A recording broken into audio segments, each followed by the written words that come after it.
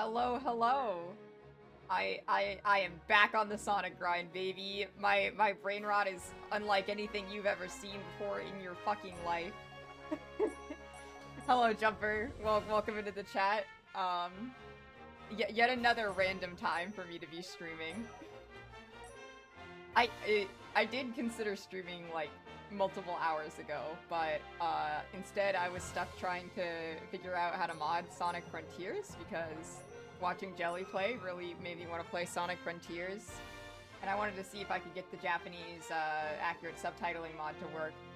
For some reason I couldn't. No matter what mod I install, Steam like the game runs just fine. It's not like a problem of like I install the mod and the game crashes. It's a problem of I install the mod and then the game is like, no, this is the vanilla experience. It just plays completely normal, and I don't know how to fix that. So, hopefully I can figure out how to do that, because I would like to mod Sonic Frontiers. I think that would be a lot of fun. But, for now, I'm getting these fucking DLC levels done. I need to. I'm normal again, and I know I can do it.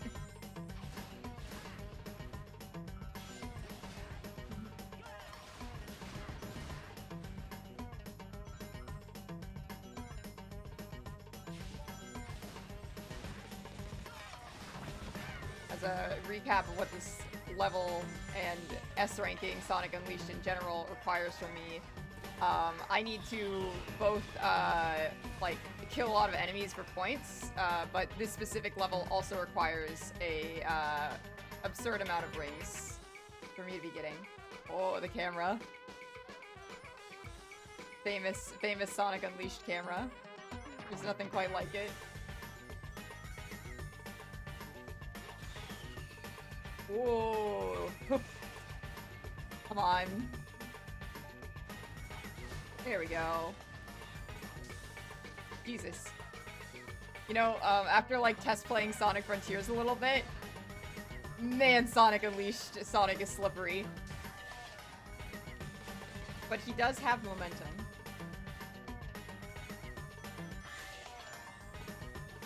Okay, you again. And then I just gotta trust the process here.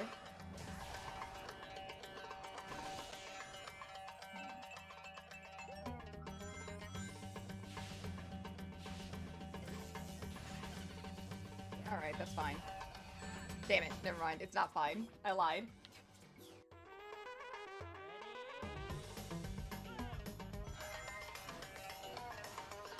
Damn. Rushing is,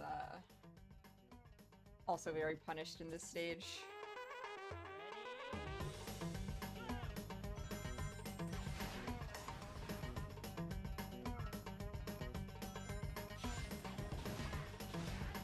Yellow! Welcome, welcome. I'm back on my typical S rank grind, in which the game's DLC levels are so mean for no good reason.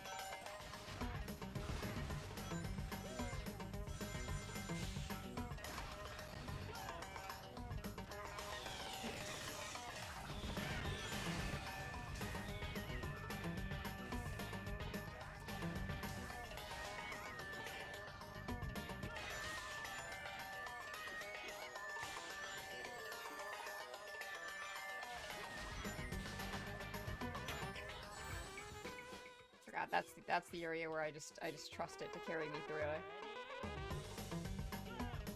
I'm tad rusty. Been a second since I picked up the game. But it's fine. Also, man, I miss Sonic's Japanese voice.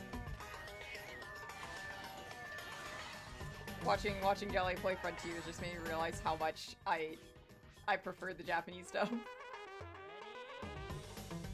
Call me a weeb if you must.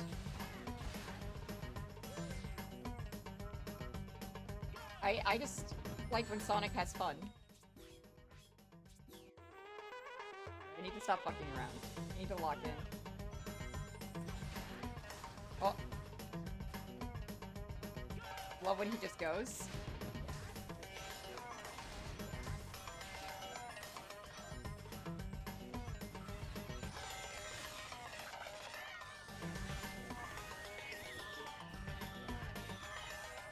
Much better.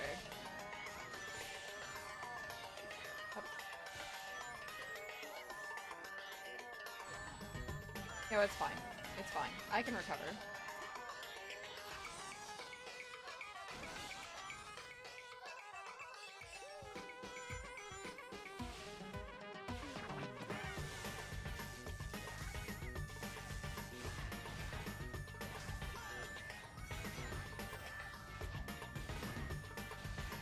Damn. Oh, what am I doing?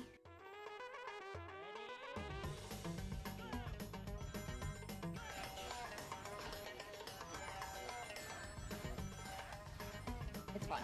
It's fine. Getting hit early doesn't matter, actually.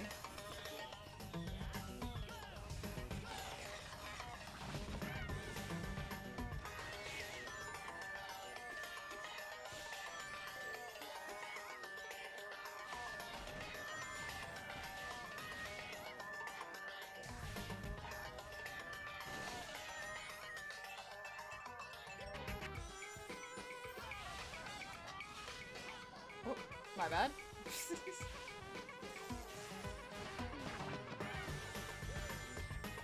we go.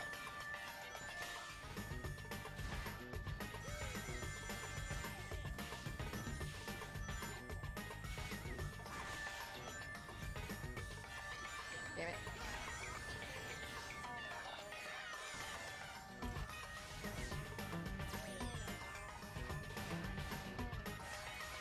My recoveries are insane.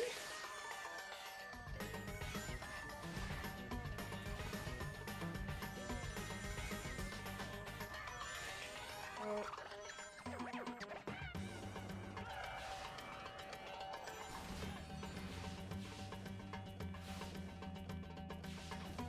I don't know what's wrong with me lately, but I've been waking up absurdly early. This is not a normal thing for me. Like, I had my 4 a.m. stream, which was crazy. And now I'm just, like, up and awake at, like, normal hours. This never happens. I think, like, my sleep schedule got so bad that I ended up, I hate this section. My sleep schedule got so bad that I started sleeping, like, pretty fucking early. Like, I would be going to bed around, like, 8 p.m. for whatever reason. And, like, because of that, my entire vibe just got reversed somehow.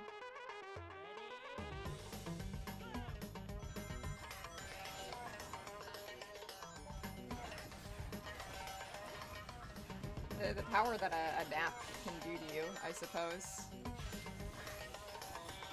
Because it's not like I go to bed at an early hour and then, like, wake up at a... Oh, thank you for the sweet jumper! I am impressed with how consistently people have been tuning into my streams, especially because I have my whole I do not have a schedule and refuse to have a schedule bit, and I will stream whenever I feel like it.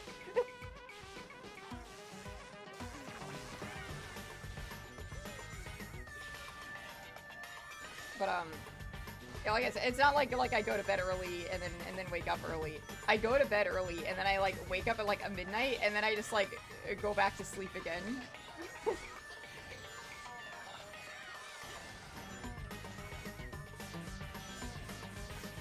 There we go.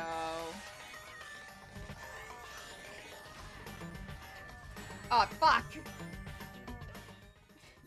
I was doing so well too. That was a really good run.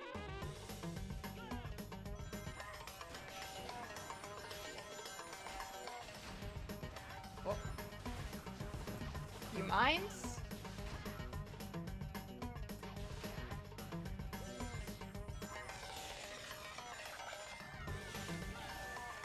Right, up.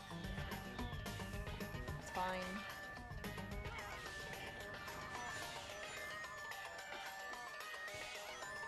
I may try to fuck around and play different music this time around if we end up getting sick of the stage theme, because as much as I like this stage music, it is one of those like songs where it's not really great when you're restarting the level 1,000 times. Like it's fun if you're doing like a quick like first time run through of this level and you're like, oh yeah, like I'm straight up jamming, I'm going so fast, but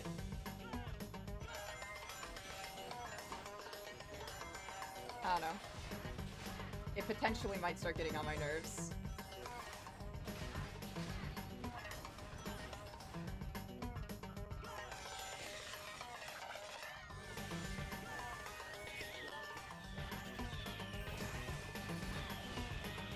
Oh, that works. Whoa. Gosh, the bomb's there.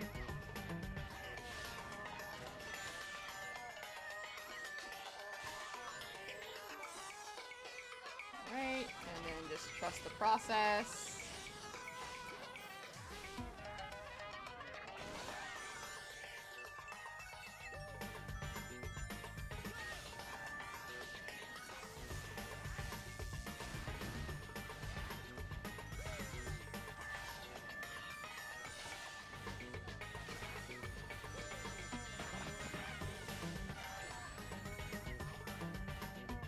I'm getting these rings. You can't stop me. I wanna go up that boost pad too. Oh! There we go.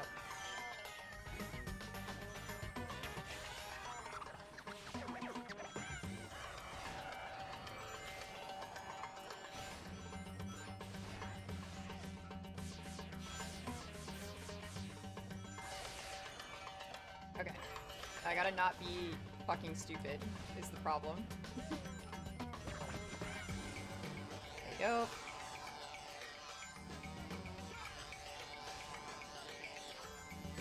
Aw, man. Yeah, that's fine. Not so bad. Woo! Damn it! That's fine. I still have 100 rings. I can live with 100. Okay. Patience is key.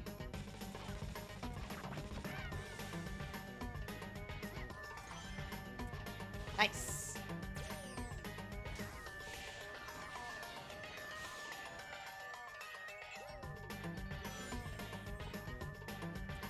Up, up.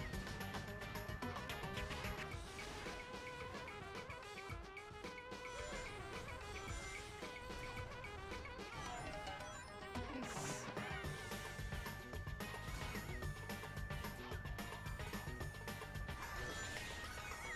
I know I say this every time that I play this game, but the fact that, like, I kind of have to slow down in order to get the S rank really does fuck with me. Like, oh, peak Sonic gameplay, let me pause to kill all of these enemies real quick.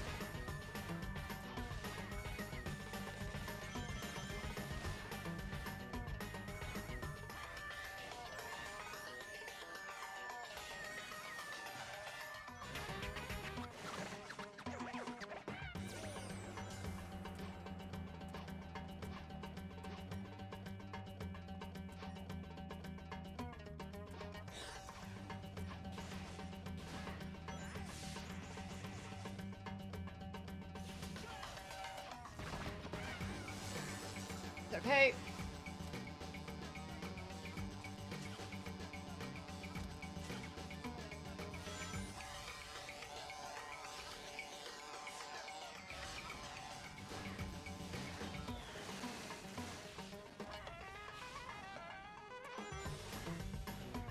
Oh, right. Everything is fine. Whew.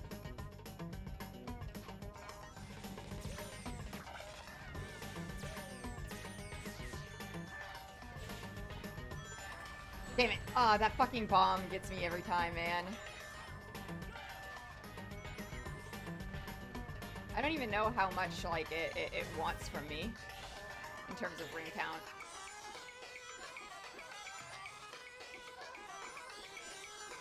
Damn it! Ah, fuck. Alright, gotta restart.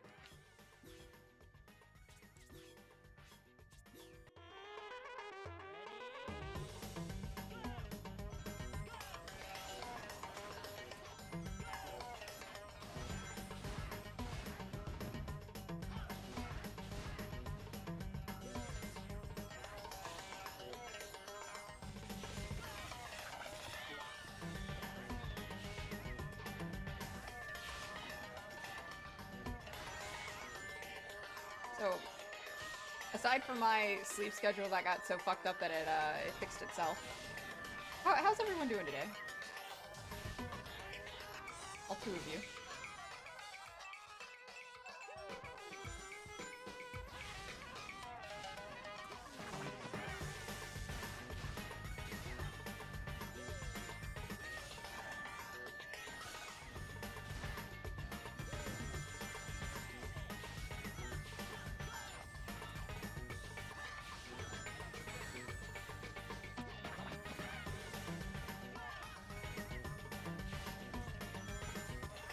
Quiet chat. That's fair. That's fair. I can be entertaining.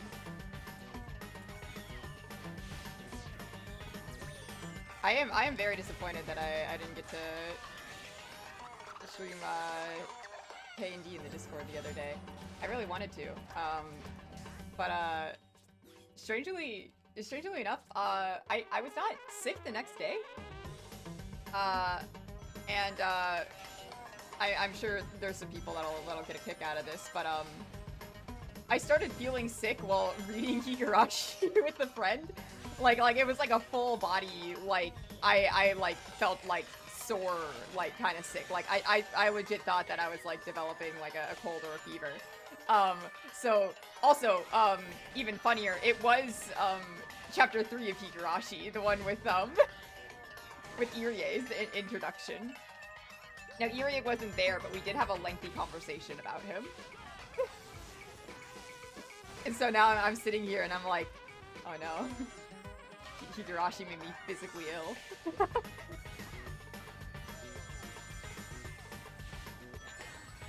Of course, I still love Higurashi. Nothing can make me hate Higurashi.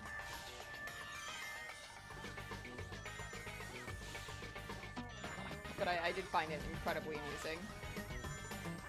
It was a good reading session, too. I sure wish someone else would continue reading Higurashi with me at some point. Like, hypothetically, after catching up on a reread so that they can make a conspiracy board so we can record a podcast episode about it. But that's just, like, you know, like, a non-specific example of someone who could hypothetically read Higurashi with me. Perhaps, like, one of the best episodes? It's just a hypothetical, yeah.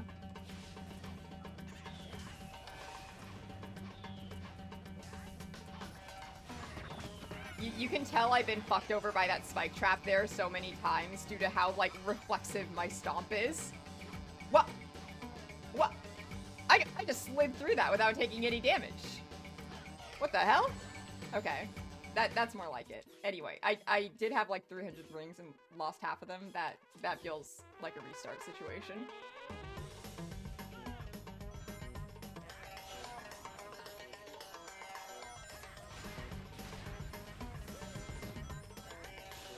I still think that chapter 3 of Higurashi does a really good job at, like, shifting the status quo around, personally speaking.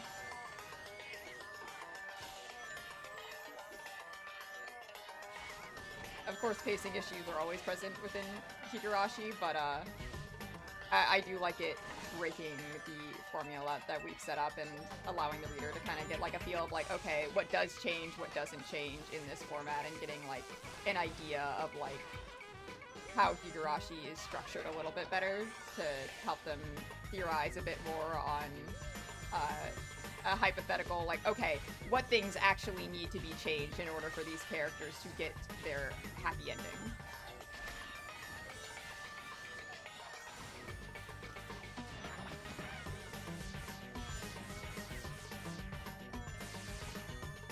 And I just really care about Sadako.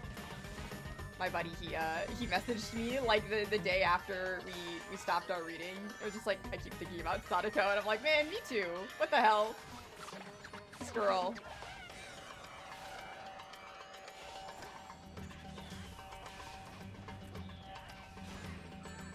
Damn it. That's okay. 200 is salvageable, I think. I would say so. Those flames off. I think patience is key here. Damn it. That's okay. That's okay. We're being normal about this.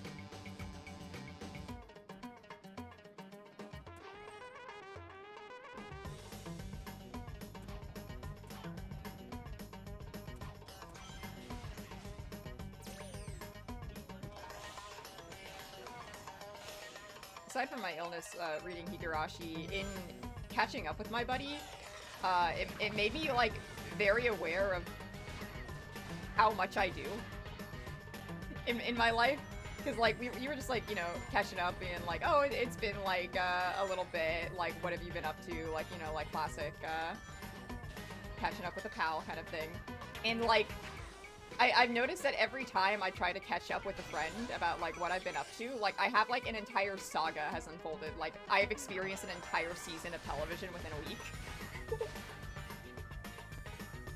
Like, man, how do you do so much? Like, and I'm sitting back here and I'm like, do I do a lot? And then I look at myself and I'm like, okay, I am animating a thesis project and, like, just, like, in general am, like, going to school actively. And working on all my assignments there. College is very demanding, naturally. And I also host a book club. I now stream, and I am working on that, like, PNG VTuber, like, improv project that, I will start working on stream at some point, now that I, am on a school break, because I really want to get into that.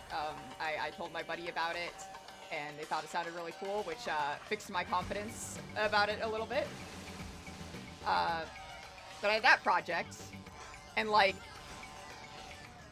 I have, like, my roleplay shit, I have, like, life drama, like, I'm doing, like, henna gigs, I'm doing commissions, I'm doing so much work constantly. I'm collecting Pokemon cards, which, one of my Japanese cards that came in the mail, said it delivered, and it is not delivered, and eBay won't let me report it as missing, even though it said it's been delivered. Very cool. Yeah, I don't know.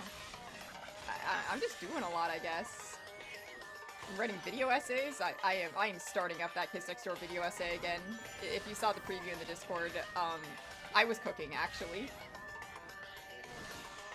And that's just, like, me going through one episode. Like, I have half a season's worth of context and, like, background knowledge and like, historical stuff in there. And actually, part of my research, which I haven't gotten to yet, is playing the Kids Next Door video games, which I will now definitely be doing on stream, now that I've thought about it. And get my live Kids Next Door commentary.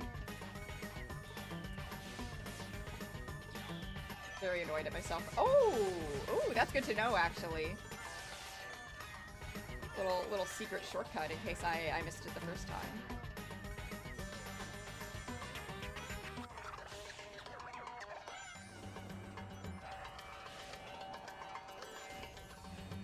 I'm more an ambitious of a person than I've ever considered myself being. Like, no wonder I'm so stressed all the time. Like, I'm doing so much. Fuck, what the... That's so mean! Oh, that voice crack was disgusting, actually. Pay no mind to that. Okay. The hardest part of the map right there, to be honest. Map, stage, zone, whatever the fuck you want to call it.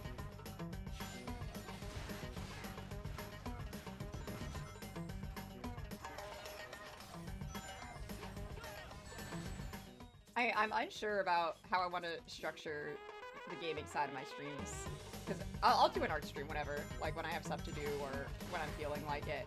But like, for games, I'm wondering, is it better to like stick with one game like I'm doing with Unleashed right now, where I'm like focused on a specific goal, and then like once I complete it, I go to the next thing, or would it be more fun if I like, you know, like switched it up,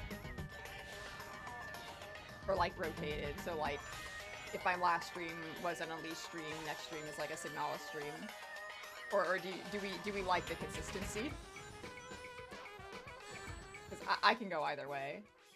I'm just like, I'm sitting here worried, and I'm like, is it boring if I do the same thing constantly? Especially considering that this is like much more massive of an undertaking that I initially anticipated.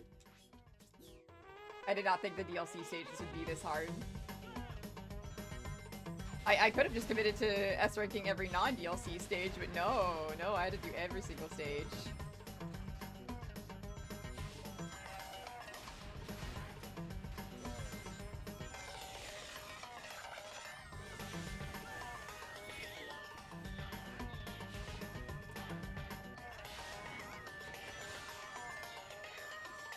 Of course, I guess these are my streams, so I just do whatever I want.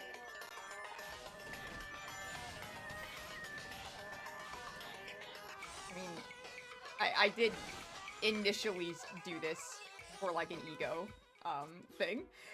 I was like, I need people to know that I can S-rank Eggman. The second no one saw my achievements, I was like, I need attention immediately. My poor heart couldn't take it.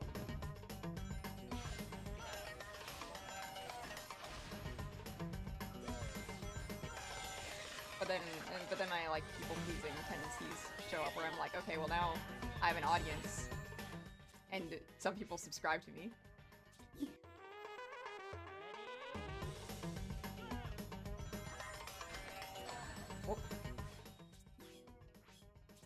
You can't start a stage when you immediately get hit by a bomb. It's just bad vibes. It just doesn't feel right.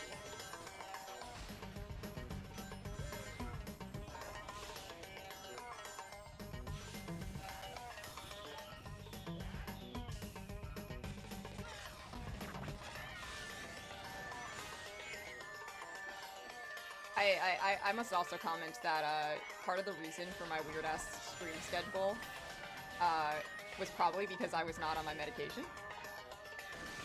My ADHD went crazy. My insomnia was going crazy. My therapist like hinted at, but never talked to me about bipolar. Might have been. I might have been a little manic. I don't know. He's never talked to me about it, but I am on meds for DPD, so I'm sure that says something about me. But I feel like I might be a little more normal going forward now that I'm like actually medicated again.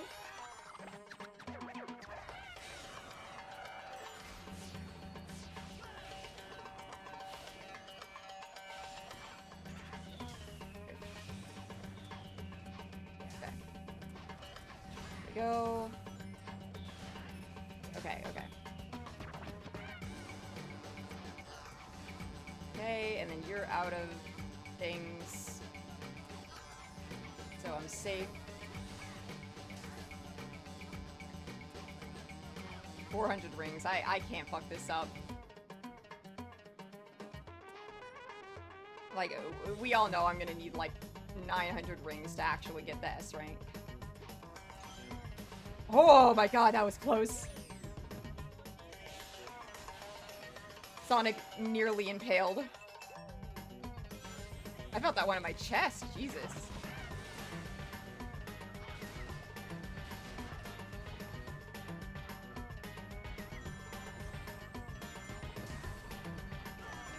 Okay.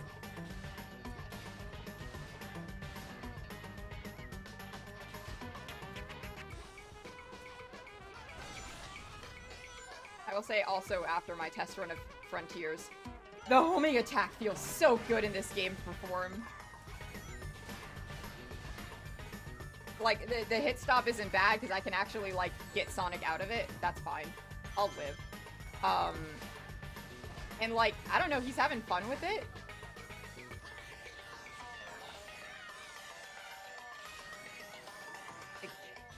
In Frontiers, the hit stop, you have no control after the hit stop. Like, you homing attack and, like, for a full, like, 0.25 seconds or something like that, you have no control over Sonic, which is awful when you're trying to, like, you know, do time-based things. Aw, man. I really should stop going for this shortcut since they decided to make, them electrified. But, it's a good shortcut, I don't know. It also keeps refusing to let me jump in that part. I see the red ring and it does not let me on it. Damn it. It's okay.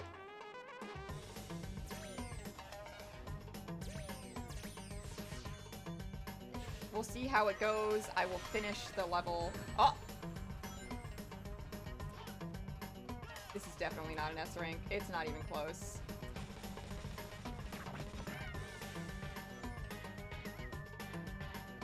Oh, why is your turn so... What, Sonic, what? Sonic! What the fuck was that? Oh! Oh, what? Oh, shit, he's not moving the directions that I am telling him to move. Oh, that was... Oh, I didn't like that. I've never had that happen before. There you go.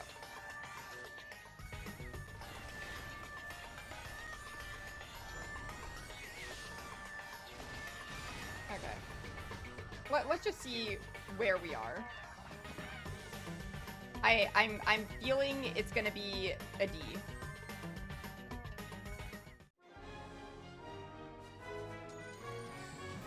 What? Huh? What the fuck are you talking about? Huh? What? What? Easy S rank. Easy S rank. Actually, I'm goated. I'm so goated, actually. What the hell? I was gonna restart. Back when I, like, made it back down to, like, 70 rings. I was like, there's no way, but I might as well just see it through to the end because I'm right here. What? What? Was it, like, enemy counts that did it? Was it tricks? Did I go through, like, a lot more rings than before? Because it's not a new time, and it's not, like, a new ring score. Like, I've definitely completed this level with more rings. Huh? That's so weird. I'm gonna have to, like, check back on the VOD for the last time I defeated this level and see what did, like, what put it over the edge. Well, damn. That's awesome. Let's get this last DLC stage then. Let's go. So this one, I need to memorize where the Chow are. And that's gonna be difficult, I think. Because, it's very, like, un-Sonic-like in its design. Okay, let's see. I'm sure I'll also need as many rings as possible. So no getting hit, either. Ah. Well, that's okay, because this is gonna be a round of me figuring out where all the Chow are. So... I remember there's one here, and then I go through here, and I have to get rid of all of these guys. Is that a Chow? No, okay, it's just a pillow. I need to figure out how to deal with the electricity here. Okay, yeah, there's a Chow up there, and then I need to go through the fire, and there's a Chow here.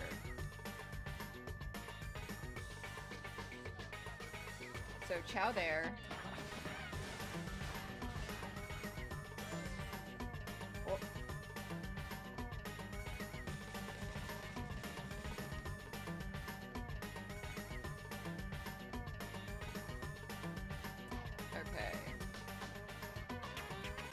need to get back up there.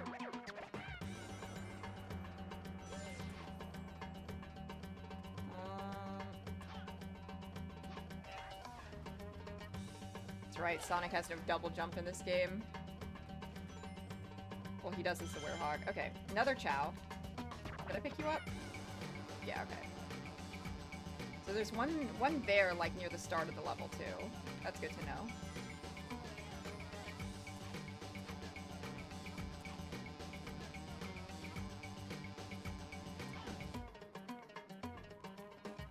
And then this place I really gotta, like, take it slow through. Here we go. Okay. Back over here. Get this. That's the 5th Chow.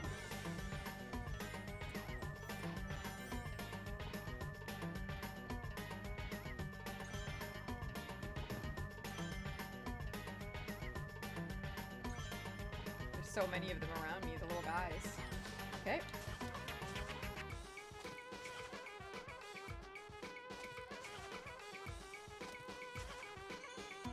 Yeah, I don't mind it either.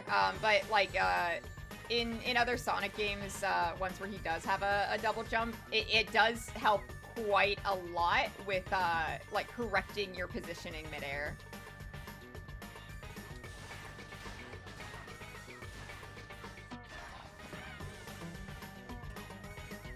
Yeah, fuck you. Okay, then there's one up there.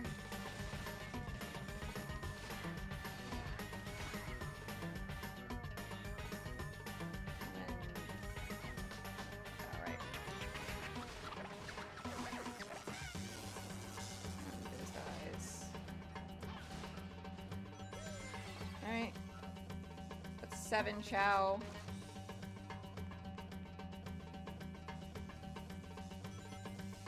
And then I should go across here. There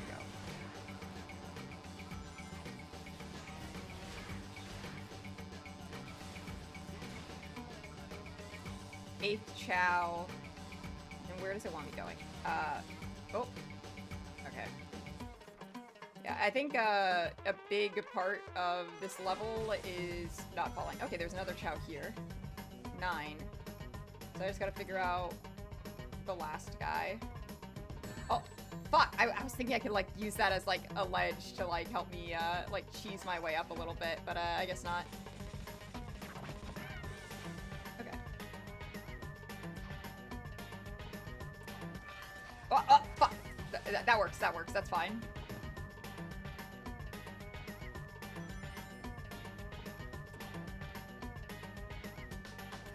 Daytime Sonic is definitely not built for like a run around and collect things kind of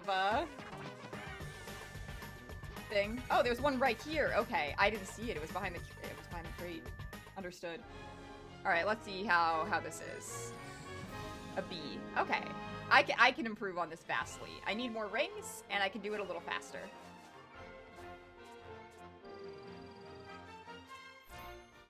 And the Chow are pretty linear within the stage, I would say.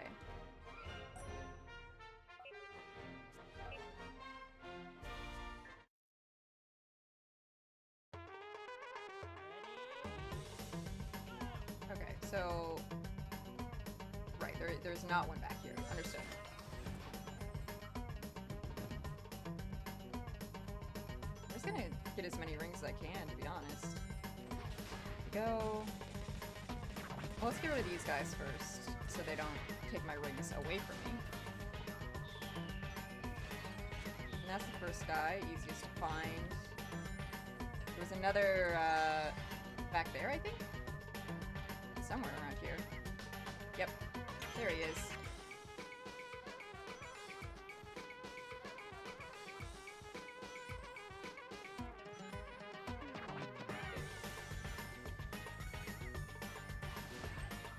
Nice. Cheese it. Okay. Right. I'm understanding where I am now. Okay.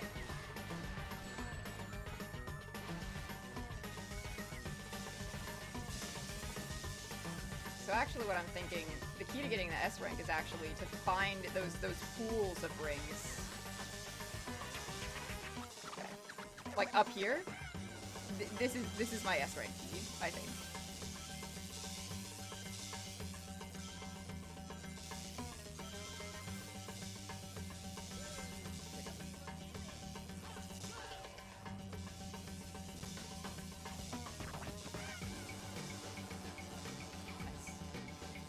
Okay. And easily navigate this area.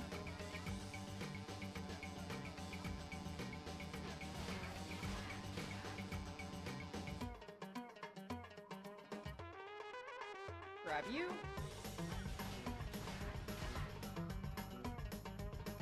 Get all these. You. There's also more 10 rings on that little platform that I can focus on.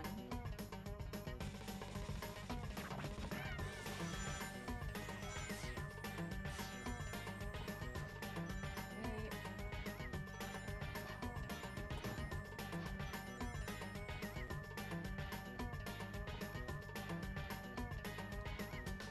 I'll get that when I'm back around. I'm gonna do like the full merry-go-round here.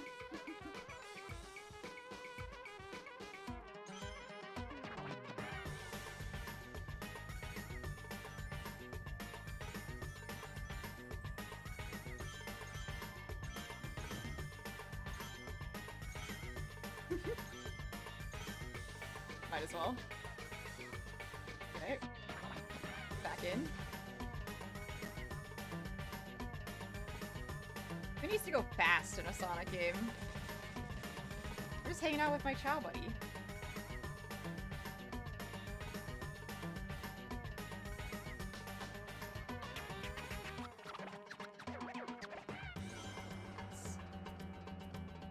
Right. Whoa. Go. Ah, fuck. This is fine. Whoa.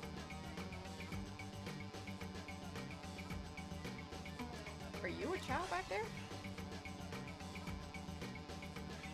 Hello. Okay, you were just having weird physics because you were stuck back there. Understood.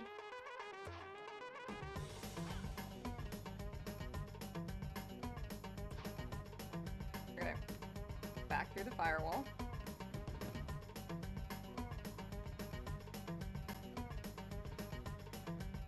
Yep. Yep. Yep. Yep. I wonder if the respawning enemies count at all towards the point total. Probably not.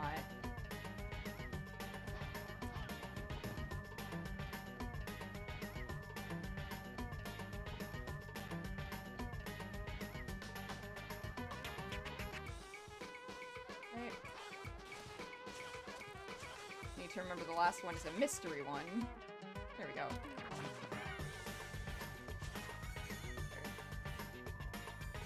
And get rid of you, get rid of you. Let me collect my rings.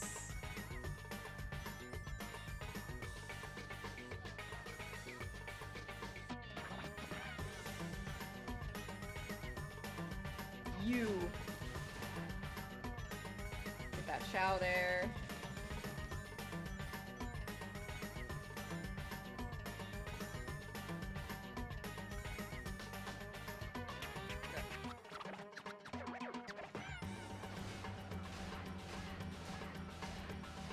Nice. And then no Chow. What? Okay, you know what? I need to fix this. Why is it? There we go. Secret place. Or wait, no, this is where I came from. 3 rings though. Sonic's stupid crawling animation. There we go. Another Chow.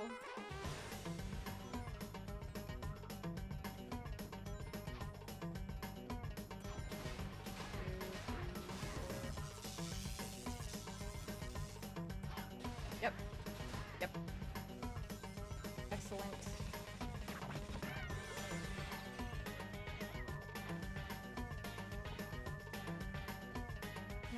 I wanna also turn Sonic's voice up a little bit. Ah, that's why it's in effects volume. That's annoying. I like hearing him say his little kimochize. He's so cute. Sorry, I mean he's cool. He's not cute. Sorry, Sonic.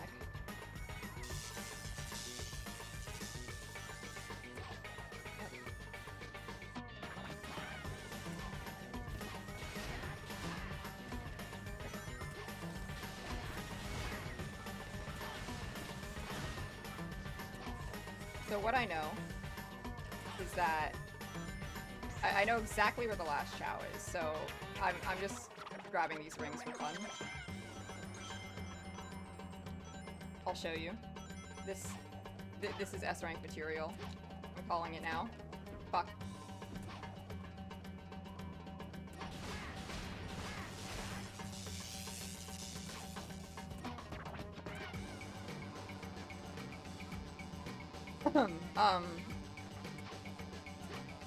It's fine. I can just jump up here.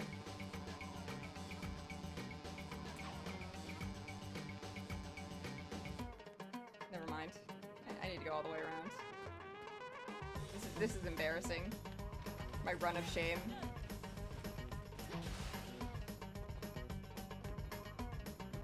Okay, yeah, I can't jump from over there. If time does me in, I'm noticing ways that I can get quick rings without it being a federal fucking issue.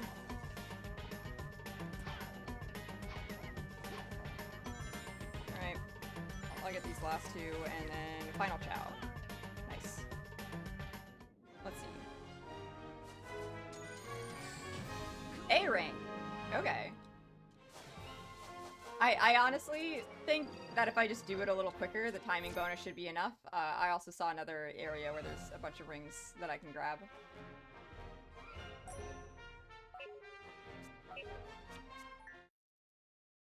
I'm also making an executive decision that what I'm gonna start doing, I'm gonna do the DLC versions of stages first this time around. A crazy decision because it'll be full of suffering, but I'm like in a mindset of I kind of want to save the best for last, and the best is like mostly the base levels. Like I don't want to be like at the end of S ranking this thing and like be miserable.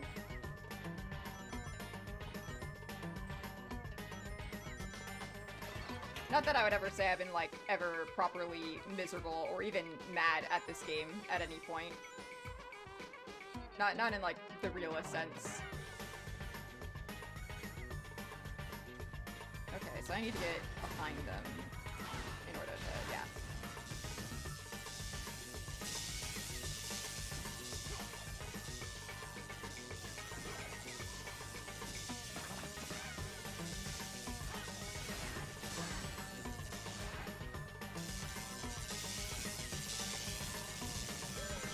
Fuck!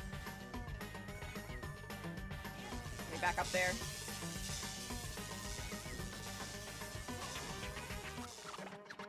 Note to self, light speed dash to collect the rings doesn't always work the way I want it to. Alright, I'm restarting this one actually. This one has bad vibes, and it had bad vibes from the start, and I should have restarted it sooner.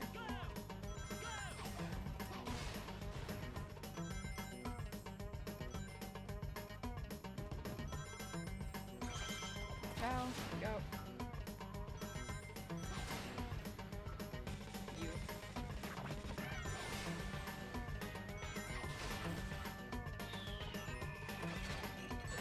God damn it. Forgot you were back there. You're hidden in the shade.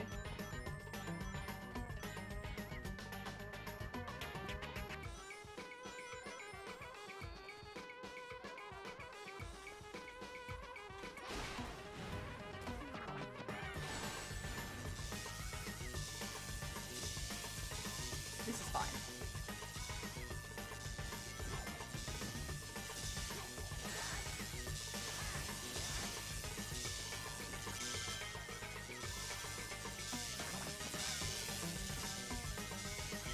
I do wonder if there's a way to get those guys to stop being electrocuted.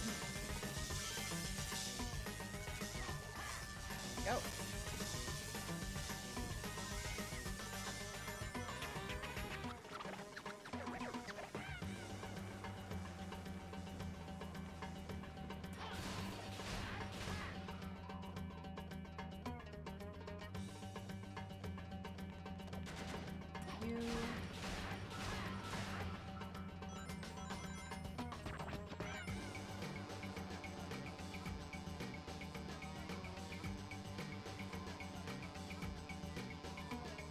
Ooh, grinding Celeste. I've never played Celeste. I've heard it's good.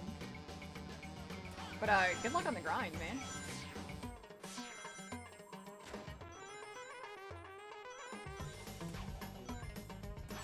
Ah, fuck. Yeah, that's a restart. I can't let careless hits happen. It's your favorite game? Hell yeah. There's many games that I've been wanting to play, and I'm hoping that stream will finally motivate me to play more games, because, like, I love games, but I do not play as many as I would like to. Damn it.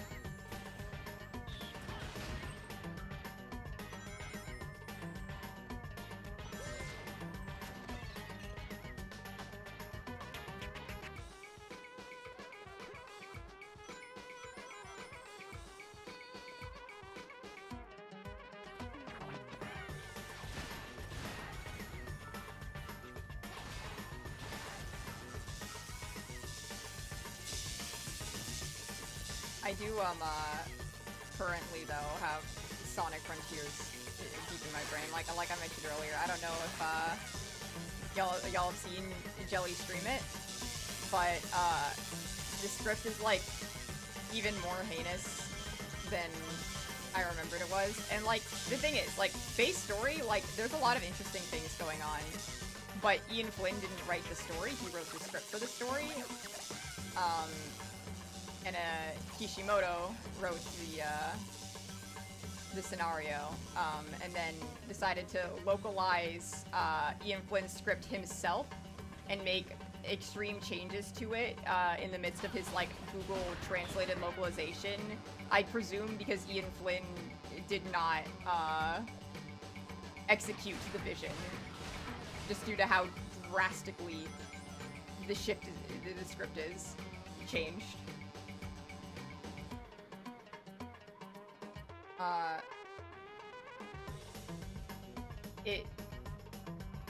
If you've seen Sonic Frontiers English story, it's baffling how much more interesting Sage is as a character in the Japanese.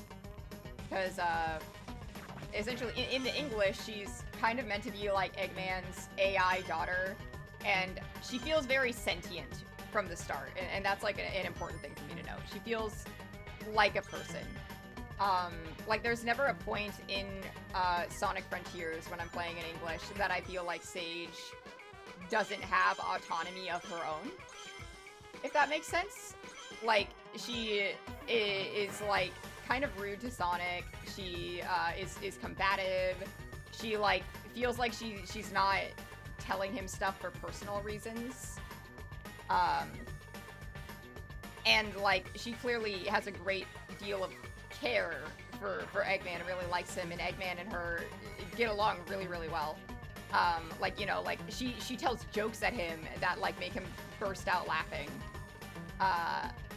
And in the Japanese, well, in the English, you're meant to, like, kind of see her having this arc where it's, like, she learns that, like, to love Eggman, like, he's family, and that, like, they care about each other, but, like, before she even has the family realization, she's, like, commenting about, like, how Orbot and Cubot sound like they would probably be similar to brothers to her, because they're also Eggman's creations, and she's like, oh wow, I would like that idea, like, I like that idea of working for you and having brothers and, like, us being a family.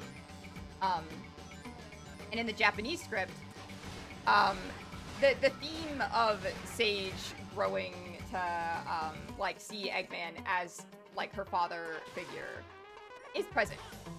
Absolutely is present. Let me take a sip of my drink.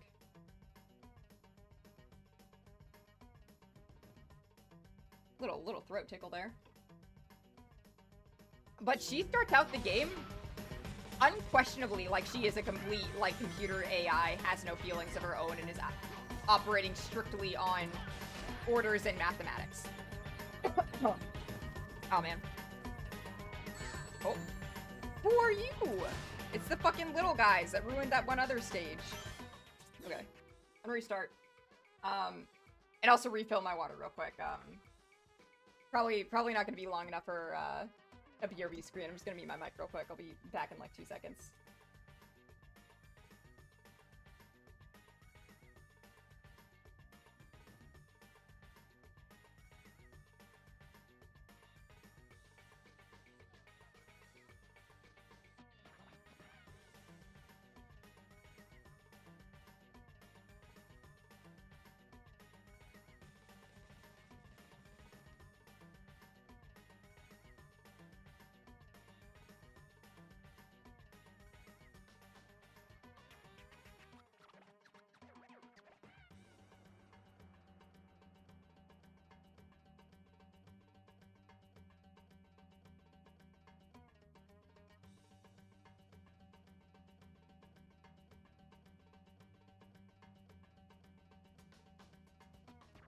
Okay, back.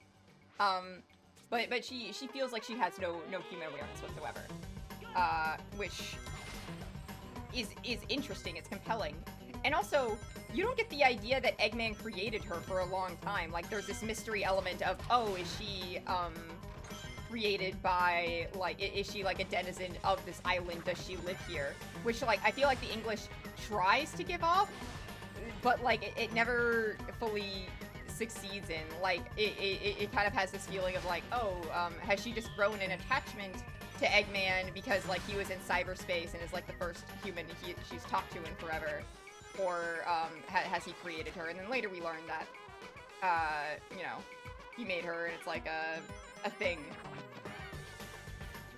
But I'm like genuinely like captivated by her art in the Japanese, because essentially what it boils down to is she witnesses Sonic, you know, like, going through the islands, beating the odds, doing things that, like, should theoretically be impossible based on all of these calculations she's done.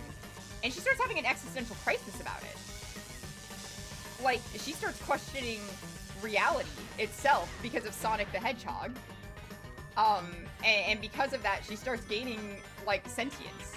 Because Sonic the Hedgehog inspired her and broke through her code to make her realize, like, that not everything in the universe is so, like, strictly mathematical.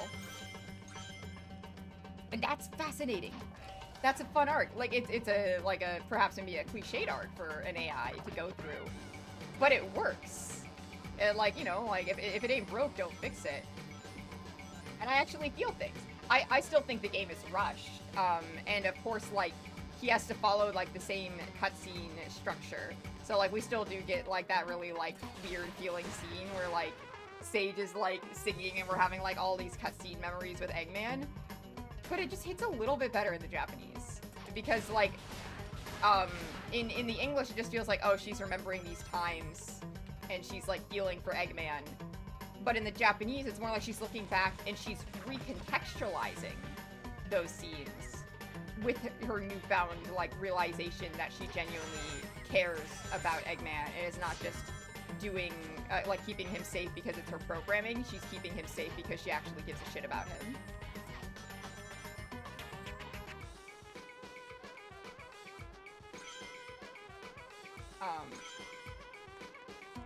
I don't know, it just...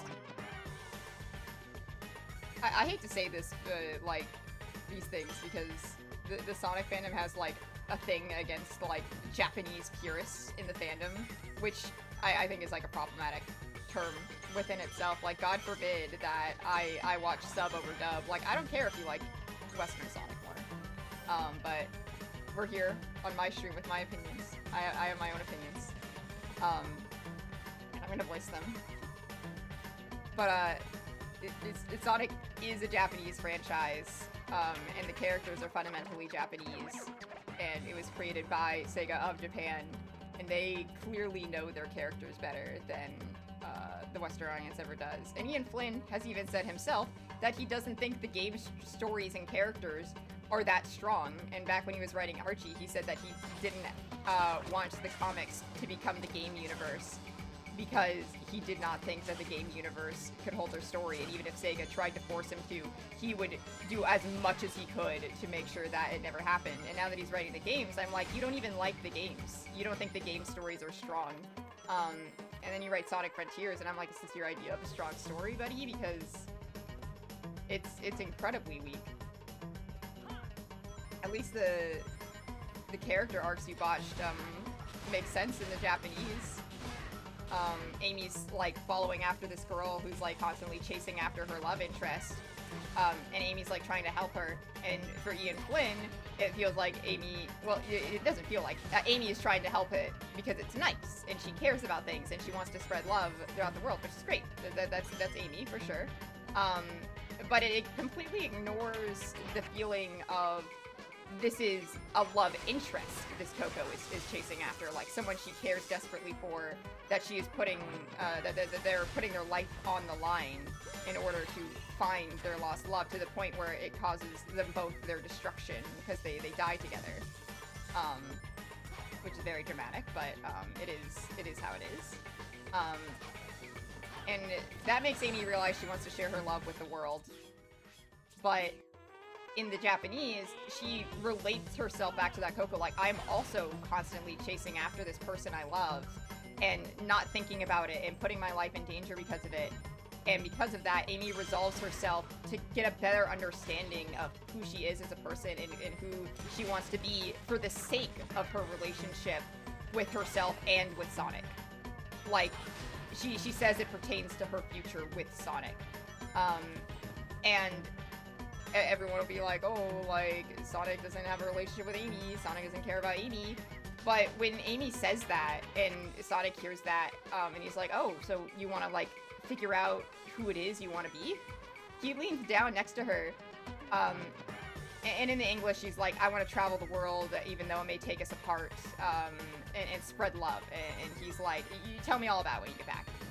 In the Japanese, when he leans down after she's, like, resolving to, like, grow into a more well-rounded person, like someone more mature, someone who won't put herself and the one she loves at risk because she's recklessly chasing after adventure and Sonic. He tells her that trying to figure out who she is dazzling. Like he's like, that's like a really dazzling thing that you plan to do. Like that's it, or even just attractive. Like he finds that attractive that she's going to do that. So people are like, oh, Sanemi is dead. I'm like, dude, Sanemi was never dead. Ian Flynn's a liar. Sonic finds her resolve dazzling.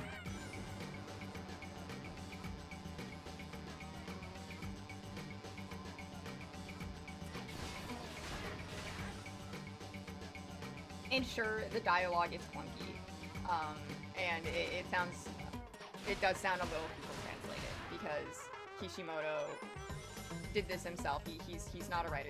He's like, you know, a director. Like he doesn't write the scripts usually. But like it's clear that he had a vision and he wanted to execute it on it well. And a professional localizer would have just localized the script exactly, and he did not want that because he genuinely seems to care about these characters and care about what the fans want to see out of these characters. And I feel bad for him, especially like when it came to the Final Frontier update, the Final Horizons update, I mean, because he got a lot of hate for it because the update has a lot of problems. And I mean, like, when Jelly played the game, like, you know, they literally said that their feelings about the game sum up to, I wish I hadn't played the DLC. And the DLC is very rough. I think that the things it does well, it does really, really well, but it makes, like, all of the problems with Frontiers 1,000 times worse. And what sucks even more is that the DLC was professionally localized, so there's no writing changes in it in the Japanese, which makes me sad because I feel like it's another situation where the vision wasn't properly executed, but they had a very, very strict time crunch on the DLC, so there wasn't the time to correct the script for the Japanese audience. But yeah, he got a lot of hate for the DLC, and people were saying that he should be fired for it, and he like apologized in like a way that I viewed as very uncorporate. Like, I feel like he genuinely feels bad and he wants to learn from this, because he did take a lot of feedback into account. He just didn't execute it in quite the best way, and he regrets that. Very obviously regrets it. And a lot of criticism has been taken into Sonic Shadow Generations, specifically the Shadow Generations part. I think that game feels great. It's fun to play. We have long level designs again, and it brings me a lot of hope for the franchise, even though that it does still have some of its problems, mainly Ian Flynnisms, like Ian forgetting that Maria was born on the arc, or Shadow's entire arc in... Well, he didn't forget Shadow's arc in Shadow the Hedgehog, he just retconned it to, like, mean something else, which I thought kind of undoes a lot of what the game is trying to do, because the game is trying to finally give Shadow his own agency, and then Ian Flynn was like, no, he's gonna be doing everything for Maria again. He's gonna be, like, trying to fulfill her wish again. Which, you know, whatever. This is my life. These are the things that I have to deal with as a Sonic fan.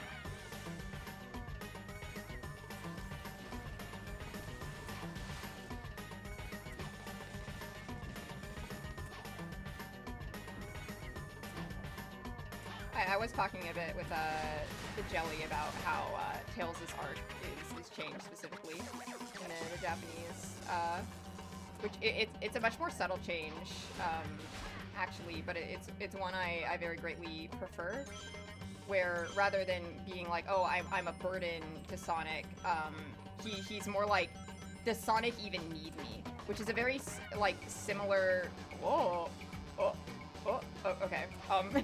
It's a very similar idea, but, like, the nuance of it is what makes it interesting, because Tails is like, I can't see what I offer to the table as your teammate when you can do almost anything. You know, like, you're so incredible, Sonic, you can do so much, and, like, how am I meant to, like, you know, stand up, stand next to you kind of energy. Let's see, I get an S? Yeah, baby! Great! Thanks, Sonic. But yeah, like, and somehow, by, like, against all odds, against all logic, there's a line in English where Sonic is trying to, like, console Tails, and, like, you know, like, you're fast, you got brains, and you can fly with your butt. Like, you're awesome, you know? Like, you got, like, a lot of growing up to do, though. But, like, you know, like, he's trying to hype him up, and he gives the fucking butt line, and it makes me cringe. So bad. But somehow, even though they keep the line, you know, like, they're like, oh, and you can fly with your behind in the Japanese, somehow they make that work, because Sonic is, you know, hyping up Tails by saying, there are so many things you can do that I can't. And so it makes the line fit just a little bit more. I still don't like the line. Let me make that clear. I still don't like the, oh, and you can fly with your butt line, because I think it's stupid. But, like, it works a bit better there. And I'm like, how'd you do that? Like, how did you turn that line around and make it, like, actually feel appropriate for the scene and not just feel like something, like, cringy? Like, yeah, he can fly with his behind, and Sonic can't do that, and he's hyping him up. And then, like, you know, like, Sonic, of course, has a little extra character about it, where he's like, yeah, there's tons of things you can do that I can't, but don't make me say it again. It's embarrassing. Like, I don't want to admit that. And it fuels Tails' ego a little bit, and it helps them. And then, like, later on, when they're, like, doing stuff, you know, like, he's like, yeah, that's, like, another thing. And Tails is like, yeah, and I can swim. And Sonic's like, alright, don't push it. And I'm like, that's so much more fun, and it feels less patronizing, because in the English, Sonic feels like when he's like talking to Tails, that he's like talking down about him, he's like saying like, oh, like little bro, which Sonic has never said in a game before. And I really don't like him saying that. Like, yes, they have a big brother little brother dynamic to me, but Sonic, I feel like, doesn't see the relationship like that. He sees Tails as like an equal and a partner. And that's a very important nuance. Like, yes, they have a brotherly dynamic, but no, Sonic does not view Tails as like a little brother, if that makes sense. Like, they're partners. He calls him Aibo. And so, in the English, his lines come off as very patronizing, because he's like, oh, you've just gotta, like, this is all part of growing up, and you got a lot of growing up to do, but also I'm so proud of you, little buddy. And in the English, Sonic's like, yeah, you're, like, just as cool as I am. You can do so much, like, do things that I can't, and it feels more genuine. And not that, like, it didn't feel genuine before, but it just felt like he was talking down to him a little bit. I don't know. But you can see what I mean. It's in the little things. And also, Sage's interaction with Tails in that game ends up fueling this thing, because, you know, like, they're talking about Sonic, and he's like, I don't have a doubt that Sonic's exceeded your expectations. She's like, has he exceeded him? Like, I don't know about that. And he's like, don't worry, like, Sonic has the power to save the world. Like, I have complete faith in him. And then she challenges him, and she's like, okay, but do you have the power to save the world? Like, she, like, pokes at that little insecurity. And in the English, she's like, just like, oh, like, your feelings about Sonic are based on empirical data. I appreciate that, and I'll consider this. And perhaps it's kinder of you not to know that, like, things are going to end in disaster here. Meanwhile, with Tails, she's like, you have the power to end the world, like, not end the world, but, like, save the world. She's like, well, if you don't, like, you know, like, it's best you stay uninvolved. I'm done playing nice with you. Is what she says. Like she's not, like, gonna hold back anymore. It's a completely different vibe of the scene.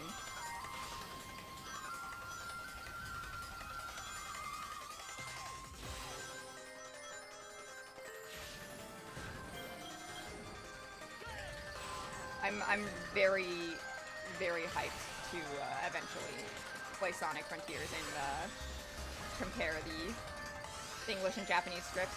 I am really hoping that I can play it in Japanese with accurate subtitling, and then, like, I can just play the English cutscenes on the side, but if the modding doesn't work, then I'll just have to play English and pull up the Japanese on the side, which is less ideal.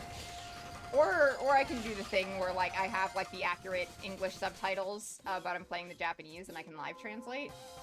But I feel like that might stop, because I also feel like voice performance is a big part of what makes the English script feel bad. Like, the voice direction in that game was just, like, really, really bad, and I don't know why the voice director thought it would be a good idea.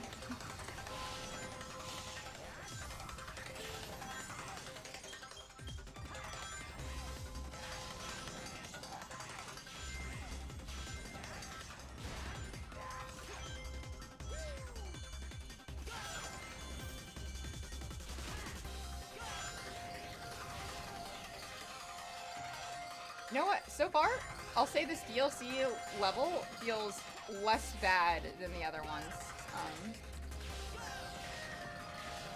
Again, not going to be S-ranking the base version of this until after I S-rank the DLC levels. Specifically the DLC levels that are, like, the original stage, but worse. I might leave some of the other DLC levels for later, but original stage but worse DLC levels, I just want them done.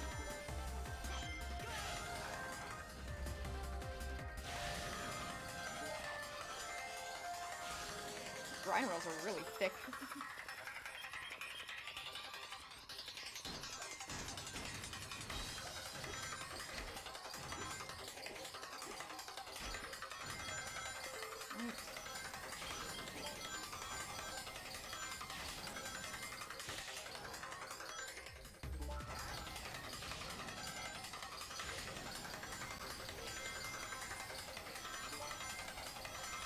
love the water running in this game.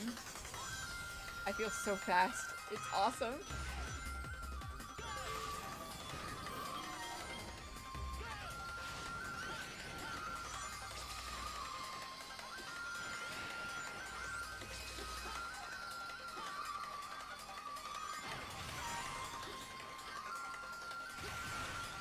Good morning! Welcome to me, deciding to S-rank all of the DLC stages that are the original level but worse first. So I don't have to deal with them at the end of my marathon. I am also complaining about Sonic Frontiers and making comparisons to the Japanese script right now because Jelly Streams got me brain rotted on it.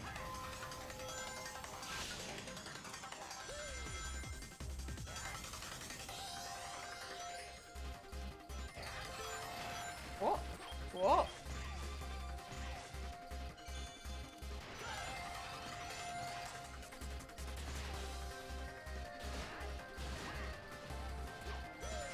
Whoa.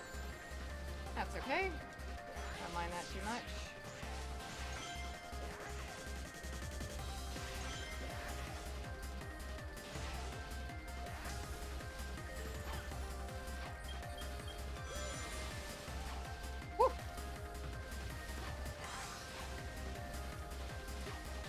There we go.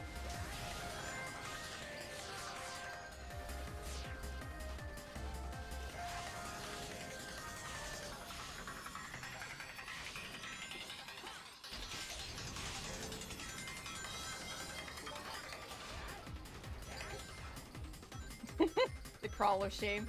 Yeah, the usual then. But now more people are more likely to have seen Sonic Frontiers, so like that they can know what I'm talking about when I say that the script is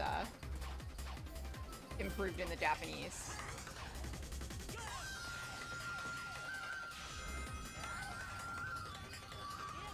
Like any arc that like you might have found mediocre in the English is just better in the Japanese. There are changes to every cutscene, and they're all very fresh in my brain. The game, I think, is okay. That's kind of it is not the worst Sonic game, and it is not the worst game I've ever played. The game is fun to play, is what I'll say, especially in the overworld. Moving around and like having this like fidget toy like ass world is extraordinarily fun. And it feels infinitely more fun to play than it does to, like, watch play, I think is the best way to describe it. Like, when I watch people play Sonic Frontiers, it doesn't look nearly as fun than when I'm playing it myself. I like playing Sonic Frontiers. There are a lot of issues with it gameplay-wise, especially in terms of the pop-in and all the reused assets. And the skill tree fills out too quickly. The combat is not very thought out, etc., etc.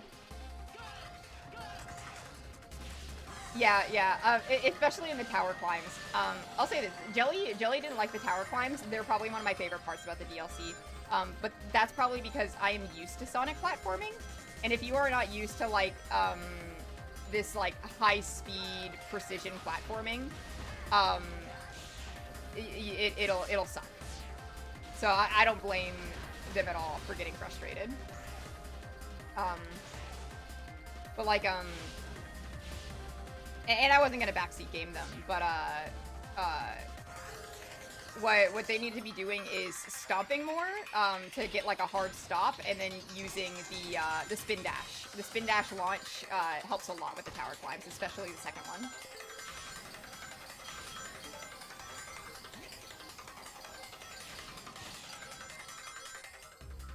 Let's see. A couple of months after the game launched, people were talking about how it was the best 3D Sonic ever. Was that just colored by there being a lot of bad ones? Absolutely. I think I made a comment on Jelly's stream where my feelings summarized on that essentially go that Sonic fans have been being served dog shit for so fucking long, and they have been so starved that when we were given, like, normal shit, it tasted like a gourmet meal.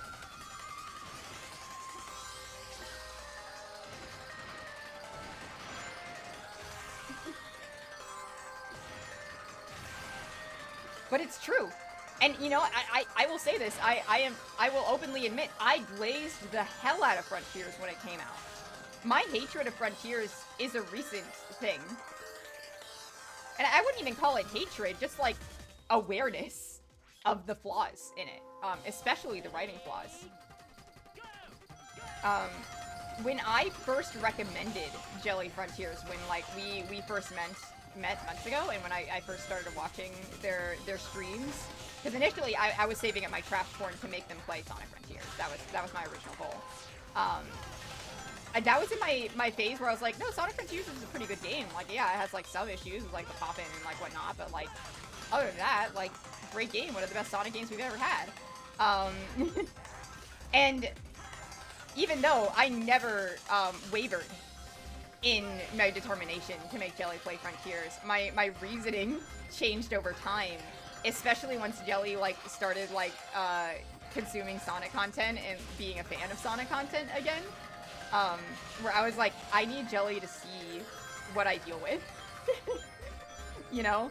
Like, I need Jelly to be upset about Amy's writing with me. So my whole motivation changed, pretty much.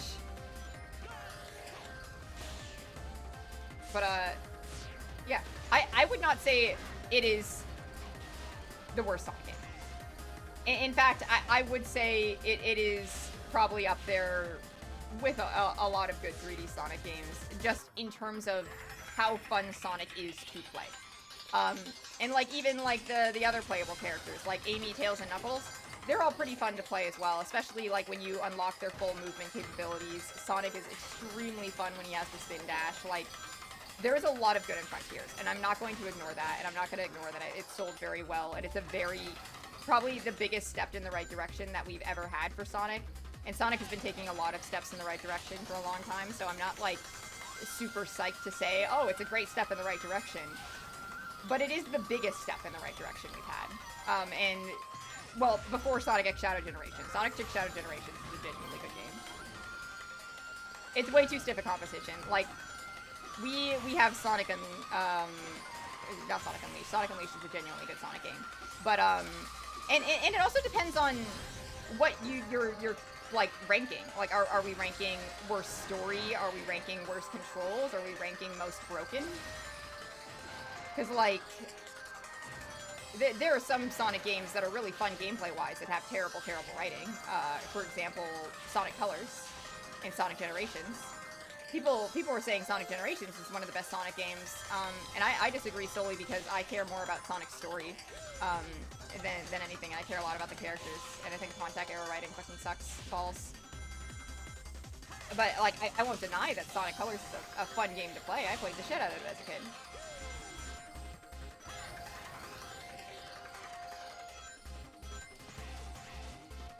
But, I think, and people will disagree on me with this, because Sonic Forces is objectively a mediocre game. And I think that's why it's the worst Sonic game. No, you're right, I didn't consider that. But, like, most of the worst Sonic games have something about them that makes them redeemable to me. For example, Sonic Boom. That game is a broken mess. It is, like, terrible to play. The story is terrible. However, if you hear anything about the development of that game, my heart really goes out to the people who worked on it, because they were screwed over in, like, one of the worst ways I have seen Sega ever screw over someone. Because Sonic Boom genuinely could have been a good game. And that goes for a lot of games. Like Sonic 06 could have been a good game, and it wasn't, because it was rushed. But the issue with Sonic Boom isn't that it was rushed. It was that last minute they decided to put it on an entirely different console, and then they like decided that they couldn't change the deadline. So they had a perfectly good functioning game with lots of ambition, and they were on a good track to complete it in a timely manner and get their deadline together. And the fact that they made them put it on the Wii U completely ruined the game. And that fucking sucks. And like, the writing sucks because last minute they realized that the Sonic Boom TV show they decided to make was very tonally different from the game, so they got some of the TV show writers to come on and rewrite cutscenes. They scrapped a ton of story. But one thing that I will give Sonic Boom, and I think it is like the #1 piece of evidence to how much like love was in this game before everything went to shit, is the character animations, not the cutscene animations. The character animations for Sonic Boom are the best animations that we have ever had in a Sonic game. And I mean that wholeheartedly. There is so much life and bounce in them. Excellent spin dash animations, excellent combat animations. Like, every little bit of movement looks really good. And we've never had better animations before or since. Sonic Forces, however, is what I deem to be the worst Sonic game. Because there is zero soul in that game. And that is because Sonic Forces was admittedly, by the staff members, made to make up for the losses in money that Sonic Boom created. Like, Sonic Boom came out and flopped so terribly that they, like, speed ran made Sonic Forces and marketed it as this extra dark, edgy Sonic game that you've been waiting for, just so they can make the money back. And it isn't offensively bad. The game is not broken. The dialogue is not the worst that we've ever had. But it's nothing. There's no entertainment value to be had in Sonic Forces beyond a few, like, fringe lines. It's just the most boring, bland, mediocre experience whatsoever. I would rather play Sonic Lost Worlds, which is, like, definitely one of the worst Sonic games to play, than even, like, touch Sonic Forces again. Yeah. I mean, there are a lot of people who would argue that Sonic Forces isn't the worst Sonic game.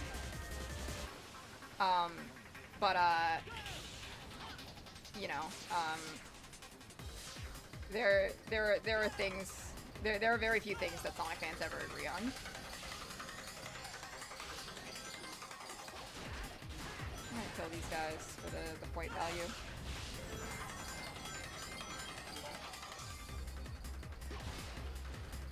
And, much better.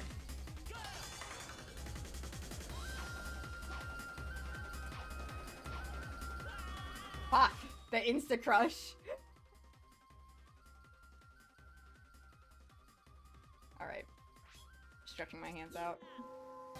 Ready, go!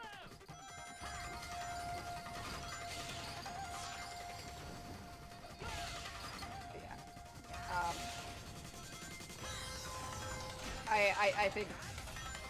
I think we can all tell that Sonic Frontiers is overhyped. And a lot of Sonic fans are turning around on this now. Absolutely. There's one Sonic video essayist who I really like who released a video about like how they came to hate Sonic Frontiers. And it basically like goes over my exact feelings pretty much.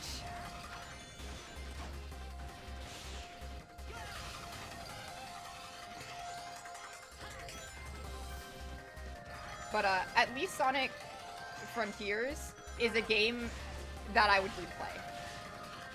In fact, watching Jelly play through the DLC made me want to replay it more than anything. Because I just remember how fun it is to move with the spin dash. And again, I really like the power climbs. But yeah, the boss battles are nothing but spectacle. The combat is mid. And I wanted Jelly to have that vanilla experience for the most part, aside from, like, attempting to give him a pop and fix mod, and also giving him a mod that times the parry, because that final boss rush is miserable when you don't know how to time the parry. And I legit, like, wanted him to fight the bosses with parry timing in mind the first time, so he at least had an idea. Like, I've never seen people, like, parry the missiles in, like, the perfect parry timing boss rush for Wyvern on first try. He did better than most people ever do, even though he only did one round of it.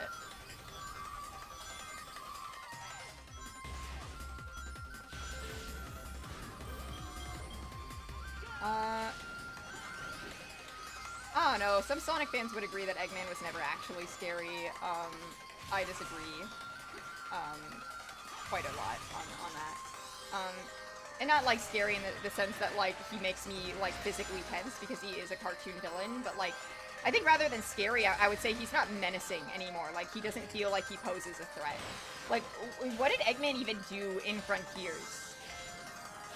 Like, other than just stand in cyberspace? Like, literally, I know he's, like, necessary for Sage's arc, but I also feel like you could write Eggman out of the game entirely. Like, you could just have Sage be an AI who gains sentience, and she could still be evil. I like that Sage is evil. Yeah, but, like, I don't know, like, then it feels like the game should be about them, and it isn't.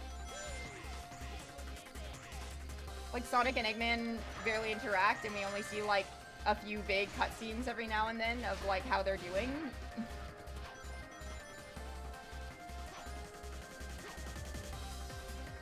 And like, my passion about Sonic Frontiers, like, made me consider, like, streaming it today instead of Sonic Unleashed. But I could not get the translation mod to work, and I want to, like, fidget around with it a little bit more before I have to, like, resign myself to playing it in English and then pulling up the Japanese on the side. I mentioned before you were here that I considered that I could probably like, play in Japanese but have the accurate English subtitles, and compare it that way where I live translate. But I feel like the English line delivery is a big part of why Sonic Frontier sucks. So I also, like, want you guys to hear that when I'm directly comparing the two.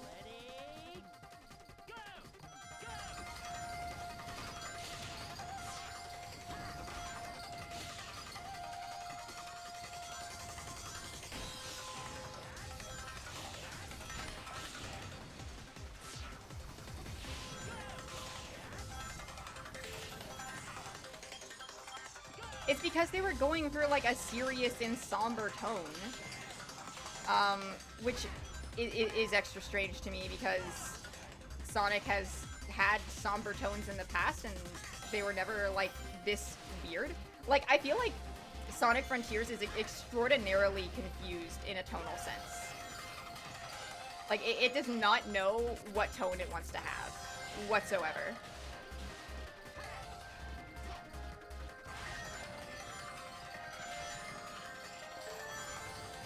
Because they want Sonic to be serious, right? Like, that's why they have the bigger voice. That's why he's taking the situation more seriously than he's ever taken a situation seriously in his life. But then he's, like, doing shit like, and you fly with your butt, you know? Or, like, those short words you said just now, and it's like, that's not how you write Sonic quipping, for one. That's not, those are not Sonic one-liners. Those feel like Contact era Sonic. So, like, is this even an upgrade? But also, like, it conflicts with the tone. And, I hate to always go back to Black Knight, but Black Knight is the best Sonic's ever been characterized, and it deals with a lot of the same themes, of, Frontiers, and a lot better.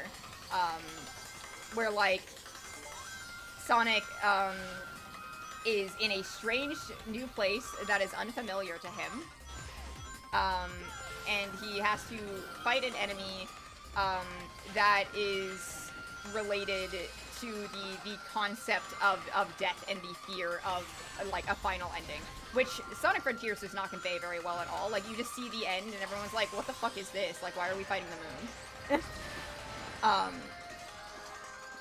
But there, like, when Sonic is faced with serious situations, he's not, like, jokey about it, but he's still Sonic about it.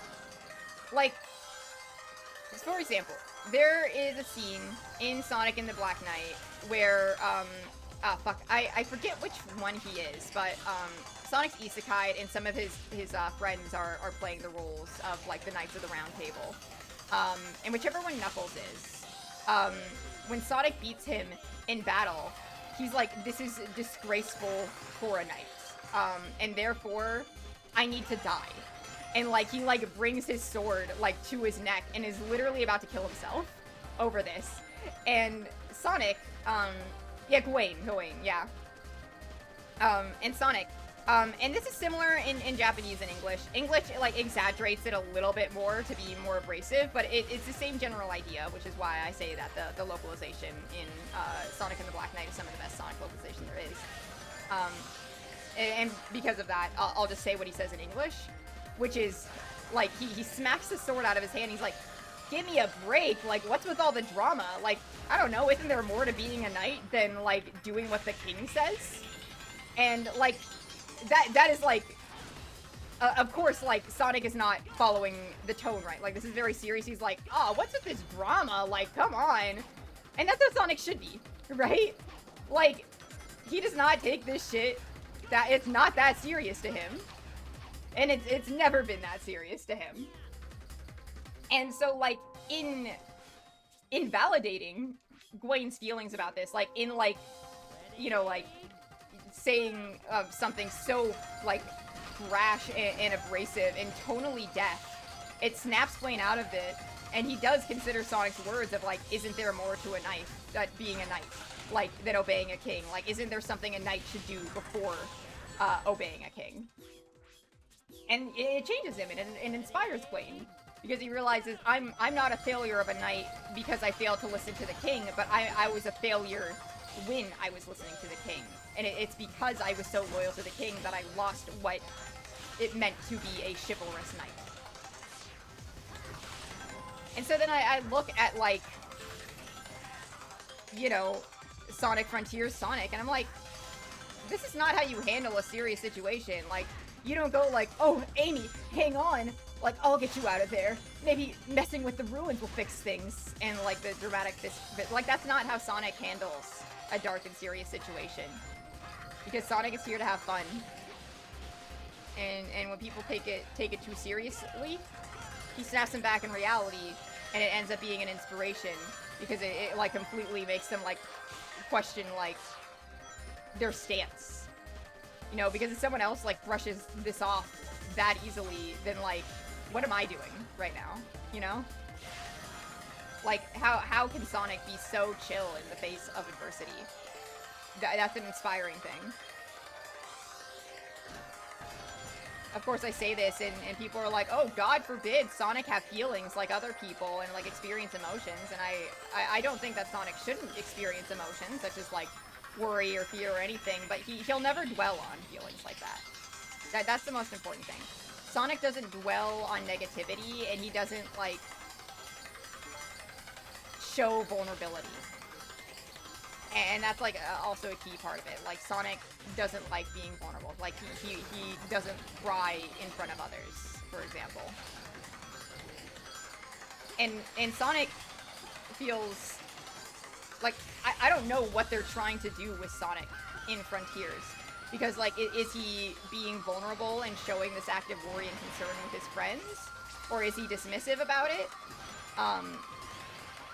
There's one little, like, side dialogue that Jelly didn't get between Sonic and Amy, which has a very subtle difference in it again, where, you know, like, Amy is, like, talking about, like, oh, there's, like, lots of different routes that you're able to take here, and Sonic in English is like, yeah, I'll try not to have too much fun saving you. Like, he's not, like, allowed to have fun. Like, him having fun would be considered a bad thing. And the thing is, like, that line would work better if the delivery was different. Like, yeah, I'll try to not have too much fun saving you. Like, clearly, like, he's going to be having fun saving her. But instead, he like, sounds like, yeah, I better not have too much fun. Because this is this somber, serious Sonic game. Which is not fun. But in the Japanese, Sonic, in a much more cheerful tone, is like, I better not have too much fun and forget to save you. like that's like an actual possibility. Like, he's just gonna, like, get lost running around and forget to save Amy. Which is so much more fun and much more telling of his character, you know? That, like, he is here for the fun of it. And adventuring is fun for him. So, like, why would Sonic be worried about having fun? You know? He's like, I'll try not to forget you, forget to save you while I'm having fun. Where English Sonic is like, I better not have fun. While I'm saving you. Like, it would be a crime for me to have fun while saving you. I'm sure everyone here who has seen Frontiers agrees that Sonic sounds like he does not want to be there the entire game. Like, he sounds so tired. He's like, I better get this over with. Like, I'm sick of this.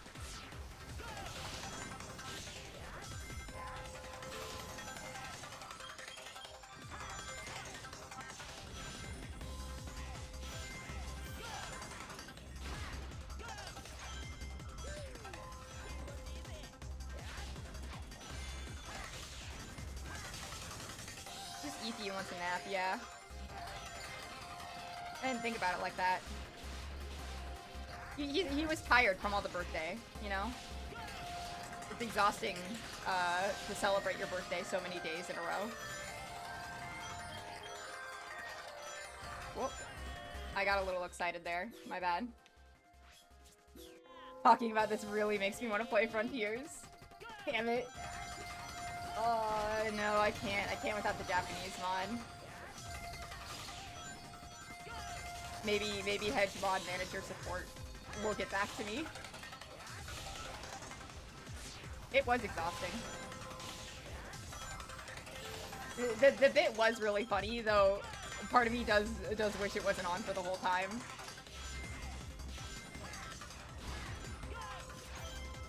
But I do appreciate a commitment to the bit. So I'm not, like, that, like, I'm not even upset about it. I just, like, I'm like, it would have been, fun for Jelly to get the vanilla experience a little bit more. At least, like, I was thinking, like, at least for, you know, the first island to get a feel of, like, what the game is like, and then, like, for the next islands, because they're all basically the same, like, you could fuck around with the DLC. But also it was Sonic's birthday.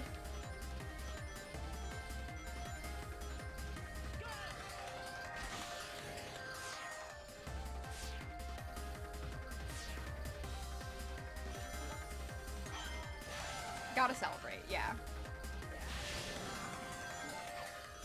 Though it did 1000% contribute to the issue of the game feeling overstimulating and feeling like a fake video game.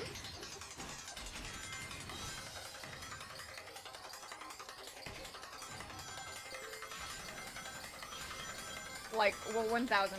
I wonder how Jelly would be feeling if they actually like, played the base game and didn't have the birthday DLC on.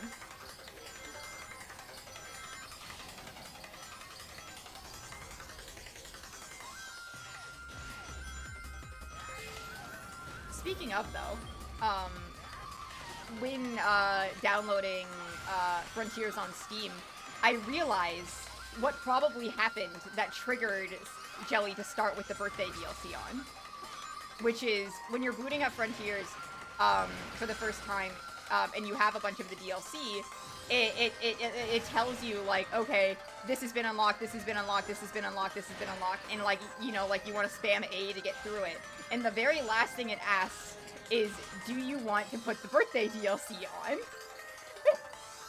And so, what likely happened here is Jelly was just spamming A through all of that, and then clicked yes on the birthday DLC without noticing.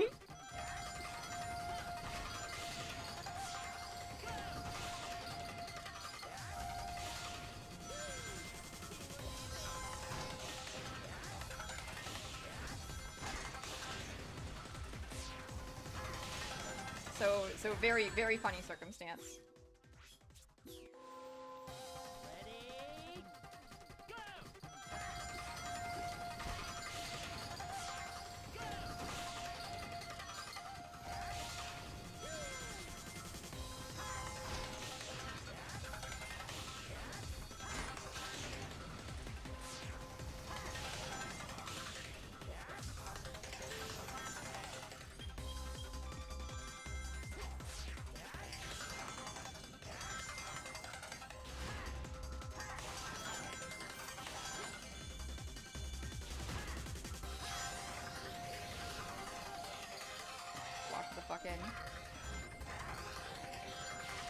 No. I first finished that one level in, fuck, what is it?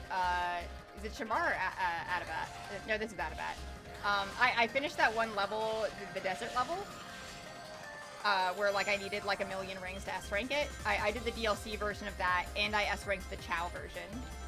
So I'm actually doing, like, really well on S-rank pace, considering, like, my normal, pace. Like, I have already done 2 levels. And I feel like I'm doing very well on this one. It's just like, I maybe need to slow down on the wall crushing segment. And like time that out properly. I'm also not nearly as frustrated with the DLC version of this level. I think that might just be because it's not like very unfair, just like a few extra obstacles, and also it's a little bit different as well. Like the routes are a bit different. And they have, like, different things going on.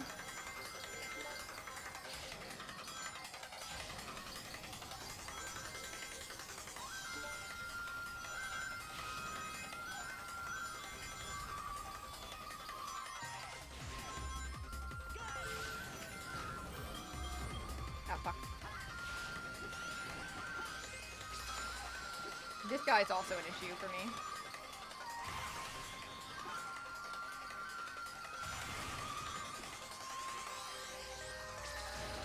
Please, fuck! That laser is brutal.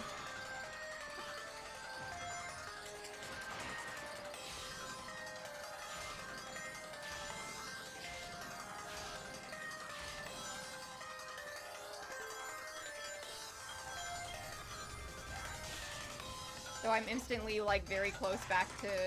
I guess I'm 200 ranks behind. I was at 600 before, but, I don't know.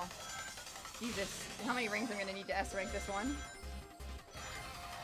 Then again, the other one I didn't need nearly as many rings as I thought I was going to. So, I guess we'll see.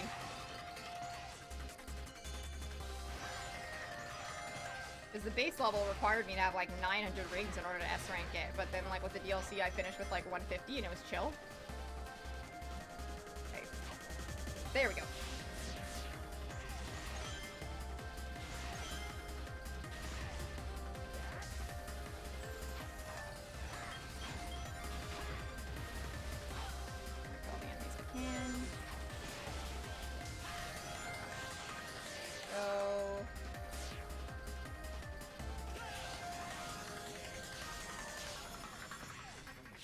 Human, and then these guys.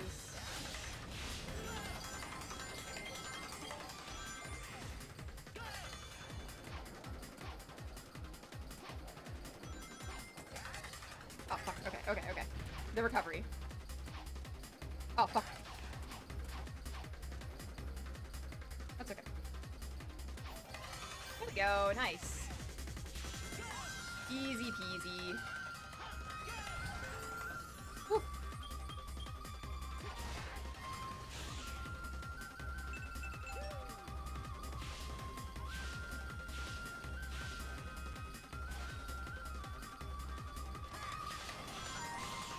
Oh, I'm scared. This is new territory. Not entirely new, but whew, okay. Now we're in new territory for this version of the level. No! No! I would say say a bit of character writing I enjoy, and I don't know how in character that is considered to ever play their game, is Korean Vector's rival dialogue in Crossworld. I like that a lot. I think that's perfect. I think there's a lot of good Crossworlds dialogue and a lot of bad ones.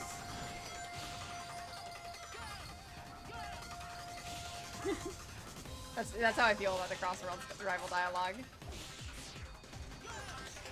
I think that the characters that are the worst written in Crossworlds are Silver, Blaze, kinda Sonic, and Amy. Let's see, who else? 'Cause I know there's another. And Shadow. Shadow's a big one. Yeah, I think Vector's good. Vector's a hard to fuck up character. I don't think Ian Flynn's fucking him up anytime soon. Of course, that also might be the fact that Vector doesn't have a lot of canon material and history. Same with Cream. But then again, Silver and Blaze don't either, and yet he manages to royally screw up their dialogue, so... But I will say that's actually maybe less Ian Flynn's fault and more a fault of the West misunderstanding their characters completely. Oh, Rouge also sucks in Crossworlds.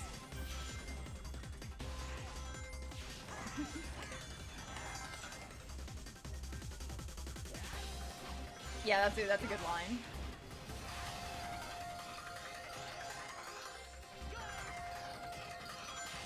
I think Silver and Blaze get the worst of it though. Silver, Blaze, and Shadow get the worst of it. I was actually comparing rival dialogues the other day. I was on call with a pal of mine, and I was just like going through some interactions and commenting at like how much better the Japanese script is again. And I feel like I glaze the Japanese scripts a lot, but like I will say Sega Japan did write Sonic Forces. That was not a Pontac game. Pontac translated, like, he localized it, but Sonic Japan did write Sonic Forces. So not every Japanese script is better. I mean, like, comparatively to the English, the Japanese is better, but it's still a shit script. It's still a shit game. Honestly, I think it's the Bryce Papenbrook effect, because both Silver and Nagito Kawaii have this thing where the fandom ooh soft boys advise them. Like they just make them like a little guy who's just like is really obsessed with like one kind of thing, and then that somehow like leaks into the canon material. Like, I don't know, it's weird that it's happened twice.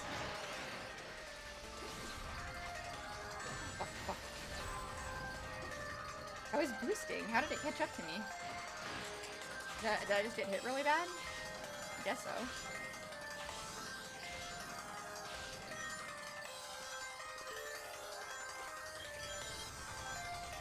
Oh yeah.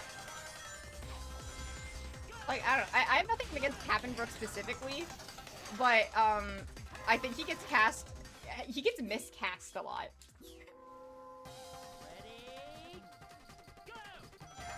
I think that's what I think.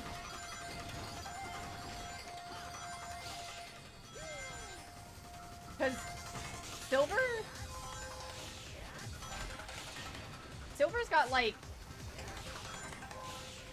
he's like a little guy in English. And he's not a little guy in 06, but like modern day Silver's a little guy.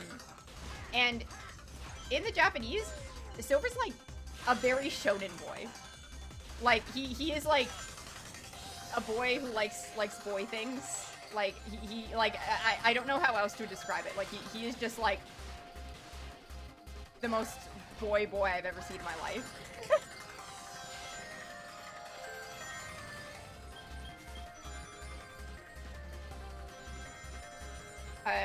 My buddy has this phrase of like with like certain characters where he's like, oh, they enjoy boys things for boys, just like me. And that's how he describes like Keiichi in Higurashi. And that's how I feel about Silver. Like Silver, he likes boys things for boys.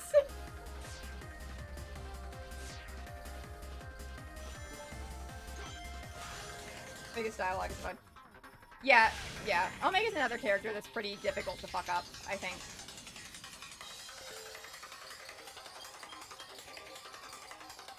I think either when I complete this stage or the next time I need to do a restart, I want to read specific rival dialogue that I have saved between Amy and Silver to give you the comparison. Because, like, it goes crazy.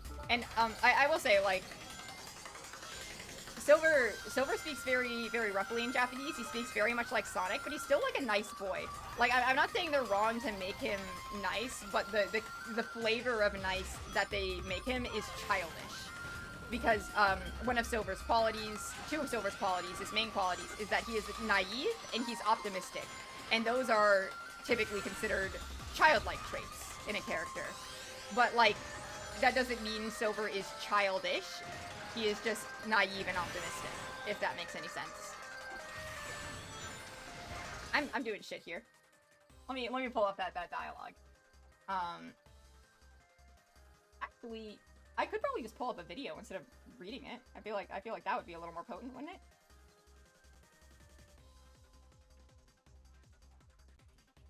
Let's see here.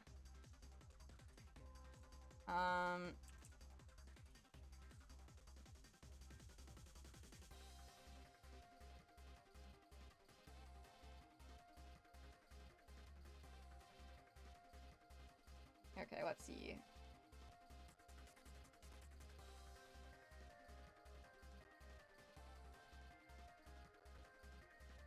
Okay. You know what? I'm also gonna show the Knuckles dialogue because I think the Knuckles dialogue is also like really, really bad. Alright. Let's see here. OBS. Be my friend real quick. I'm gonna hide Sonic Unleashed real quick. It's not real anymore. And let's see, add screen capture. I'm not gonna make it visible.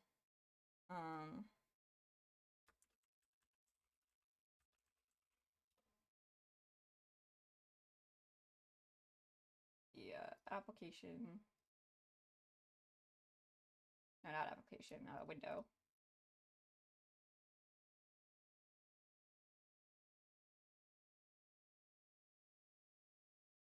There we go.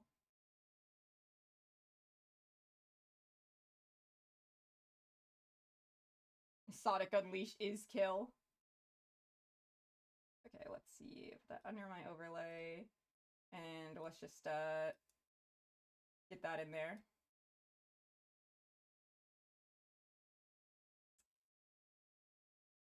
Nice. Okay. So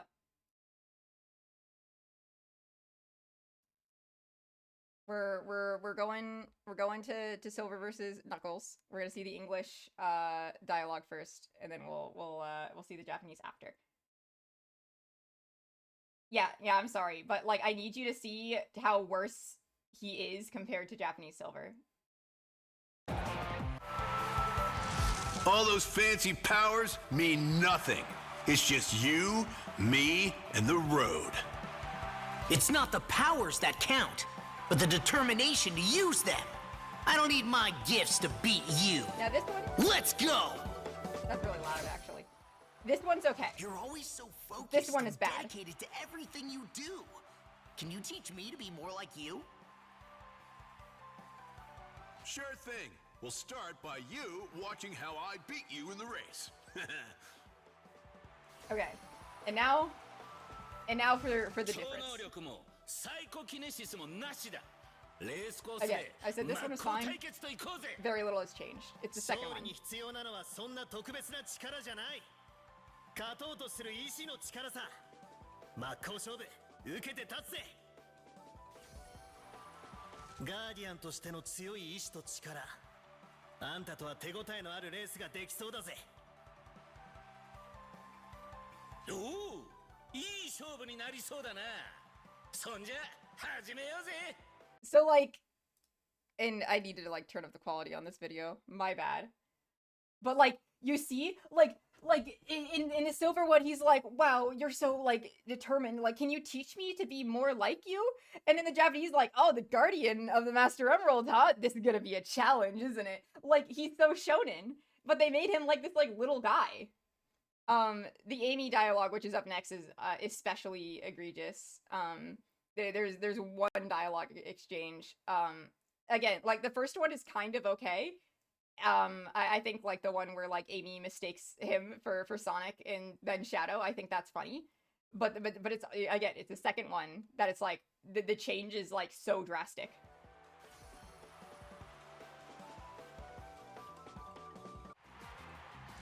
Let's have a great race, Sonic! Wait, I mean, Shadow! No, you're Silver. Sorry for the mix-up. We look nothing alike!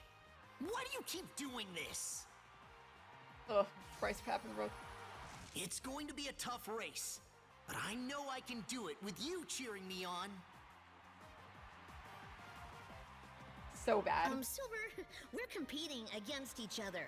Do your best. But I'm not gonna go easy on you. It's so weird. 一緒に頑張りましょうね、ソニック。って違う、また間違えちゃった。ごめんなさいね、シャドウ。いえ、シルバー。あんた前もそう言ってたけど全然似てないだろ And then this one. The next one is so 激 different. しいレースになりそうだな怪我しないよう気をつけて走ってくれよなありがとう。でも私たち今はライバルなんだからね。お互い手加減なしよ。いいわね。Like, huh? Yeah, they just made up someone else. They just made up someone else. It's the same with Blaze. Because Blaze is actually, yeah, because they're actually very consistent in their writing. It's I can't remember the Silver and Blaze dialogue, but Silver is someone who is a lot less not Silver. Blaze in English, they write her like very regally because she's a princess, but in the Japanese she's a lot more like gruff and blunt. Yeah. I wanna show the Silver one, and then we can not the Silver, the Blaze one, and then we can get back to it. Unless there's specific rival interactions that you guys want to see, because I am down to do comparisons. Because I think it's fascinating. We're going head to head, Silver. Hold nothing back. Show me everything you can do out there.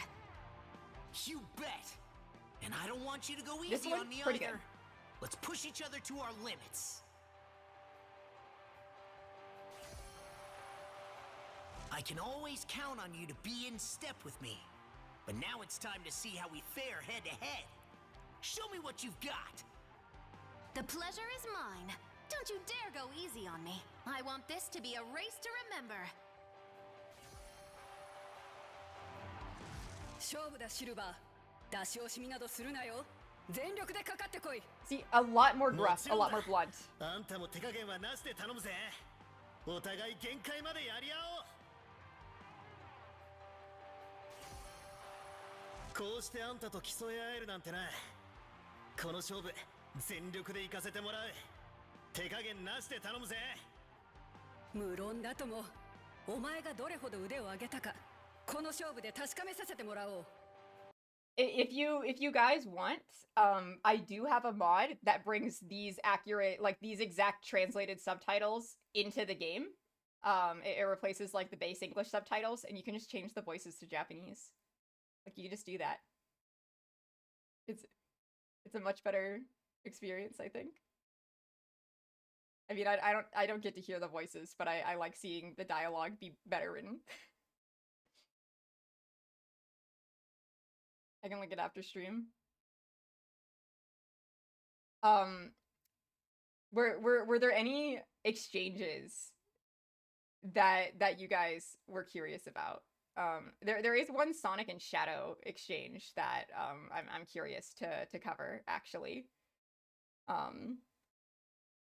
Just do that real quick. Let's see, Sonic.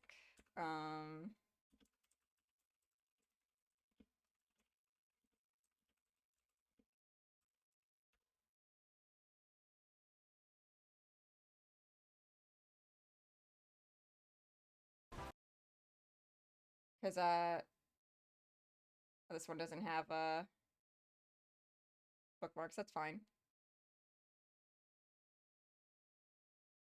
Where's Sonic?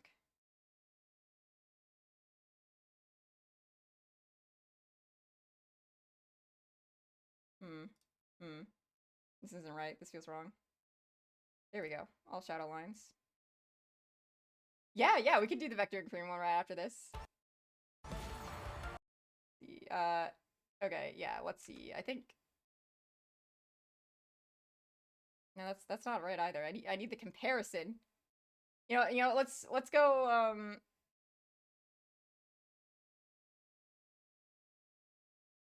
Who did the last video? I'm just gonna go to their channel.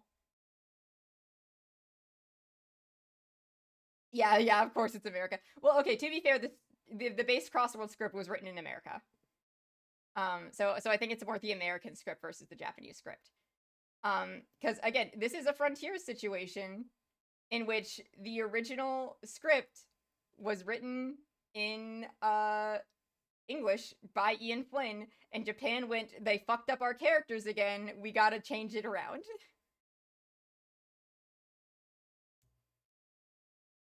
Okay. I guess this is...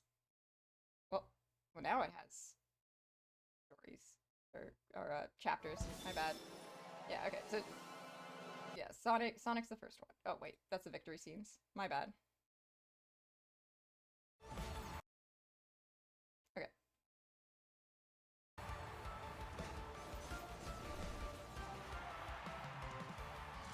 I didn't think you knew how to have fun. What's the occasion? Yeah, this one I relish hate. any chance to surpass you. Prepare for a humiliating defeat. Today we settle it. Who is the best racer between us, Blue Hedgehog?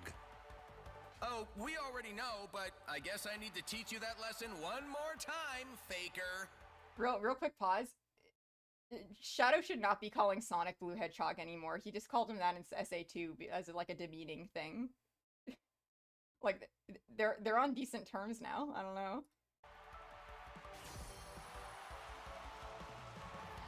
よーシャドウレースを楽しんでるかいくだらんお遊びだそれとも君が少しは楽しませてくれる I'll say this line, that can you entertain me a little bit? I think it's better translated as, but maybe you can make this interesting. Like because, like, Sonic could actually give him a challenge.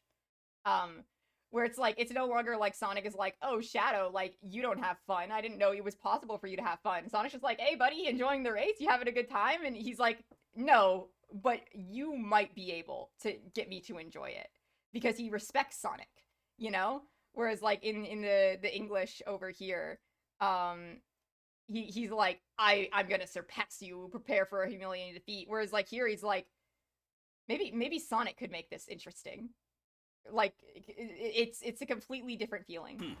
くだらんお遊びだそれとも君が少しは楽しませてくれるのか Like, move this above the base subtitles. どちらが本物の最速のハリネズミか今日こそ決着をつけてやろうとっくに答えは出てるだろもう一度教えてやってもいいぜこの偽物野郎 Cute.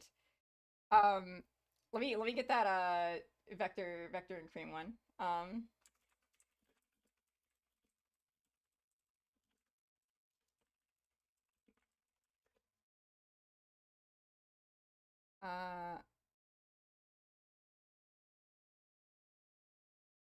It might be in here. Whoa, it's so loud. Let's see here. I think the Cream and Vector dialogue is in here. No, it's Cream and Zavok. Vector and Rouge. Yeah, Cream and Vector here. Okay.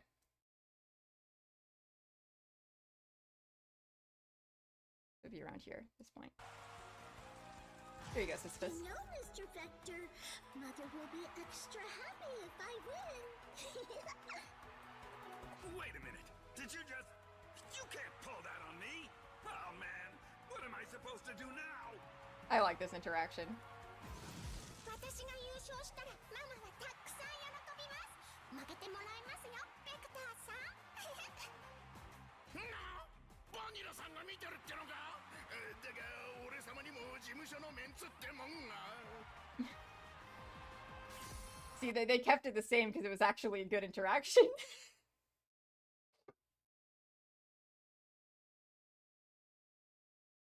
But they're so cute, yeah. It's just like it's interesting to me the changes and the choices that they make. And again, like I think it is the most potent with Silver. Like literally going to like, I know I can do this with you cheering me on, and Amy being like, Silver, we're actually rivals right now. Whereas like the Japanese are like, this is an intense race, better not get hurt, like try not to get hurt. And she's like, thanks, but we're competing and I'm not gonna hold back, you know, like there's like more oomph to it, you know, like they're having fun, I feel, you know, like they're in the competitive spirit.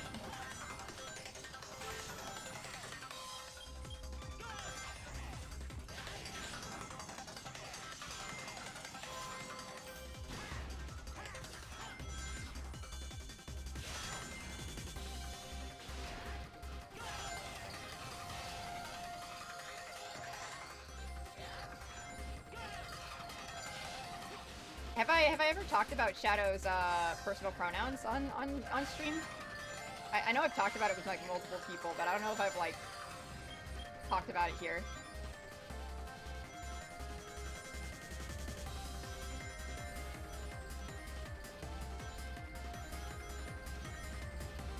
Whoa. Camera.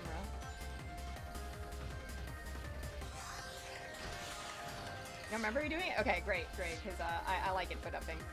So, this is a nuance of Shadow's character that is impossible to translate. I'll say that first and foremost. I do not blame the localization for not, like, doing anything to keep this vibe in, because it is completely impossible because of just how personal pronouns are in Japanese. But if you don't know, there are many personal pronouns in Japanese, which are essentially different ways to say I, like the word I.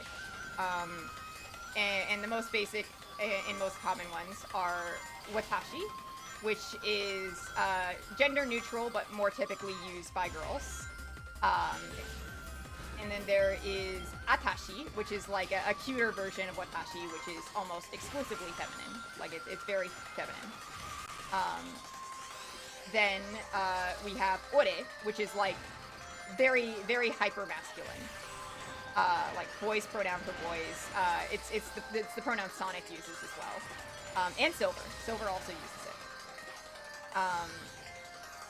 And there is boku, which is a slightly more like subservient pronoun, and again, there's a lot of like context and like nuances to all of these.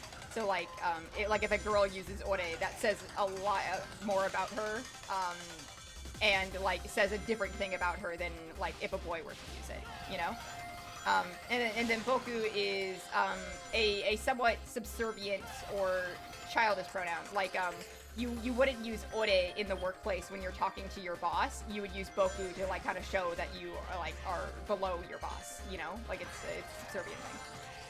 But it's also the pronoun that boys tend to use before they like grow into their masculinity more and switch over to ore. So, out of those four, which one would you expect Shadow to use? Shadow, like this like edgy like Sonic clone who like has this tragic past and speaks very rudely.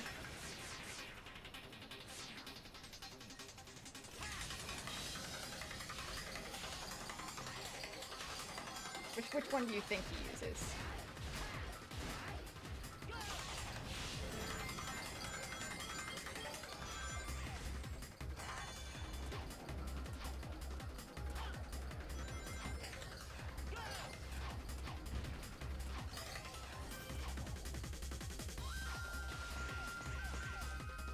Yep. It is Boku, which is very strange. And that is because, you know, Shadow, people forget this about Shadow. Shadow's like a baby. Like, Shadow's really young, actually. Because, remember, he was made after Maria was born. Like Gerald, like, only agreed to do the ultimate life form thing to help find a cure for Maria. So, and they had to do the Bio Wizard first. So, Shadow's younger than Maria. He's a little guy. And that's a really important thing to note, because he doesn't act like a child. Like, trauma has like definitely like hardened him up, but and it creates this really like aggressive contrast, because Shadow is someone who speaks very curtly, speaks very rudely, and yet he uses Boku like he's a little guy. And not only is it representative of the fact that he lacks agency, you know, first he was subservient to the military, he was meant to be a way for them to discover immortality, and then he was a tool in Gerald's plan for revenge, and then he decided that he would live for Maria and, like, fulfill her wish. And so, like, subservience is, like, built into Shadow from his core. So he's using this because, like, one, he doesn't have much agency himself, but it is also a remnant of his, like, childhood, in which Shadow has not had the ability to mature or grow into, like, a proper boy, a proper man who uses Ore the way Sonic does, the way Silver does, the way most male characters in Sonic do, aside from, like, Tails and, like, other child characters, because he's emotionally stunted from his trauma. Like, he is still a kid. A little guy, just like Columbo. Yeah. But yeah, like, that is, like, an interesting nuance of Shadow that you can't really, get in the English, which I find super fun and fascinating, personally speaking.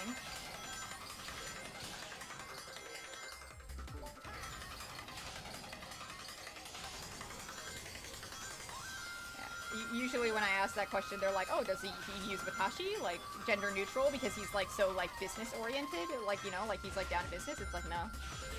Not at all. Not even close.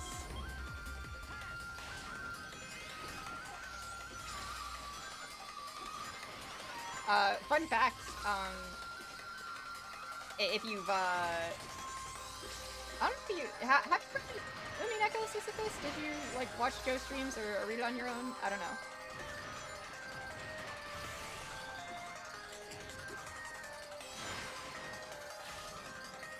Okay, cool.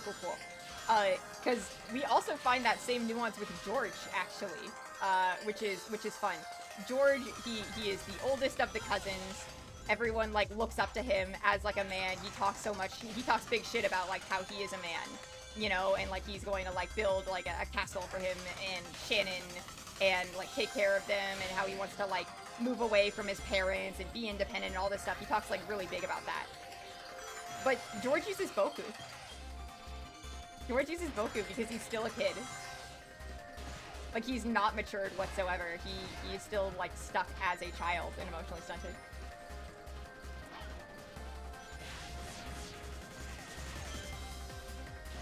That's why he's, like, you know, like, he's still with the cousins. Like, he doesn't sit with the adults.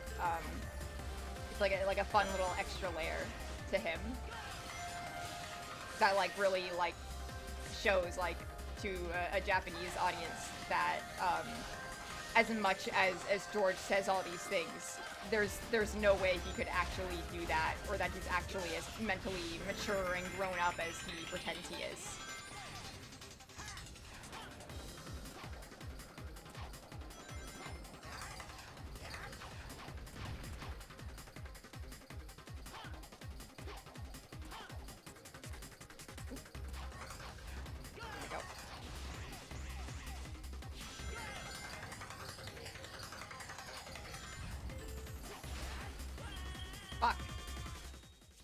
Sonic. Honestly, this is more like a storytelling technique than like George like consciously considering himself a child. But I think that's also like it's like a subconscious reason with why he thinks his relationship with Shannon is okay, because he still, even though he like pretends like he's more mature than he is, he still like considers himself one of the cousins, like one of the kids. Like he never insists to go sit at the adult table and stuff like that, because like internally he kind of knows that he isn't ready for that and that he's still childish, but he refuses to believe that. So it's more a thing for the reader to like understand this thing about George. Like it is basically like a thing that says like from the start of you knowing George and like from the first time he speaks, you know that when Battler talks about him being so mature and so grown up, that it's a lie. Yeah.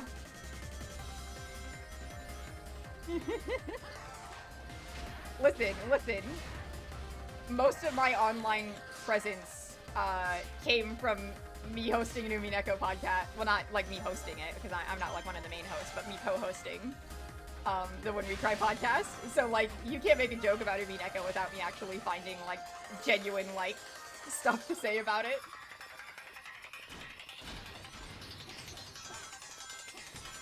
Analyzing Umineko is like my job, except I don't get paid for it and I do it for free.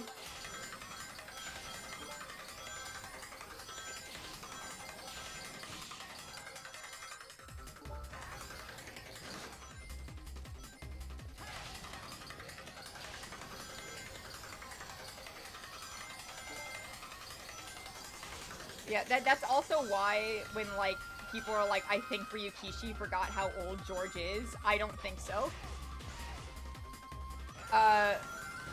Glass Onion? Or is there a new one?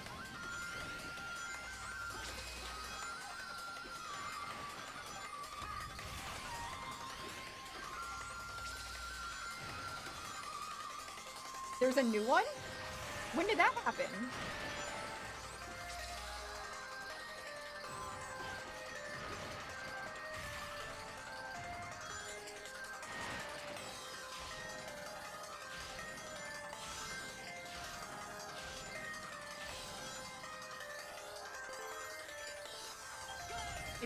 Is it even more Umineko than the first two, somehow?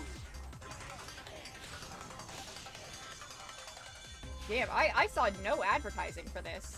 Or am I just, like, not in the right places? I've seen no one talk about this, that's crazy.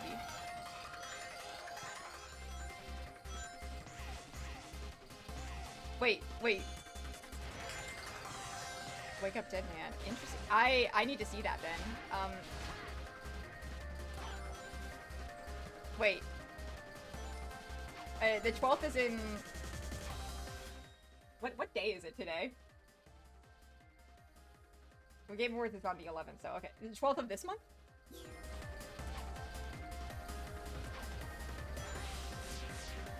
Okay. I gotta check that out. Oh wait, I'm gonna be at Disneyland on the 12th. But maybe after.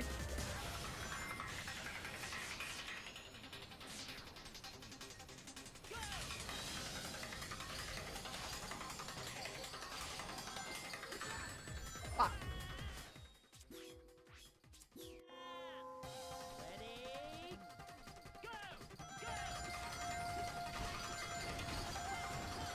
On a scale of 1 to 10, how Umineko coded is it? I need to know.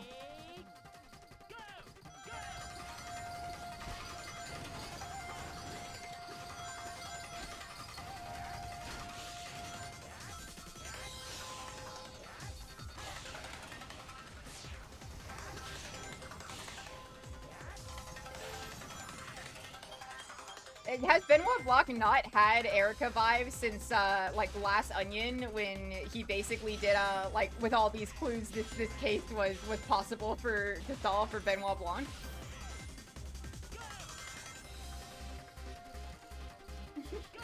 I'm glad that they're real.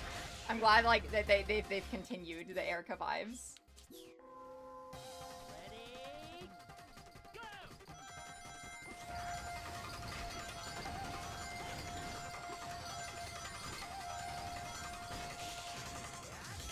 Yep, Benoit Block has always been very Erica coded to me.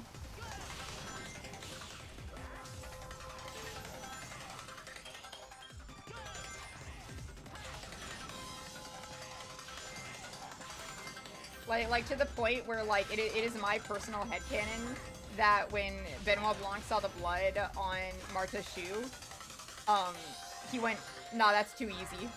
There's no way it's that simple. I clearly need to overthink this and keep investigating.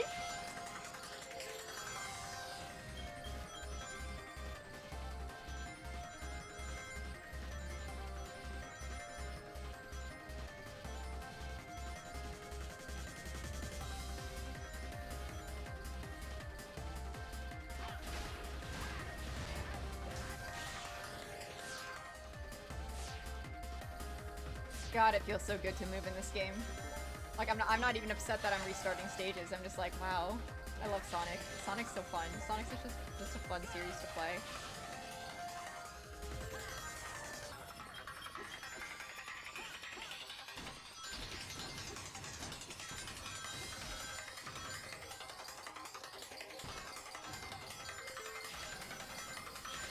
I'm just thinking about George now.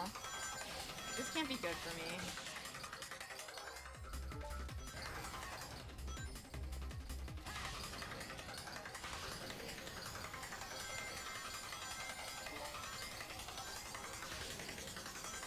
So interesting. I'm actually really curious what text George's boku is written in. If they're using kanji or katakana for it, or I guess it's possible they even use hiragana, but I hear that's not very common. But it would give like a softer feel.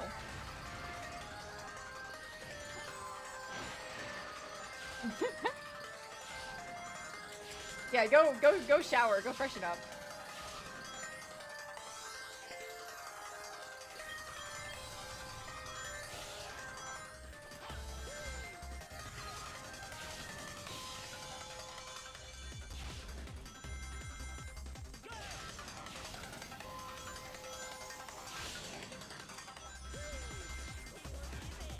Okay. I wanted to see if I could speed that section up a bit, but I can't.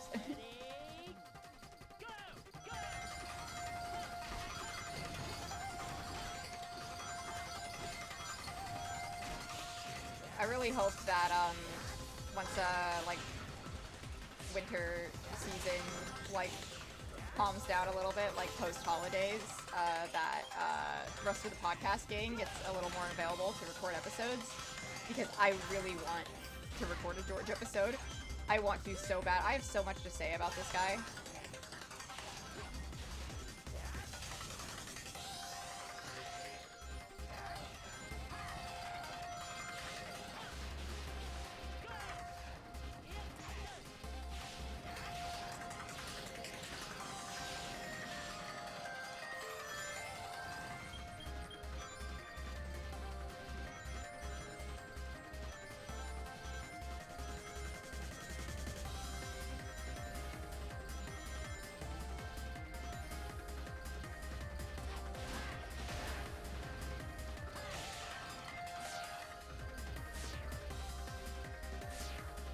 Rikishi does a lot with the way his characters talk.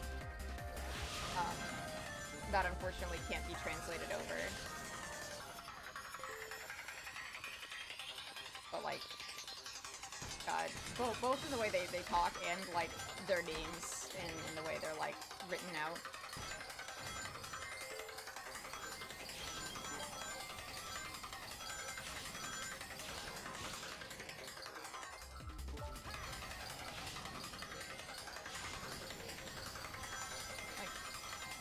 There is a reason that I'm learning Japanese more so I can read than like speak and like listen to it.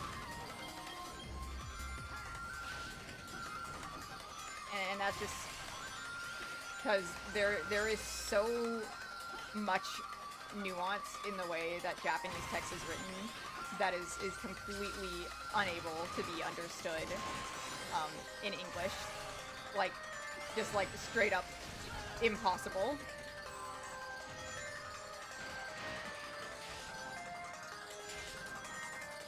Speaking of, I am behind on my Japanese studies. I need to get better.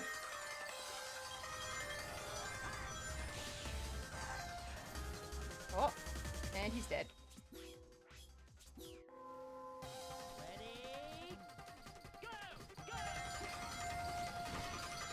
I'm really tempted to get myself a like a study PNG Super Sprite and like I don't know, like there are streamers out there who do dailies and stuff while waiting for their audience to like come in, and part of me is sitting here like, what if I just did my like Japanese flashcards? I think that'd be funny. I'm streaming to motivate myself to do things that I wouldn't normally do anyway.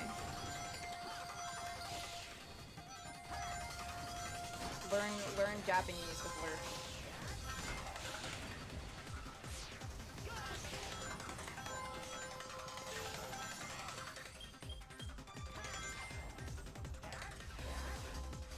Okay, why am I fucking up the easy part now?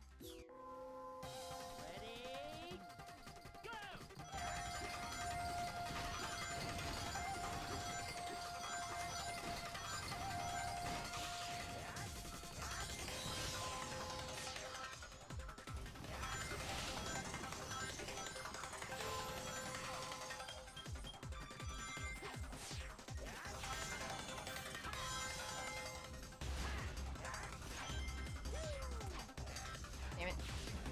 Fine.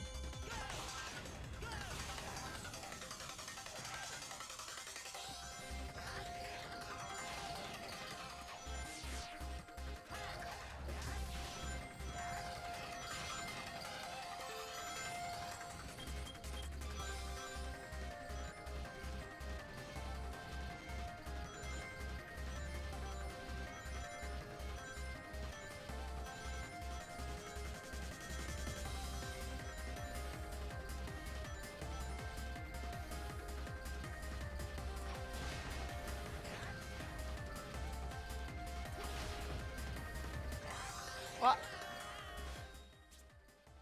I need to aim better.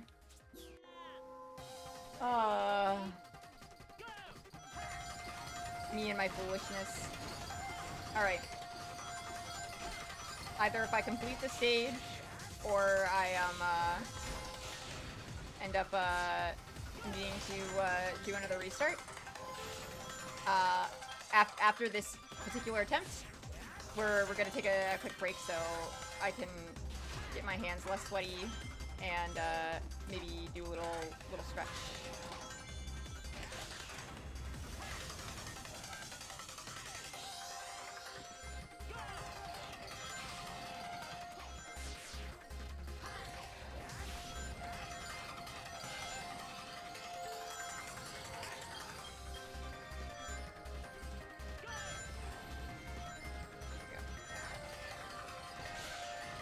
The popping on the robots there was a little weird. That was like Sonic Frontiers.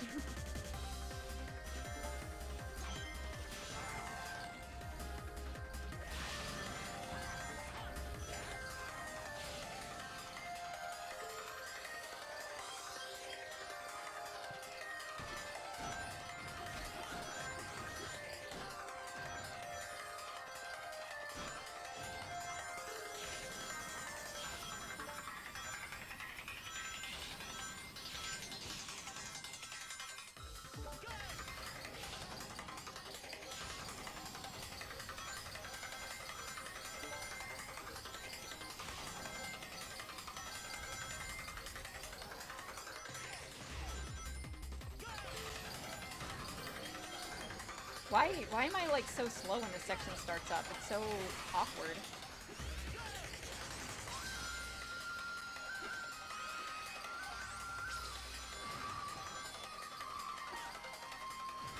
I think this is my least favorite mini boss in Unleashed.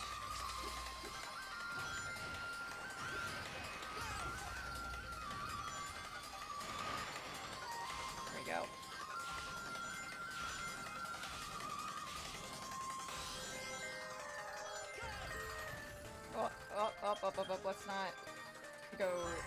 fast and cause myself issues. No, no, no. I need to get on that rail.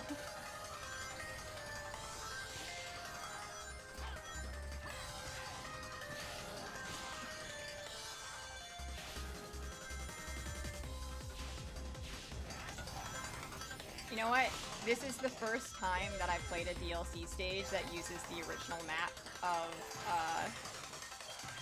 the original map, and, like, added, like, different obstacles to it, and have felt, like, decent about it. Like, I don't feel like this is, like, ridiculously unfair or anything like that. Like, I genuinely do feel like I, am, like, facing, like, skill issues. But, that's okay.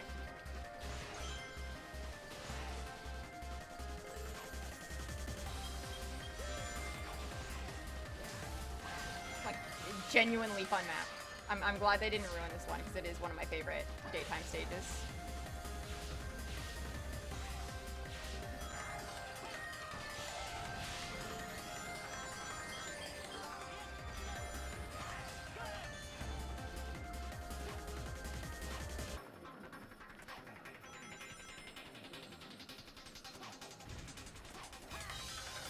There we go.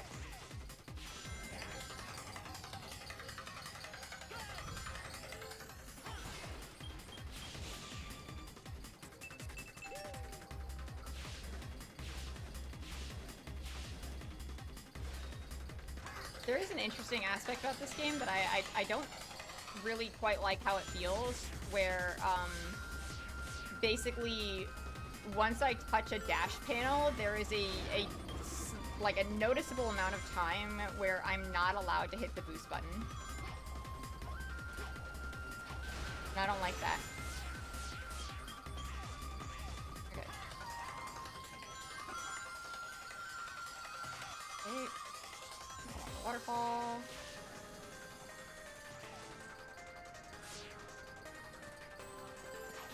I like the ring arrow, like, just in case I couldn't tell, like, I'm supposed to follow where the robots are.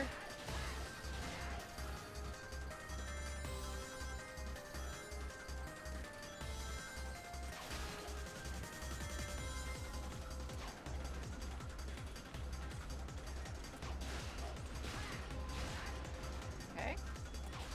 Damn it. Oh, fuck. Oh, wait. No, I said break time. I said break time. Which means it is break time. I'm gonna get up, do a little stretch, get some water. You all should too if you haven't taken your meds this morning. Or I guess this afternoon. Also do that. I'll be back in a little bit. See ya.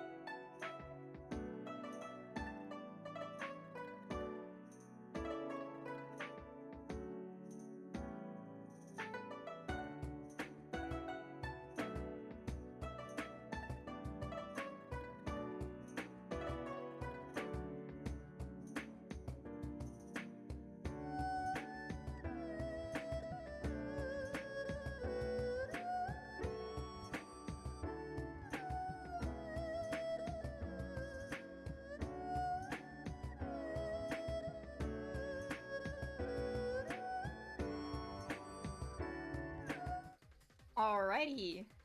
I am back. I have put the mod that I was talking about earlier for Crossworlds in the Discord if you're interested. And let's get back to it. I have adjusted my sitting stance to be more cozy, so if I sound a little strange, that's probably it. Thank you, and welcome back, Sisyphus. I hope you had a good shower. Oh, the backwards camera? The camera, but it's the other way? Strange things.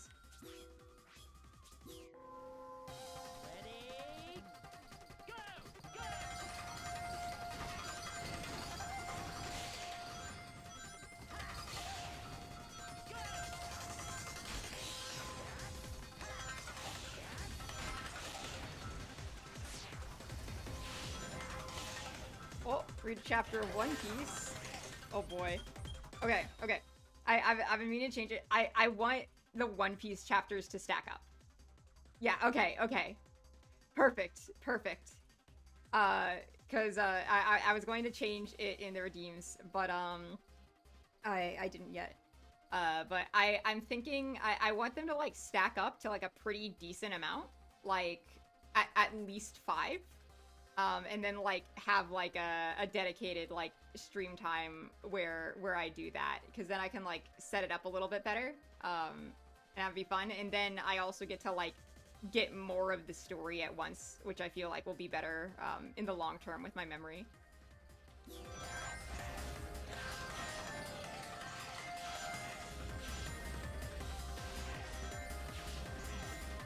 Perfect. Okay.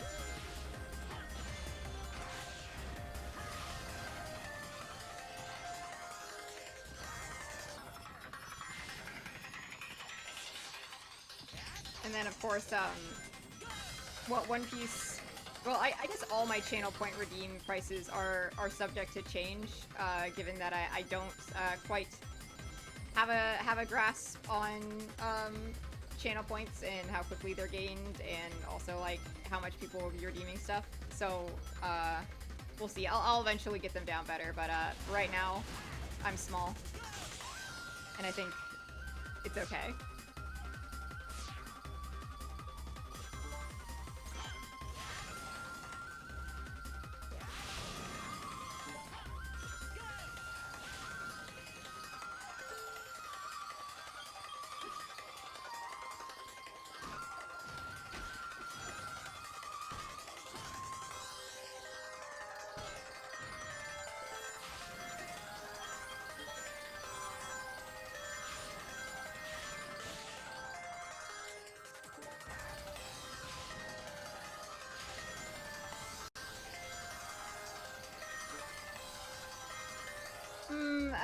I feel like you might have some kind of bias. I don't know.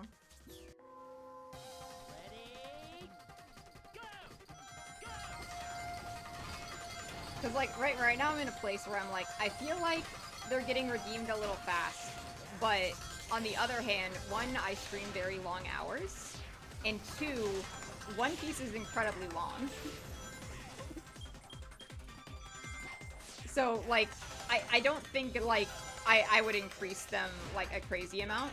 I might go back up to 10k, but, like, at current, it's fine.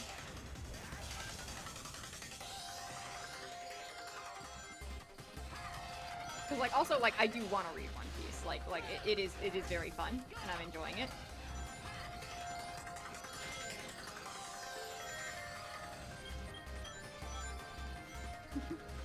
Hello! Welcome. It's the usual content here, of course. Me talking about Japanese Sonic, Umineko, and also like talking a lot about Sonic Frontiers and my thoughts on it. Because your streams got me thinking about that. I almost thought about streaming Frontiers today, but I couldn't get the translation mod to work. I could get any mods to work.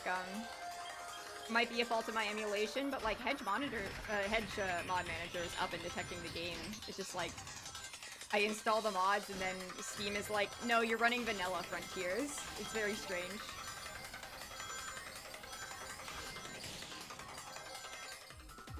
But I did play around a little bit with it. Movement is fun in that game. As much of it as it's like a very strange video game.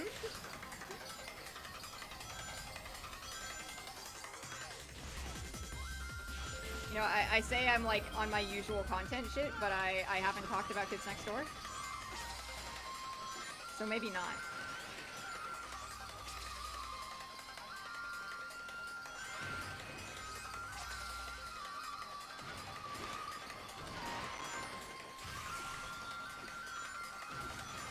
Yeah, which like, luckily a lot of the Sonic community now is kind of getting the idea that Frontiers was never really that good, but like it's literally what I told you on stream. Like, we've been fed dog shit for so long that regular shit tastes like a real meal.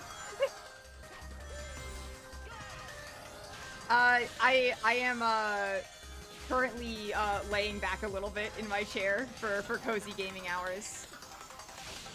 Is it a bad difference? I can sit up.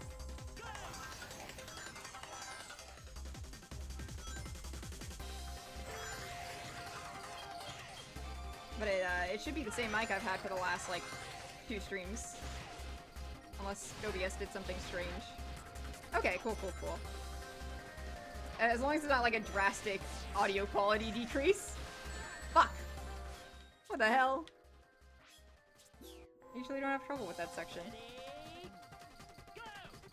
Anyway, I have resolved myself to,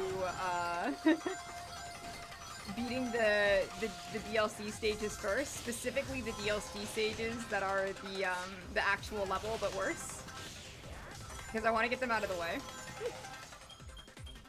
so that way like I can play the fun levels. Whoa! Ayo! Speedrun tech? I didn't know. No, you did like instantly lose momentum, so maybe not. Maybe more nasally. I was a little thick. Let me sit up a little bit. Does that help? Am I normal now?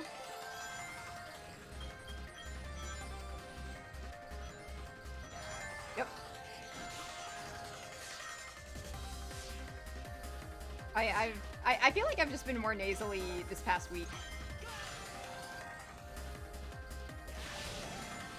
I was reading Higurashi chapter 3 with a friend like 2 days ago, and like I got that like weird sick feeling where like you've got like a little bit of like a nasal like congestion thing going on, but it's like bubbling when you're talking. Like it's like in the back of your throat and your nose, and it's like this bubbly poppy feeling. It was really bad. I hate when that happens.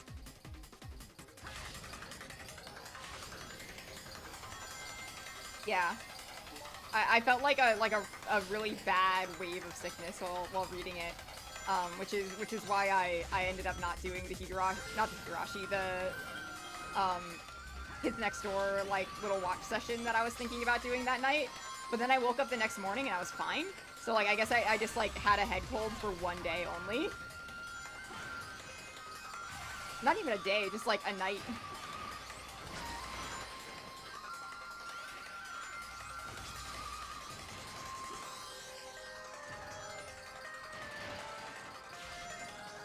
Yeah, they would. Speaking of, Biwa's gone, which means I can no longer talk in mouse cord.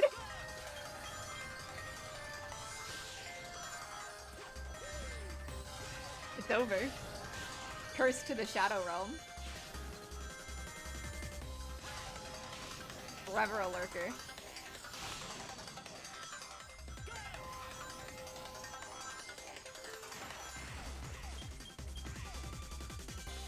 Yeah.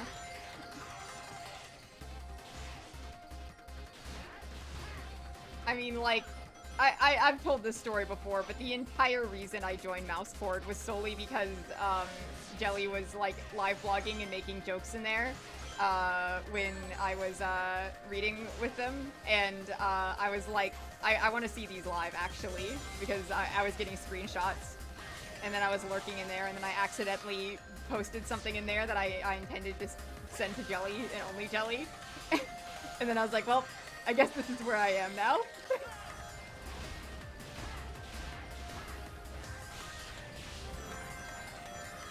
But I have very much enjoyed my time in Mousecord. I'm glad that I've like made friends and stuff. 50-50, but also it is Jelly and I's anime day, so maybe not. But it was nice having you here, Jumper. I mean, Sisyphus. Fuck, I'm reading names.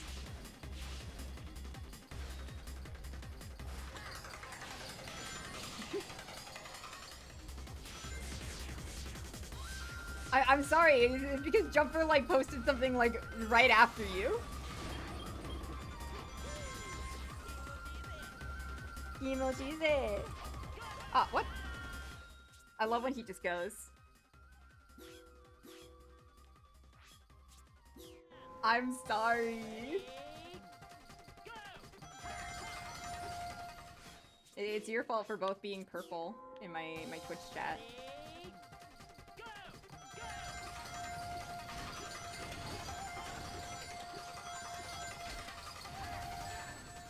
Can I stop going live while you're asleep? No. Everyone knows here that I don't have a schedule and I stream on a whim. If you are not present when I stream, that's your fault. You just shouldn't be sleeping. I could go live at any time. Like, I've gone live at like 4 p.m, at midnight, at 4 a.m, at 9 in the morning. Like, it's...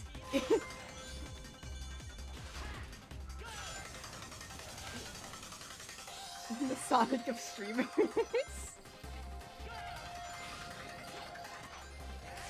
What does this mean? True! I do appear when my whims dictate. But yeah, see, Phantom, thing is, what happened is my sleep schedule got so bad that it fixed itself. Cause like, I was up at like, I would be up at like 7, like till 7 in the morning or something crazy like that, right? And then eventually my tiredness caught up with me and I would pass out at like 8 p.m. But then I would wake up around like midnight and I would go back to sleep and wake up at 4 a.m. And then that's when I streamed at 4 a.m. And now I've gotten like this like pattern where like I'll go to sleep finally around like 11 or midnight or so, and then I'll wake up at like 5 or 6 in the morning, and then I'm just up and I'm awake and I'm fine. And maybe I'll take a nap in the middle of the day. So, but I don't know. That's like better? Question mark? At least I'm like up in the morning. The fact that it's not even 1 p.m. yet is crazy.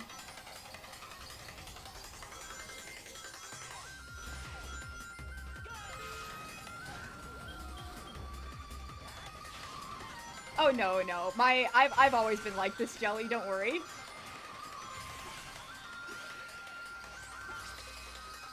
It's just like winter season is where my mental health is at its weirdest, and therefore it's when my insomnia is at its highest. It's like that like October to December area where I'm always like a little strange with my schedule.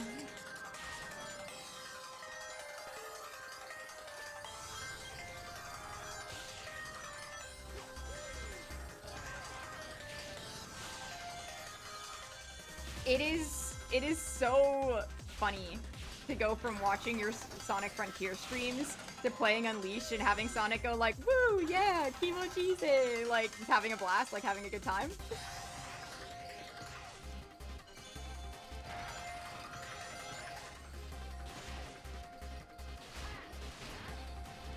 He's so quiet. And like, why is the only time he's having fun is when he's like slipping on a wall? Like when he's like slipping on the geometry? Like he'll like do like a little chuckle. I think there's one thing. Yeah. I think there's one other like thing you can do with Sonic in Frontiers where he'll go like, yeah, or something, but I don't know what it is. I forget what it was, but I remember hearing it in the stream and I was like, okay, there's 2 points where he has fun in this game. When he's surfing with Shark, yep, that's it exactly. That's it, the only times he has fun in this game. What's actually really interesting, I mentioned this earlier on stream, but I was talking about Japanese-English comparisons with Frontiers again because they're so stark. And there's an optional bit of dialogue that you didn't find around Kronos Island with Amy, where she's talking about like, oh, like there's like tons of different like ways to traverse this island and run around. And in English, Sonic like very tiredly goes like, yeah, I'll try not to have too much fun saving you. Like having fun isn't allowed, you know, like he shouldn't be having fun, and like he isn't having fun at all. And then like meanwhile in the Japanese, Sonic's line is it's a subtle difference.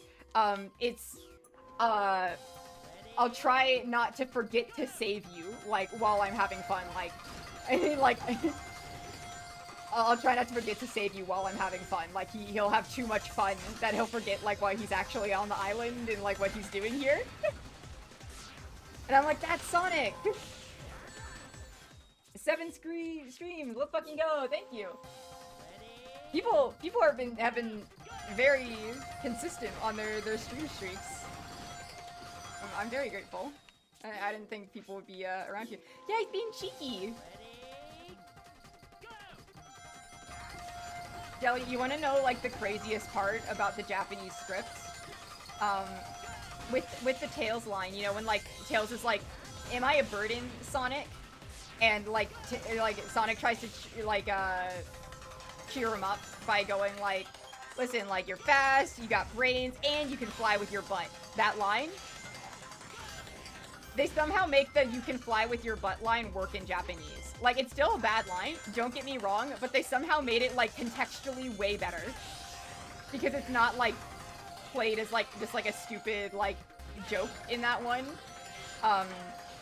Because like in Japanese, Tails' arc is more like he is worried about whether he is worthy of standing next to Sonic. Not that like he's a burden, but like what do I like add to the table that you can't do because like you're Sonic and you can do everything. And so like in that like bit, Sonic is like explaining like the things that Tails can do that he can't. You know, like, oh, you're good with machines, this, and you can fly with your behind. Like, you're good at so many things that I can't do. And also, please don't make me say this again because I'm embarrassed. And then, like, it's followed up later, like, after bridging the gap, where, like, you know, like, they're having, like, their little moments, and, like, Sonic's like, see, like, tons of stuff you can do that I can't. And Tails is like, yeah, and I can swim, too. And then Sonic's like, don't push that. He's like, alright, that's enough. And it's so fun.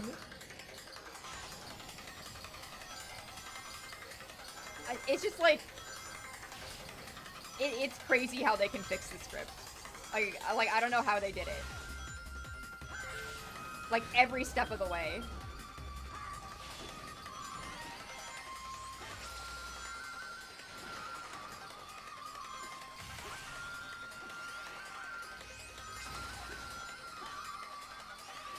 The damsel in distress line was so bad. Instant, that was the proper response. I was cackling when you skipped it. It was so deserved. I'm still not over the fact that it's not true in that game. Like, she needed Sonic to save her. She could not get out of cyberspace on her own. One of the few times in Sonic games where Amy was a legitimate damsel in distress. Oh, yeah, because there's Sonic CD, and there's Sonic Frontiers, and the only other time I can think of where Amy was, like, a damsel in distress, quote-unquote, is SA2, when Eggman is, like, holding a gun to her head. But, like, she doesn't, like, really, like, act like a damsel in distress in that. Like, it's not like she was, like, kidnapped or whatever. It was just, like, she was being held at gunpoint, and she wasn't distressed. She was just, like, dealing with it. Yeah, like, they truly just don't understand the appeal of Amy as a character whatsoever.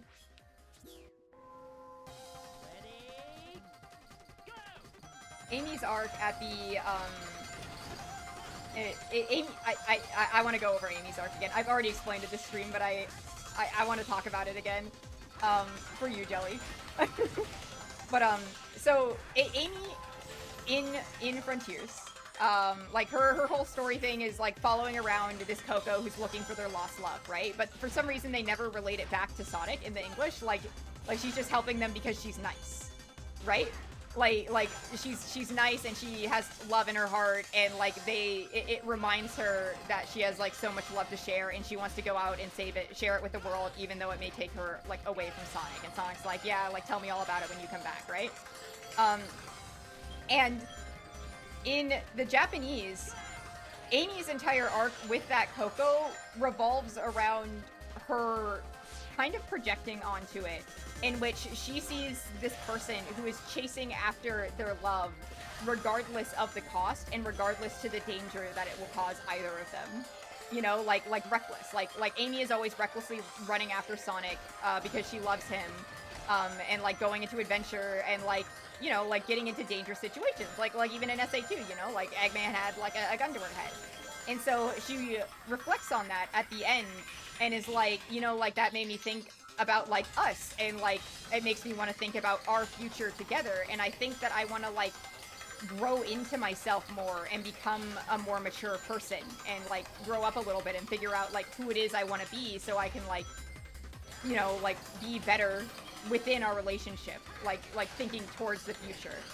And that is a much better, like more in line with her character arc for her. And not only that, but like for all the people who are like, oh, Sonic doesn't like Amy sexually harasses Sonic, like blah blah blah blah blah, Sonic's response in the Japanese is basically like, oh, figuring out who you want to be? That's kind of dazzling. Like he like, or alternate translation is calling it attractive. Like it's dazzling, it's inspiring, it's attractive, like as in like I am attracted to that kind of quality in someone. And then Ian Flynn says that Sega wants to move away from romance, when that's like probably like one of the most romantic exchanges that Amy and Sonic have ever had.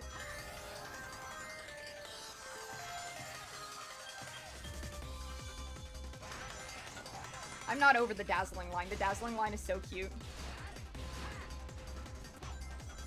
Like, wow, like growing into yourself and like figuring out who you want to be as a person, for the sake of like still like going along, like still like helping me out, or like going on adventures for your own sake, and not just like with me. I like that a lot.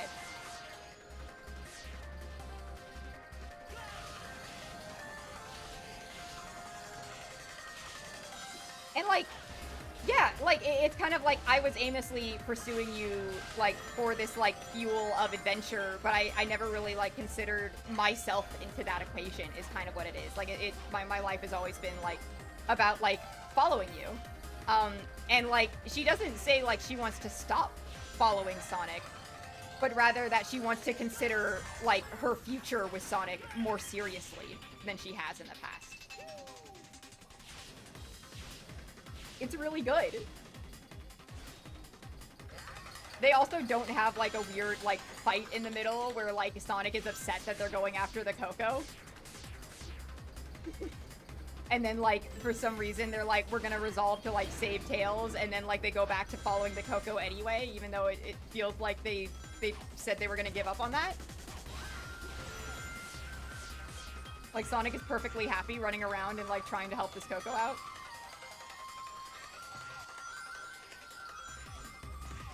Yeah. Well, you see, Amy can't grow, for herself in modern Amy writing because, they write her like she's, like, a middle-aged woman. So they, like, already write her grown. So she doesn't have any more growing up to do.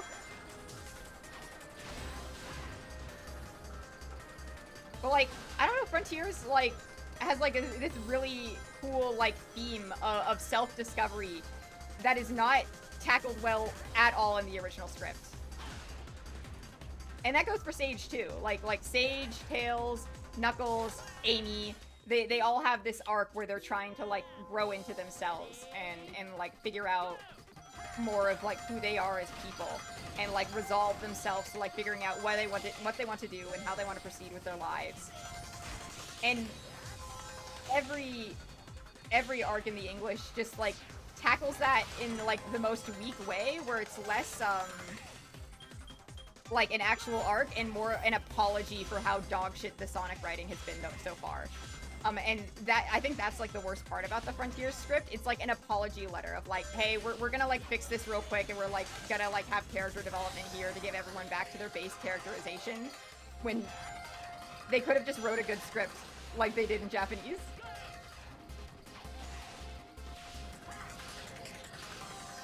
You have to understand liking boys is icky and immature. You're right. My bad. I'm not a damsel in distress anymore. It's so bad. And what's even funnier about that, Jelly, is that for the DLC, Kishimoto didn't translate it himself. They got like an actual professional localizer, so the script is more one-to-one. And they still took that line out of the Japanese. They still removed it.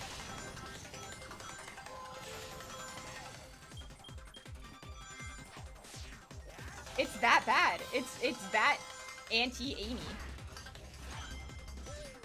I also think that it's really wild that in the final Horizon update that they give like Amy like, and you like commented on it, how they gave Amy like very Tails-like dialogue, I think, or at least someone in chat did, when they're like regathering to do the second round of collecting emeralds after Sonic does the first tower climbs. And I'm just like, that should have been Tails, because like Tails trying to take on a leadership position after being like insecure with his role against Sonic, and like whether he's a burden or not, would have been a perfect like continuation of the development that he did on Chaos Island. But then like they make Amy the one in charge there because they need to like show her being a girl boss and a strong independent woman. I did, in my Discord post, the accurate Japanese subtitling translation. If you want to do that with the Japanese voices, because their interactions are so much better. I think I showed you the difference between, like, that one, like, Amy and Silver interaction. Oh, yeah? Reminds you of what?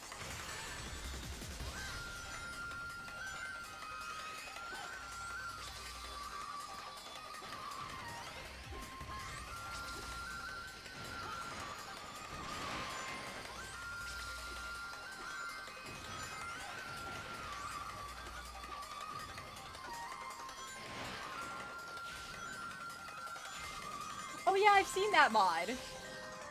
Too bad I can't use it. Me and my voiceless Sonic Crossworlds. I have no idea how to get the game to like play stereo audio instead of surround sound. It's like the one thing that would fix it. And no matter what I do, I can't get it to do it.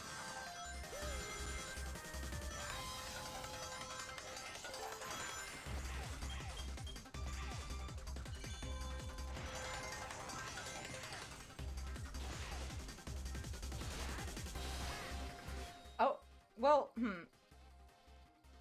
but they have the Japanese voices. Interesting. Are you playing in English as well?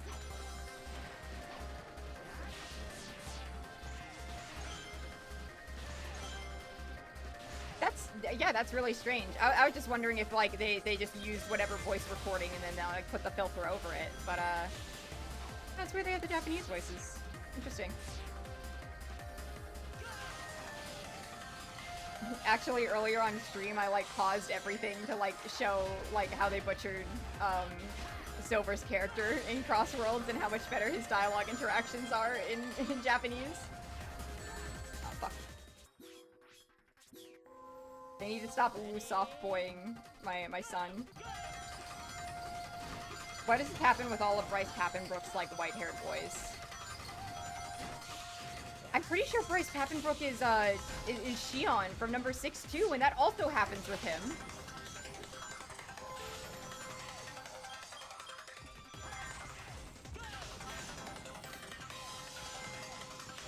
Yeah, honestly, Crossworld is very mod friendly, intentionally so.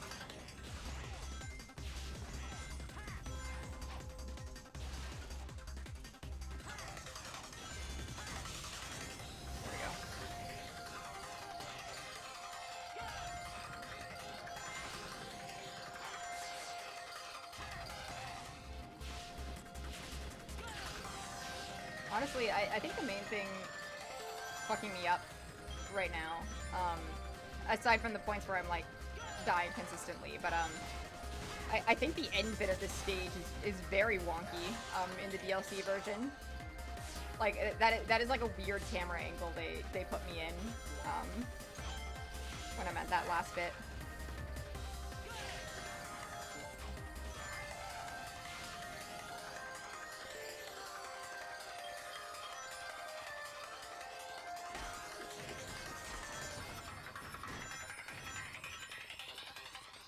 Like, I feel like that's the only part of the stage where I'm like, okay, that's not just a skill issue, that's just like the game being wonky. Oh yeah, like, I think Cream is great in Crossworlds. I think, like, the only, like, character choice of yours that, like, isn't the greatest, like, characterization-wise in Crossworlds is Amy, but at least she's better than she is in Frontiers.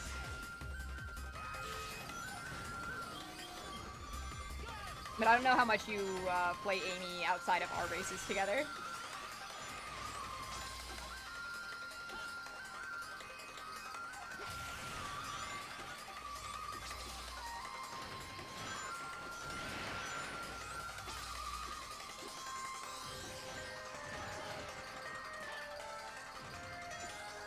Noted, noted.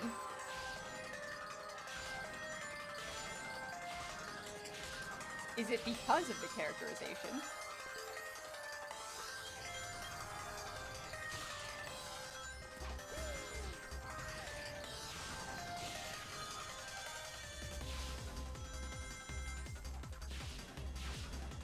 Yep, yep.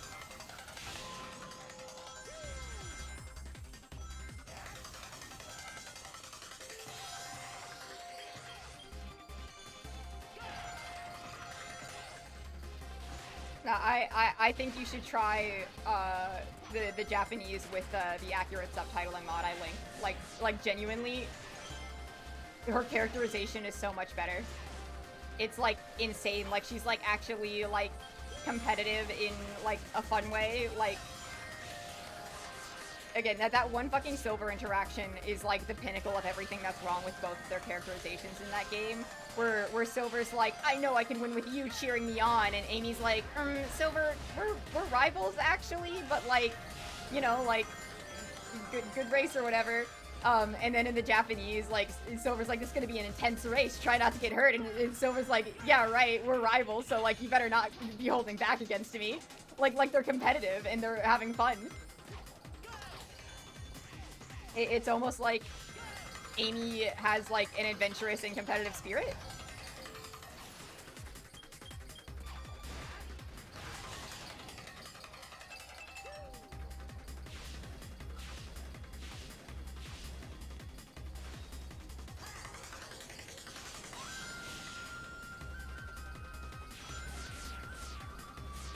You know, my one complaint of the modern day Time Sonic levels of Sonic Unleashed is that I don't get to do tricks on it when I go up a ramp. Damn it. Oh, that's evil. That was really evil. I mean, hopefully my ring count will be enough to make up for it. I also like that you get to run on the side of the waterfall. That's like a really cool thing.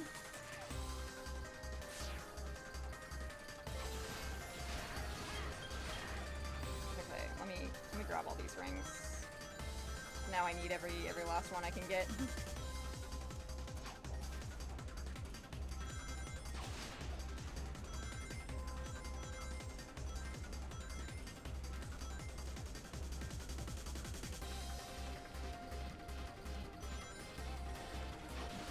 Damn it. Oh, fuck. It's fine. It's fine. We'll see where this takes me. Because you never know. You never know. Maybe they're not expecting me to have a million rings at the end of this. Like the desert one. Oh, fuck! What the hell? What the... Damn it! Back on the grind.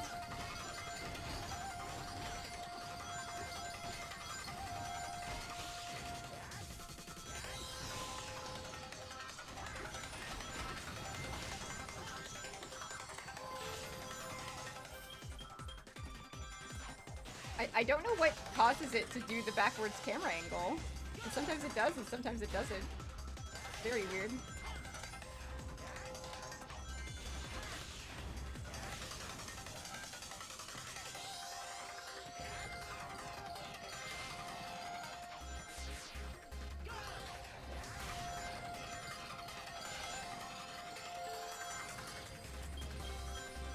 Alright. And then boost through those. Oh, fuck. Okay, okay. I need to be normal. I need to pace myself. I am zen.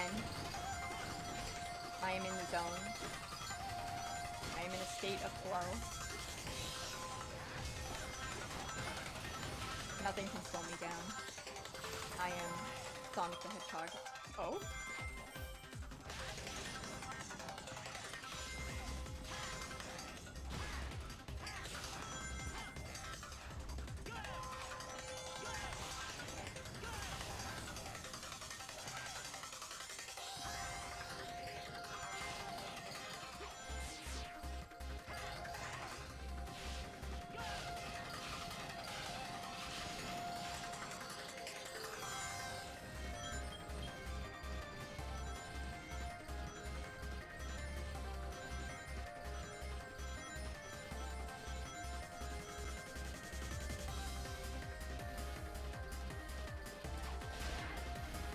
Aw, no. Not the misreading. Ian Flynn blazing? Oh no! Wait, send me it and then like say what you thought it said.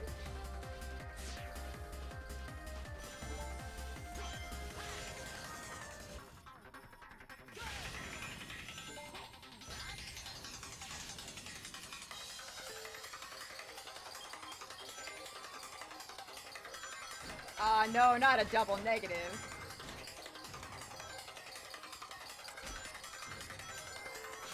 Yep.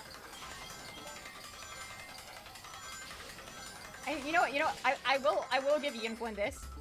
Archie Sonic is a little bit better. I have enjoyed the Archie comics when I have read them. Are they Sonic? No. But the thing is, I don't care as much about the game canon when it comes to the Archie comics because they are like explicitly non-canon. It's like the same way I feel about the movies where I'm not as mad about them because they're like not the Sonic I know, explicitly so. It's when they try to convince me that something is like game canon when it's like so clearly out of character that gets me. Like the IDW comics and Sonic Prime and shit. Ian Flynn can write his borderline Sonic fanfic with his out-of-character Sonic, like, takes. Like, I don't care. Like, he has his headcanons.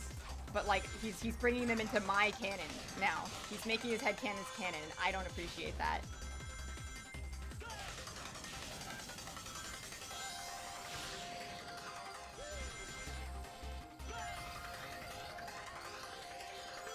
And no one can get on my ass for being an Ian Flynn hater because I used to be a Glazer and I've, like, woken up to the truth.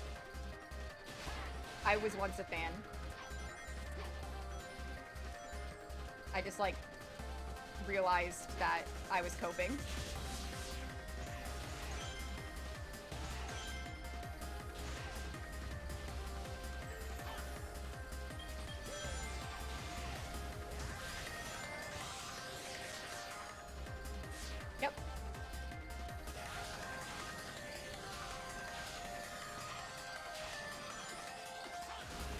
Is it true there's maintenance today, Jelly? Are they still doing that?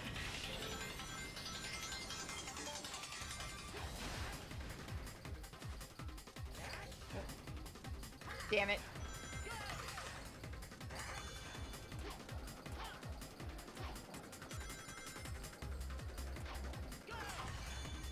Is it not happening now?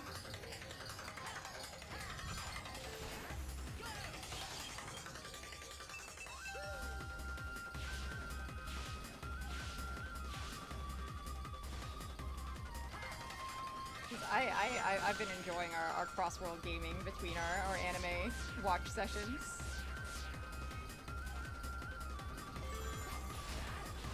Yep.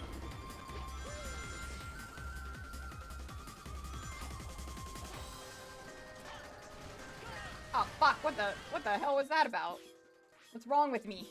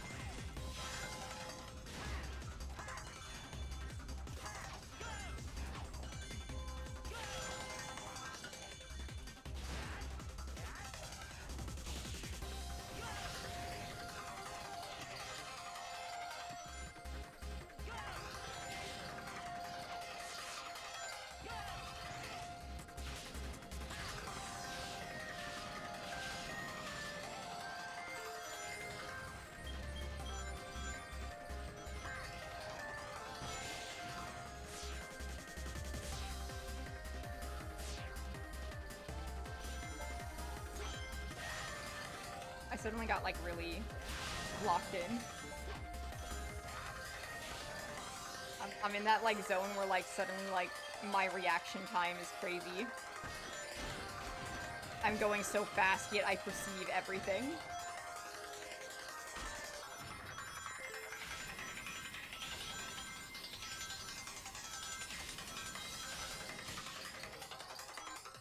Yeah, see,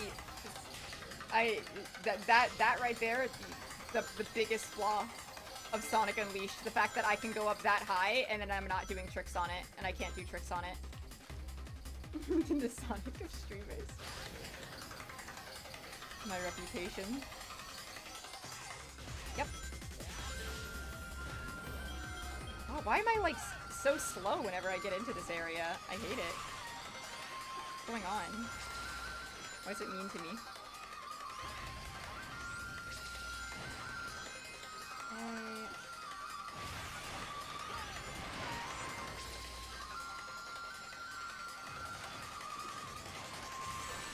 Damn it! Get the fuck out of there. I think that's my least favorite mini-boss in the entire game. Because if you get like slowed down even a little bit, there's like almost no recovery. And it's insanely hard to like dodge stuff because like it's not like perfectly on the sidestep grid.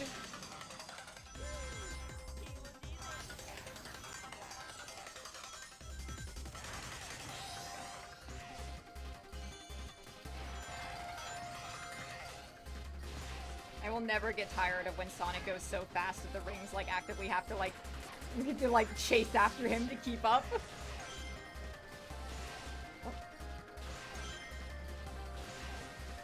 Yep.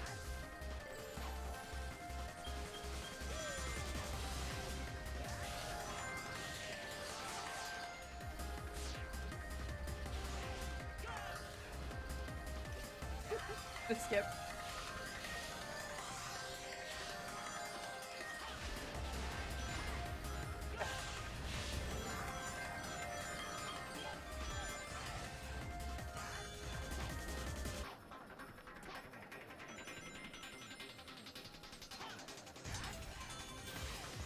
Nice.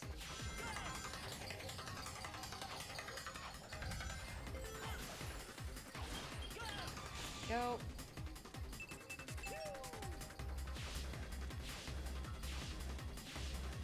Yeah. This level's really fun. I'm just enjoying I'm just having a good time.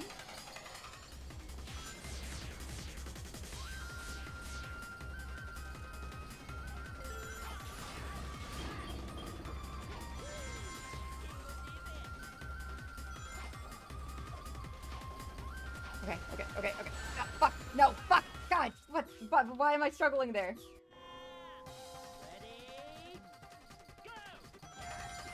Every day, I get back to the start of this level.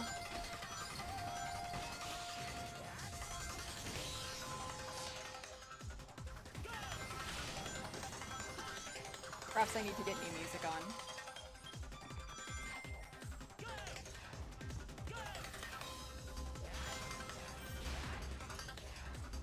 God damn it.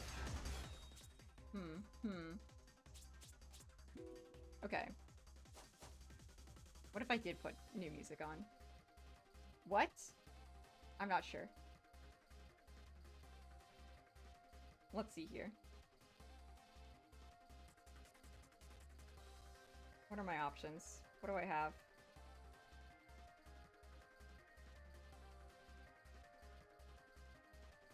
I need a new song on loop.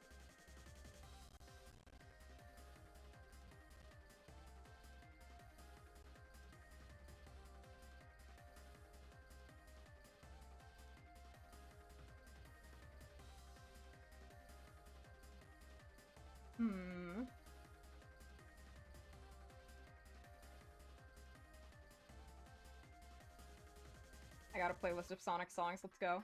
Alright. Let's see here. Audio capture.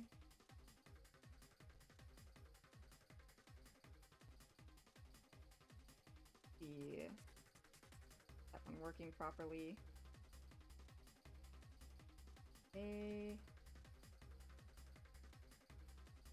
Turn this down to the same level around Sonic Unleash.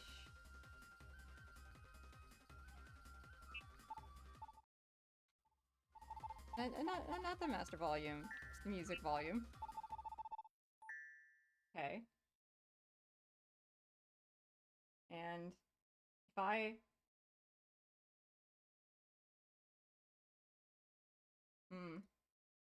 No, it's not picking it up, it's not picking it up.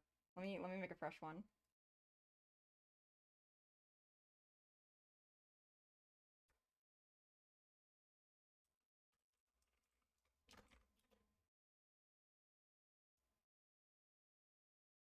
Okay, and you.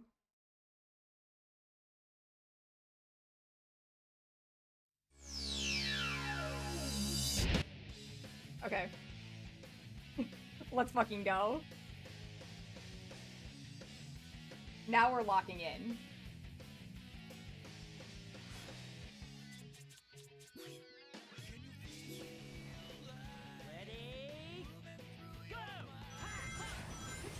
Fuck.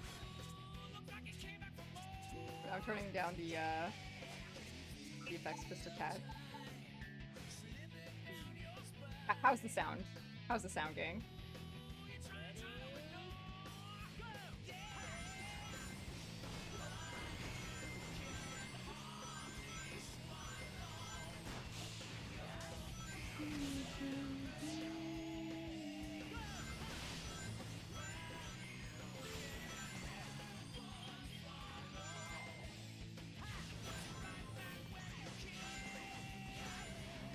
I'm seeing no complaints, so I'm assuming it's perfect.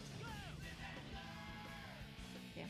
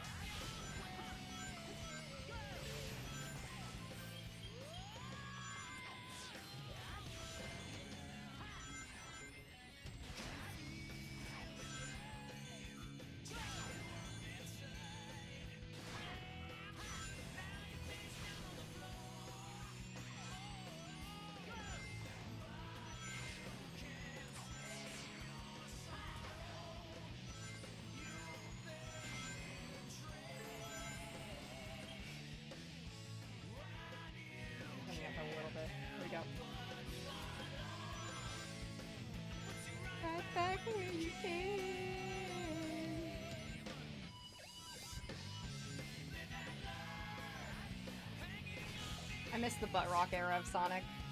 It was very good.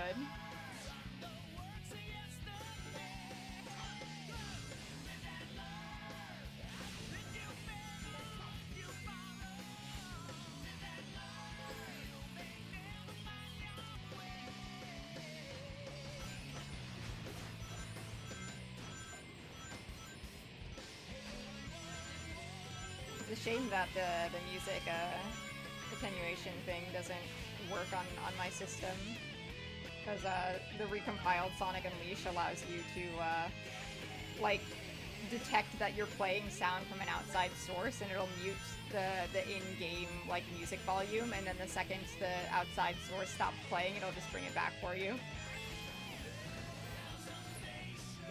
It's very cool. I wish I could use it.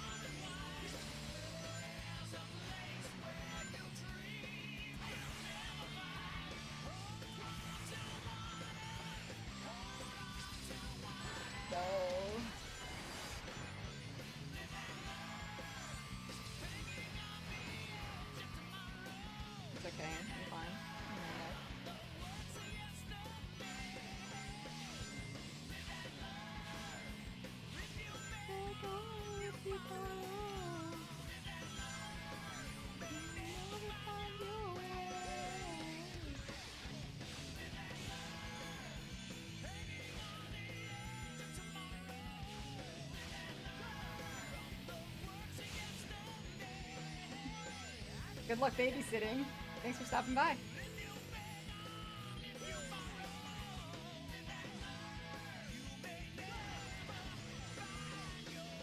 Yep.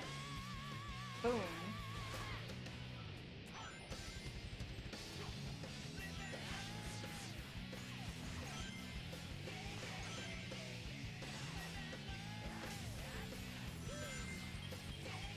Whew, that was close.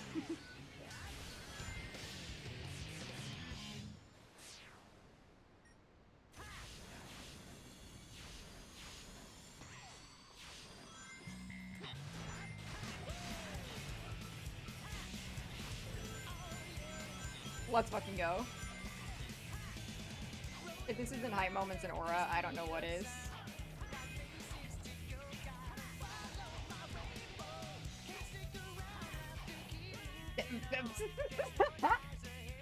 Yeah, okay.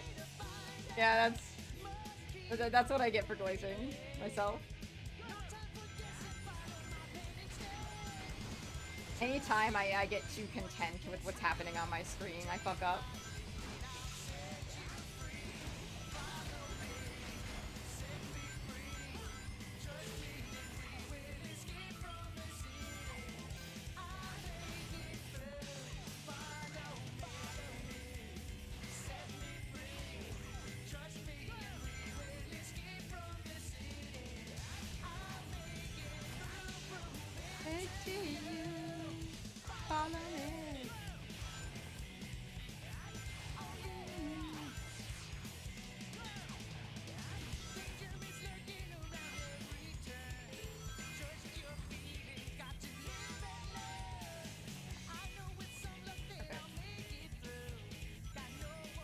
The Unleashed Fatal Flaw of not having a controllable camera.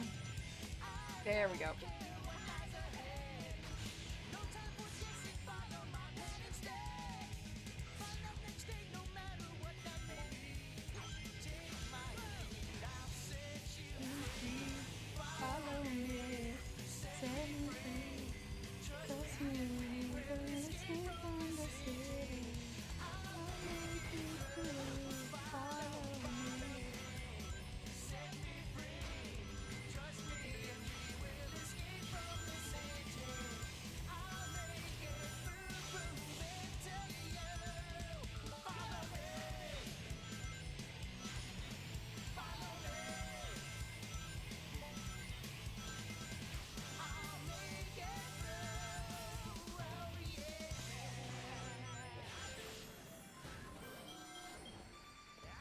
Yeah, that part there, that little transition, is so jank. It's so jank.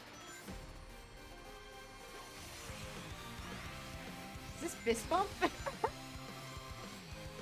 You know what? You know what? It's okay. Sonic Forces may suck, but Fist Bump is a good song.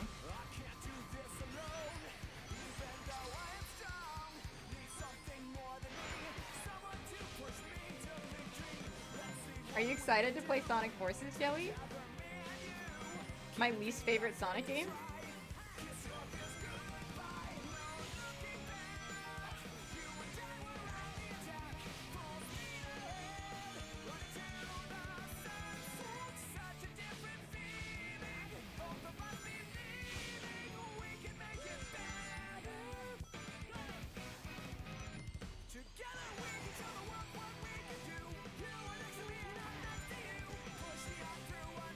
Yay!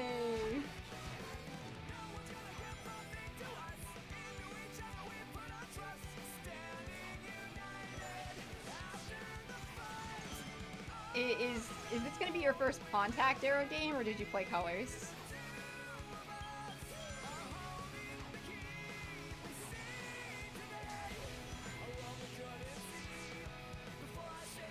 Never played Colors? Okay, great. I will say at least this isn't the worst of Contact's writing, as in he's like attempting to take it seriously, so you won't get no copyright law in the world is gonna stop me, and Baldy Miss McNosehair, that's the best thing I've heard all day. Generations. Okay, so yeah. Generations is Contact, but it's not really offensive because there's like no story and like barely any dialogue.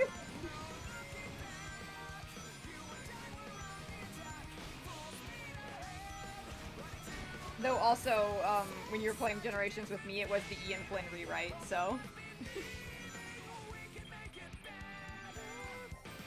Oh, I'm so excited. Sonic Frontiers is a game with no soul. Like, there are objectively, like, worse Sonic games in terms of, like, gameplay and maybe even, like, writing. But, like, there's whimsy in them. In my opinion. Like, Sonic Lost Worlds at least has, like, they tried to do something. Sonic Colors is fun to play. Sonic Generations is fun to play. Like, Sonic 06 is, like, trying really hard to be ambitious, and, like, some of the story beats are really, really good. And Sonic Boom, is a tragedy, but, like, the character animations are really fucking good in that game, and like you can tell the developer team really cared and wanted to make something really, really cool, but just couldn't because of how much they were screwed over. Sonic Forces is a cash grab, and you feel it.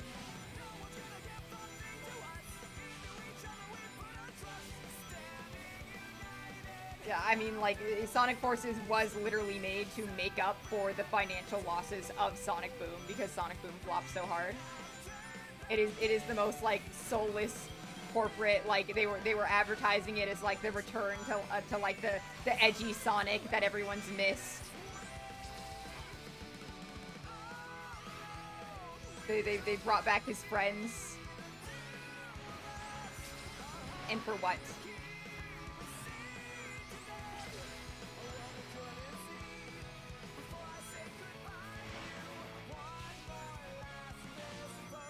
There are even, like, very few points in the game where I'm like, this is so bad that it warps around to being kind of funny. Like there are a few lines like that, don't get me wrong. And a character that makes me feel that way, where I'm like, okay, like, you're, like, so campy and cringe that, like, I kind of really like you. But, I don't know, man. Like, it's not even, like, funny bad. At least not to me. It's just like, okay.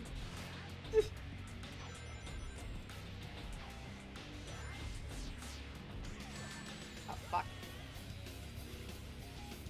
I Am All of Me starts playing and Sonic immediately dies from Shadow's aura.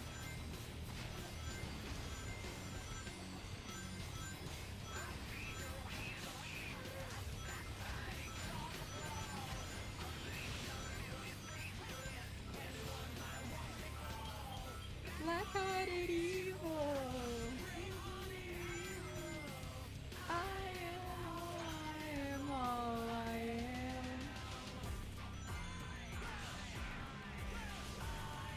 I want to play Shadow the Hedgehog.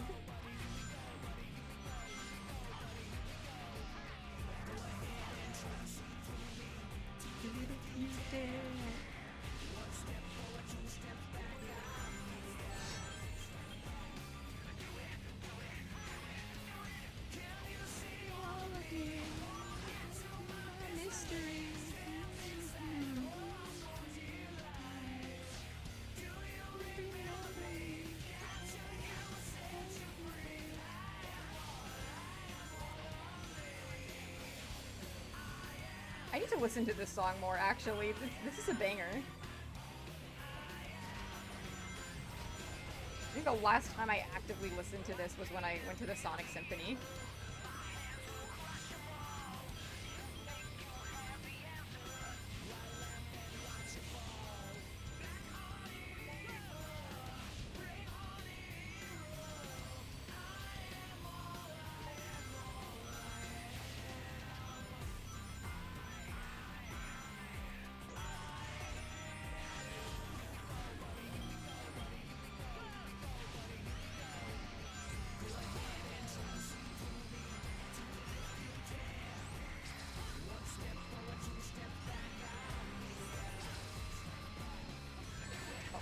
I stepped back too early. Oh, I was too distracted by all of me.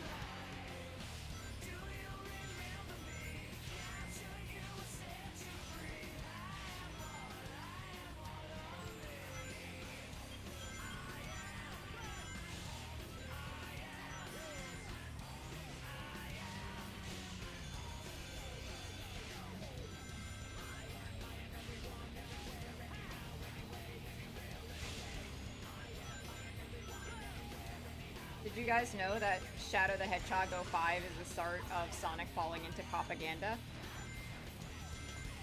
Specifically, less propaganda and more military propaganda.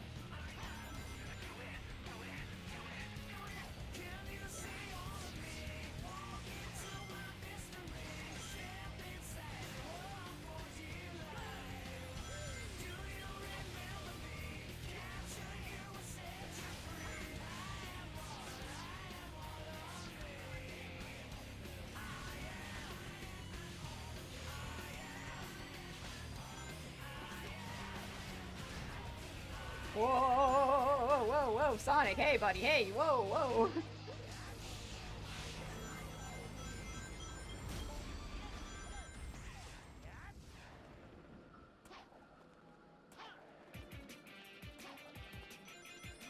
Let's go! I love Sonic in the Black Knight! Night of the Wings. Honestly, might be my favorite Sonic song.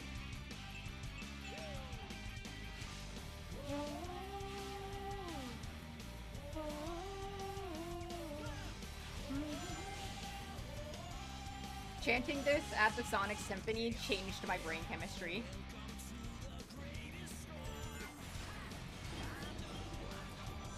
You have way too far. Fuck, much too long. I don't know the lyrics, I'm a big fan. I need to die.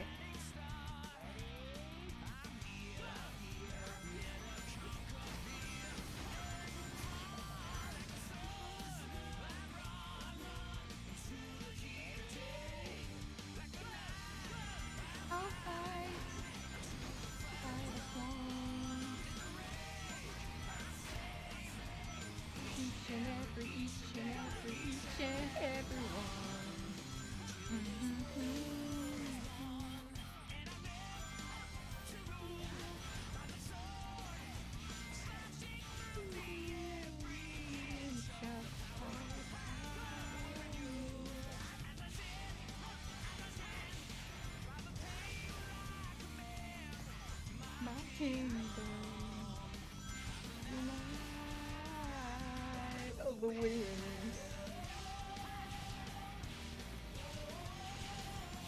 Jelly, I'm so excited for you to play Sonic and the Black Knight. It's so good. I mean, the gameplay is jank, but it's so good.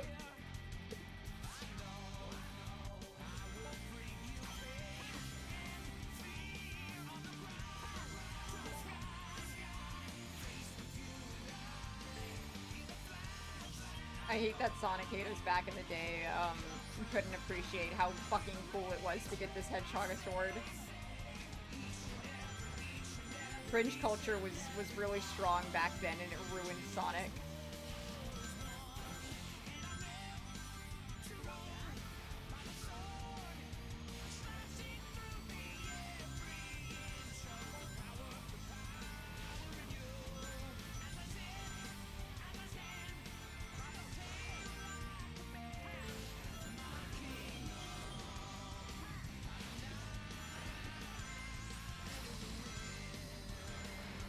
You know, I think the issue here is they need to wait to rotate the camera until I'm, like, actually, like, hitting the dash panels.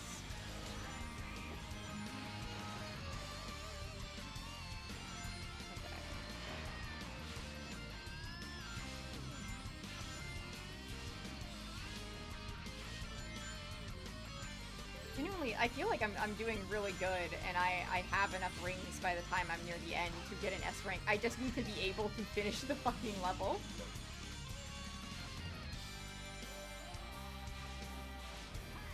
Oh!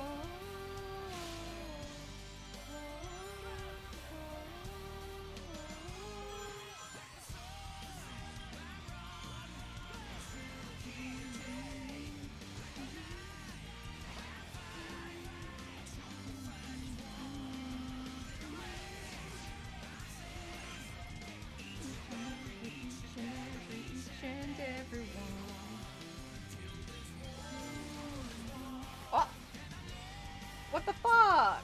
That's never happened before. That was just mean to me.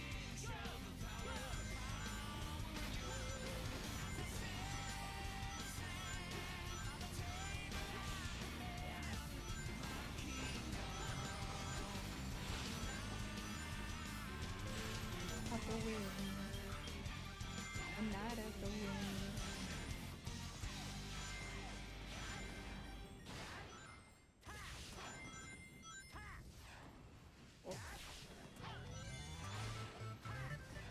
Let's go! Lights, camera, action, baby!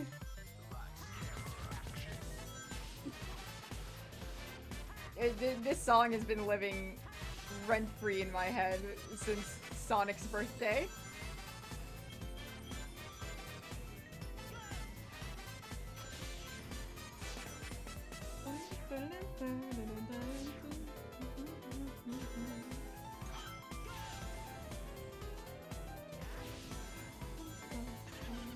Fuck.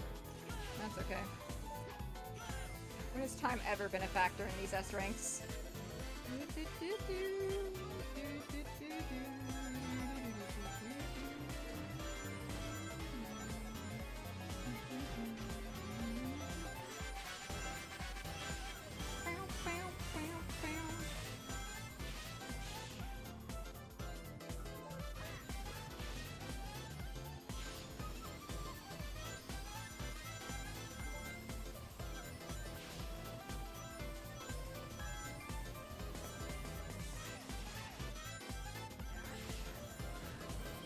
Yeah, they need to wait to turn the camera until I hit that second hatch of dash panels right there.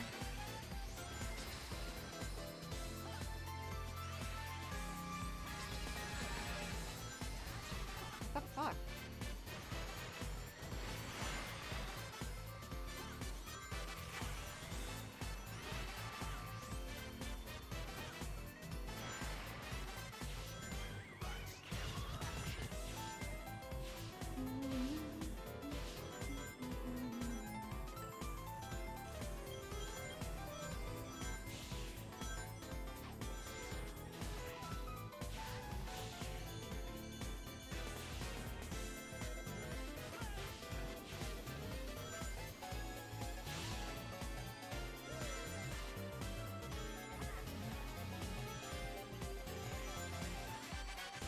Yeah, same here.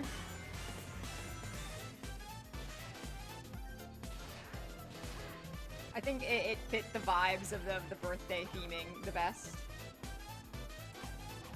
Whoa. Okay, okay. I'm gonna build up some speed. There we go. That's much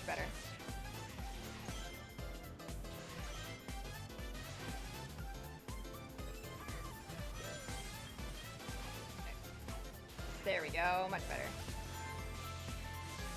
Hop. Boing. Da-da-da-da-da-da-da. Yeah, what?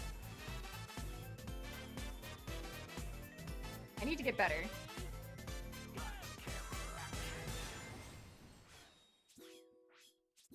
I just need to get good. Ready, go!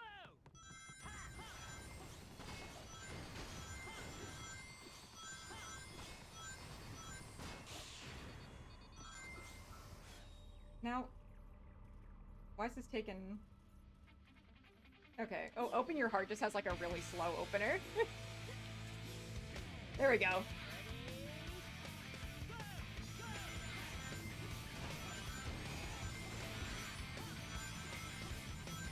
Yeah, baby.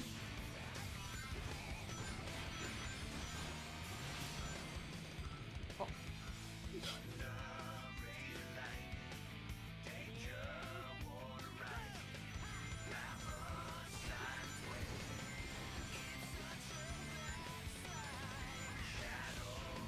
I feel you, Jelly.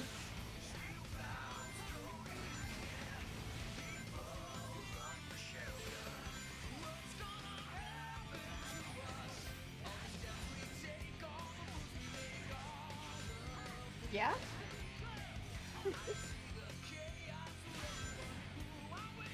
Do it, do it.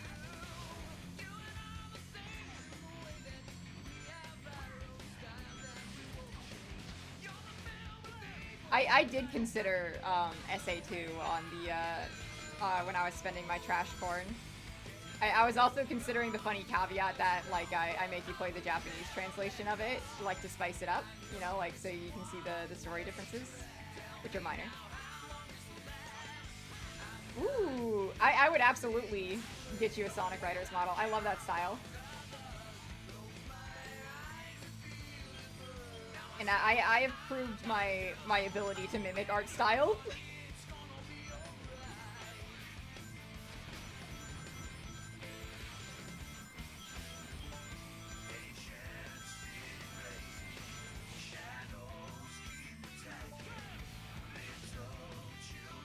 The power of my animation major.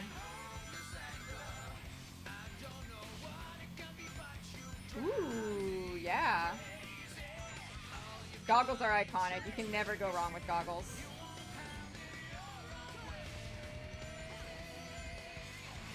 Hold on much longer.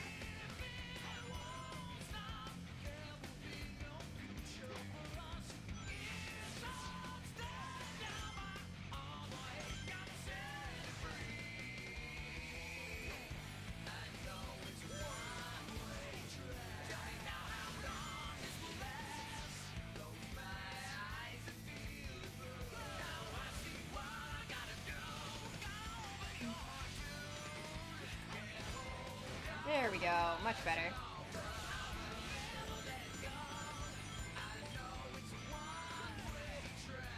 Yep.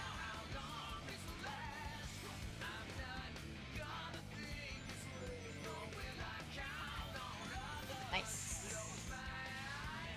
Okay. I'm feeling pretty good.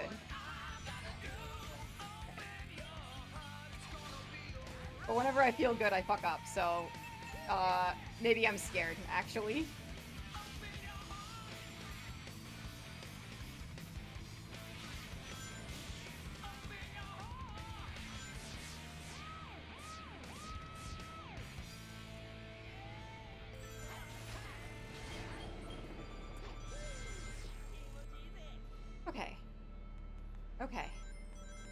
This is the part that's fucking me up now.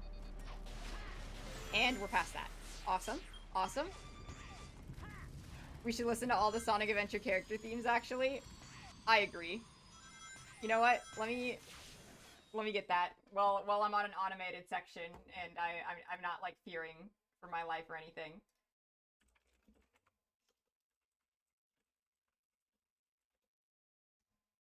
Amy's theme for Solidarity, yeah. Honestly, literally anyone, like, criticizing, Amy's character needs to listen to her SA1 theme. Sonic Adventure 1's three character themes? Okay. But why has it got two versions to them? I don't need all of them. I just, like, one version of each would be nice. Okay. Let's get My Sweet Passion for you. And then I'm putting this one on shuffle.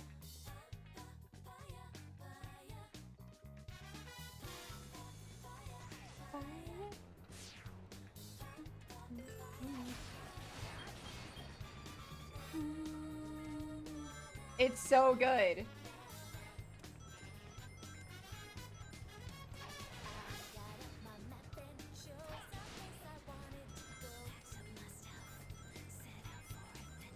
Wow, she's adventurous.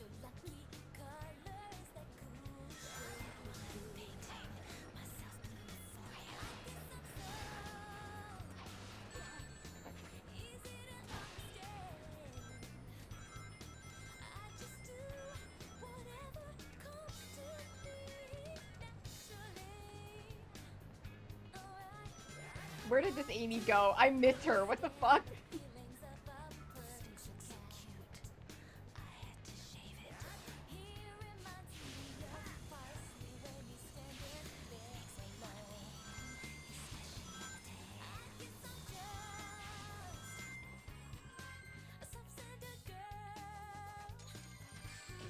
Nice.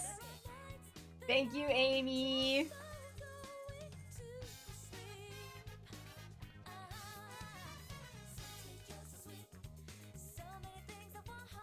Amy Rose got me the S rank. Who wants to be a wonderful girl, and she's not simple-minded. You probably need me. Yep. The "you probably need me just as much as I need you" line is very good. Like, Amy wants to be reliable for Sonic, you know? Like, she's never been a damsel. Literally never. She breaks herself out of prison in multiple games. And she's, like, sneaking into Eggman's base when she's just a girl and has very little, like, skill.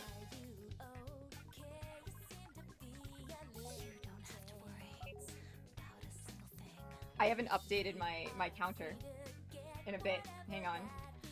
Because I did 2 at the start of the stream as well.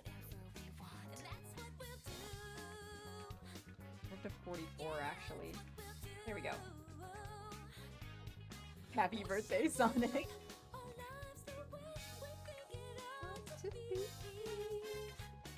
Okay.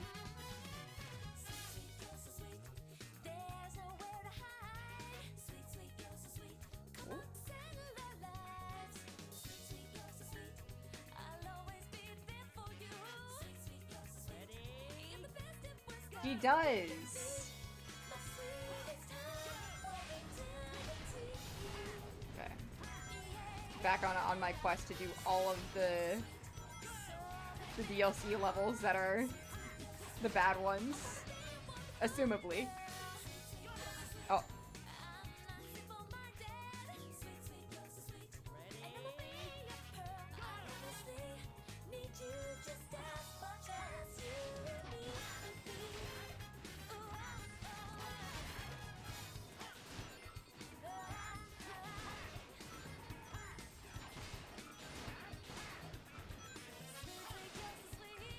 Ignore that guy.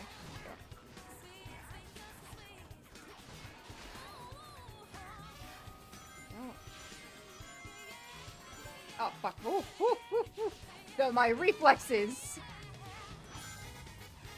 Oh. That's an instant death pit, good to know.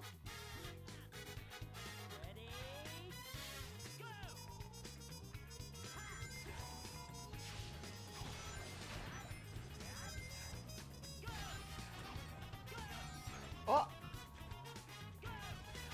Alright, noted, got it. At least it's not fire again.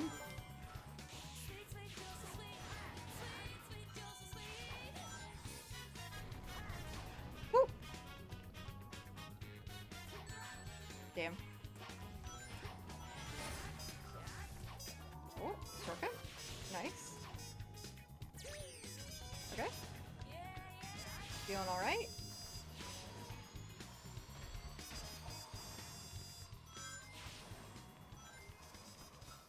Of course, I don't want to speak too soon when it comes to this stage.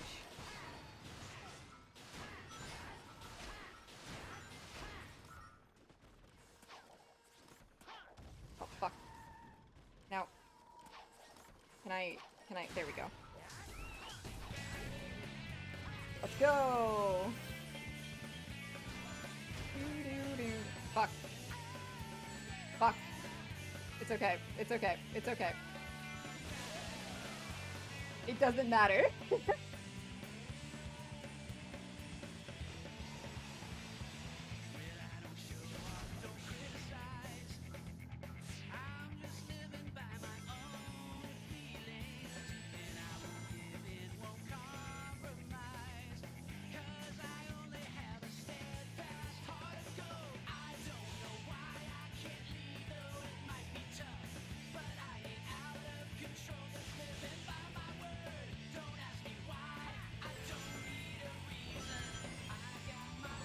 Fuck.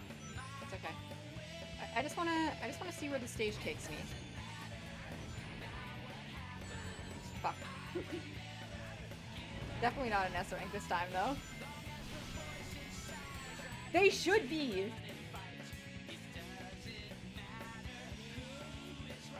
Doesn't matter who was wrong and who was right. That's my Sonic, alright. He does not see himself as a hero.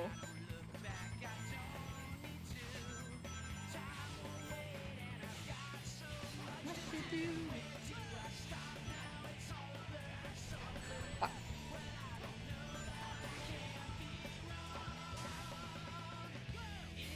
Doesn't matter now what happens. I will never give up the fight.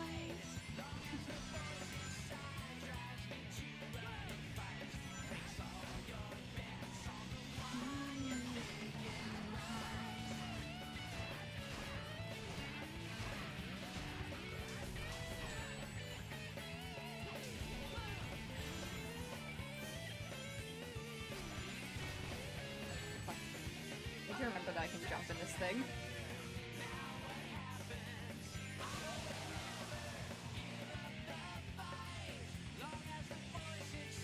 You know, actually, hang on a second.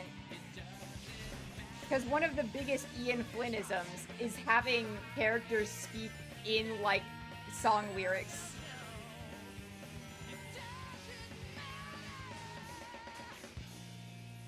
How does he still fuck it up?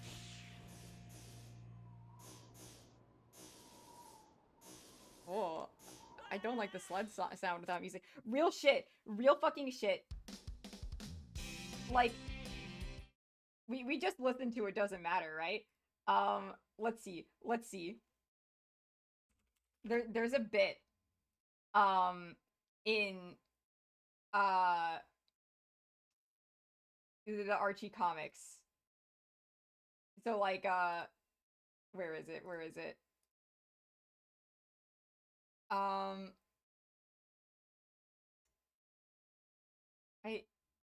I think this is it. So, like, I have, like, multiple comic panels saved of this. Eggman, like, you know, we're not that different, you and I. We both have our own styles that we won't change. And it's honestly like, yeah, but yours is evil and mine's not. And I'm like, those are fucking song lyrics. Knuckles goes, you can call me Knuckles. And Charmy goes, unlike Sonic, he don't chuckle.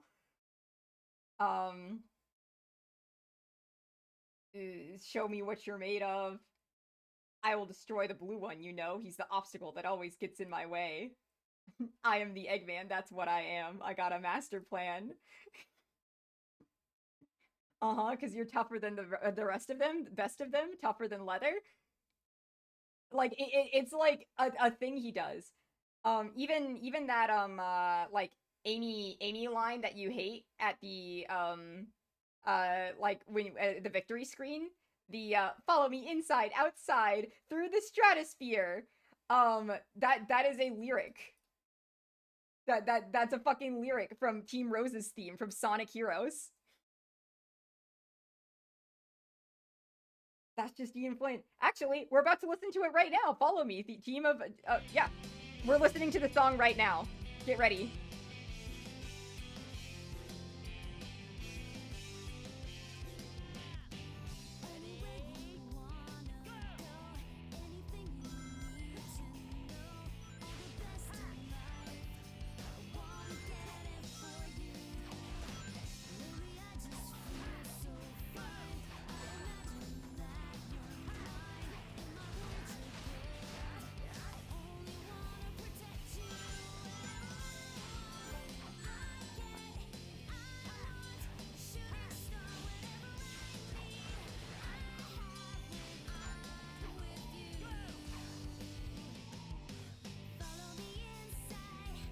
Outside through the stratosphere.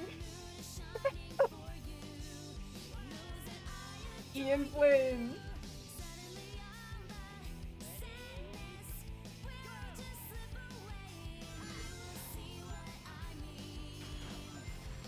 Ian Flynn just needs to let you know that he does remember the team themes from Sonic Heroes.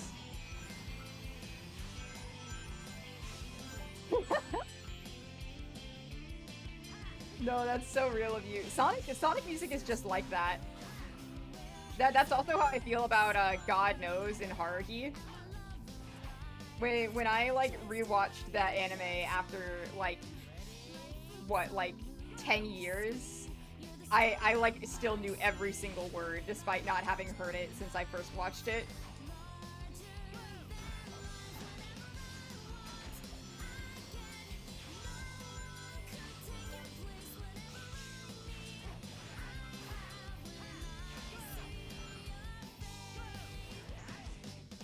Follow me inside, outside, through the stratosphere.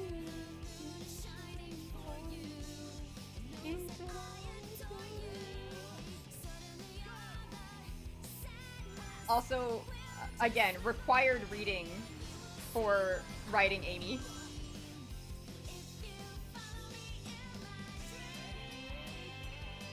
Like her wanting to protect Sonic. And of course the members of Team Rose, and get Chocola and whatever. Yeah, probably because they're song lyrics and not meant to be used. And like, sure, some of them are like fine as dialogue, like, oh, show me what you're made of. It's just like a whatever.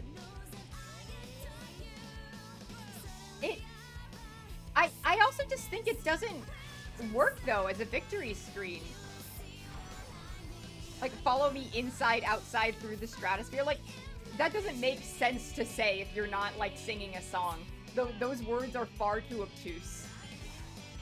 Maybe if she sung it, so then it feels like it's like an actual reference to the song, like, you know, like she's singing her own song.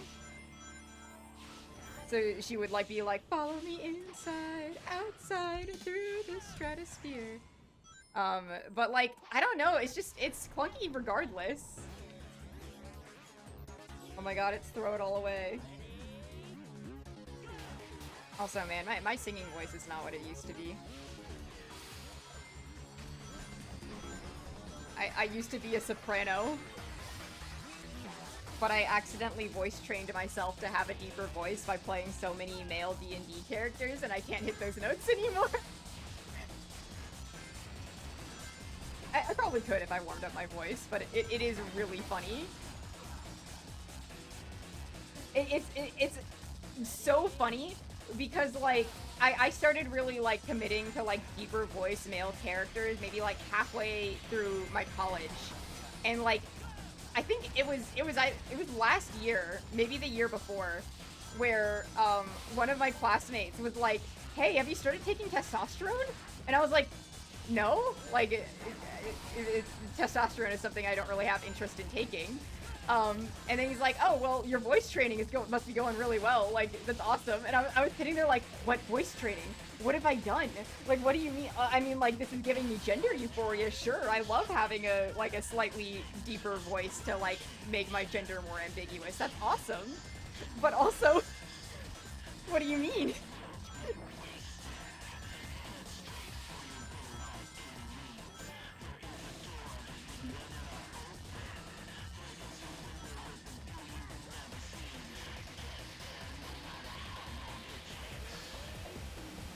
Played too many male characters.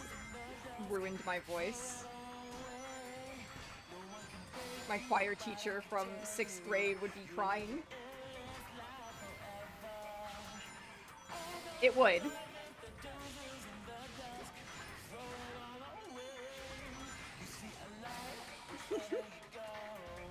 I just find it funny. Like, I mean, I don't really, like, care that much. Gender's a myth. I don't make, like, too many efforts in my day-to-day to, like, obscure my gender, but it is fun. I like being a mystery. I wanna cause people confusion when they look at me.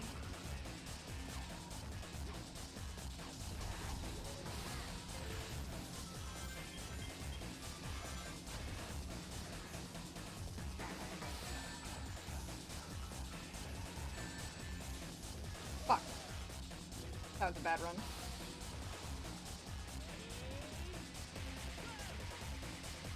Yeah. Care how I'm perceived, like female, male, non-binary, like whatever. My gender is what you decide. It's funny that way, but I do like being an enigma because it makes it, I guess, easier for people to pick genders that aren't like feminine. I'd say genders that aren't feminine, like female isn't. You know what I mean. You know what I mean. Because as I've mentioned before, I have big ol' bitties, and I have sensory issues, so I can't really bind. So any little bit helps with my mysterious gender identity. Yeah, choose your own adventure gender. Yeah.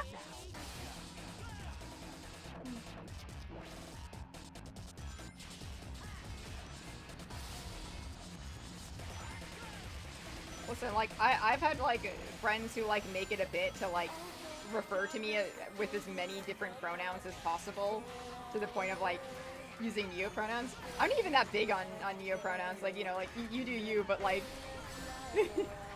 they're a little difficult, but, like, I don't mind. Like, they, fur, whatever, Zer, like, sure.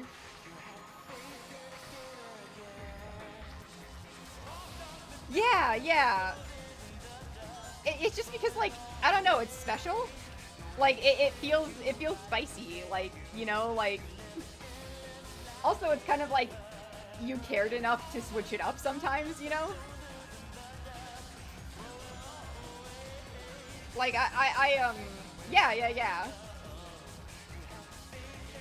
Like, I mean, like, in most aspects of my life, especially outside of school, and outside of online stuff, I am exclusively perceived as female, especially by my family. So, like, sometimes, like, hearing someone use, like, he or they for me, or whatever, I'm just, like, kind of like, ooh, it's different. Like, it's a change in routine. It spices things up a little bit. Keeps me on my toes. Keeps it interesting.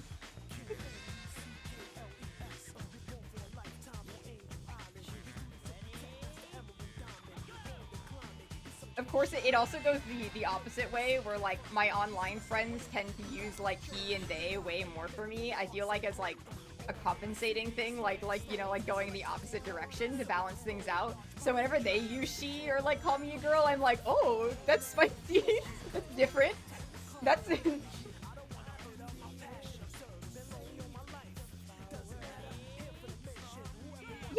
yeah, no, I get you.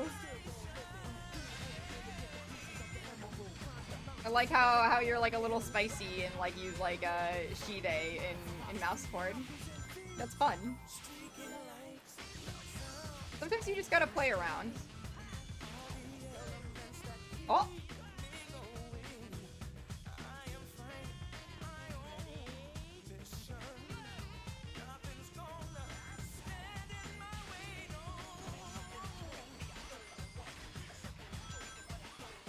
Gender's an illusion, and it's whatever you decide it is.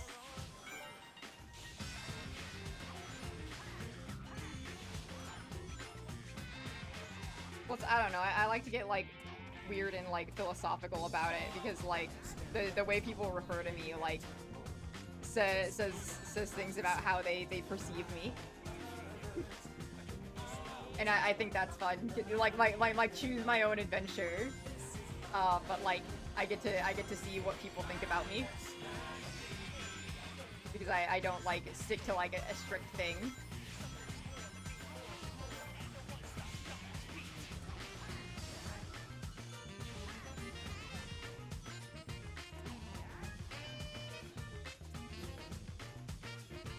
Yeah, no, we love like go crazy. And like I said, I don't mind. Like do whatever. It's just fun. I don't know. Every now and then I'm like, oh, that's fun.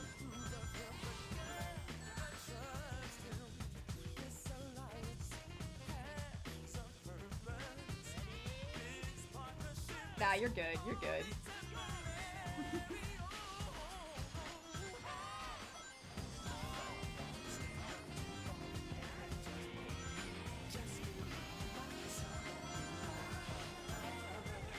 I feel like they, them is what most people end up calling me when I'm like, oh, I don't mind, because it's like the most neutral. And I feel like, so sometimes there's like some fear of like putting me too strictly in a box by like using she or her, because those are like more binary. But also like, I don't know. Yeah, I guess my feelings are like shrug emojis, but like the silly ones.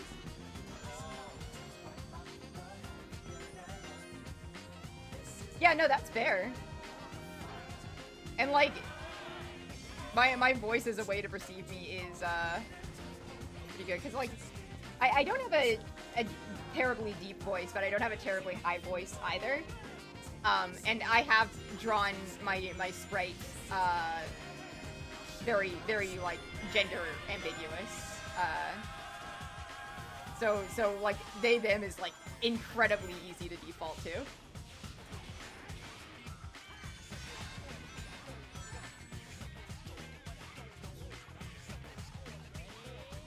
But I guess with my voice, like the ambiguous like nature of it invokes they them, but that's also like the point is to be ambiguous, so like you can go in any direction.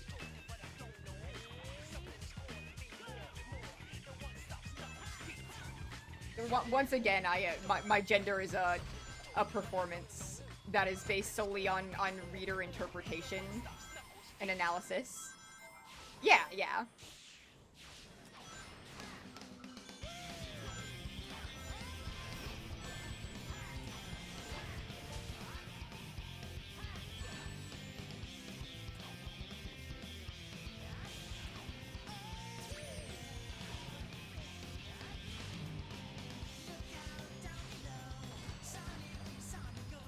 And like, I guess pretty thankfully, I've done like a lot of like character voices and voice acting shit before, Not for like any professional like projects or anything, though I would like to sometime. So like, I have like a lot of control over my voice.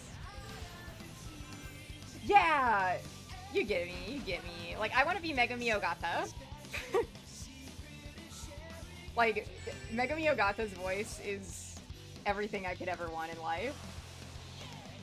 They give me so much gender envy.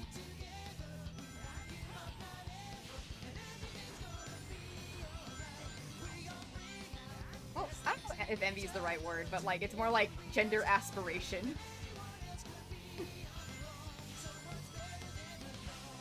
Yeah, go for it.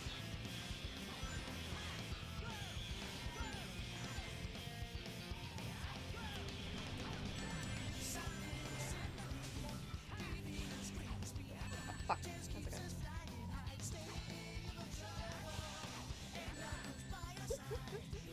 Okay, I'm just being stupid.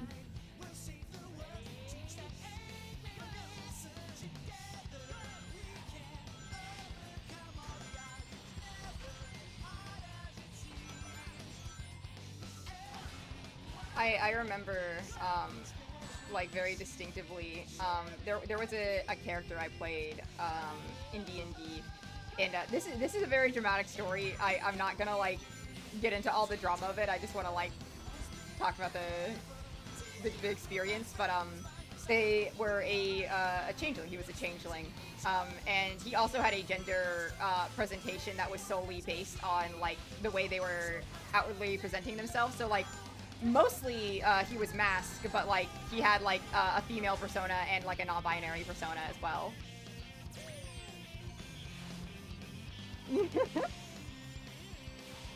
Yeah, Megumi Ogata, might be the only celebrity crush I've ever had, and it is solely based on the way that she voices Nagito Komaeda.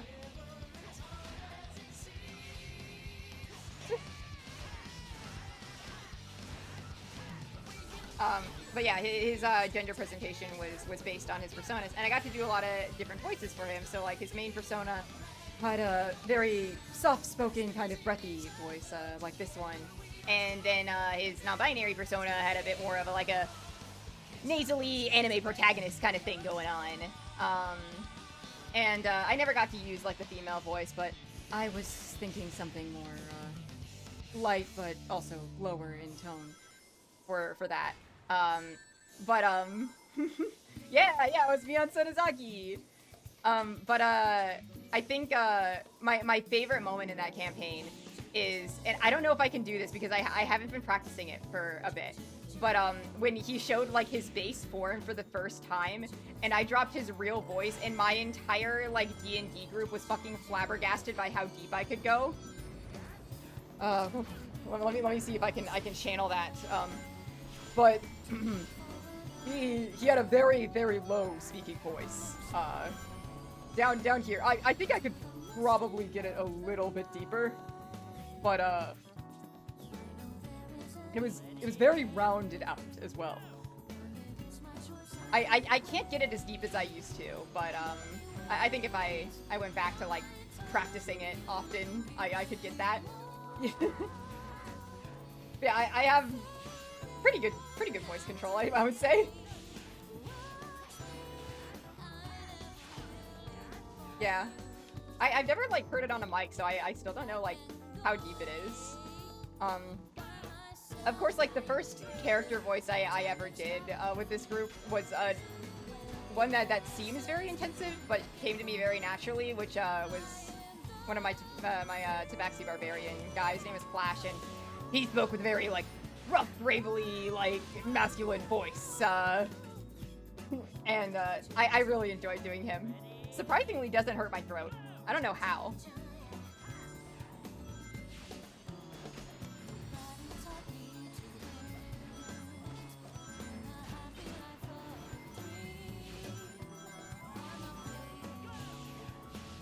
I want to listen back on the spot and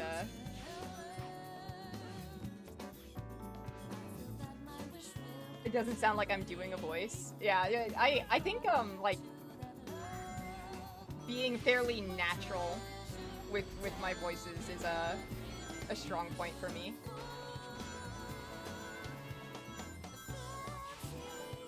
Yeah, yeah.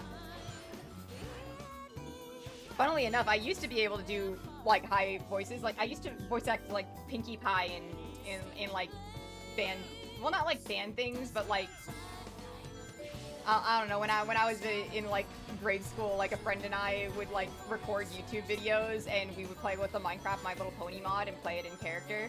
And I used to be able to do a really good Pinkie Pie. I'm not sure if I can do that still.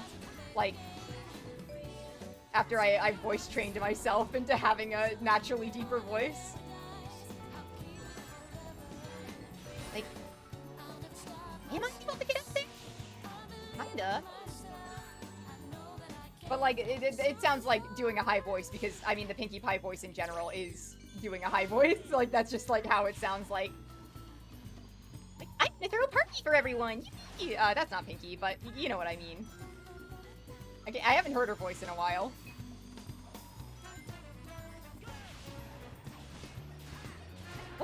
What's the most natural high voice I can get?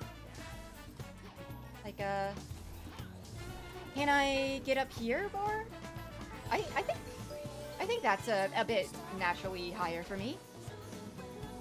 It's weird. I'm forgetting what area of my throat that like you go for higher voice. 'Cause I speak like very in the back of my mouth. Speaking a bit higher, maybe trying not to get as breathy with it. Yeah, I don't know. I think this might be the best that I can do, but I think I'm not like getting much higher than. Well, I guess my bass talking is down here, so. Why did he like go out of the 3D section and fly backwards? That was odd. I should play around with doing more voices again. I miss it. I remember on a podcast episode I was doing with a buddy of mine, we were talking about how yeah, it's when I do higher, it gets like a little bit up in my nose, and or it gets really like open and breathy. And I know for deeper voices, you kind of like open stuff, whereas like with higher voices, they get a bit like closed off, which is why that happens, and it's a bit harder to make a higher voice sound natural. But yeah, I miss doing voices. I need to do more voices for things.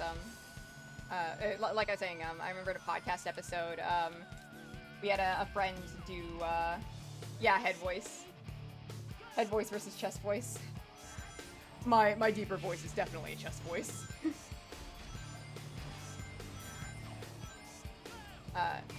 We did like an example of our voice acting because we voiced Umineko out loud, and my Beato voice is probably one of my most fun voices that I do.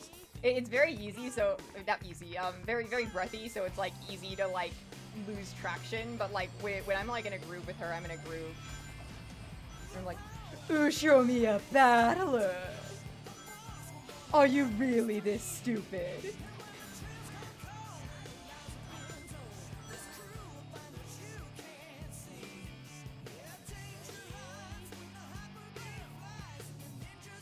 I think deeper femme voices are very fun to pull off. You're incompetent.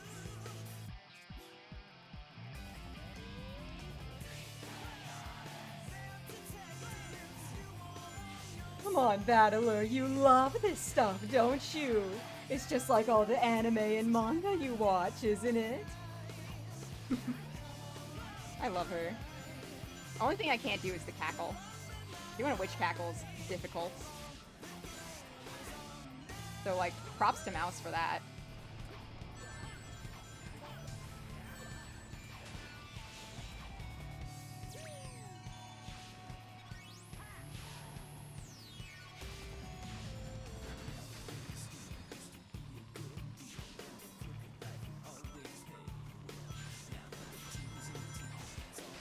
I'm hoping my improv streamer project, whenever I start getting that off the ground, will give me more opportunity to do some fun voice acting work.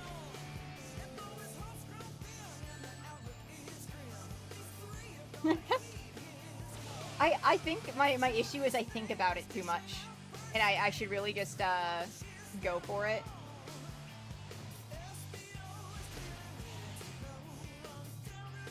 I think like the thing that I get fixated on is having that really high start. Because if I haven't like been like warming up my voice for it, whenever I go too high now, my voice cracks insanely bad. I've noticed it especially when singing.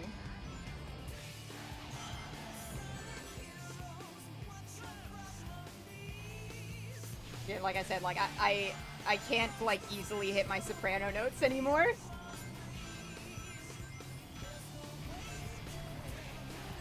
Fuck.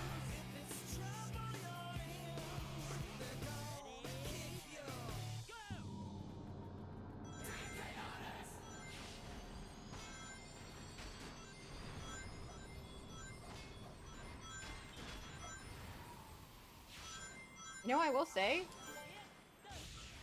the last two DLC levels that are the base level but worse are not as bad as the other ones that are like this. Somehow.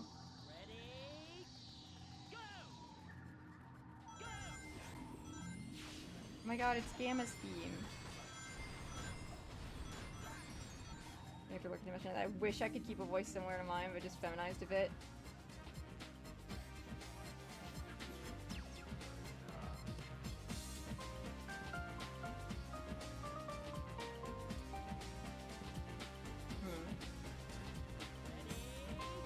Yeah, I mean, like, the more you practice a voice, the more natural it gets to you. Because this is just, like, the register of some of my D&D characters that I was playing at the time. I'm just, like, not speaking in their cadence.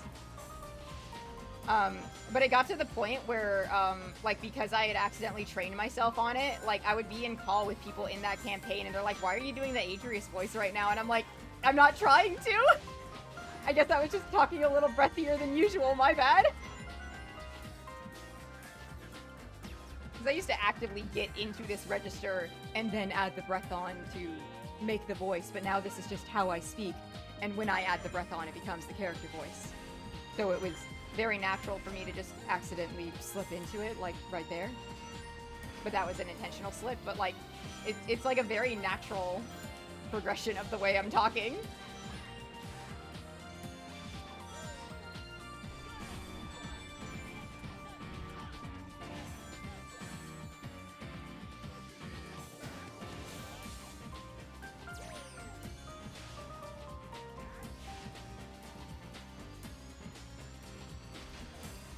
I want the lyric themes. I'm sorry, Gamma.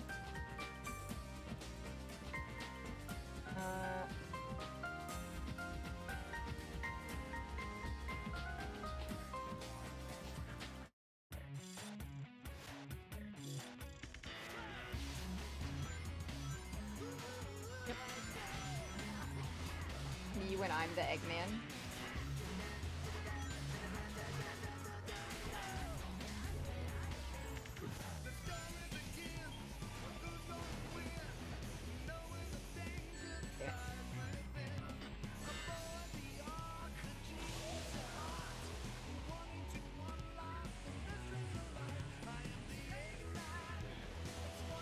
I'm having a big feeling that this level is going to be extraordinarily difficult to S-ring, solely because it is very hard to keep rings.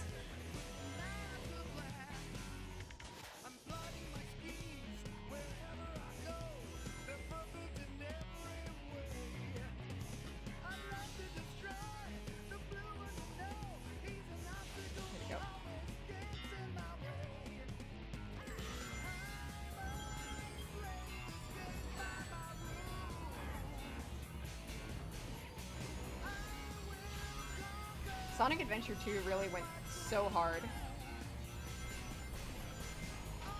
Did I say 2? I meant 1. They both did. Right?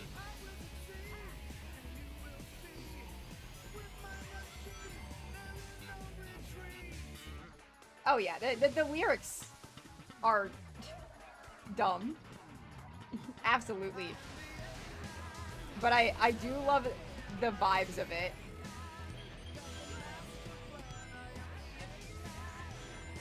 In terms of like, the sound of it feels like Eggman, if that makes sense. Like the pace of the song as well as like the lyrics. Not the lyrics, the instruments is what I meant. Oh, there we go.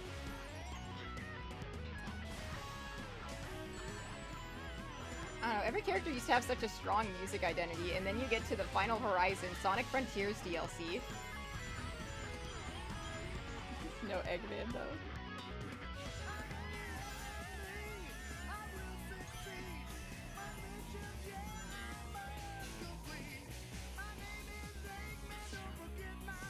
Yeah? Anything can happen. There's no time to take it slow.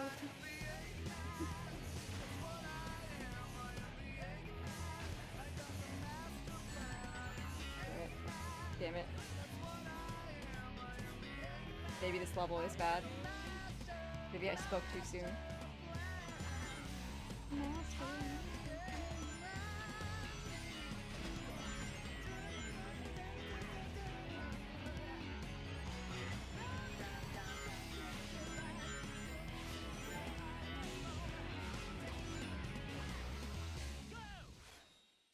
Yeah.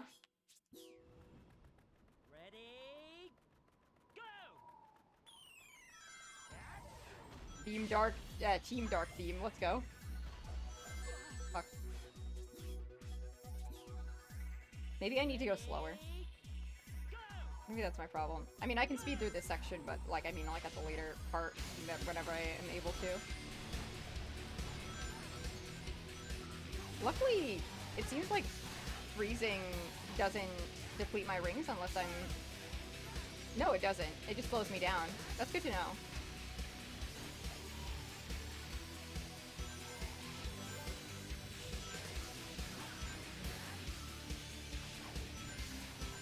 God damn it. That jump's hard.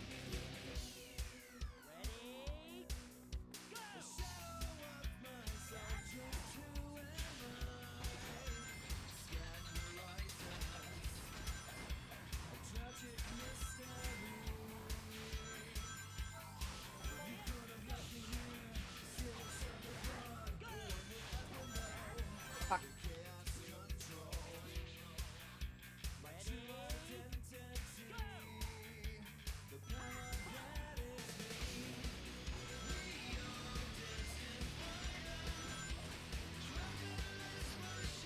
By the way, Jelly, we're good for Bunny Girl Senpai at our usual time, yeah?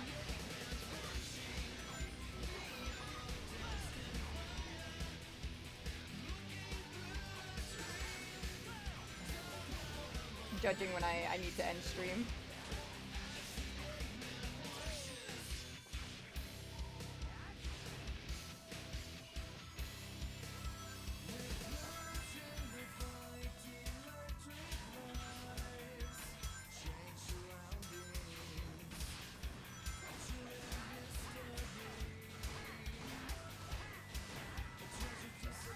Yeah, totally.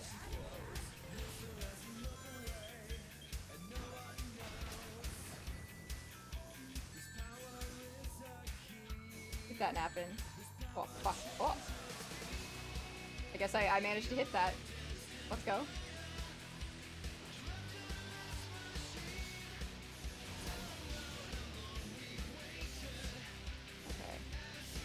Let's see, I think I just need to...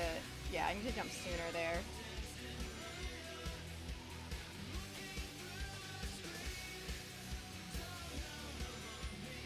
There we go. Upper route. Nice.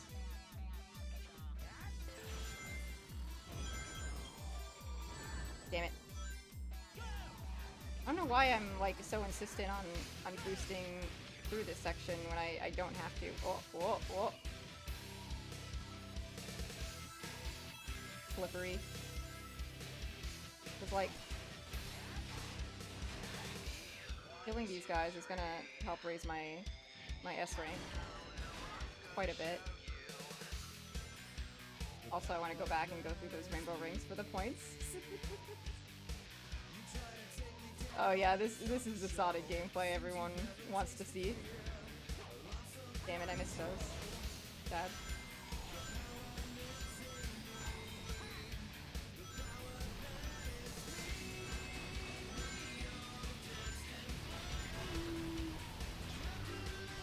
Oh! Oh!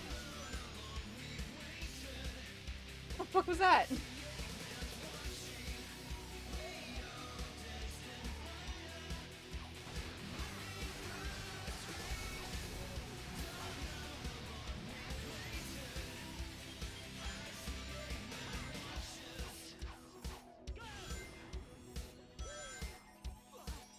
This fucking dude.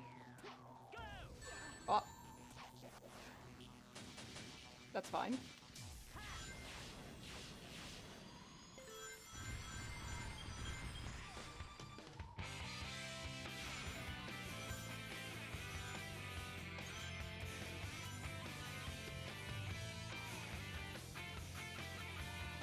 So, these guys. Nice. Ah, fuck. Not the bombs.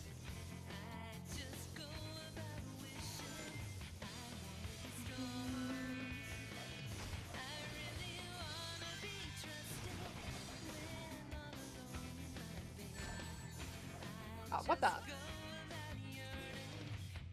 Believe in myself, actually.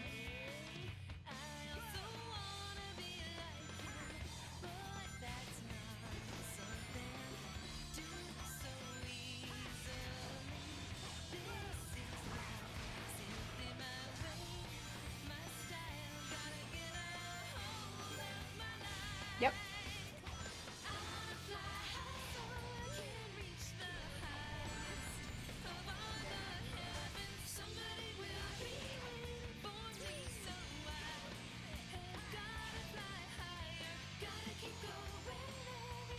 The bits about flying higher might get ya. Yeah. Honestly,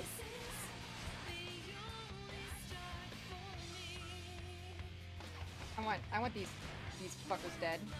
I need them gone. Oh.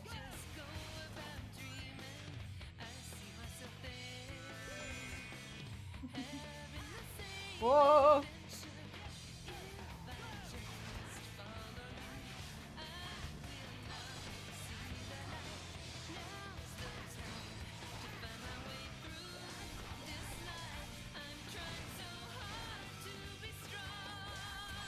Damn it. Yeah? What's up?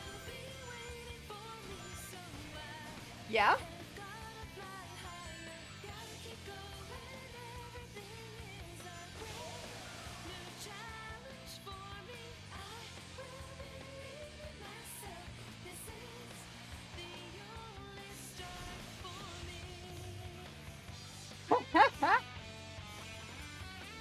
That's really good. Oh man, Sonic Frontier sure is a fucking game.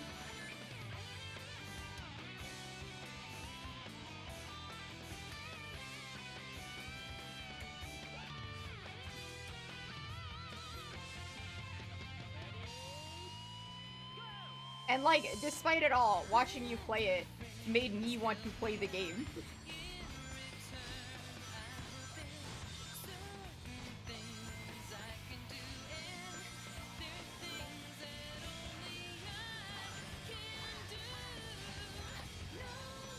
Like, unironically, I want to do the DLC tower climbs. I've been thinking about it.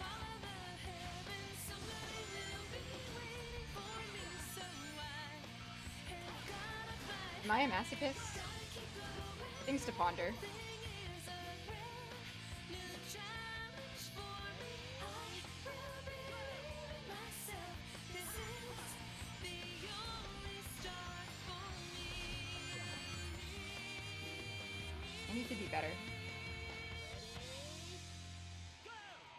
Yeah, I think like the fact that stream went like crazy long definitely added to the exacerbation. Yeah. Honestly, I wasn't expecting you to go through the whole DLC. I was just thinking like, oh, like you could like see what it's like to play as the other guys and then call it.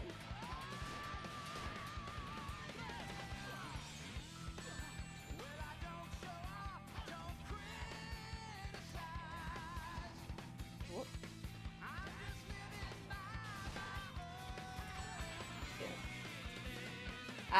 Yeah.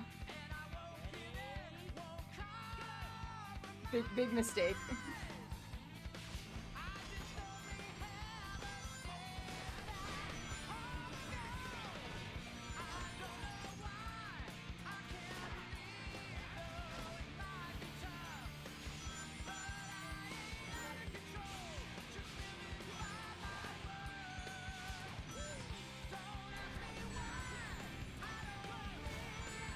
Damn.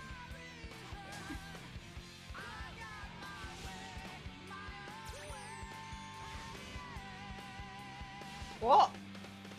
You see him like standing just like straight up, like still like. That was so funny.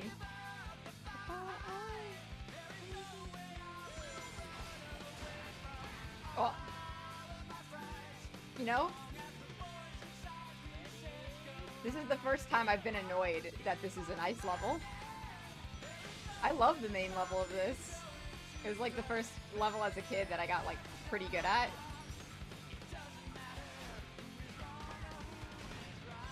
But I think like when I'm like trying to slow down to make sure that I've like gotten rid of enemies and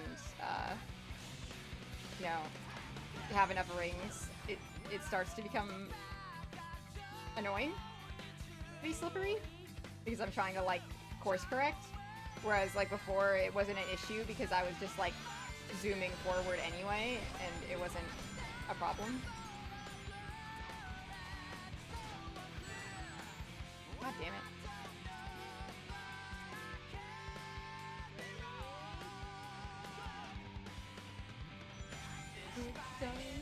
Damn it. Wrong course. I'm a failure.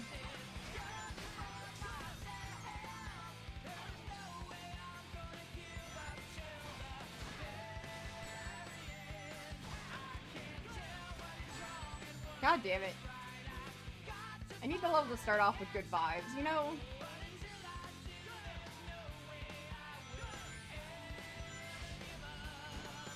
It was a baffling choice in the Frontiers DLC to make each of the character themes like only have like 2 to 3 lyrics and to have them loop like so often.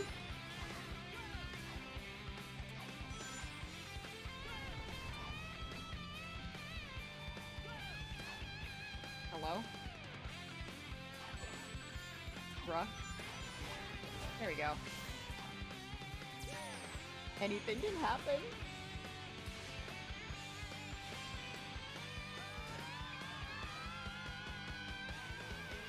Whoa. Whoa. He's so slippery. I know I've said that Sonic Unleashed Sonic control's really slippery, but this is a whole new level of slip.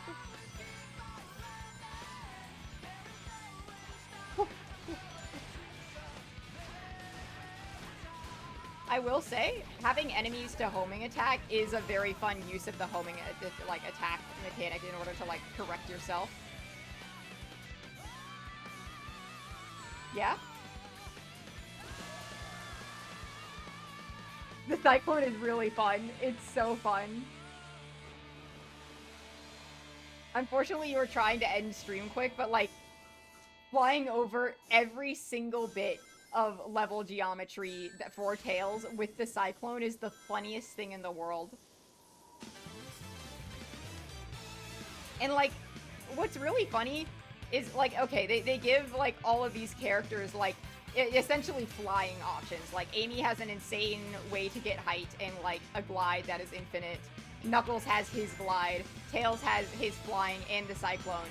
And they designed none of the end goals of the platforming challenges to like stop you from reaching them with just flying over stuff. Like, they have really good platforming challenges for like being able to fly. Like, if you actually like go through and try the platforming challenges they had laid out, they're fun.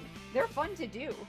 I think the platforming challenges in Sonic Frontiers DLC are the best ones that they have in the game, because it's not like you're just like on rails. It's like you're actually like thinking about it.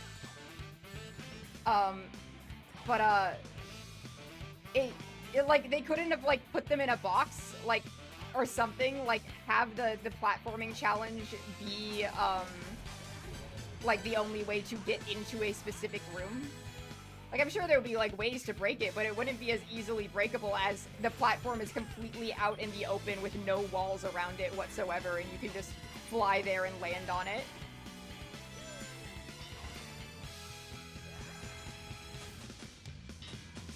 Yeah, flying over everything was way more fun. That's what I was like saying to you, where like before you played Frontiers, where I was like, yeah, a lot of like the platforming challenges, like if you're not like vibing with it, like it is way more fun to learn a way to just cheese it, like to like climb up a wall somewhere and like jump over stuff instead of like I think the perfect example is like when you were trying to like do that like wall climbing one on Kronos Island, and you like had to like go over on one of like the ancients' houses and like jump across, and then like I told you the solution was just to side loop the stand at the bottom. Like that was perfectly it. Why am I getting hit as there? Most drag and drop level assets ever designed. Yeah, I hope that they make the world feel a bit more natural, because like even in like say like this stage, like of course this is a linear stage and there's like weird floating obstacles and stuff like that, but they're all themed around the world, right? So like, you know, like the platforms are ice platforms and stuff. Like even little things like that would have made them feel more in place, or just like attaching more stuff to structures, or even like let the platforms have like little hover pads like underneath them. Yeah. Unlike Sonic, I don't chuckle.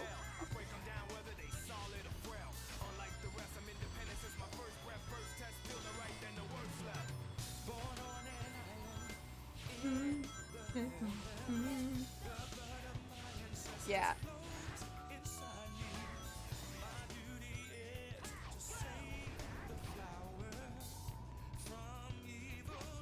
I think it's so funny that they just like split Kronos Island in half and then made the last two islands the other parts of Kronos Island that they cut off of it earlier.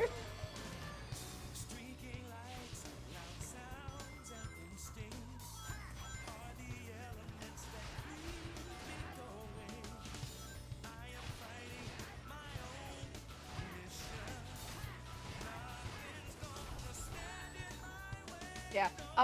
What's really fun is actually like a lot of like the original like plans for Kronos Island are in the codes, and there are some cool mods that like restore it to what it originally was.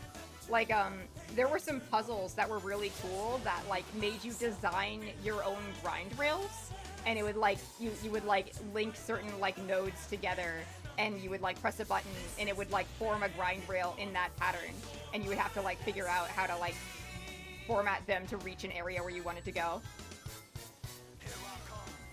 And that's like actually interesting puzzle design that also like fits Sonic, because it's like creating a pathway for you to run fast along to reach a destination you want to reach.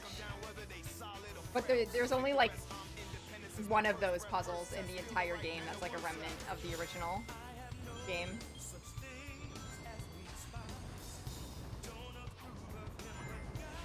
There's also dialogue in the game that suggests like part of the plot was going to be like Sonic struggling to like there being memory issues, like how like the fact that like Amy, Tails, and Knuckles like you save them with their memory tokens, and there's some dialogue of like Sonic like trying to remind himself of his name.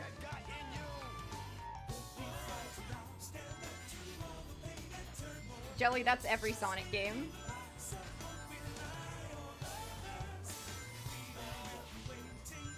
I think the memory stuff is really interesting. I wish they didn't cut it, because I would like to see how that plays out. Like, Sonic trying to get his friends to like remember who they are because they're like stuck in cyberspace.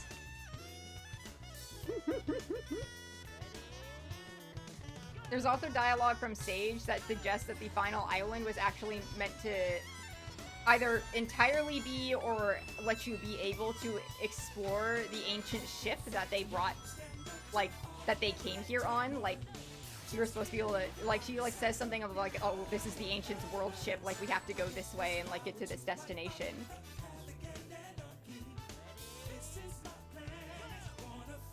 I'm so curious about, like, more of the cut content. I wonder if they'll bring any of those ideas into the sequel.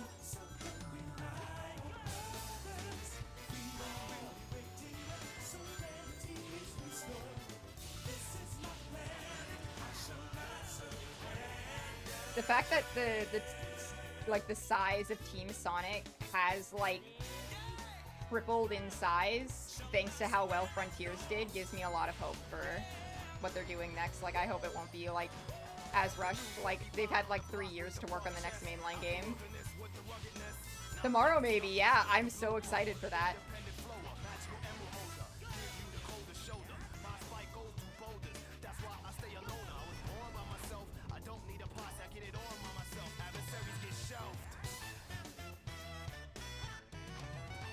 Damn it.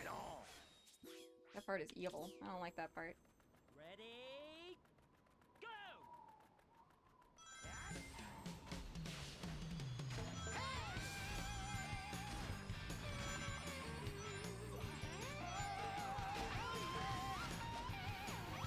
Oh yeah, baby. Yeah, I think Crossworlds is a pretty big success overall.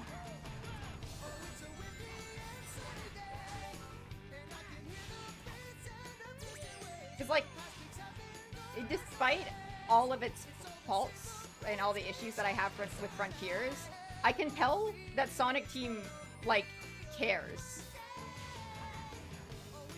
Like, they're like, actually, like, trying to put in effort, but they're just, like, they were a little too ambitious for, like, what they, like, their time limit and their budget.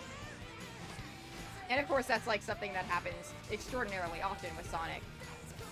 But again, because Frontiers was such a big success, because Crossworld and Shadow Generations were such big successes, because the Sonic movies were such big successes, I have a lot of, like, big expectations. Like, I have faith in them. Especially after Crossworlds and Sonic X Shadow Generations. Like, you saw me play a bit of Shadow Generations. It's good. Like, I have my minor gripes with the writing, but, like, it is a really good game.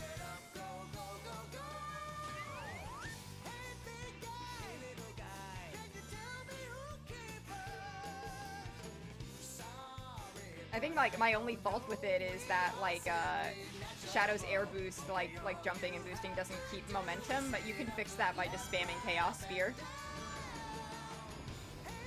Which is definitely unintended, but it fixes it. Sonic 6 Shadow Generations. Whoops.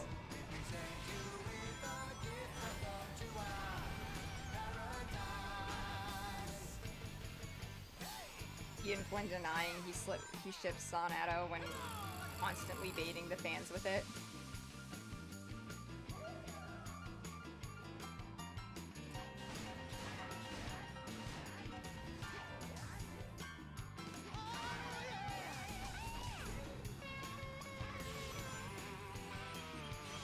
I'm so sick of Yowie, man. Ah, fuck.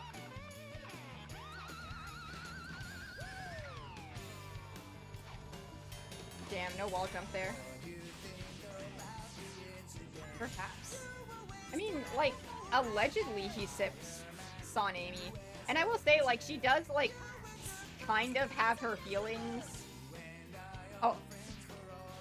I instantly forgot what I said. Jelly, remind me.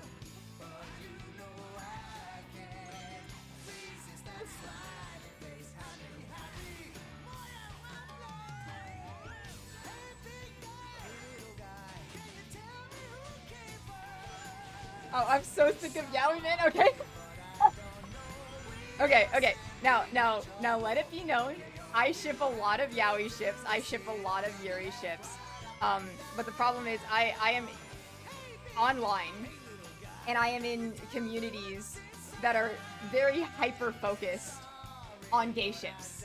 Like where, like, every gay ship is the holy grail. You know? And it is, like, the only thing they talk about. And I miss Hetzlop. I don't know. I miss, like, there is like a heterophobia energy in the air. Yeah. Like how do I explain? I guess, like, I've talked about this before with, like, the IDW writers being, like, very anti-hetero, for lack of a better word, where, like, they push for gay ships way more. Like Silver and Blaze definitely have romantic vibes in Sonic 06, just, like, based on, like, the way they talk to each other and the music. It's a good song.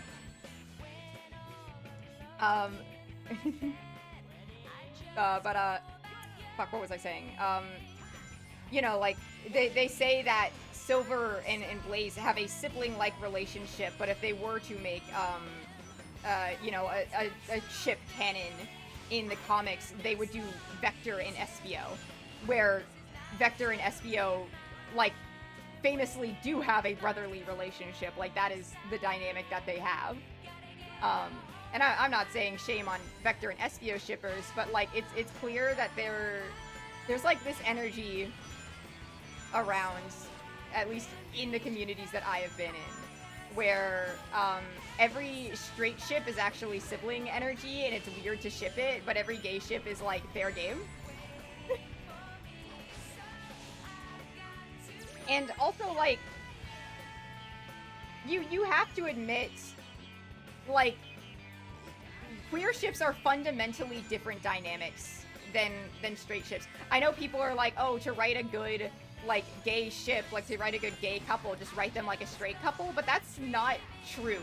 That misses a lot of the nuance of, like, what it means to, like, be queer and operate in a queer relationship. It's an entirely different dynamic. It's, like, an entirely different, like, feeling. Like, you do not get, like, the same, like, boy meets girl feeling. And that's, like, a very, like, unique feeling. Like, you know? I'm saying, like, every, like, kind of relationship, has something to add to the table, and something interesting about it. And I'm tired of I'm tired of people acting like straight ships are boring and have no merit and have no sauce.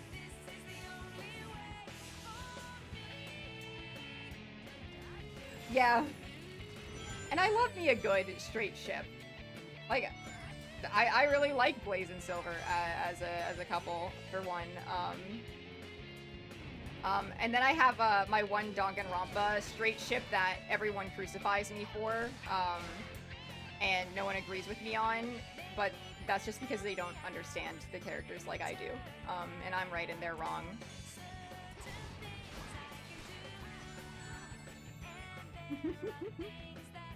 Oh man, do I want to say it publicly? I'd say guess, but you can't guess, you haven't played the games. It's very niche, I'll say that. Like, I rarely find content of it. I also think it's one of my only straight ships in Danganronpa, though I said the Makima stuff publicly, but, like, everyone sims for Makima, that's normal. I don't know, man. Danganronpa fans are scary.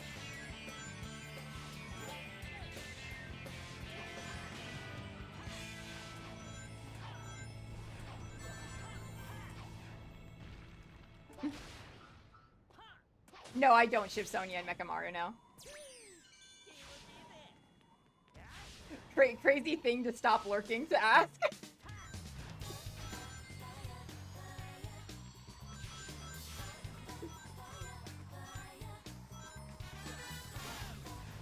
unless you just got here, then hi. Amy theme again, let's fucking go! Okay. Okay. Okay, yeah, that's what I thought. You know what? Fuck it. And let me make this entirely clear. I don't ship this in a normal sense. In like, I think they should like hold hands and go on cute dates together to the museum and like have a normal relationship, okay? Like let's make this entirely clear. This is not a wholesome ship. This is toxic. This is a toxic as hell ship. We're not being cute with it. Are we clear on this? This is a ship with spice and weirdness.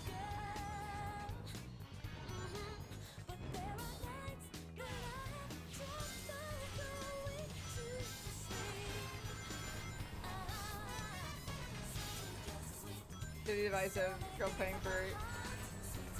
Honestly, yeah, Jelly. That's the exact vibe. Okay.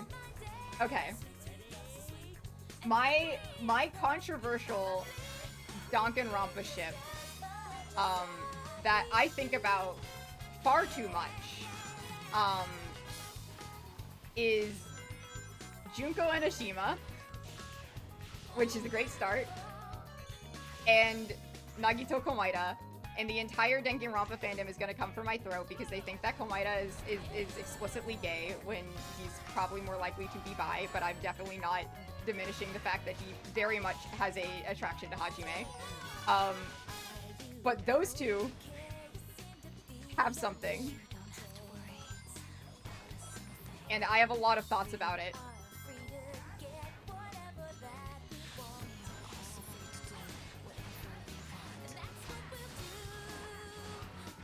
Yeah, you know. Because I took the two most, like, both fan favorite and controversial characters, and I said I want them to have sex and kiss. And I want them to be, like, strange about it. Because they would not be normal. There's nothing wholesome about that relationship. And of course, Junko's the despair girl, and Komaeda is the hope boy. So there is an element of, all right, Lurf, how do we get here? How do we get in this situation? And to that, I say ask me in private, because that's one, a whole essay, and two, a lot of spoilers.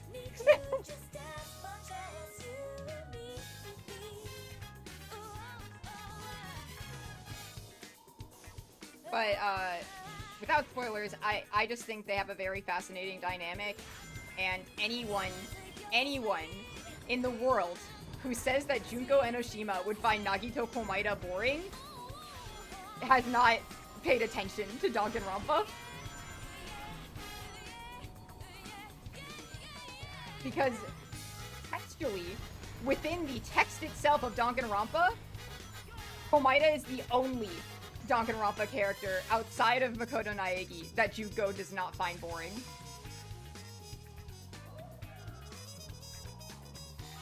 And no, I don't care about the Danganronpa 3 anime.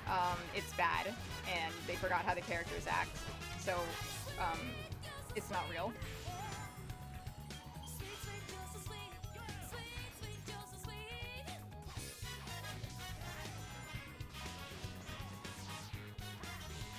I've made them do more than kiss Jelly. You've not seen my Junko Maeda fan art.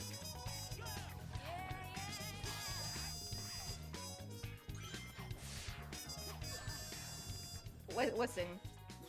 Actually, no, I have 50 rings. I can maybe salvage it.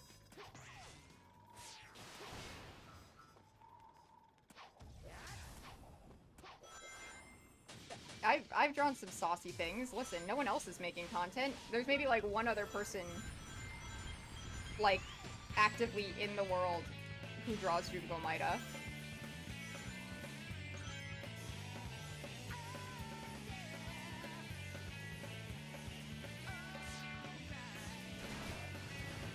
And that person's a friend of mine, so...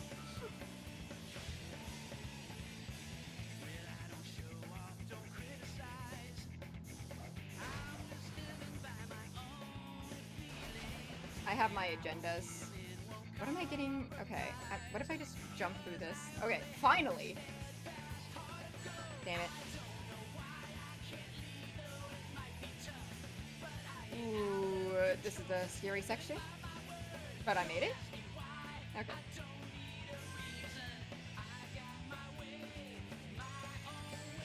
A rank. Okay, okay. It's not so bad. It's not so bad. I just need to, like, not get hit more near the end, and I should be good. Maybe kill a few more enemies. People would also always have your endless respect. Glad to hear it. It's good anatomy practice. It's like...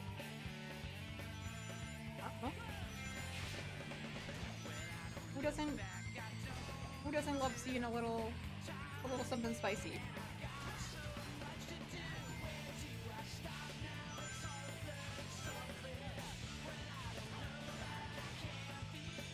Of course,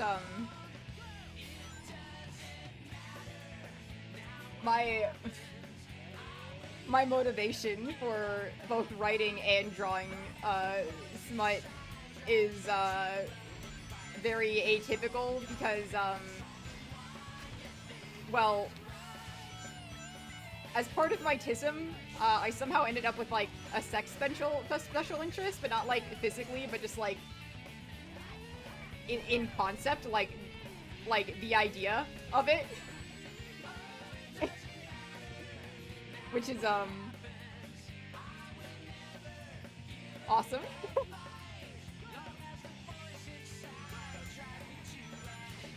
I'm like, wow, sex is so interesting. It's such a fascinating phenomena.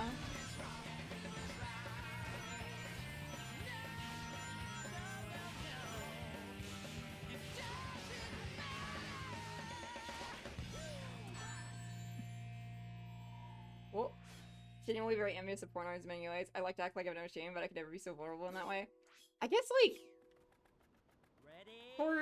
for me, at least the vulnerability of sex as a concept is only, like, calculated in my brain when it is me physically having sex, you know? Like, if it's not me, then, like, I'm not being vulnerable, if that makes sense? Because, like, that's not about me, that's about, like, a fictional character.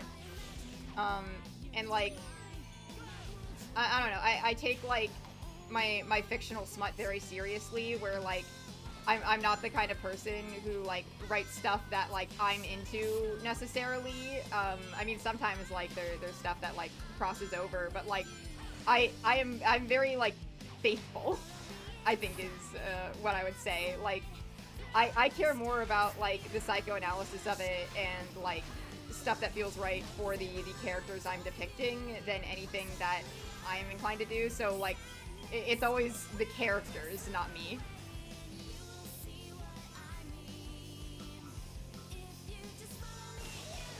Yeah, he gave me the sex, yeah. That's me, alright. Sex is just interesting, it's an interesting way to study a character. It says so much about people. There we go. Is that you like to have intercourse? Not necessary, I've already imagined in my head. That's working. Yeah. That's Erica. That's Erica coded to me.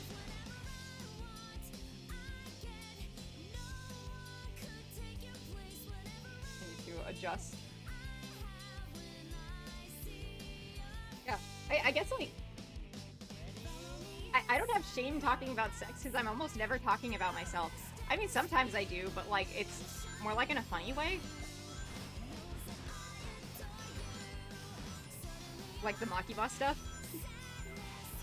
Like, there was nothing serious about that conversation.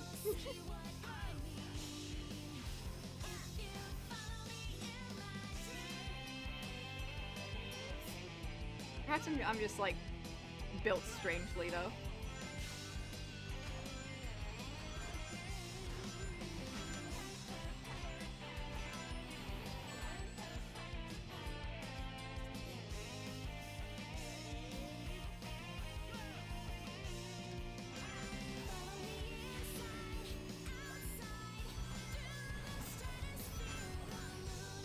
Simply built different, yeah.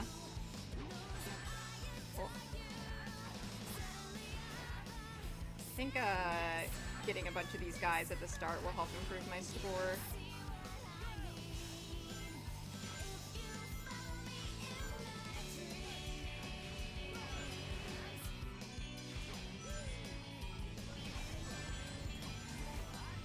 Cool.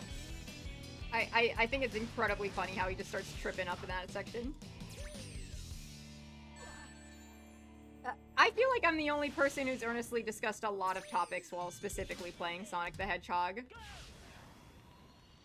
I've talked about, like, gender and the effects puberty has on youth. I've talked about kids next door.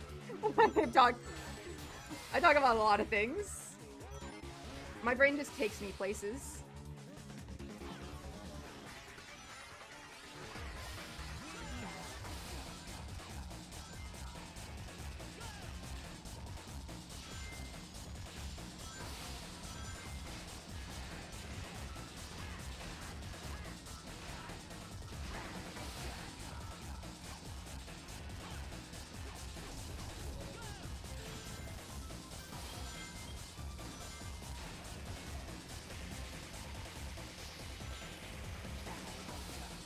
Oh, there we go. Nice. I'm getting a lot better at controlling the slide. I just need to not fuck up that one jump that kills me every time. No. Damn it, too early.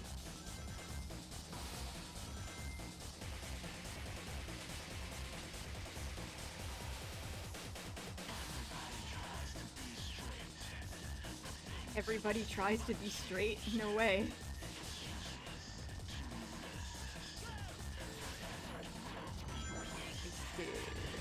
What? That's awkward. Also, can we talk about how the Sonic model in Sonic Unleashed from 2008 looks better than Sonic's model in Sonic Frontiers? And I don't just mean, like, oh, things like quill length or color or whatever. I just mean, like, the quality of it. Like, I don't have, like, an HD buff on this game whatsoever. Like, Sonic just looks this good in this game.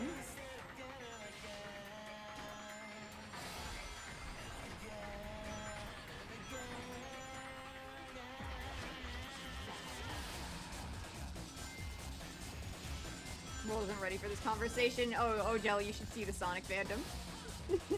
They've been having this conversation for years.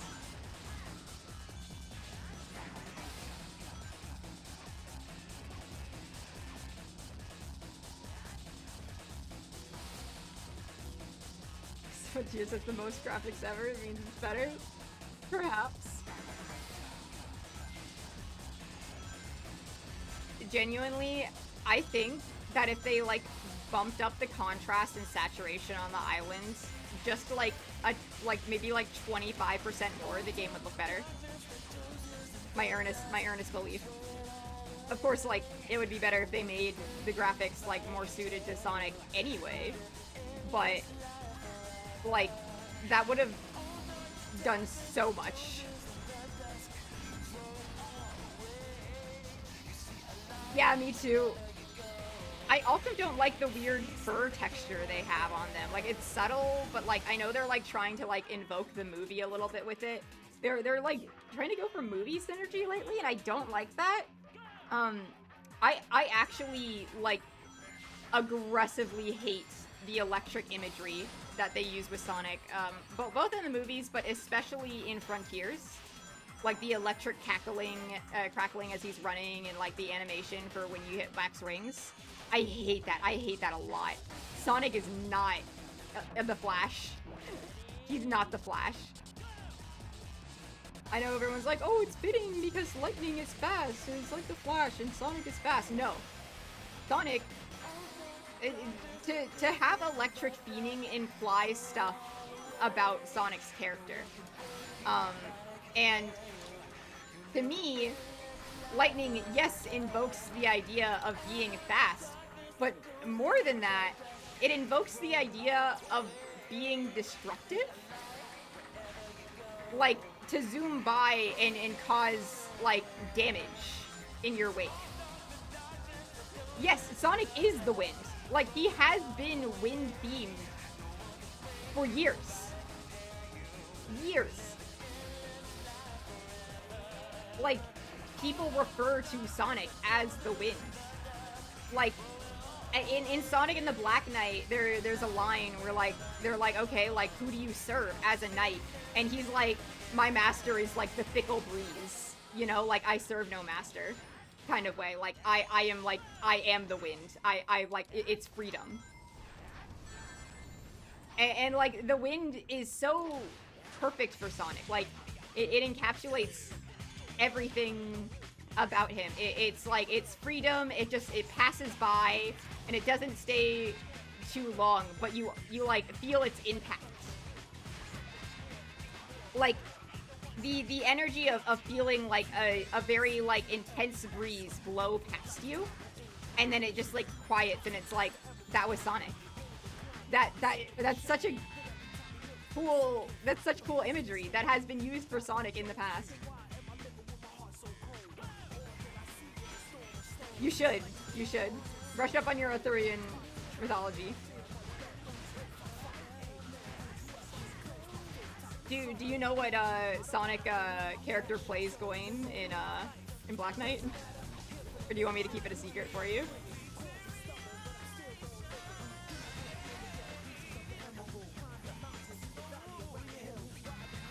No.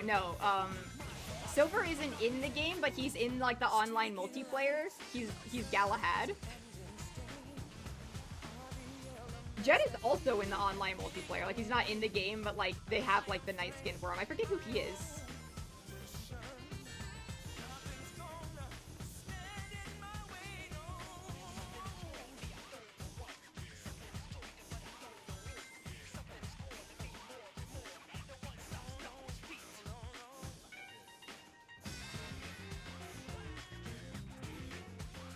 Who would be Dwayne?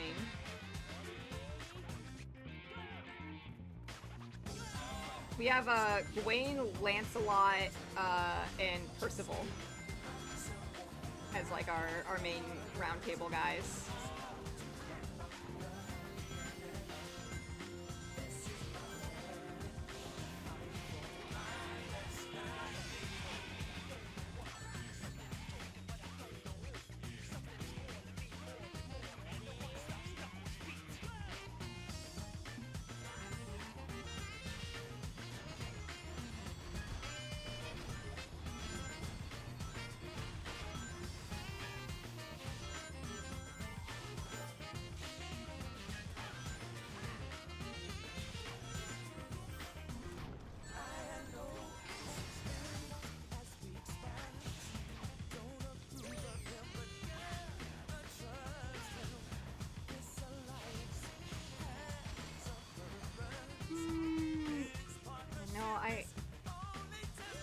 Oh, what? What the? Sonic is not King Arthur, no.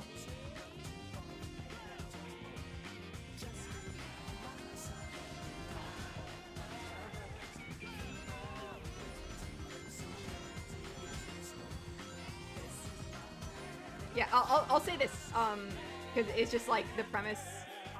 King Arthur is in it, yes.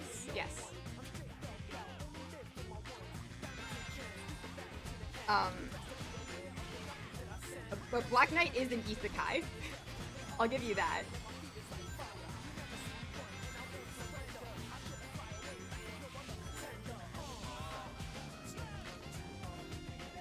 Yeah. Which means you get to see how Sonic would actually respond to seeing different universe versions of his friends who look like his friends. Okay, okay.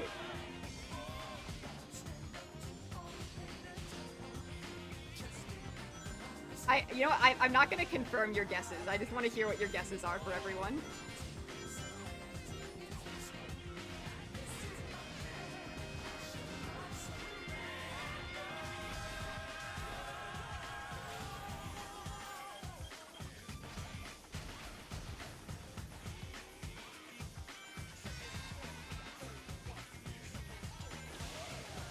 Actively, like, don't want to spoil Black Knight for you.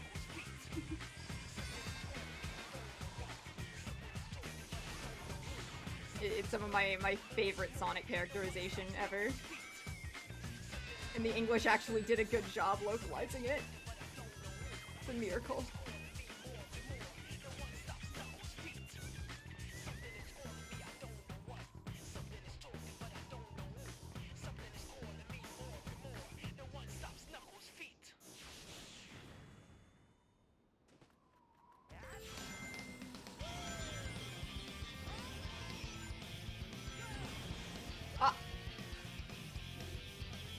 Right, you don't boost into the guys with shields. I knew this.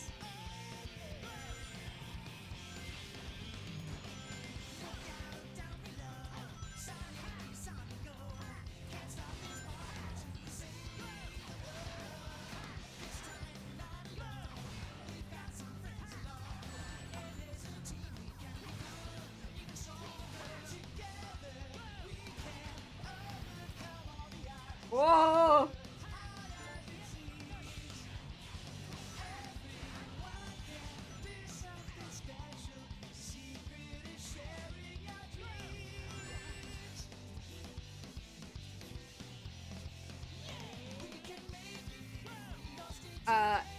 As in the King Arthur? Okay, Night-wise,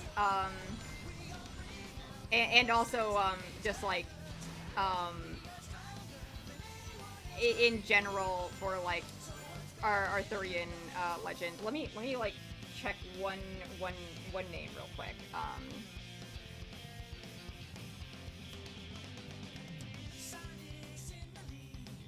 Okay.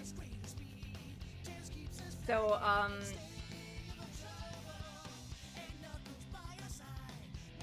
does she not, like, have an actual name? Okay, okay. So, we have King Arthur, obviously. We have Lancelot, we have Gawain, we have, I believe Percival, and we have, Nimue, the Lady of the Lake. I think it's Percival. Yeah, Percival.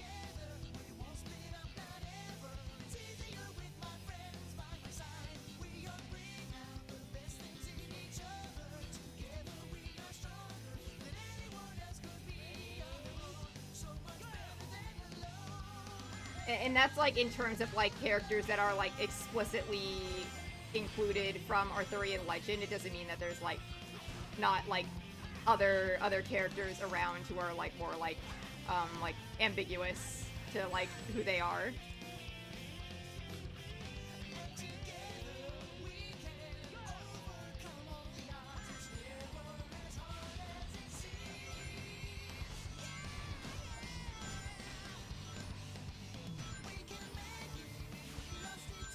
Switching it up? Okay.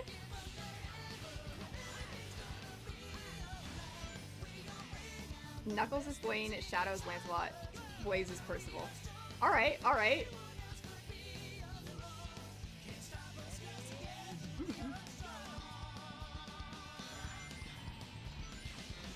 Understood, understood.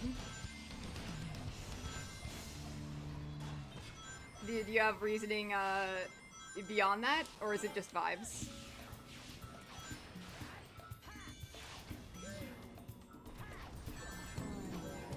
Oh. I always fuck up around that area. Mostly vibes? Yep. You know what? That's completely fair.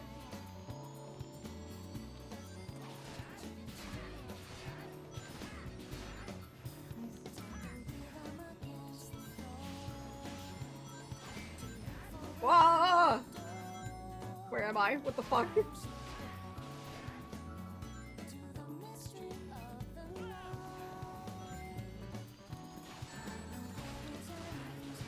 I can't lie, these ice sections are a little ridiculous.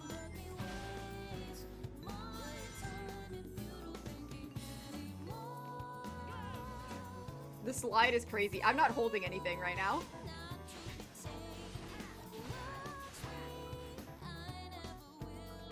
There he goes. Oh, oh, oh, oh, oh, oh, oh, oh, oh, oh. Oh shit. Okay. That's fine.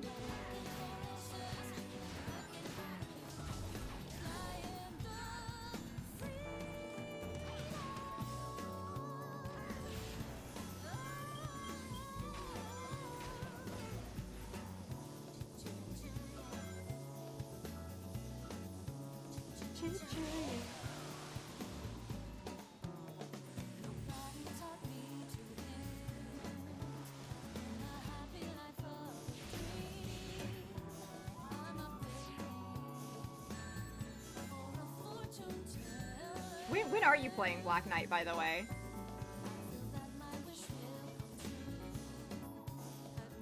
Is it up next?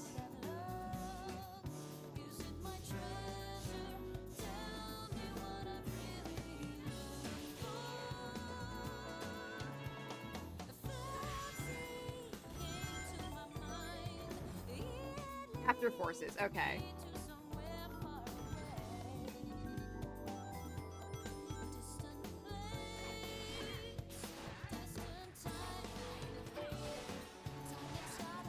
You get to go from some of the worst Sonic writing to some of the best.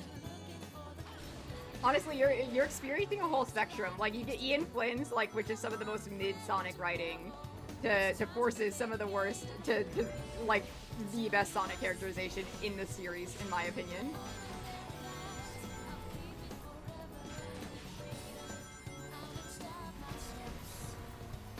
Oh!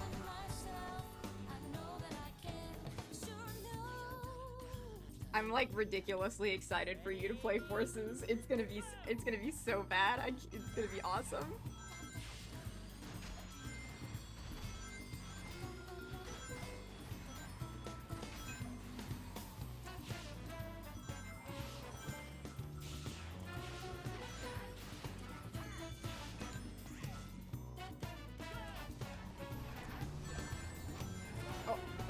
Oh! Finally, I didn't go flying into the spikes back there.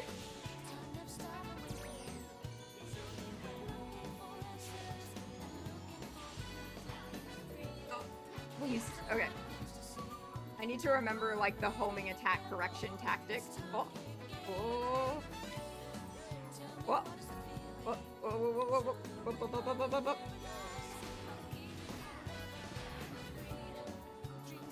Somehow controls worse than, like, a Mario ice level.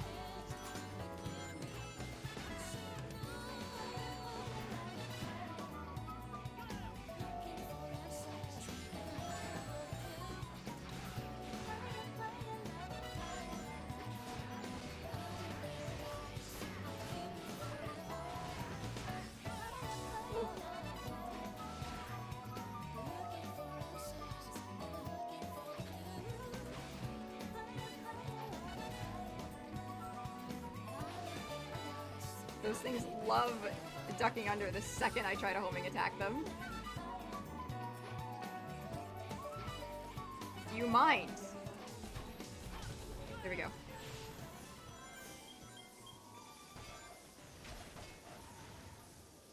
Yep. The silence.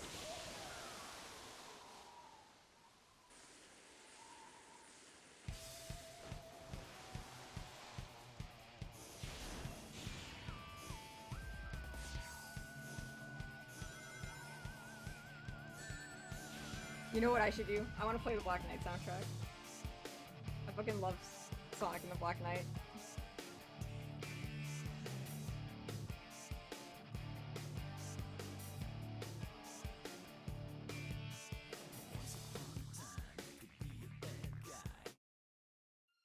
It goes crazy.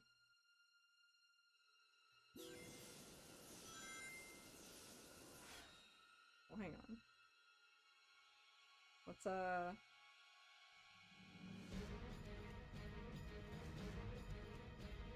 want to get more of the lyrical ones.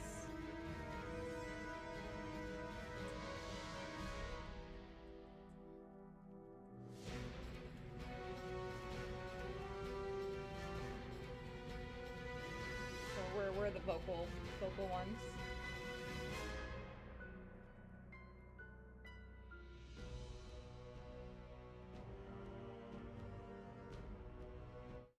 Nah, that's not the vibe. Let's go, the vocal tracks.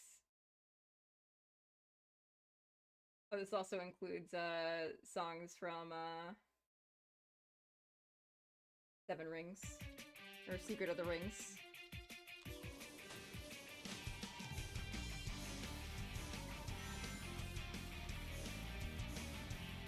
Me when I'm the Knight of the Wind.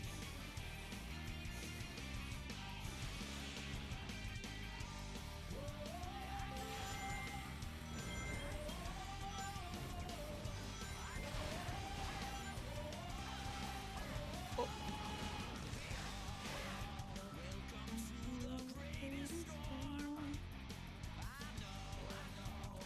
We have waited much too long. Go. Now try not to get hit. Whoa. What the fuck? What did I just say? Get off me! Motherfucker.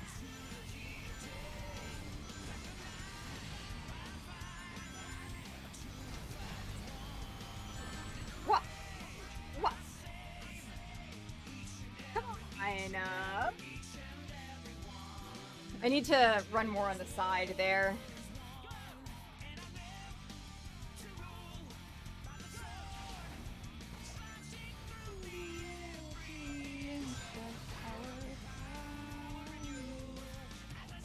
You know, as long as I keep my score, I should be able to S rank it.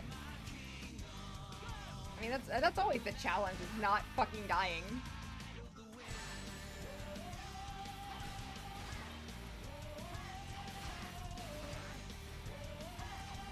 Whoa! No, not yet. There we go.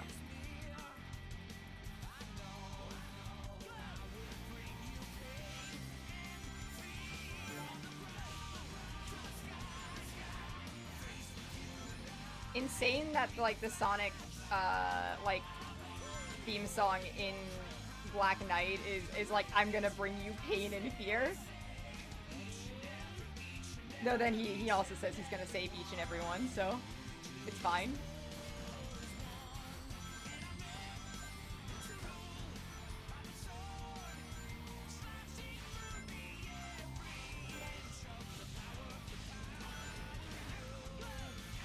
One thing I really appreciate about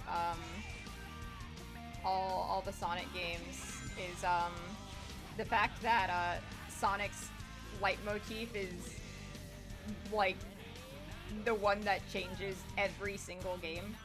Like, everyone else is pretty consistent, especially Eggman, except they changed his leitmotif in Forces for some reason, and I hate that decision, why they do that, because it ruins the contrast they have, where Sonic's always changing and Eggman is stagnant, but whatever.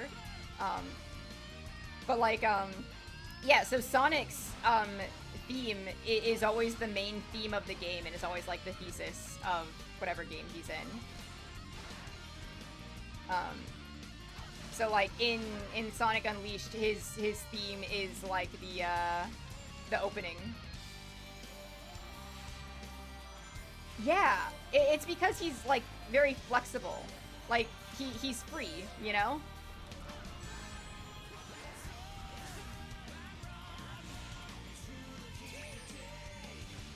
It's almost like Sonic is interesting as a static character because he is whatever the game needs him to be,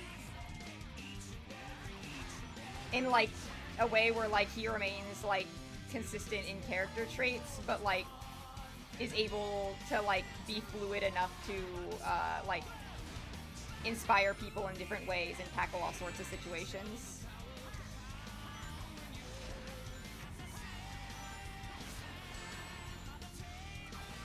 Yeah, he is the wind.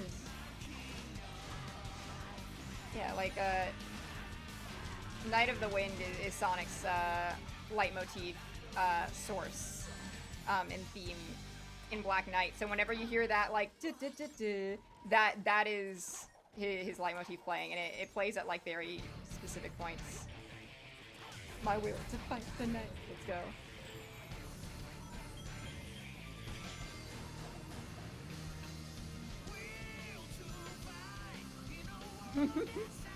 It could never work.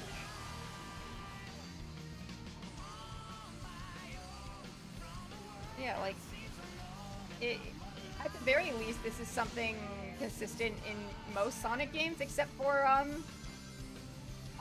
Frontiers? I don't know what Sonic's theme in Frontiers. I know it's Vandalize, but like I never hear like any like motifs from Vandalize in Frontiers. And also, that song does not play when you get the true ending.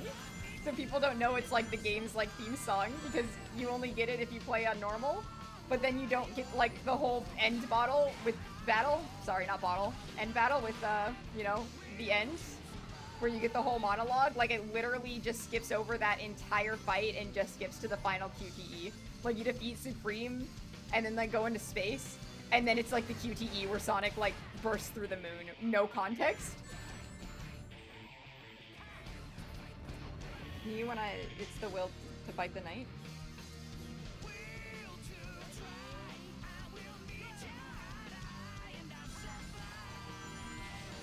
And of course,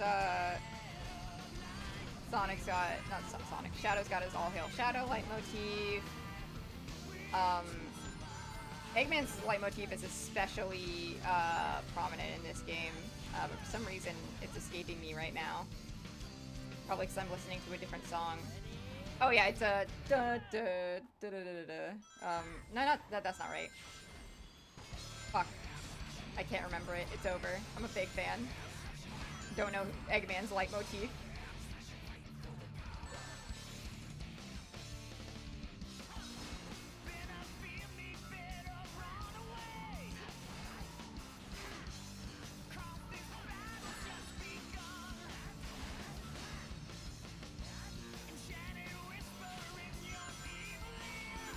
There's a really good video about leitmotifs in Sonic games that you should, I'll link you to sometime after you finish Black Knight, because it spoils Black Knight.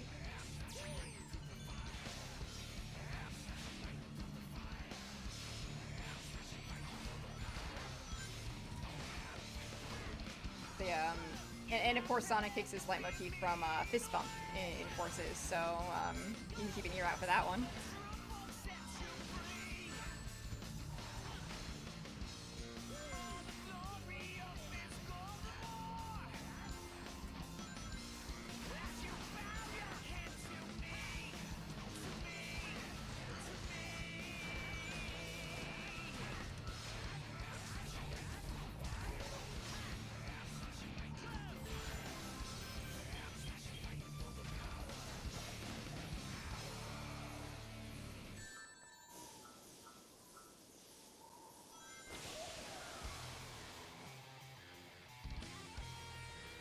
I haven't seen this edit. I have played Life is Strange, yeah.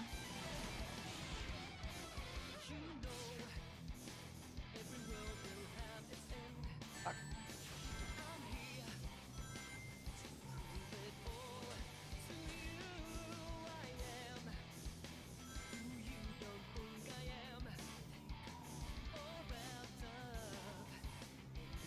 Of course.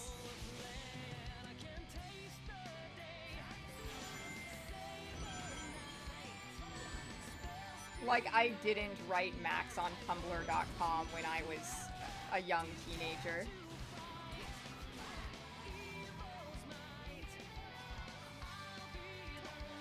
Oh.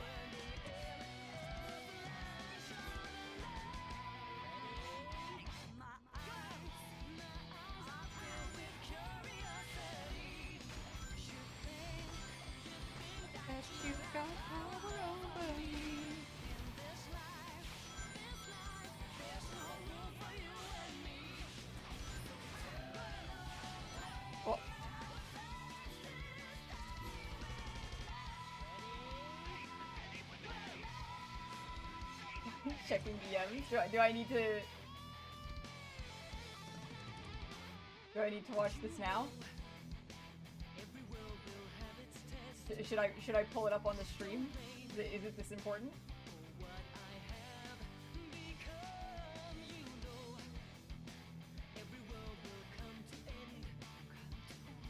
Alright, let me download this. Open it up. And then pause.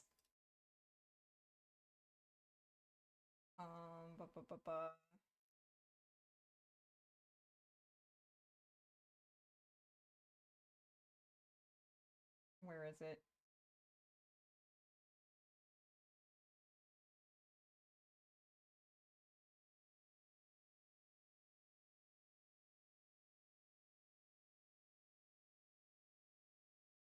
There it is. Alright, let me...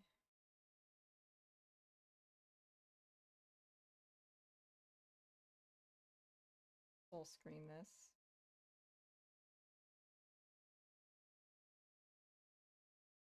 Okay, and then you go away. You go here.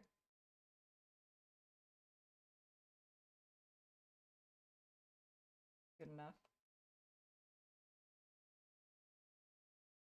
Alright. Let's see what this is. His crank up the IV to 11.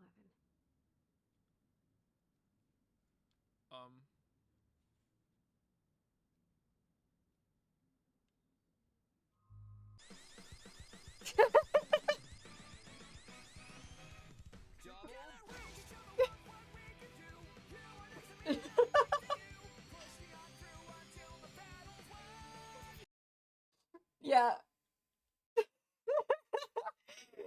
That's really good. Really good, yeah. Thank you. Thank you for sharing. I mean... yeah. That is the feeling. I'm getting Live Life in here. I love Live Life.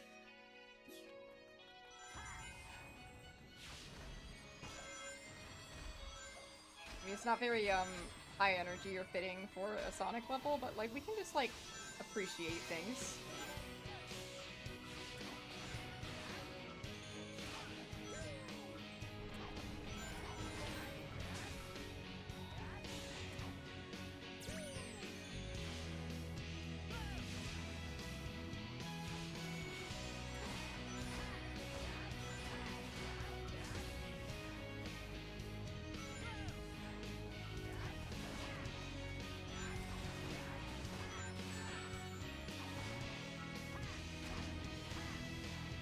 Somehow Live Life has me...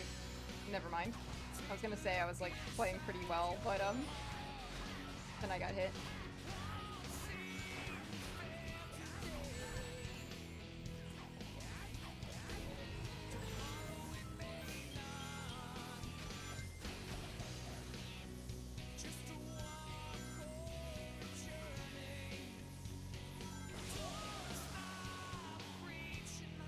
I feel like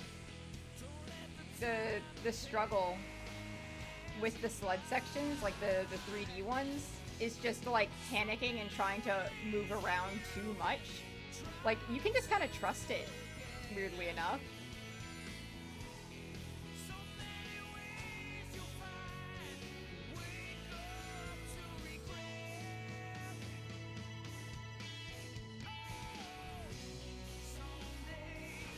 Go!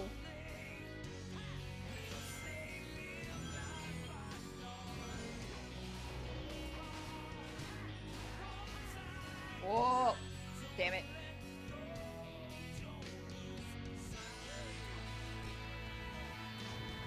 Oh, whoa, whoa, whoa, whoa, whoa, Sonic, come on, buddy. We gotta kill these guys for the S rank. Nice. Let's get extra rings, too.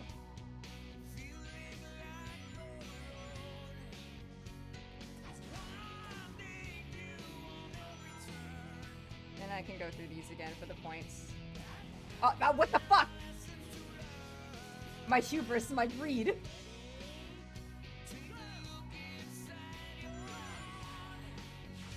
Fine. I see the way it is.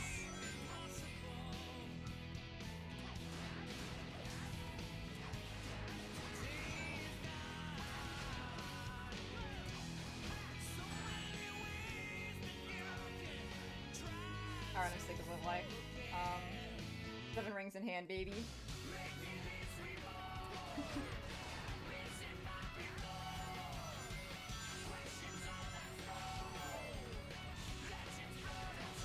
Yep. Ooh.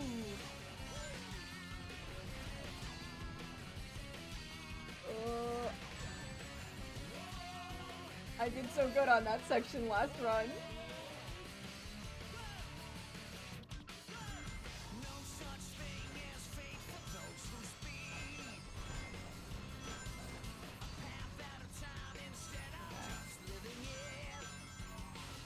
Yep.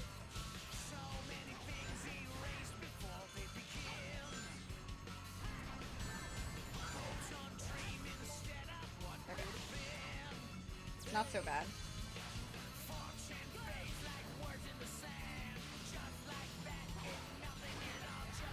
Oh. This level is maybe a little tough.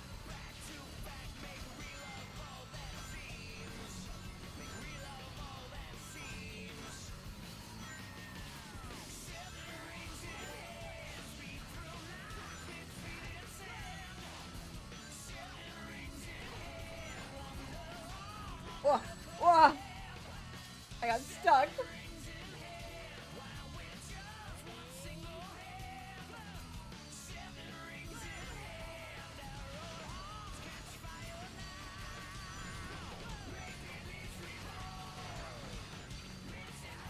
Oh.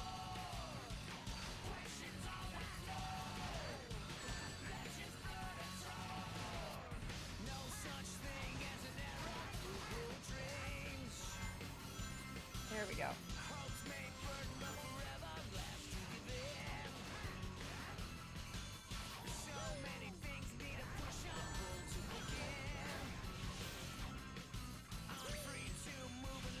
I'm locking in so hard right now, you have no idea.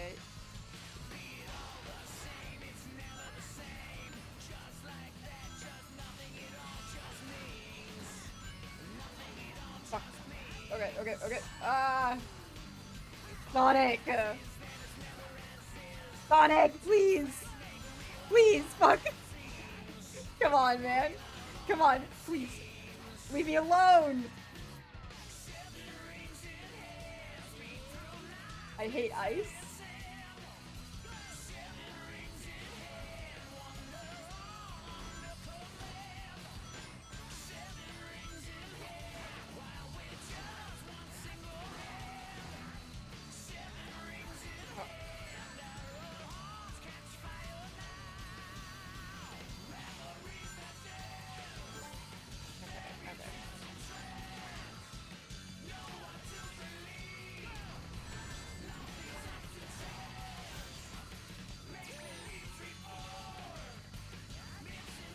What if I just focus on getting through the stage, and doing what I can on the way? I say as I immediately go to start killing the enemies again. Okay. What? Hey, boy, hey, calm down.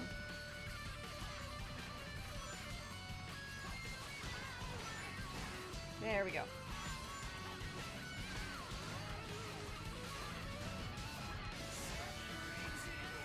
Gotta scold Sonic like he's a misbehaving dog whenever he starts like zooming around the place.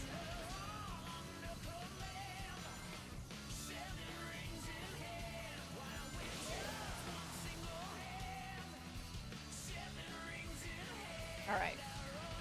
I'm gonna see this run through to the end. And regardless of what rank I get, gonna end stream.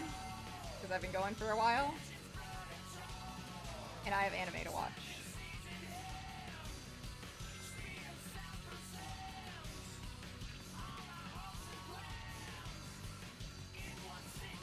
Oh, fuck.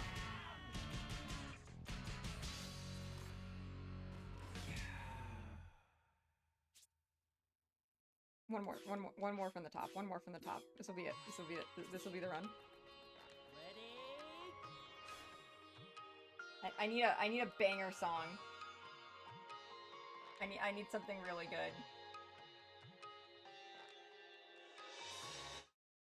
I'm opening up Fist Bump again.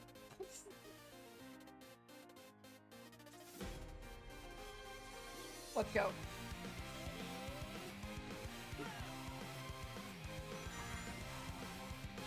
Come on, Fist Bump.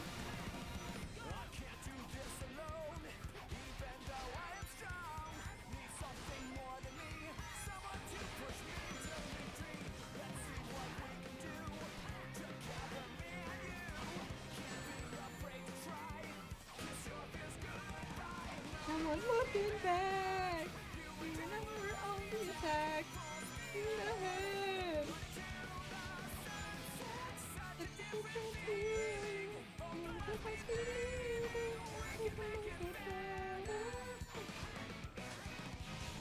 Together we can show the world what we can do. You are next to me and I'm next to you. Pushing on through until the battle's won. No one's gonna get nothing to us. Into each other we put our trust.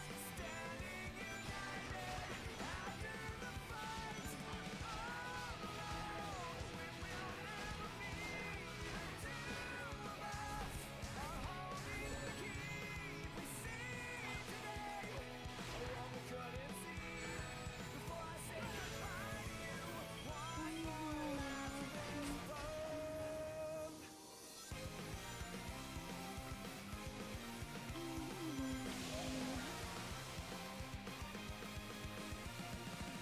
I know you have been afraid before, but you don't have to be anymore. No more emptiness to feel inside. It's okay. It's okay. I have to believe. No more looking back. You and I are on the attack. Full speed ahead.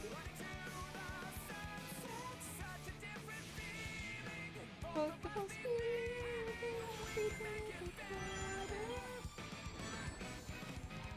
Together we can show the world what we can do. You are next to me and I'm next to you. Pushing on through until the battle's won. No one's gonna get nothing to us. Into each other we put our trust. Standing united after the fight is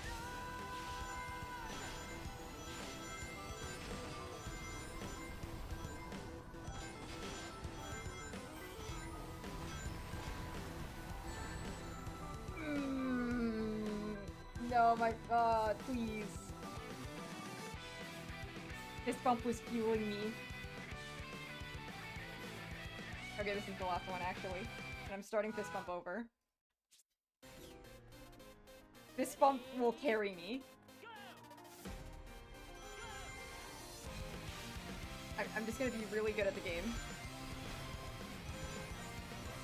Fuck.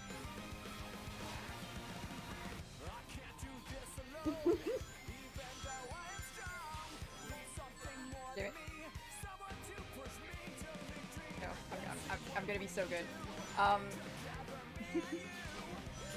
Yeah, I've decided that Fist Bump is gonna carry me to this S rank.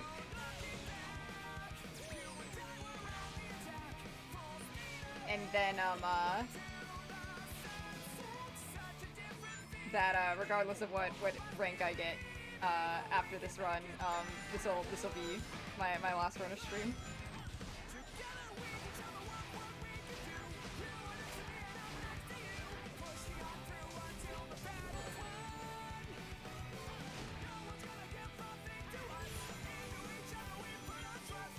Standing united after the fight.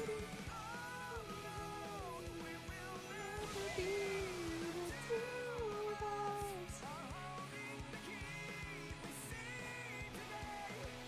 Oh, we couldn't see before I say goodbye to you. One more last fist bump. Okay, It's okay. It's okay. It's okay. Fist bump will carry me. Fist bump will get me the S rank. It'll happen.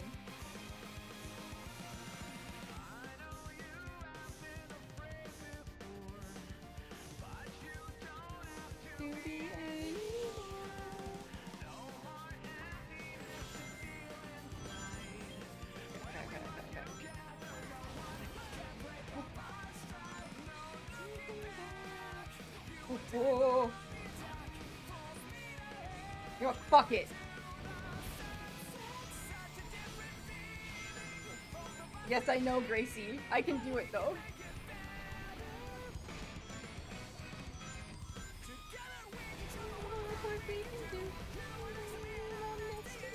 Oh, what the fuck? What the fuck? Why is it like that?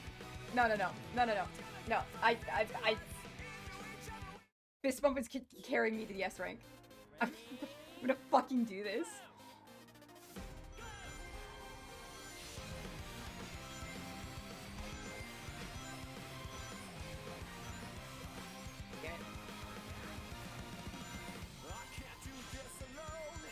Even though I'm strong.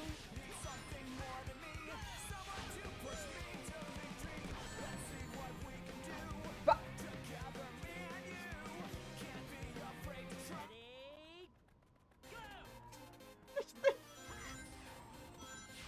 please, fist bump.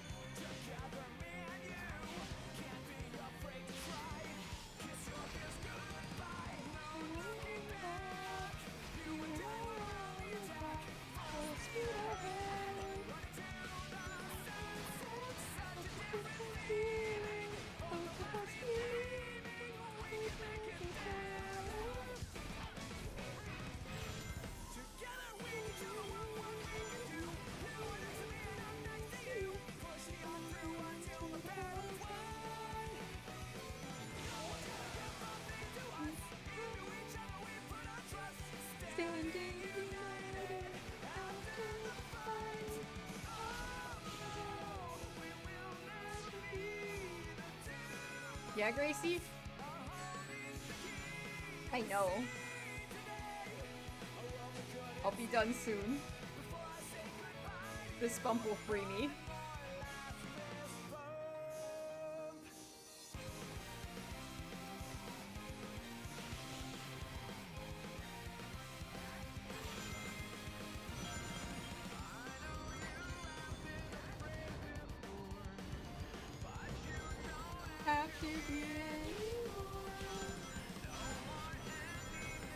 Cat on the lap. Cat on the lap. Oh boy. Girl, please. No, no, no! Fuck! Fucking damn it! No! No! I'm doing this. I'm completing this level. I'm completing this level 2 fist bump. It's happening. I'm not ending stream until I do this. Actually. But fuck off. I'll end it after this attempt. No. Nuh-uh. Nuh-uh. I was lying.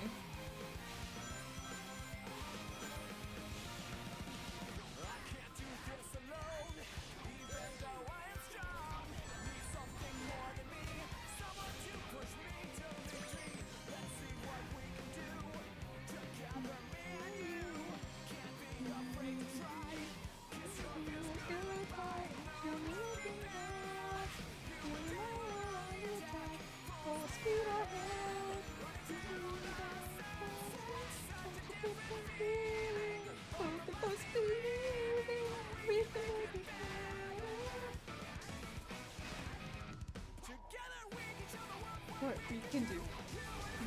I'm next to you. Keep it on through until the battle's won.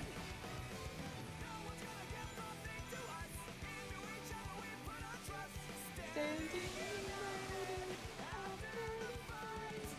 Oh, we will never be two hearts. I'm so normal right now.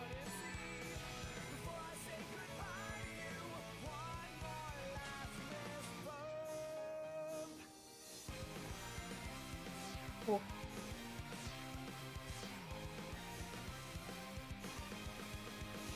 Okay, okay.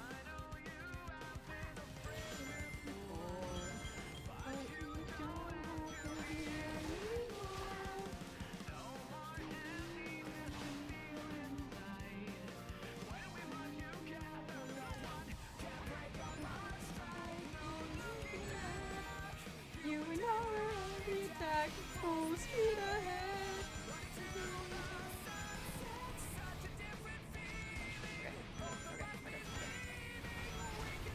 Oh, what? What?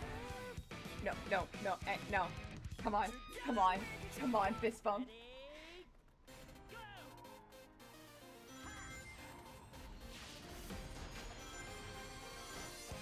I'm doing this. It's fucking happening.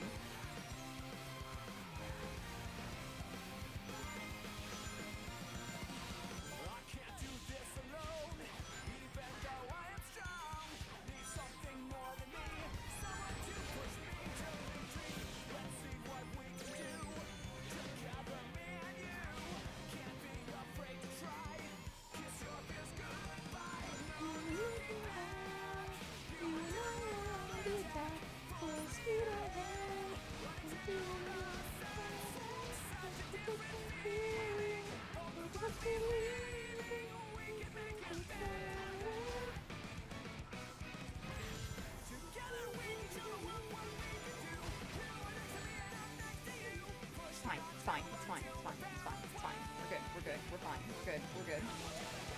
I fucking got this. I fucking got this. I'm a Sonic master. I'm so good at this video game. I'm really good at Sonic, guys. I promise.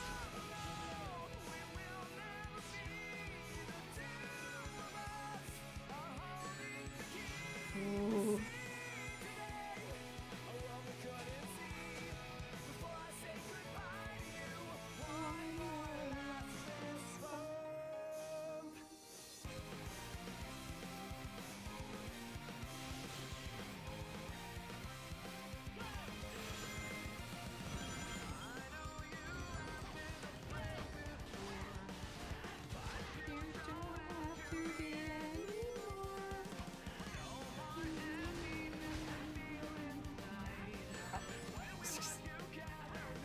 Yeah, that checks out for how I've been this entire time. Yeah, that's normal. That's fine.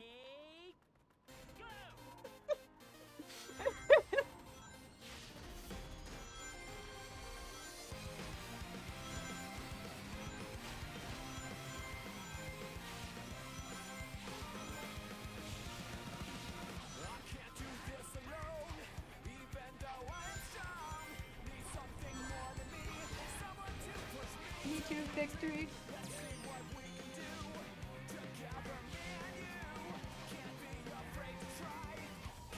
Oh. No, I'm getting reckless. I'm getting stupid. I need to trust in fist bump. I need to vibe. I can't be tense. I'm zen. I'm so zen. I'm really zen.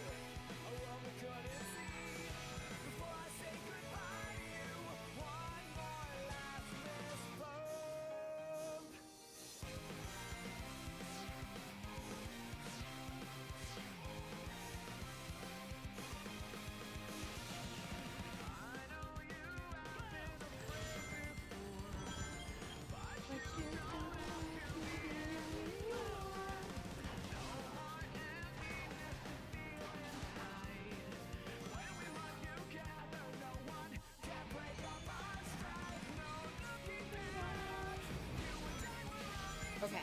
Okay. I can't go down the center. That's the problem. I really do need to just like... Yeah. Yeah. There we go. There we go.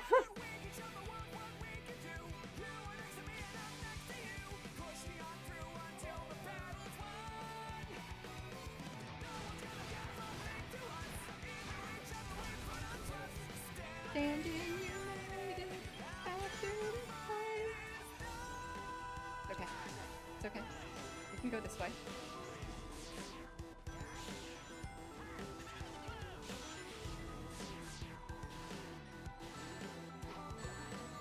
Okay. That's alright.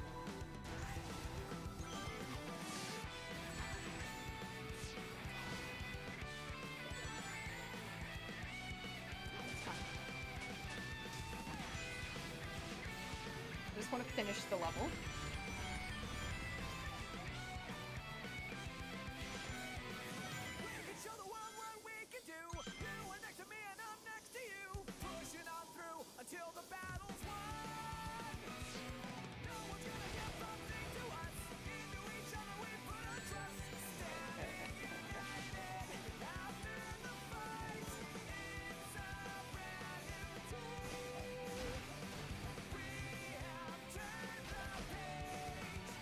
I need to like actively like jump around this part. Okay, okay, good, good. Okay. No! Fuck! Fuck! No! Ready? Go! I was so close. I could taste it.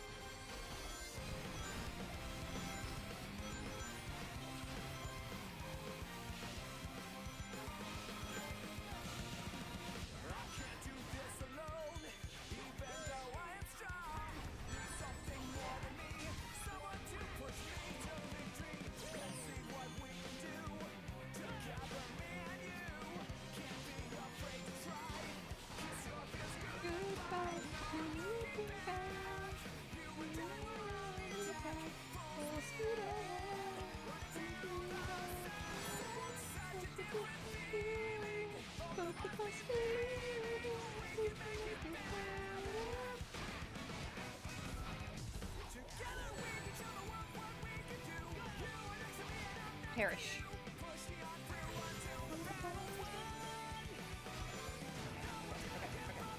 Okay. Oh no. Oh no. I got this. I'm good. I'm good at video game. I'm good at video game. I'm good at this video game.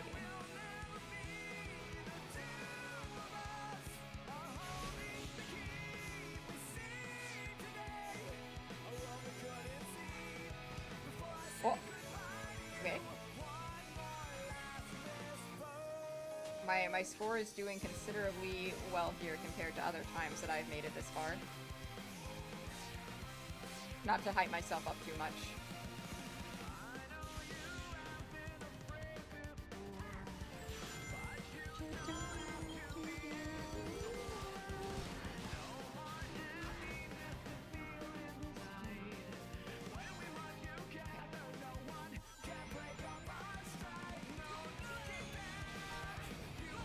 Oh, that's okay. That's okay. That's okay. That's okay. I'm gaming. I'm gaming. I'm gaming. I'm gaming right now.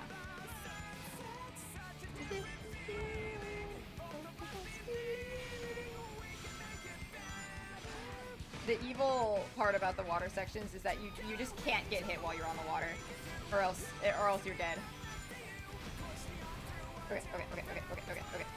Off to the side. Off to the side. Yep. No sinking.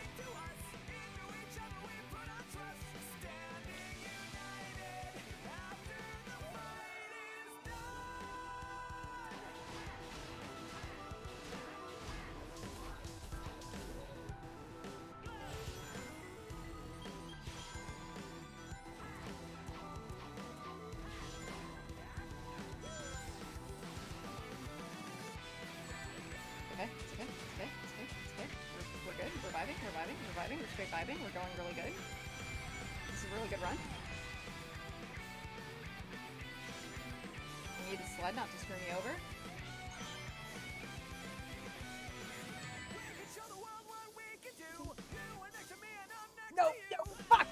you! Fuck you! Ready? I'm gaming.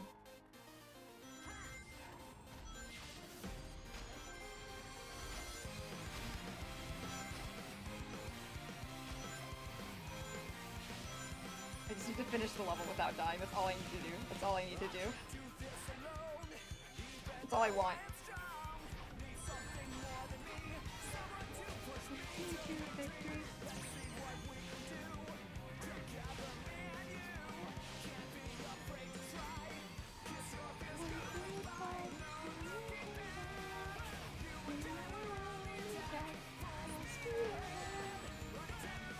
Thank you, Jelly.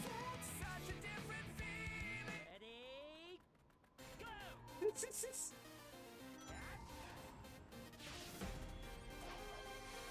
No, no, this one has bad vibes. I need to start again. Ready? Go!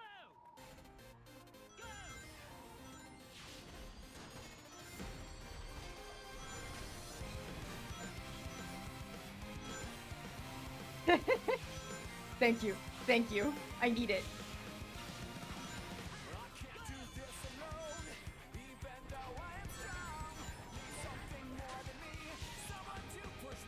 You are the someone pushing me to victory.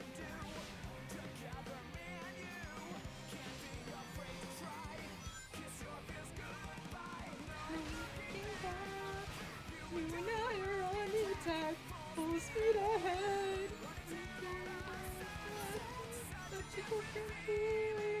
Both of us we can make it better. Together we build a world where we can do push it on through until the battle's won.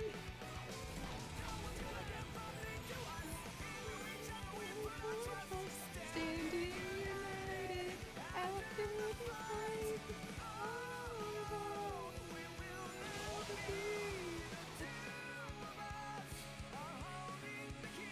Got this. I got this. I see today a world I couldn't see.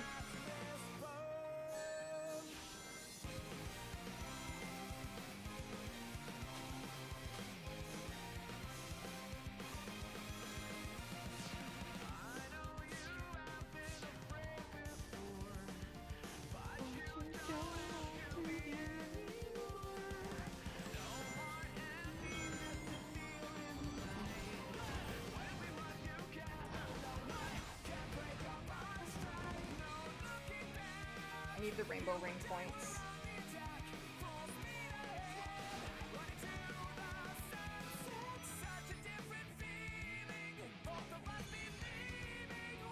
Actually, can I?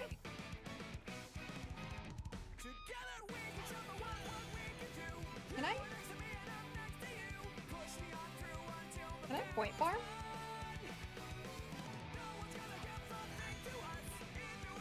Okay, no, it doesn't look like it's going up much more. Anyway.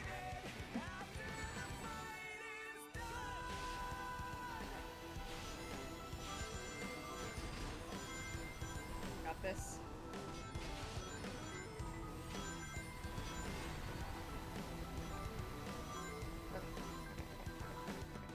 Nice, nice, nice, nice.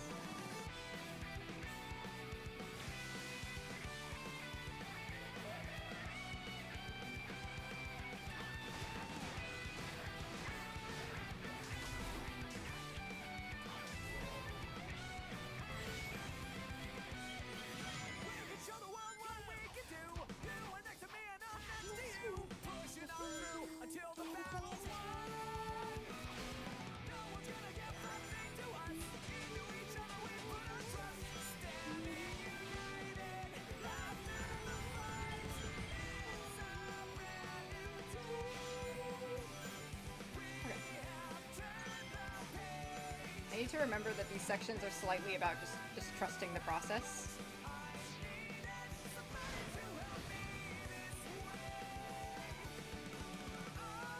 Your adjustments don't have to be extreme.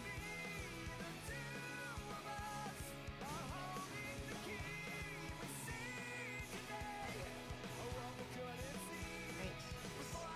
Got things. Ready?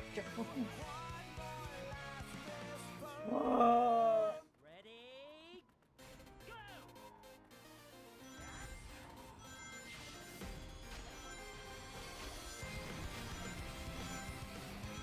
Time, man, every time.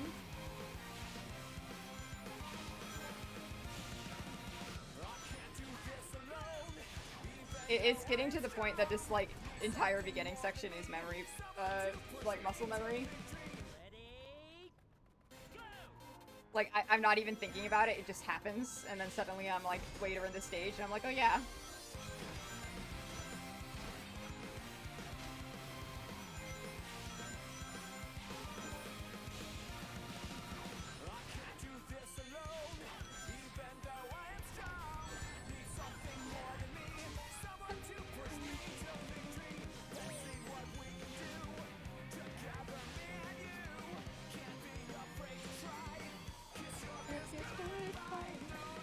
I'm sloppy, and I need to be normal.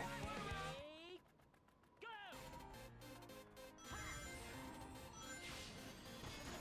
It is incredibly satisfying when I manage to line up, like, the start of Fist Bump with, like, right after he says go. I must say.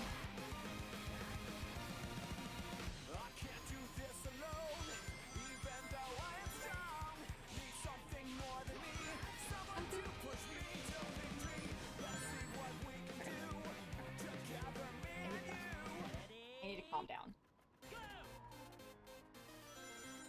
Go!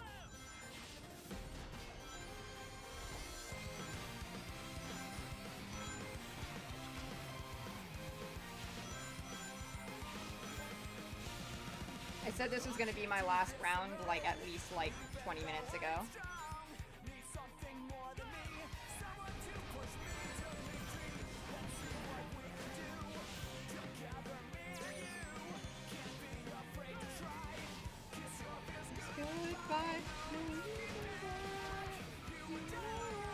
It's Fist Bump from Sonic Forces. I am finishing the stage to this song if it kills me.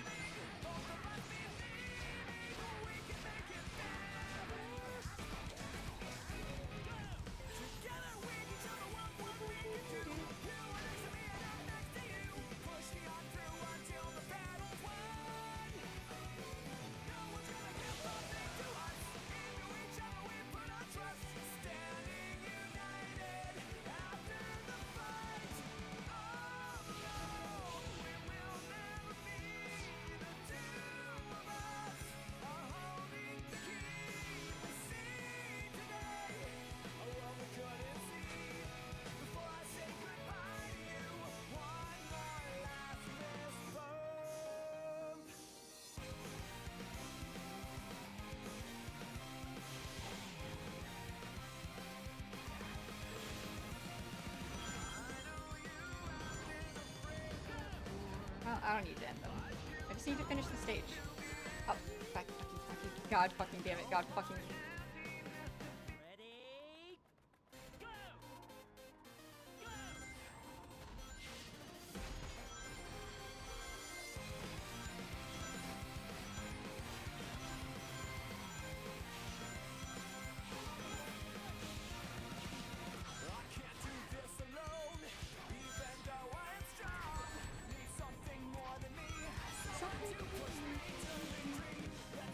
I like thinking that lyric is something that it's not.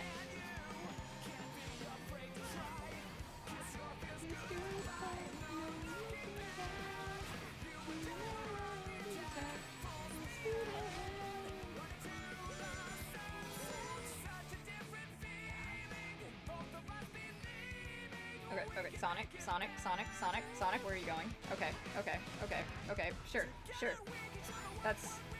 That works. This works. That's fine. What? Is there a secret pathway up there? That's crazy. Anyway.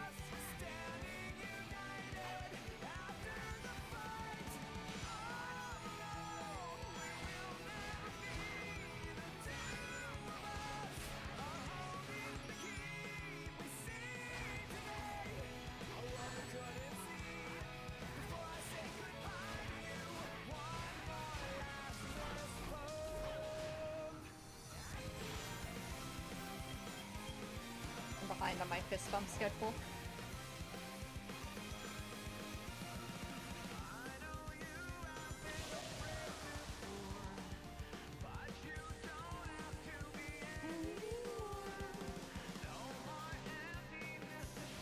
Anyway, I hope school was alright since of this.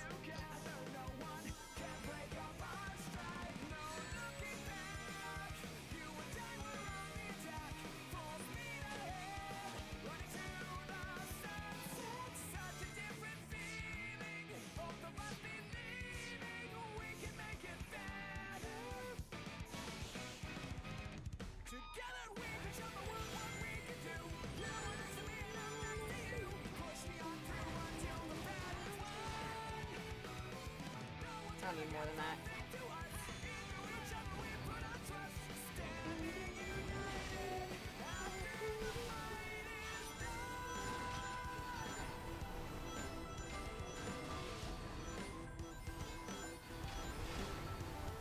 Okay. Yep, that's right.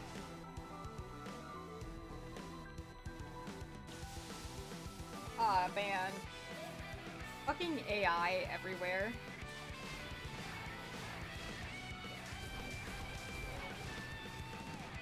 Okay.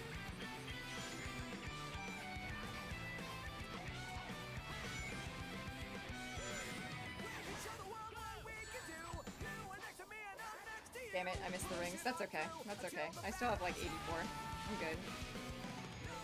Okay. Have to be so normal about this specific bobsled section.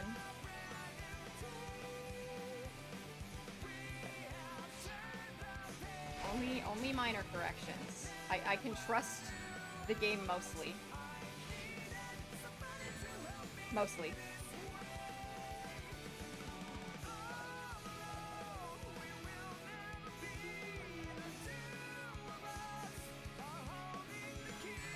Fuck. Okay. Now for the next hard part. One more last fist bump. Okay. Wait, fucking hell! Ready? Go! This bump will carry me. It will carry me. It'll bring me to the finish line.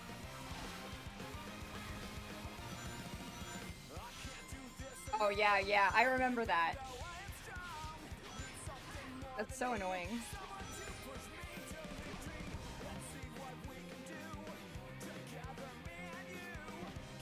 Ready? Go!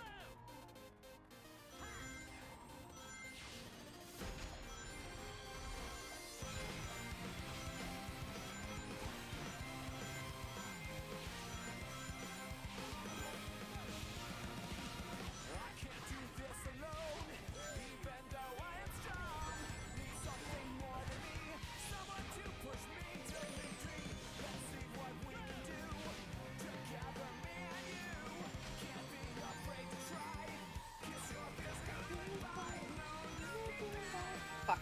There's so many lasers, oh my god.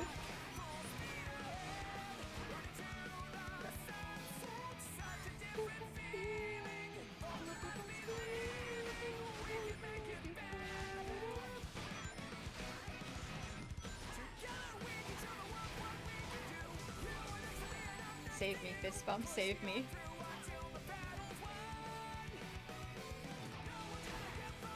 Oh no, not the NDA. Well, when it releases, tell me about it.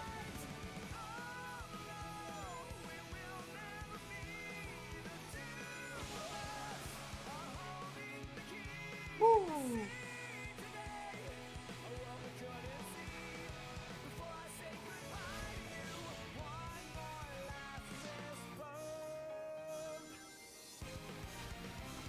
Finally. I need to stop holding the forward button when I'm in the bobsled. Like, it just goes. I just need to trust it.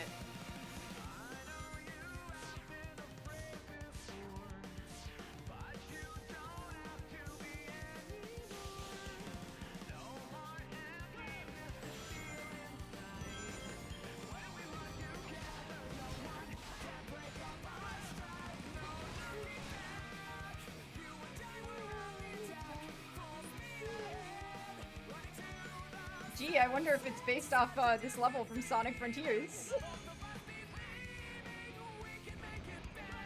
That was scary.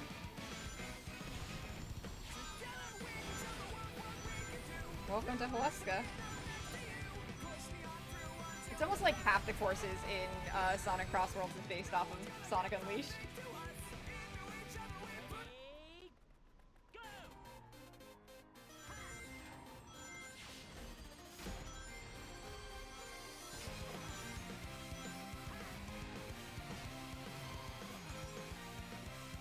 No, it's fine. Even though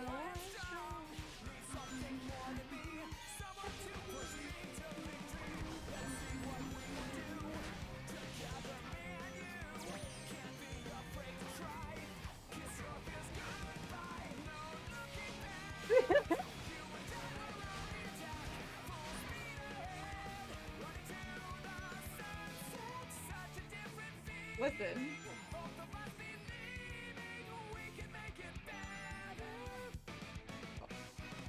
It did sound like it could have been in Persona 5 though.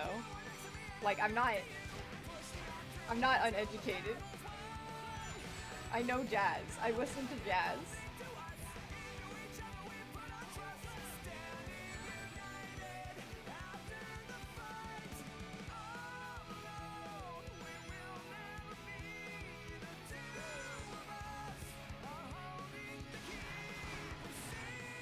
Yeah, I know I said Sonic is slippery in this game, but like this brings like an entirely new level to it.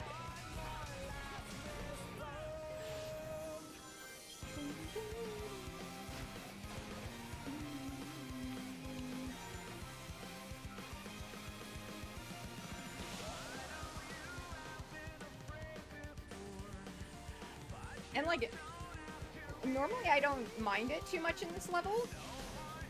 But because I'm also focused on getting points, this is like extra bad.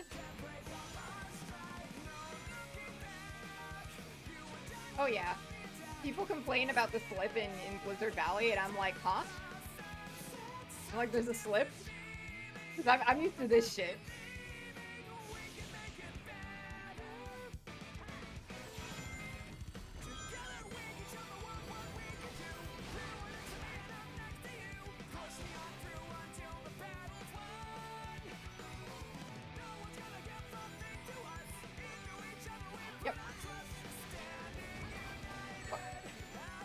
That's okay. Make up points.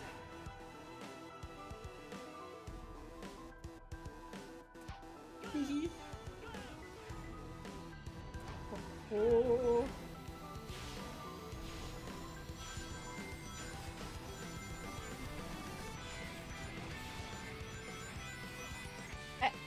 Ayo! Why would you do that? Again? That's never happened on this part before. Hello? Mean to me? I have to restart fist bump again?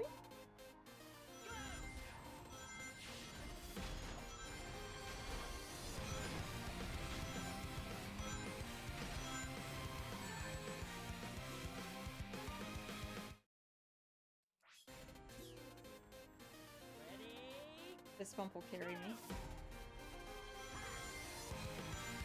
Listen, I said I was gonna end a while ago, but then, Jelly wanted to take a nap, and, like, the only reason I was gonna end stream is because today's our anime watching day. So I have until Jelly wakes up to lock in.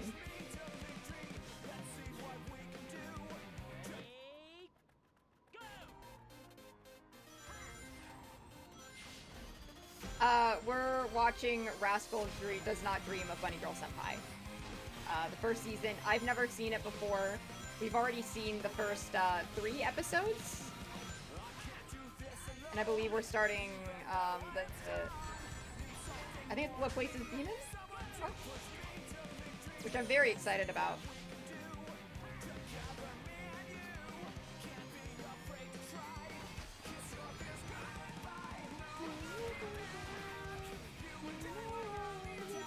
Whoa, there we go. There we go. That's better.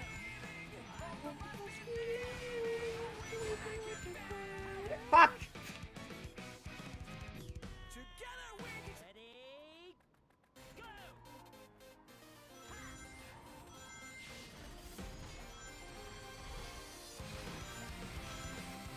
You know, it does occur to me that this bump might be holding me back because it's a song about working together with a partner because you need help.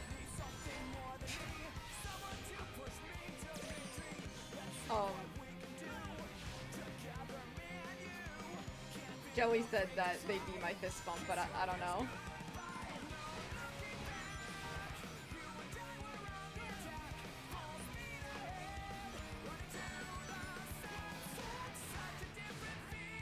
Volume 1 of Welcome to Demon School. I've never heard of this. Ah! That's okay. Point farming. I meant to do that. The slip is so crazy, actually.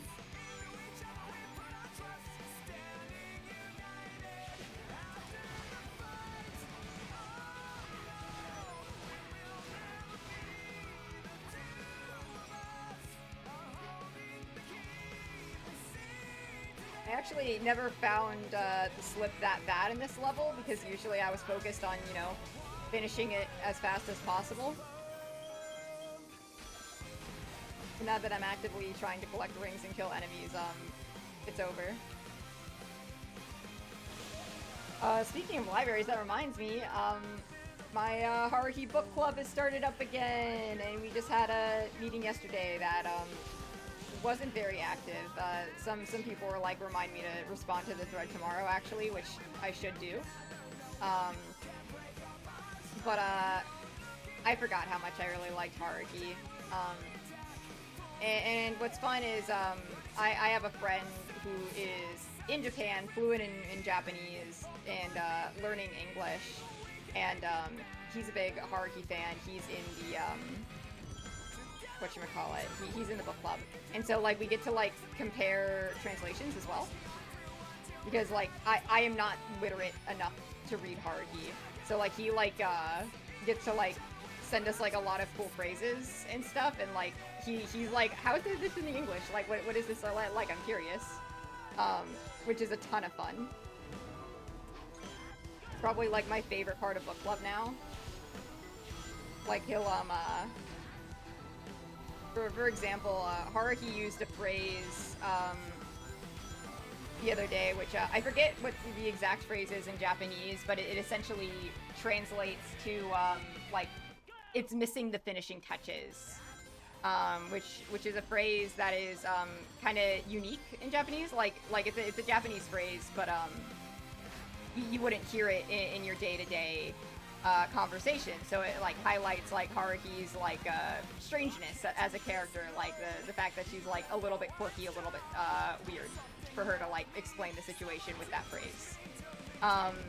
And so when we were comparing it in the English, let me see what the English was actually.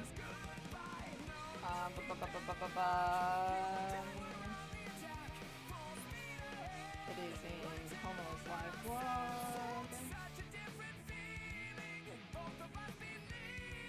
Yeah, so in the English, it was like, it would feel like something was missing if we found them, and that was that. And I believe like it would be missing the finishing touches. Like line was either like closest to the something was missing, or and that was that. So like, you know, like he was curious, like, oh, are these like common phrases in English or not? And I'm like, yeah, like I'll say like, and that's that, and like I don't know, it feels like something's like missing right now, like all the time, like those are like fairly common English phrases, so like it doesn't do well to translate Haruhi's quirkiness because like she uses such like a weird like phrase in Japanese, and it's like a known one, but it's not like one normal people say. It's fun stuff like that.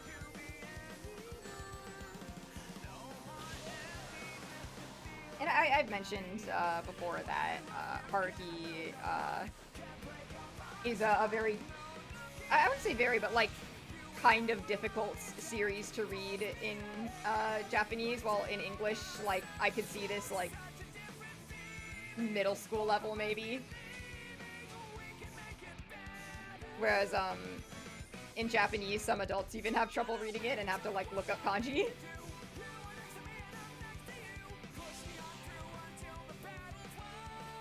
So it's very interesting how different the vibes are.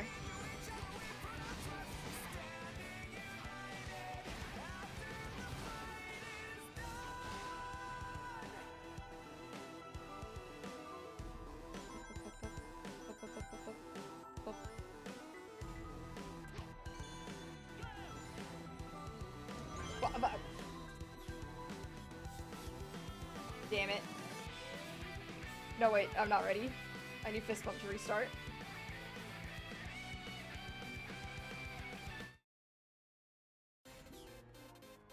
Why do you hate kanji? What the hell?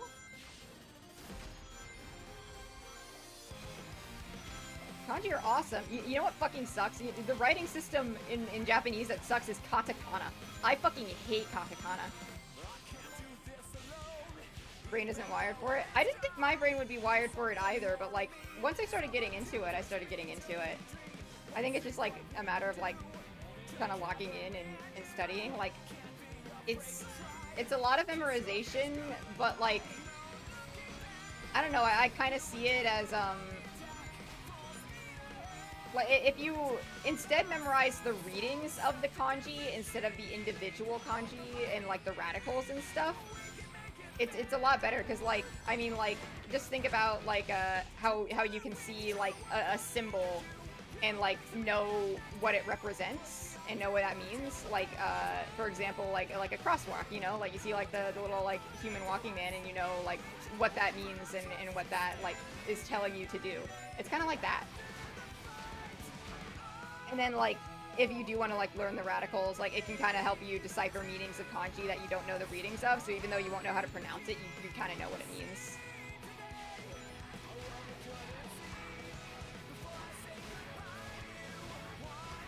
Katakana fucking sucks though. Because and I think it specifically sucks for an English speaker learning Japanese, because it does the same thing hiragana does, in which like they have the same like sounds. It's too symbolic for your brain. I suppose so, yeah. That's fair. But what was I saying? The issue with katakana is that it kind of does the same thing that hiragana does, as in like they have all the same sounds and stuff. They're just like different symbols to like make the same noises, you know? So like you have like your ka, ke, ki, ko, ku kind of a deal, but they just like have different like symbols representing them. And the thing with katakana is that it's mostly used for loan words. And so when I see it, I'm expecting a loan word. And it usually is, like 90% of the time it is a loan word, don't get me wrong. But like I can read hiragana pretty smoothly, but whenever I see katakana, I have to pause. And it's not because I can't read it, but because I have to fucking decipher what the fuck they're talking about. Like I'll see like pasokon written in katakana. And pasokon, what does that mean, you ask? Personal computer. And like it kind of makes sense when I say that, but when I'm reading that, I have no fucking clue what it means. And like if I was learning katakana and the loan words as if they were Japanese original words, maybe I wouldn't have as much as an issue. But because they're loan words, it's like a fucking puzzle every time I'm trying to figure out a new word in katakana.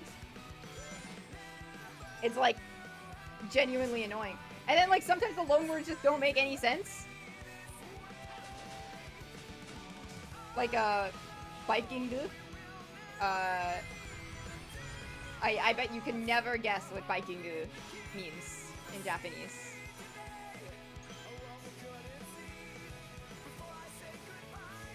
Because it doesn't mean biking, and it doesn't mean Viking either. So it's not biking, it's not Viking, Baikingu. It's all you can eat buffet, and it's a loan word. And it is meant to sound like Viking, because like the word for smorgasbord was too complicated, so they decided to just call it Viking. Baikingu. They're like, smorgasbord is too hard to pronounce, we're just gonna do this instead. Damn. I didn't finish on fist bump, but it's okay. And I got the S rank, baby. Let's fucking go! Oh my god. Well, now Jelly's taking a nap for an hour, so like I could keep going. I'm a liar. I lied about ending stream, actually. More progress to be made, yeah. I'm doing good. I've S-ranked to like, what, 4 stages now? I started the stream at 41. So, really good progress. I'm gonna bring the Unleashed music back for a little bit. Because next DLC stage, which is base stage but worse, is Dragon Road, and I like Dragon Road.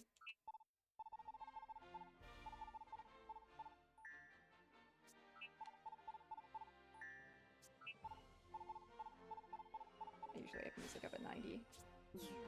Okay. Actually, no, that's really loud now. I changed my mind. 80. Alright. You. This one. Alright. Let's see here. Ready? Go!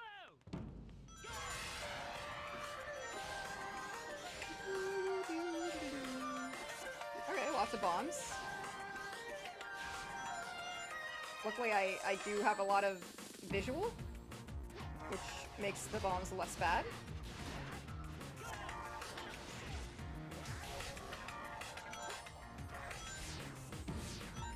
I'm not gonna worry too much about getting hit early on. I'm here to rack up points. And I want to finish the level to see like where in the ballpark I should be expecting I get an S rank. Oh.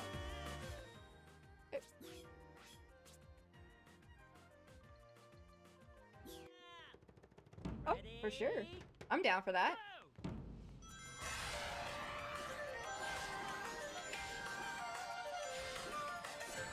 As long as my like family isn't being annoying about the holidays, I should be good.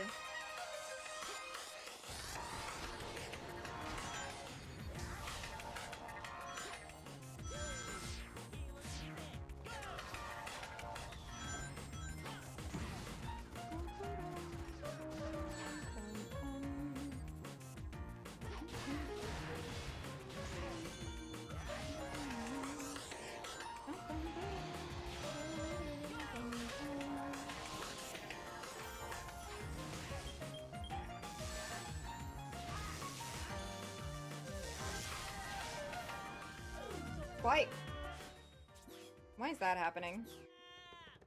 Ready? Go! Maybe I just need to be better at pressing the A button.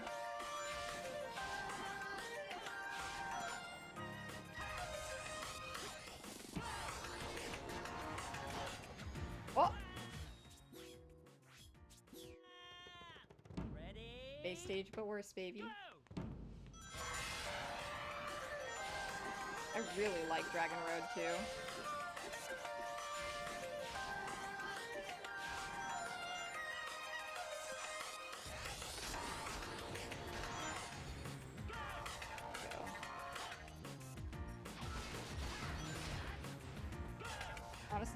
wonder if I could like use it, get the win of both defeating those enemies and getting that light speed dash and the ring bonus. Come on, come on. Let me like build up more speed. Okay. Nice, baby. Let's go.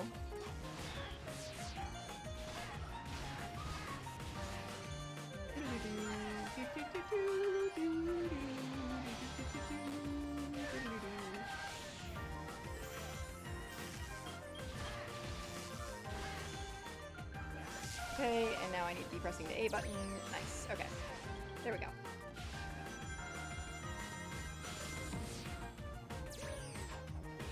Okay. Oh, this is a section to be scared about, for sure. Okay. We got missiles, baby.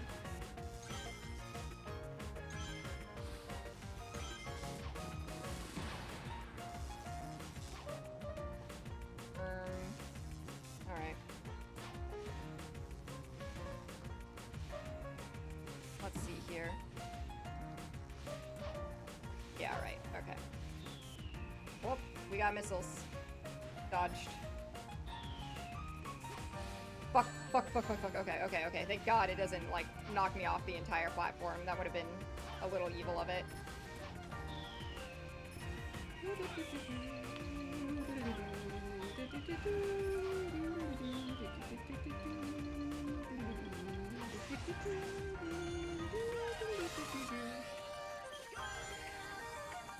Alright. Not too shabby, not too bad. Oh, oh, what? Never mind. Ready? Go! I think we'll be able to figure something out in that time.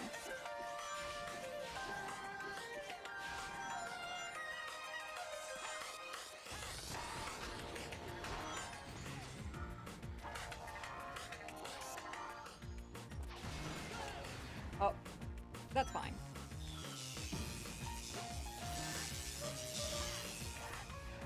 Never mind. Ready? Go!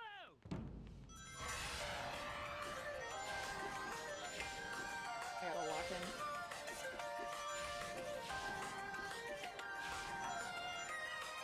I want to S-rank at least one more stage before Jelly wakes up.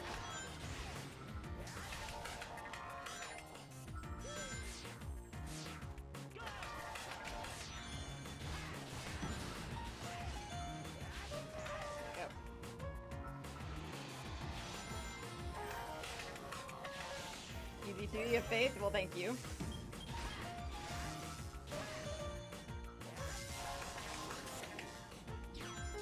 Okay.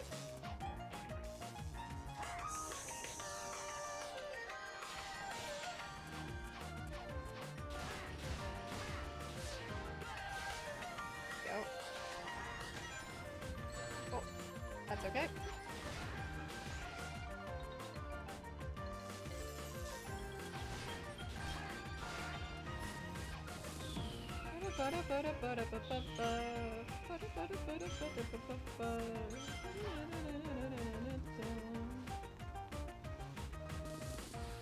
I wish I could, like, get in there and get his ass, but, no lock on, unfortunately.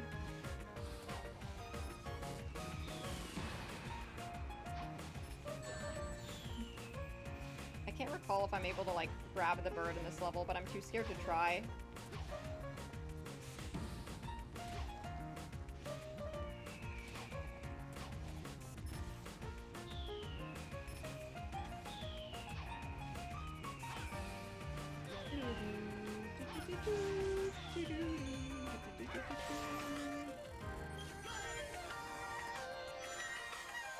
I just need to be on this side. There we go. And now to boost like crazy. Ooh, that was a close one. Fucking hell. Alright. Ready? Go!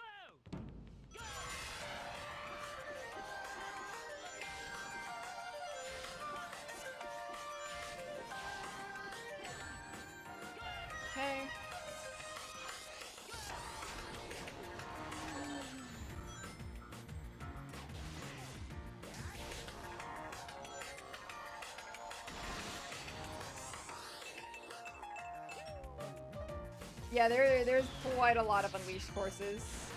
Let's see, there's Dragon Road, there's Valeska, there's Windmill Isle, like the Spagonia one. I'm pretty sure that like there's another outdoor one that's very Sonic Unleashed, or at least it looks like it. There we go.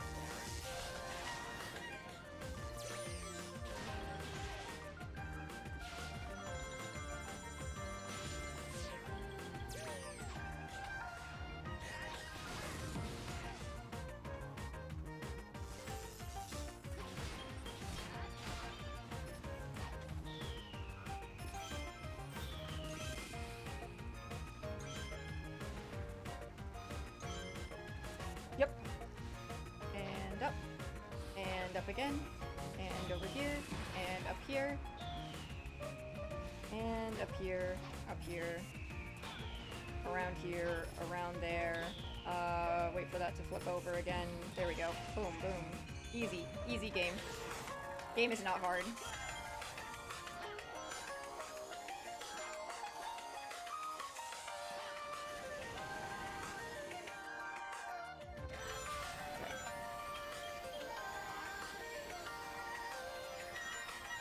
Okay. We're good, we're vibing, we're straight chilling. Okay, little break on the islands, thank you. Yep. Yep. Okay.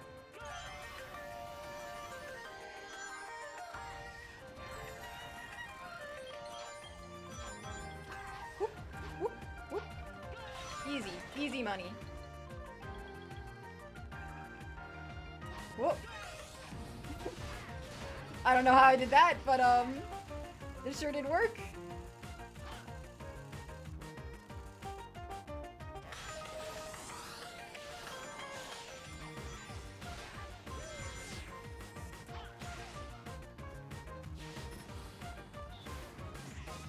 Whoa.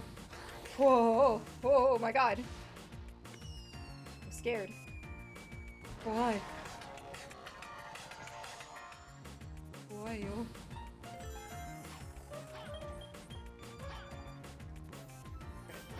That's a falling platform. Good to know, good to know. Hey! Get you out of there! Oh, no, no, no, no, no, no, no, no, no, no, no, no, no. Fuck, okay. I was doing really well there. Ready? Go!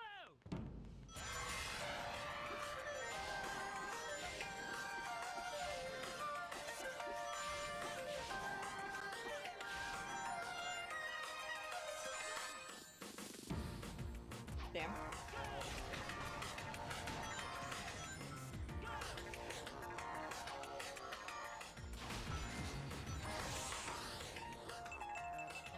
Damn it.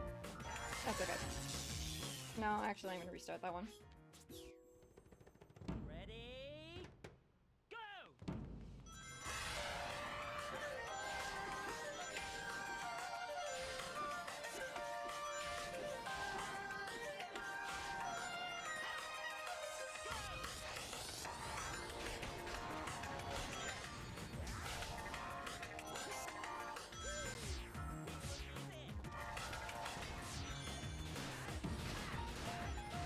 Nice. There we go.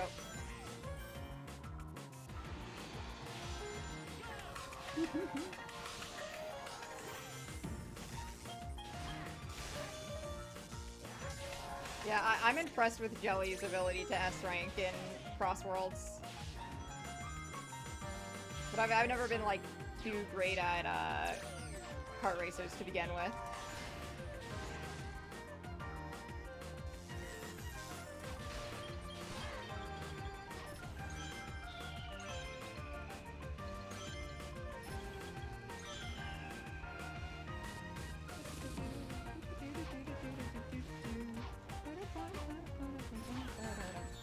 Oh, thank God.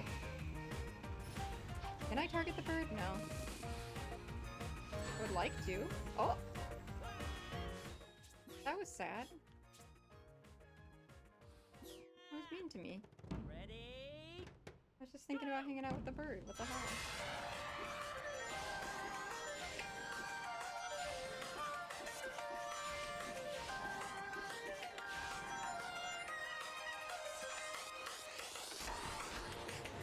bird hates me? What did I do?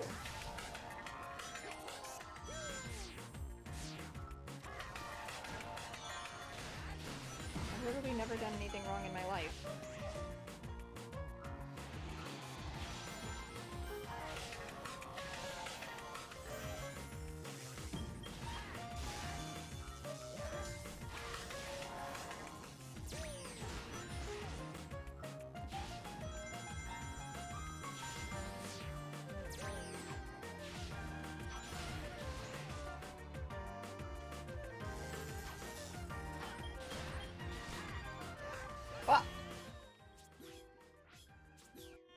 I have that beginning part down really, really well.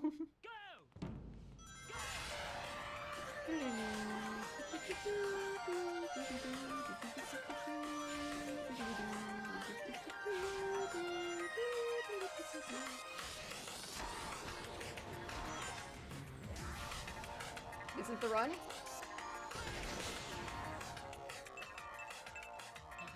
Damn it. I don't know about that, but we'll see. No, it's not the run. It's not right. You know what, actually? You know what I want to do? Hang on. I have a brilliant idea.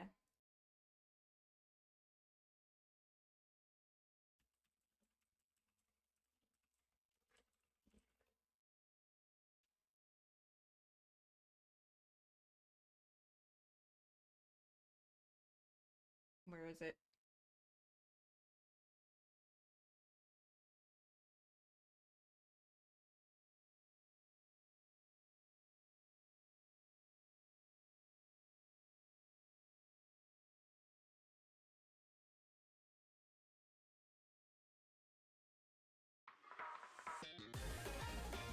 There we go.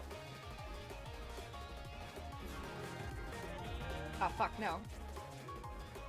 Turn off that music.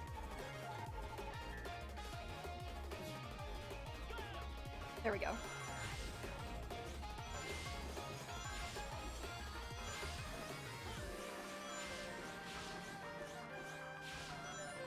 The improved Dragon Road.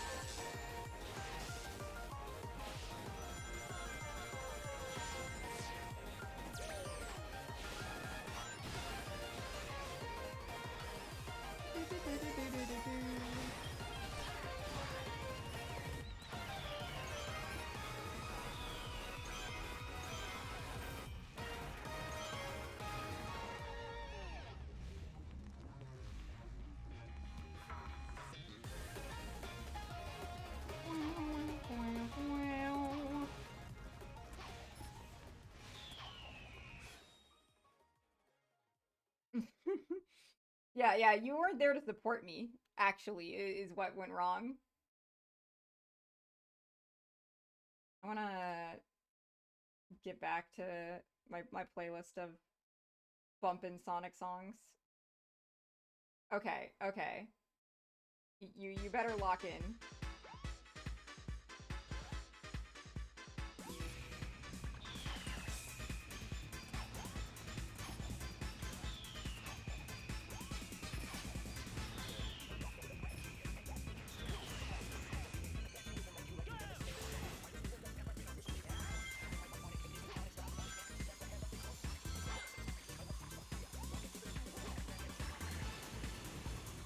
I mean, I was starting to animate a little thing last stream, so maybe sooner than we think.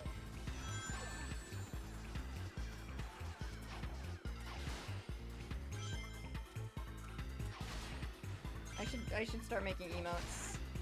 I'm just like, what would I do? Fuck, okay. Almost the wrong direction there.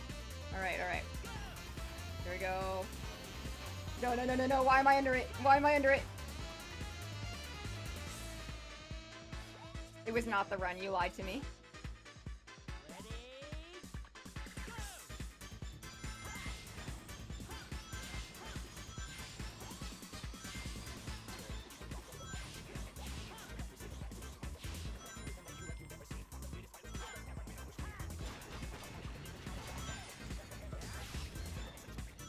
I was scanned by the camera, that's true.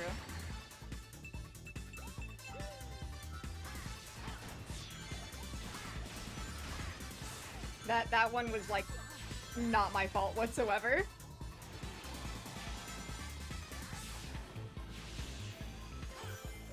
Whoops, my bad. Sometimes I get a little too excited.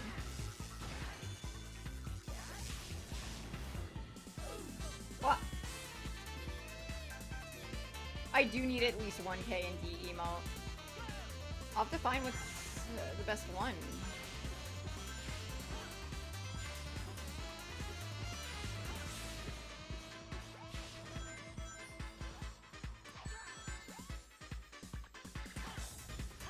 Emote to spam when I start bringing up kids next door.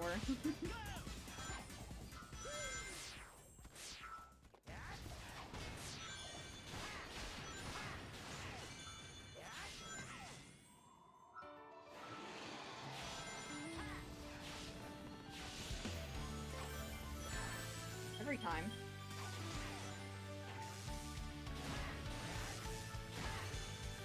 I think I need at least 2 K&D emotes, because I need one for my son Nigel, but I feel like Chad has become ingrained within the stream. Like, given my Chad haircut.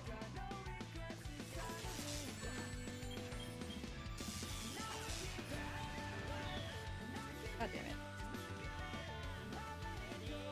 Sonic Colors killed me, actually. Get out of here. Pumpkin Hill! Let's go! You know what? Maybe it is. I think I still have Chad here.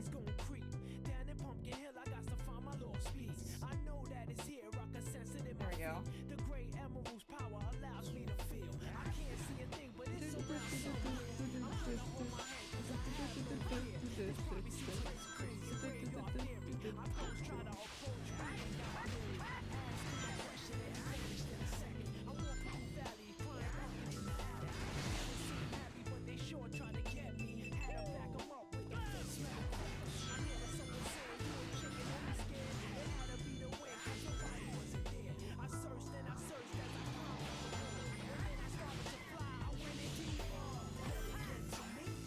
You know what? Maybe if I can figure out how to like set up like the stream to like do certain things when someone like gives channel points, I could like, you know, have like a chat appear point dono thing.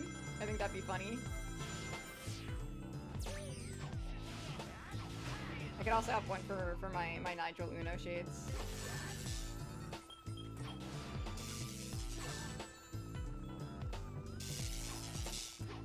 This Pumpkin Hill track is a meme within the Sonic community. Just like the I gotta sing with it. Over and over again.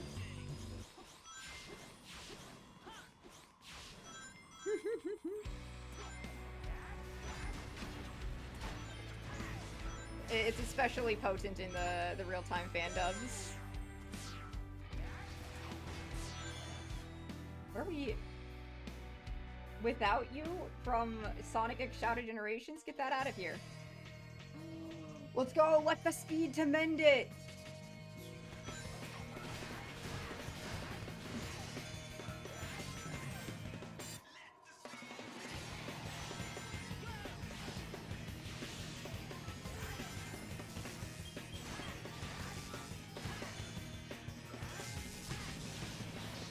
The delivery, yeah.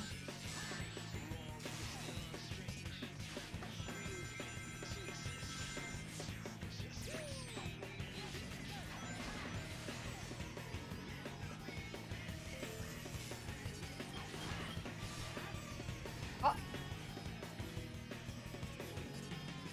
Apparently the speed did not mend it. Let's try something else.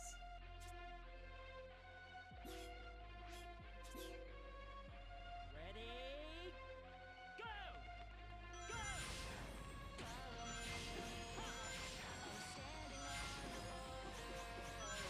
He might be.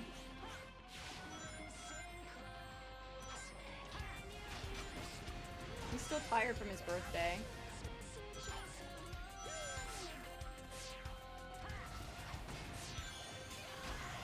Even though that technically happens in his future.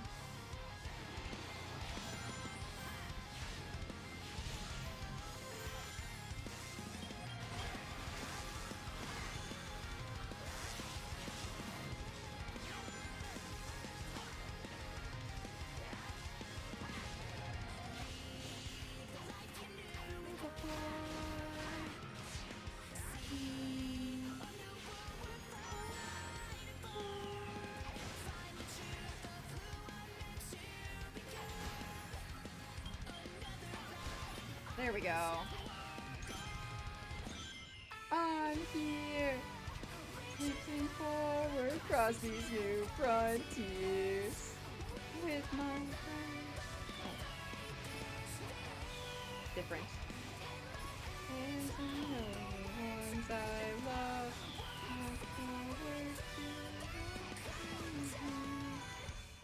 Always to new horizons. I did not watch Ruby, no. I know, it seems like such a neat thing to watch. I have friends who are very into it, though. So I know stuff. What the fuck? What the fuck? That water section is, rough with obstacles around, let me tell ya.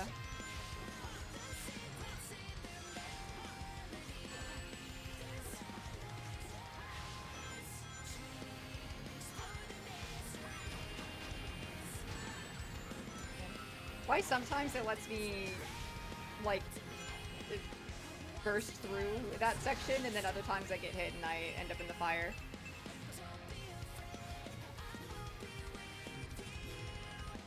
I'm here, reaching forward across these new frontiers with my friends.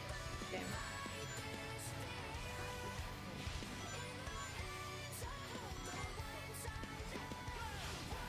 Yeah? Ruby fan listening to Sonic.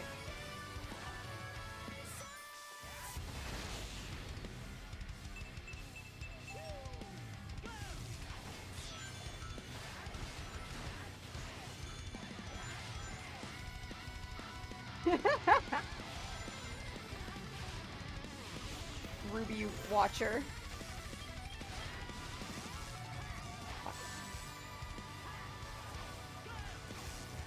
Please let me out when they put Sonic in the torture chamber. Yep, yep.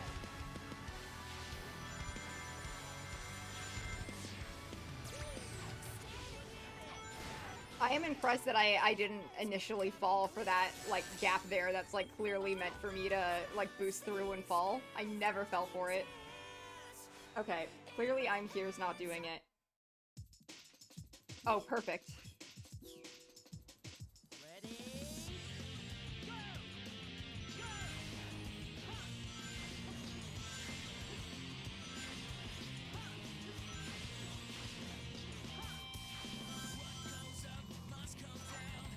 Go!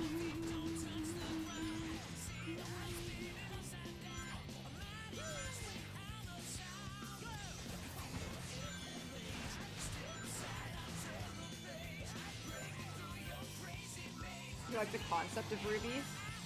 That's fair. It's like how I like the concept of Mirai Nikki, but it's like bad.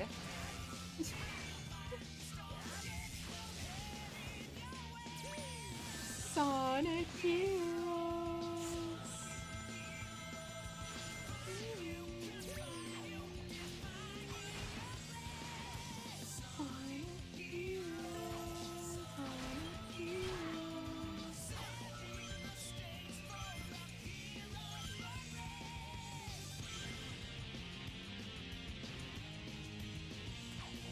Go. Up again. Up again. Up here. Fuck. That's okay. That's okay. It's no big. Yep. Whoop. Nice. There we go.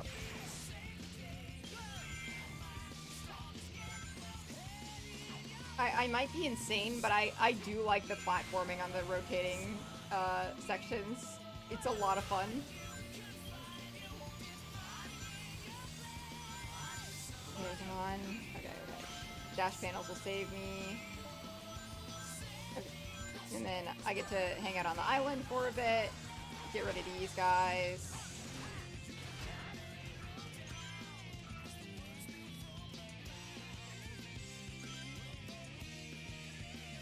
Having this area is very kind of them, I think. Right. There we go.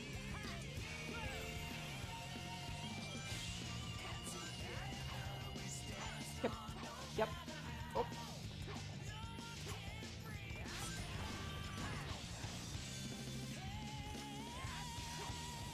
Sonic Heroes.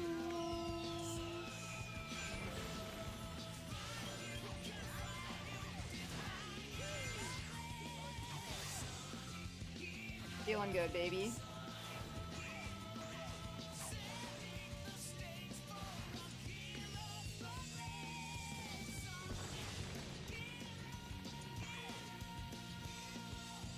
Okay, this platforming is a little scary.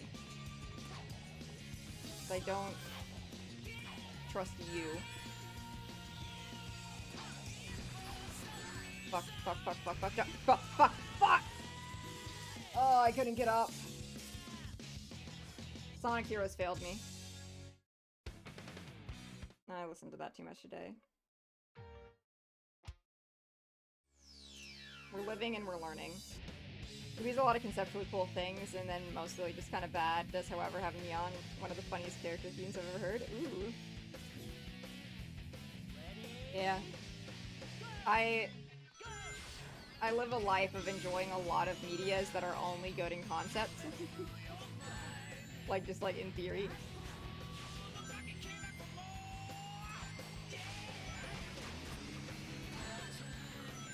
Though, of course, sometimes they're actually good.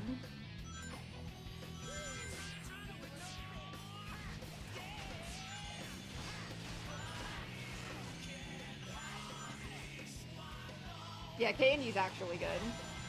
K&E's peak, like, 2000s era cartoon, in my opinion. Like, it's just the right amount of, like, episodic to, like, you can, like, jump in anywhere, but, like, enough serialized that, like, I feel rewarded for continuing to watch it. Like, there are a lot of really great, early 2000s cartoons, like, Flapjack and, Courage the Cowardly Dog, etc., etc. But I feel like, the shows you're finding are either, like, completely serialized and you have to watch them in order, or it's, like, completely episodic and continuity isn't real. And I like K&D's balance quite a bit. I feel like I don't find shows that, like, hit that middle ground quite as good anymore.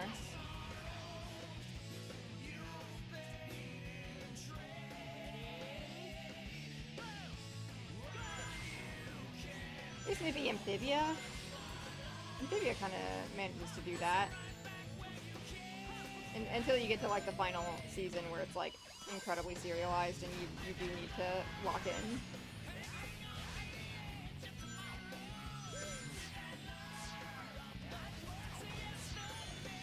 I think most like modern cartoons do a thing where they start out episodic and then they get serialized in later seasons. Dude, you should. Western cartoons are good.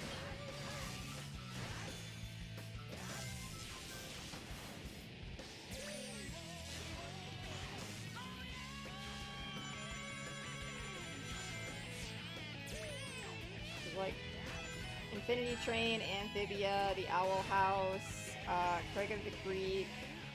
Thinking, what are other really good shows I got? Modern kid shows. I guess they don't have to be kid shows.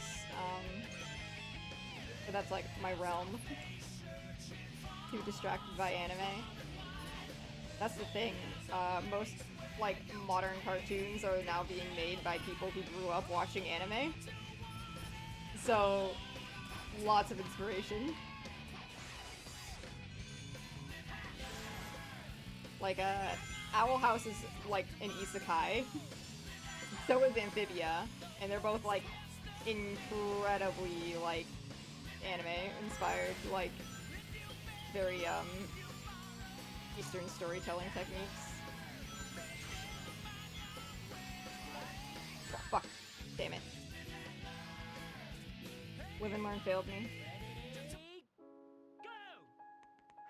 No, that's too sad. Amy can save me.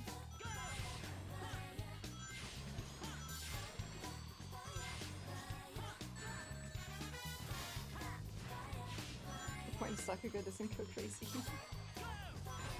That's true. That's true.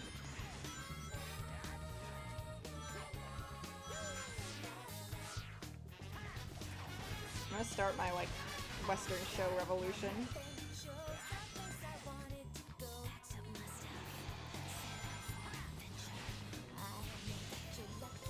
Though honestly, to be fair, I probably haven't watched a new Western show in the last like maybe like 3 years or so.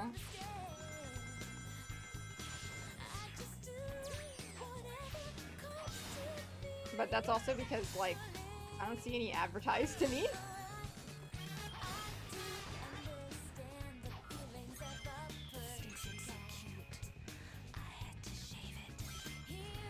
Dude, Owl House and Amphibia are full of hype moments in Aura.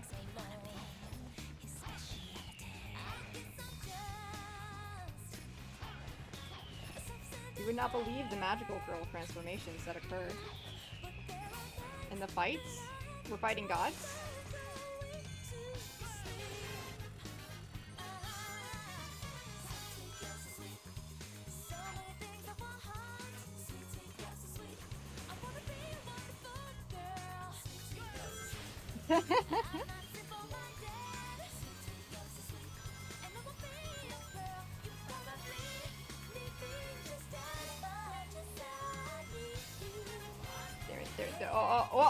Whoa! Alright, that works.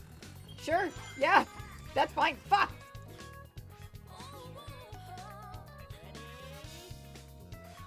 Amy failed me.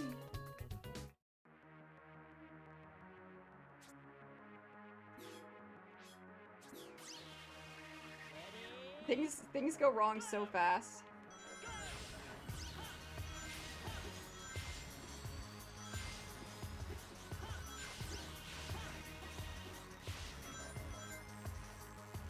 Listen, Amy got me 1 S rank already.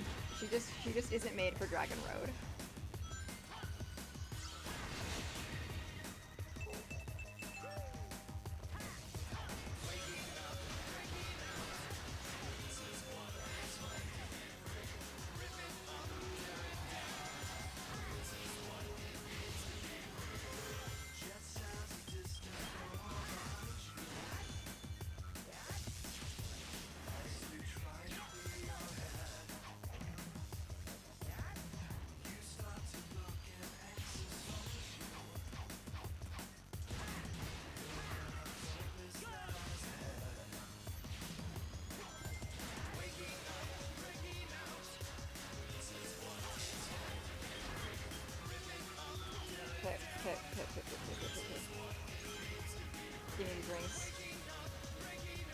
Nice. Get me up here. Yep. Up. My dodging skills. Unmatched. Oh yeah, baby.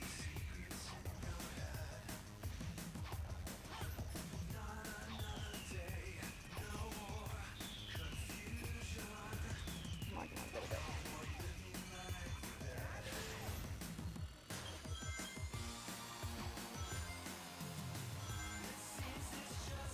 Yep. This might be it. Never mind. Shadow failed me. Next song. Alright. This is it. Sonic Boom could never fail me.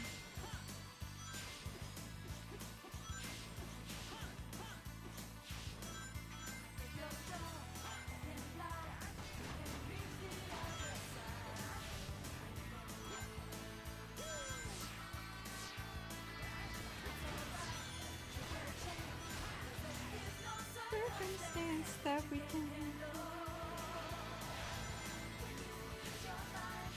Sonic Boom, Sonic Boom, Sonic Boom.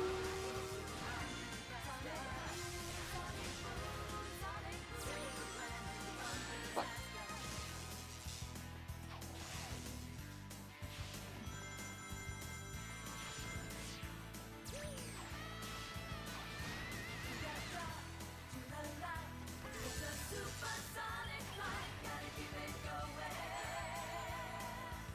Buddy, don't be mean to me.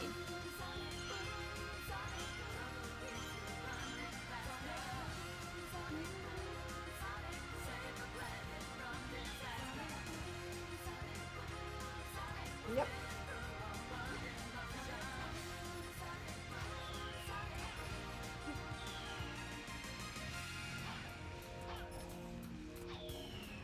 Up and up. Oh, oh, whoop, whoop, whoop, whoop, whoop, whoop, whoop. There we go.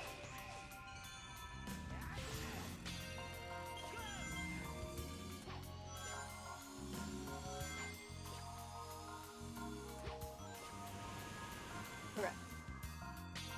This is it. I just need to not get hit by anything. I need to start using those little islands more. If Sonic doesn't overshoot it. Unfortunately, Sonic Boom has failed me.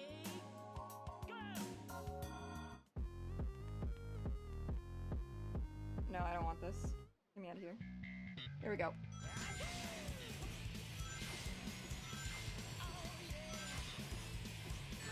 Damn it. That's okay. Run at the speed of sound. Got places to go, gotta follow the rainbow. And stick around to keep moving on. Just one more thing way to find out. And keep on moving ahead. No time for guessing, follow my plan.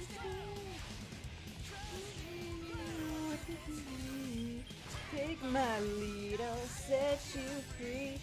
Follow me, set me free.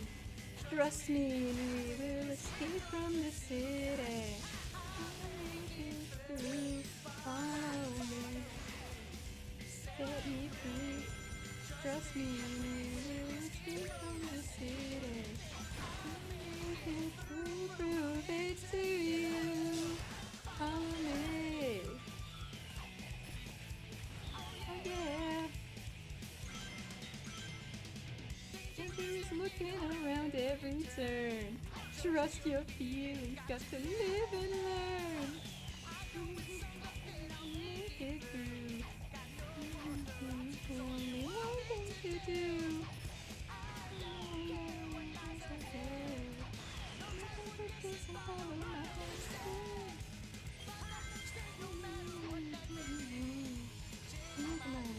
I'll set you free.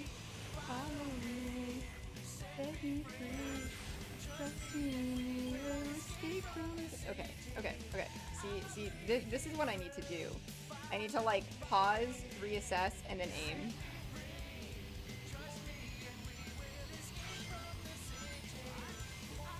Unless I can, like, drift it good enough. There we go.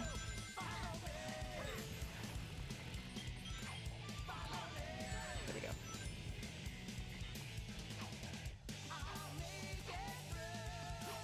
Thank you, City Escape, for getting me this far. Damn it.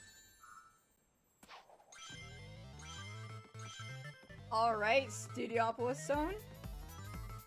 Damn it. That's okay.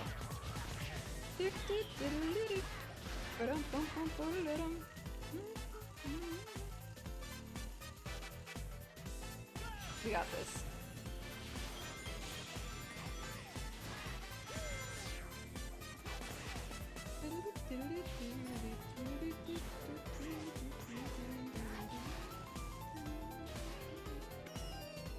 Okay. The platforming challenge that keeps fucking me up.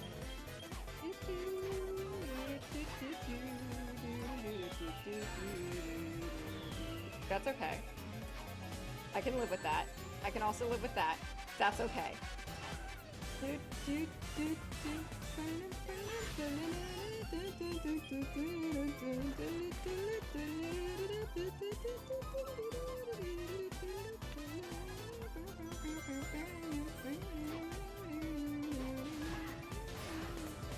Whoa, what the fuck? Why's he gotta do that to me? Alright. Stardust Speedway, baby.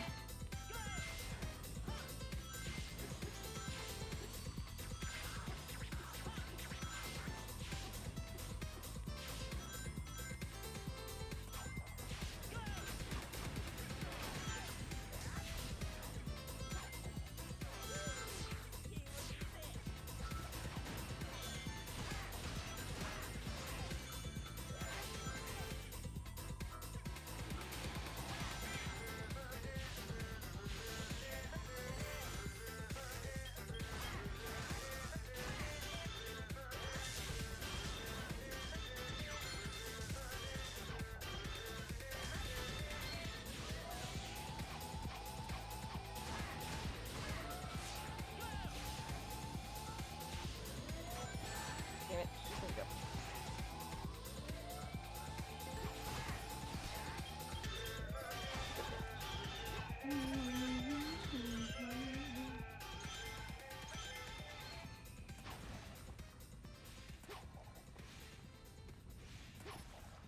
Okay. What is coming to me next? I'm scared. Whoa. There's a long bit of silence at the end of the song. Let me just... It's my will to fight the night, baby.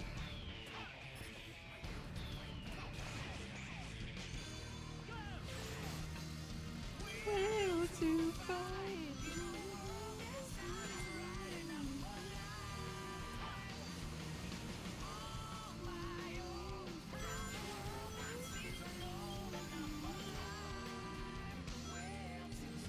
Okay.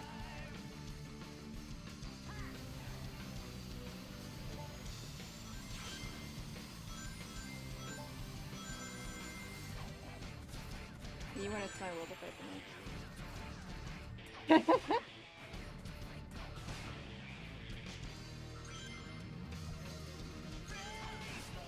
You would not fare well in Sonic and the Black Knight.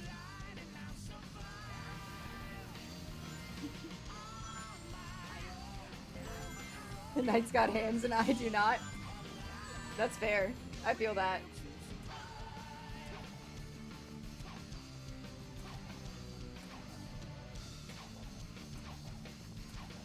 There we go.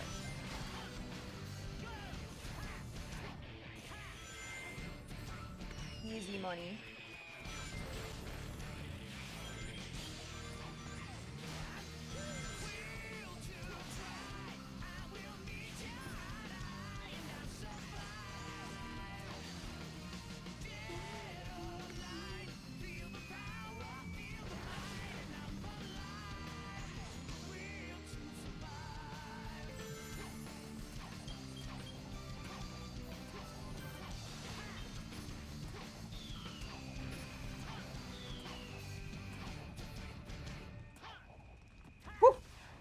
a little scared there.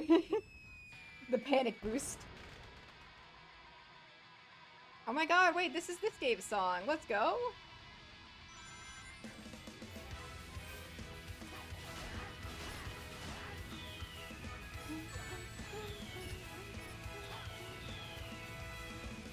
My escape. World and I'm not looking back. Oh, oh, whoa, baby. Oh my god, why are we going so fucking fast on the platforms, huh? Will I know when I get there? Will I know when to leave? I wanna start from somewhere differently. The possibilities are never ending. I see it, and now it's all within my reach. Oh, I fucking hate this thing. I see it now. It's been inside of me. Ah!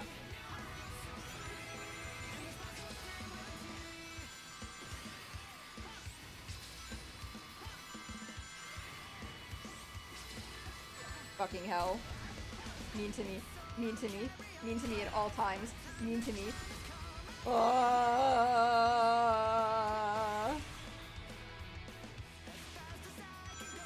That's okay. Definitely not S rank material, but let's see how we're doing. B. Okay.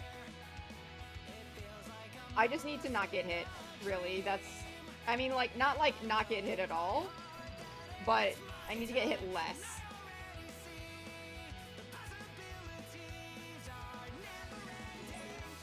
I bet I could S rank it if I finished with over 100 rings.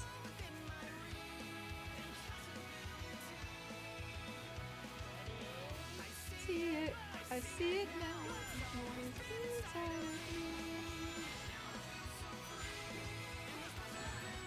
Damn it.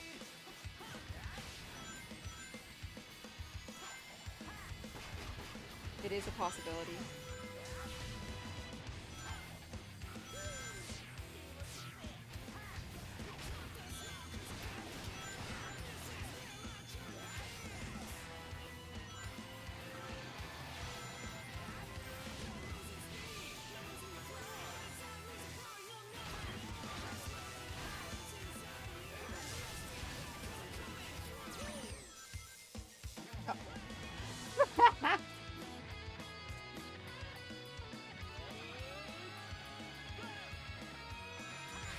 It's fine, endless possibilities can stay, it's not its fault.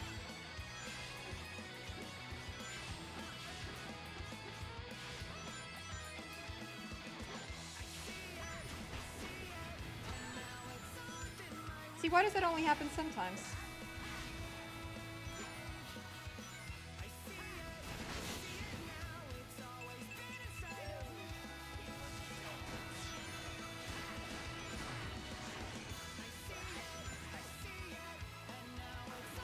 I mean, this is its home. This is the game it's from. I have to give it, like, a little bit of something. I can't kick it out of its homeland.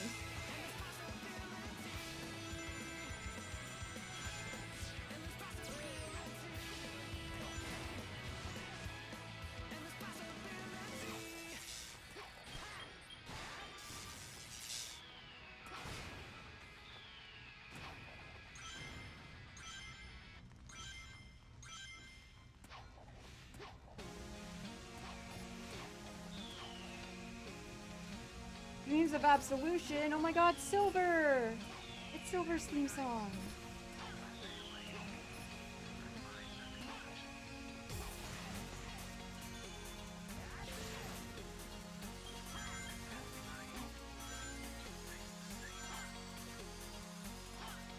Oh!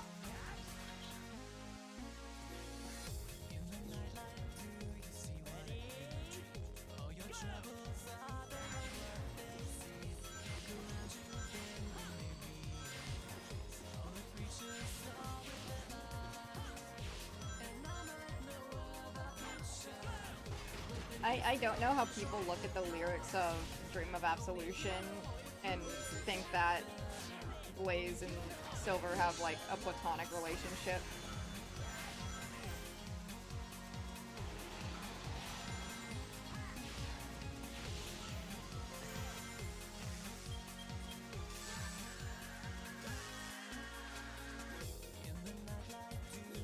Oh, by the way, Sisyphus, you did miss me dropping my most controversial Danganronpa ship. Just reminded of that.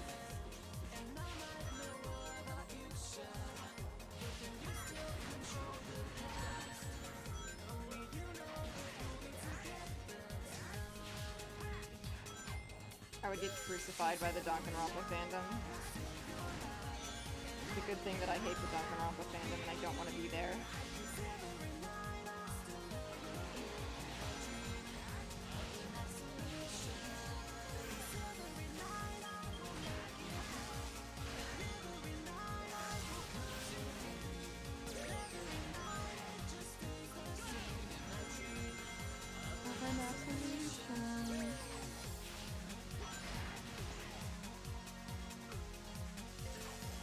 Yeah. It might be.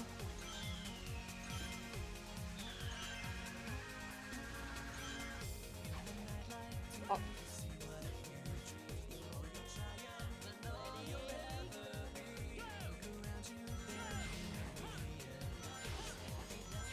It's a ship that involves Komaeda, so like if it's not Hajime, then I'm getting killed anyway.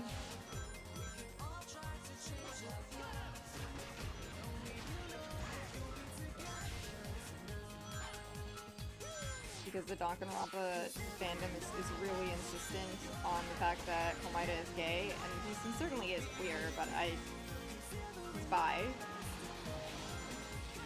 He does comment on his attraction to a woman.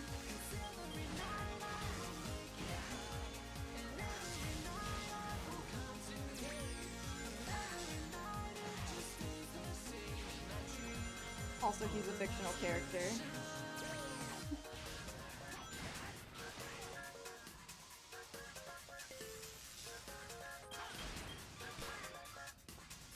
Oh, true! The biphobia, I forgot.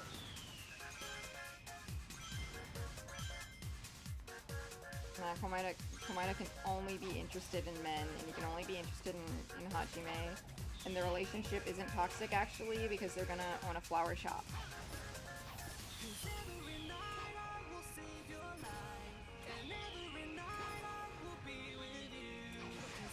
No one tell the Danganronpa fandom that their favorite yaoi is toxic. They really want Homahina to be wholesome post-game. They really do.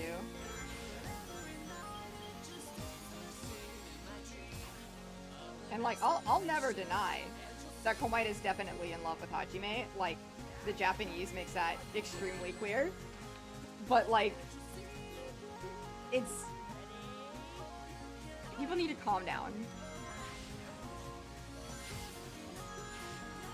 And people also need to understand the characters that they're dealing with.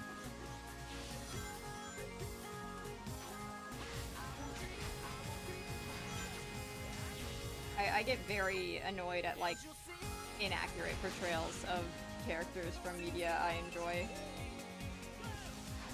If you haven't been able to tell, based on my Sonic commentary. But, Komaeda might be one of the most flanderized characters I've ever seen in my life.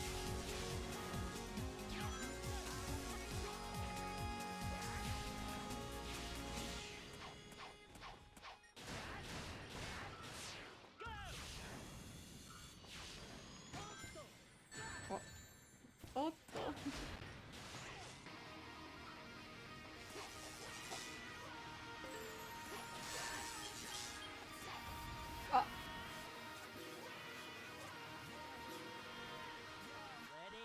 Adjusting my sitting position again.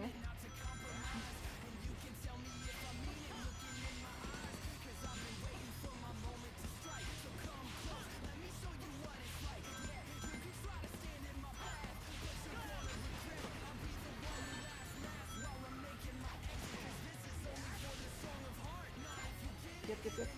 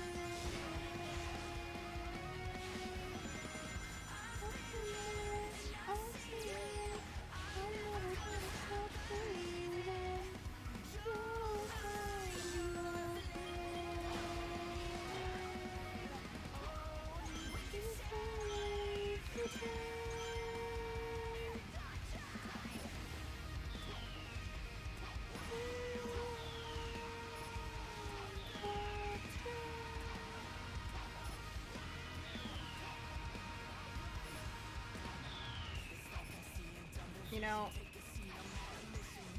say what you will about Sonic Frontiers, but it does know how to do spectacle really well.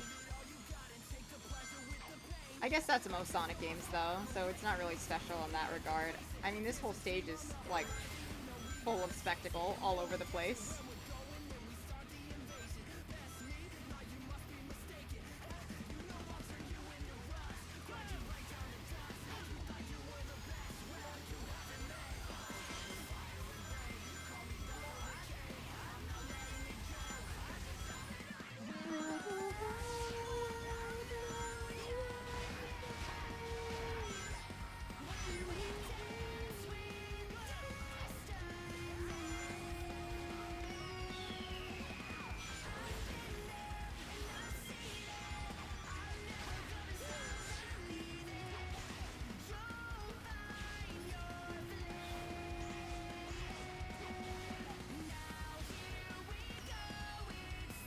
Alright, my ring count is looking awesome right now. I sure hope nothing happens to it. Especially in a particularly difficult platforming section. No, no, no, no, no, no. Hoo, hoo, hoo, hoo.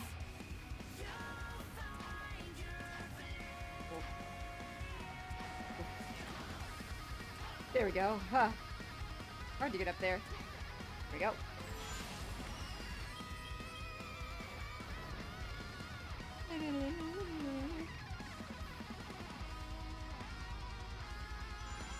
Go. Yep. Yeah. Oh, what the fuck was that? Find your flame, you're not doing it for me. No, I don't want to deal with you.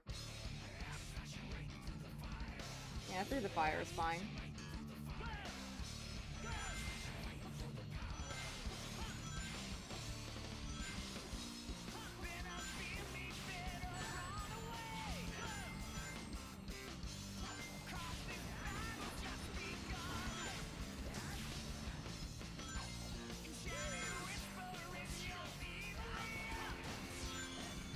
Do this.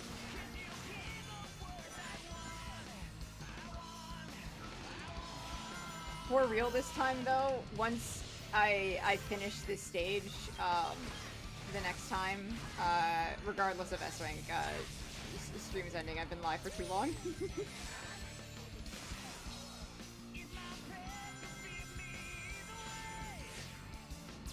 Now, of course, who knows how many times I'm gonna restart before I finish, but, when I finish, it's done.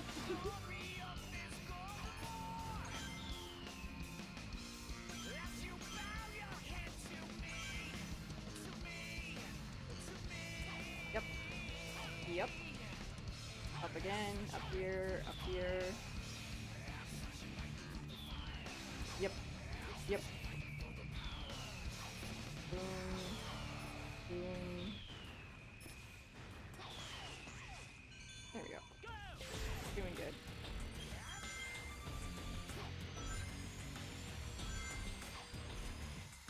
I've pretty much got the part up until the platforming section nailed down, I feel.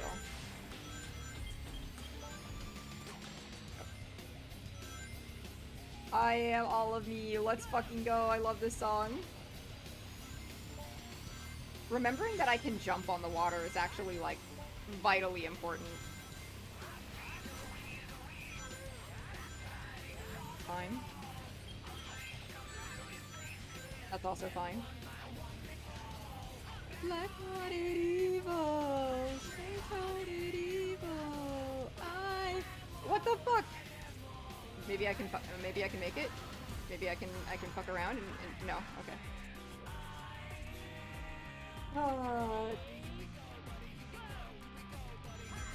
Shadow, why would you do this to me? Do it if you dare.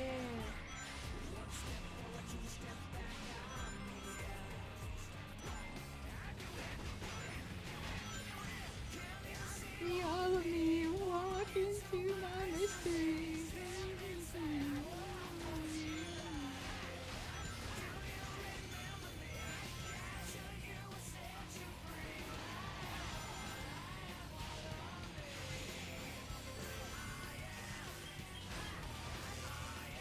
Yep. Boom.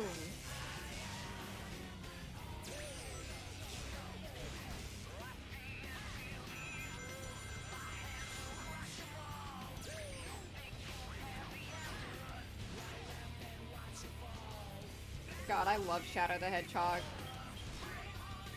Oh, fuck. And yes, I'm talking about Shadow 05. It's full of bangers. I'm excited to play it eventually when I get to my Amy Rose marathon. Go ahead and try to sneak me.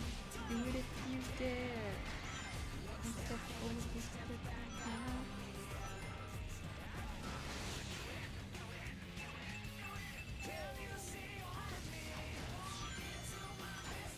It'll be a good time. I think the only game I won't cover is Unleashed because I played it to death.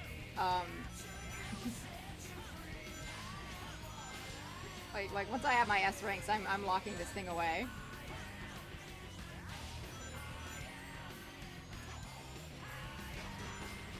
But I will play every game that I'm able to get to work on my computer that has Amy Rose as like at least like some part of the story. Like if she has like if she's either like a main part of the plot, such as Sonic CD, or she has like more than like 5 lines, then you know she's in.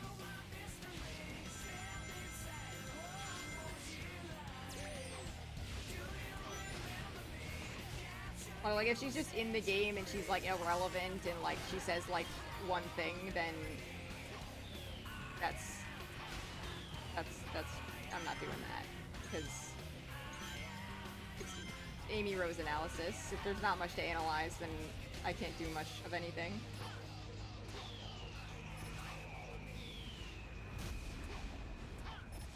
Yep.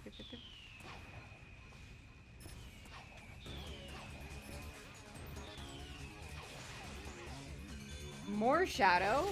Let's go. Time to throw it all away.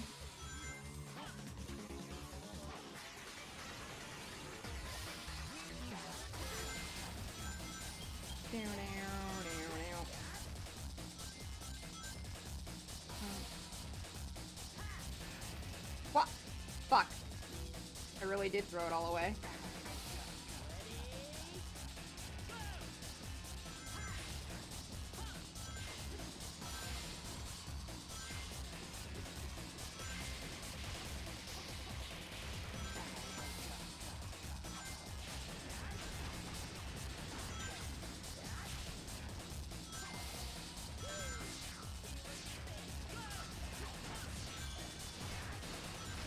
So I noticed whenever I take the upper path, the 2 robots on the sides of the middle ones are like fine, they're spawned in. Whenever I take the lower path, for some reason they're they like have to like spawn in the second I like hit the middle guy.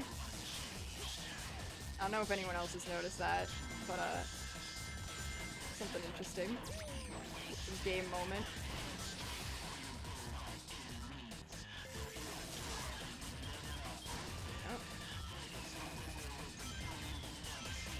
Getting my points.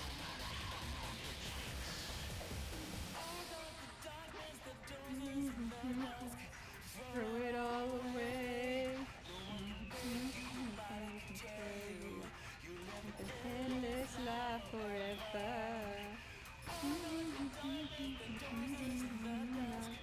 Throw it all away. Wherever you go. Taste it again and again.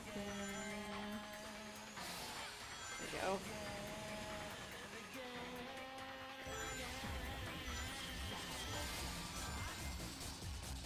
Whoa, whoa, whoa, whoa, whoa, whoa, whoa, whoa, whoa, whoa, Sonic, calm down, buddy, calm down. Oh, fuck! Fuck! What the? Ah! Mean to me.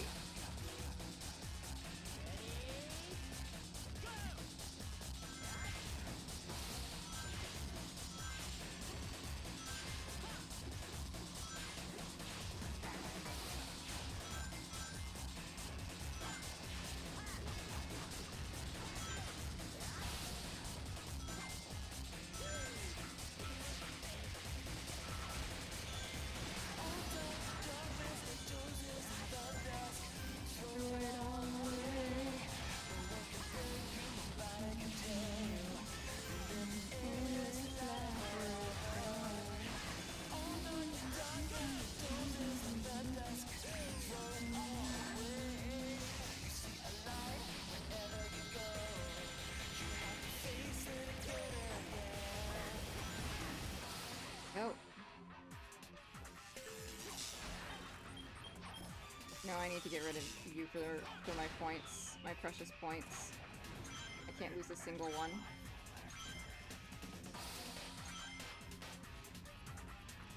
Up. Upsy daisy.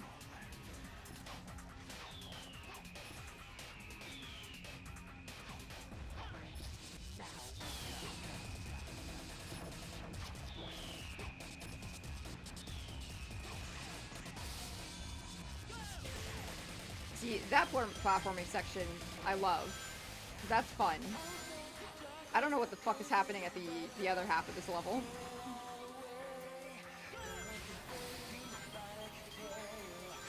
Damn it!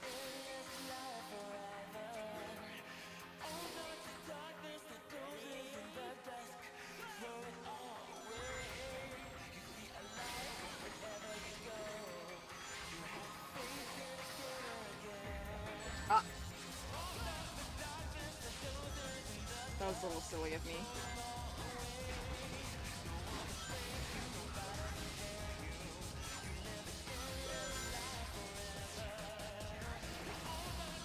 Hi, Nigel. Oh boy, having to adjust my sitting position while running. You can come sit on my lap, buddy. You can do it.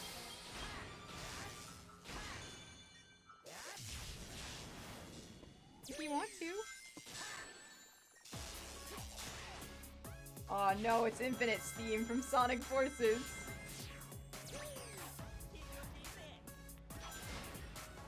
Yeah, Nigel?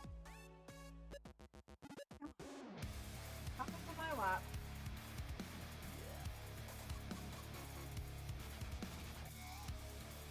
Here. Come here, buddy. Oh. Cat break. You wanna lay down in my lap, buddy? You wanna get cozy?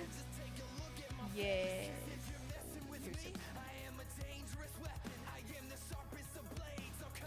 Very important, yeah.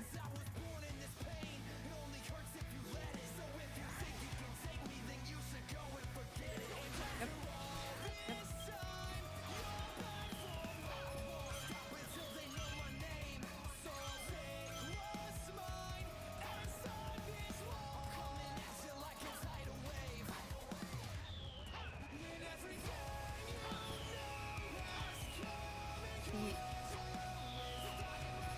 This area is just fun. It's just a fun time. Like once you have like the movement down, it's great.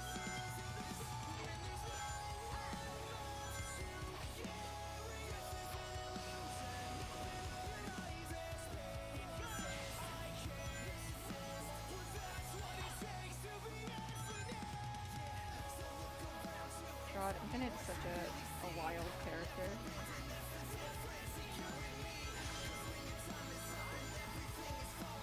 So the trick to drifting on like this water section here is to tap it.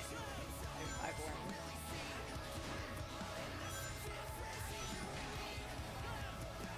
Okay, it's fine. I'm gonna get green. I don't want to be too fast going through here. Go. Kill you guys. And cat support is helping. Naturally.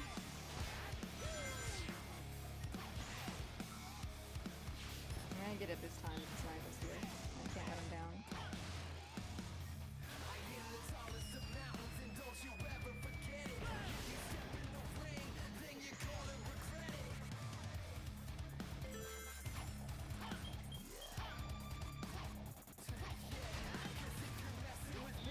Nice.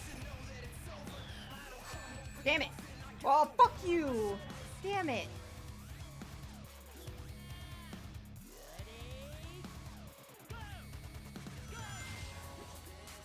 So mean to me.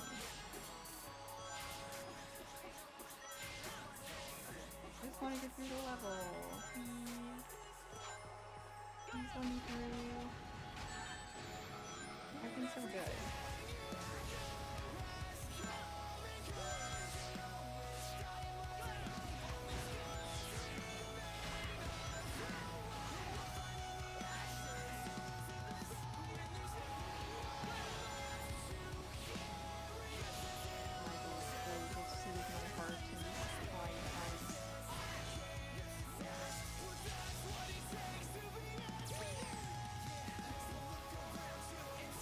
There we go. I need to get that out there.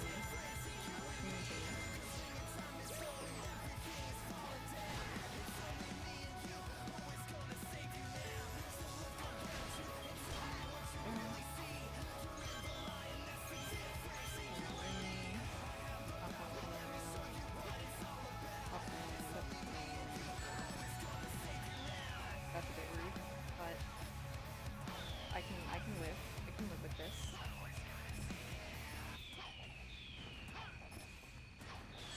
Ah, oh, fuck, it's the first time I fucked that one up. Ready? Damn it. Go!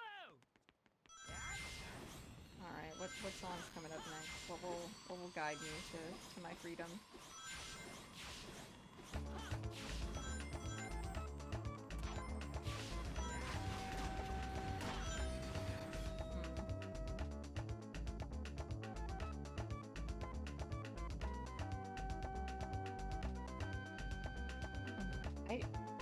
It's not the vibe.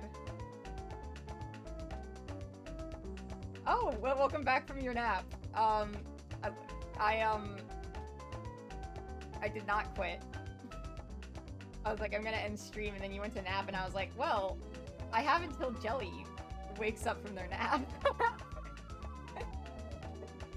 before it's anime hours. But I'm like, I'm doing really good right now.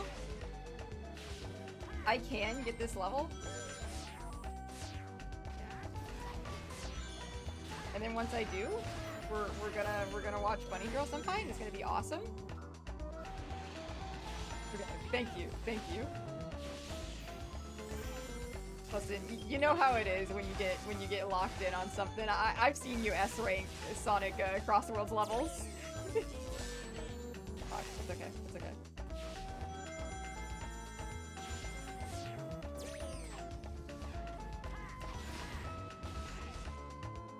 Average lurch stream length. Don't look at how long I've been live. We're not gonna think about it. We're not gonna talk about it.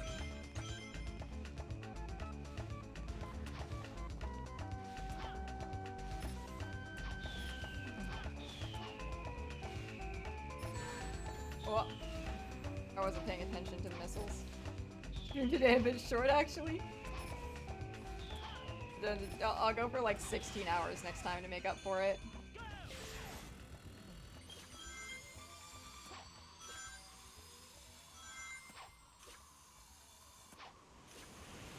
power of not having a schedule whatsoever. Okay. Whoa. This song is a bit of a build-up. Hang on. Give it a second. Leave me alone, May.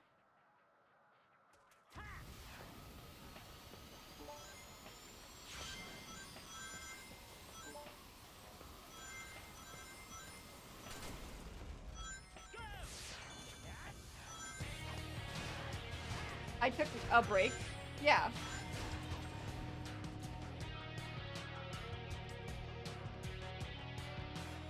Oh yeah. Okay. Let me. Thanks. All right. Have this stretch without disturbing Nigel. Oh.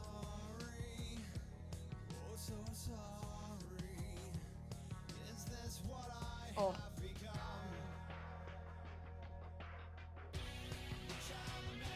we go. That stretch felt really good, actually. Thank you. Or I allowed it in. It's going pretty good. I mean, I best ranked like 4 stages this stream, so that's good. Thank you, May, for taking care of me.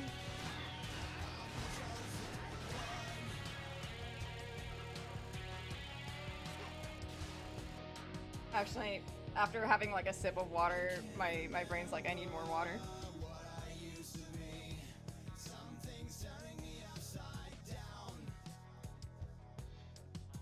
Okay. Okay. A little Nigel pet for goodwill, for good luck. Okay. Time to get to the evil platforming section that is evil and hates me.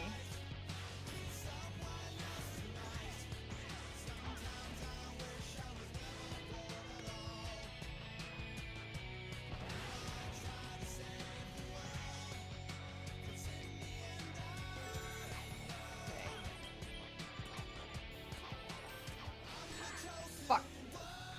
That's okay. That's okay. I don't need him dead. I just need to. Fuck. I just need to get through here. Let me up there. Oh.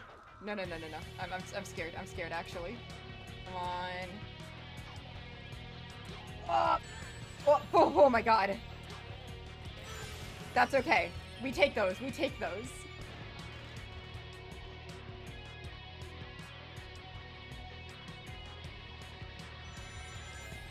I'm the chosen one is not hitting right now. Let's go! I love Sonic 06! Whoa. Ooh. Okay, it's time to get to the very scary part, guys. Everyone hold my hand. Oh! Oh! Oh! Oh!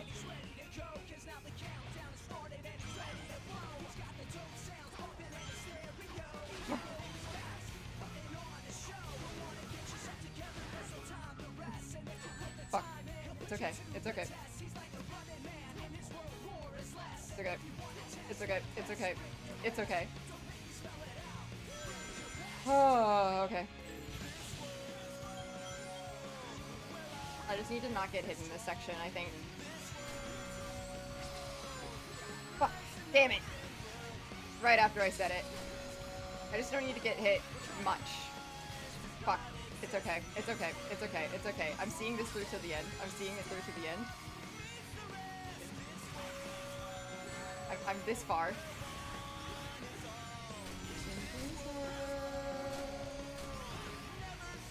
The fall in his world. Compromise does not exist. Fuck his world.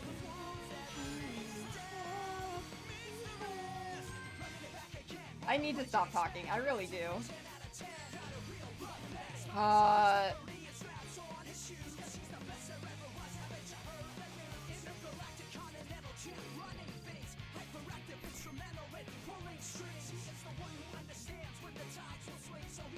One more. One more. Last one for real this time, I promise, I promise, I promise.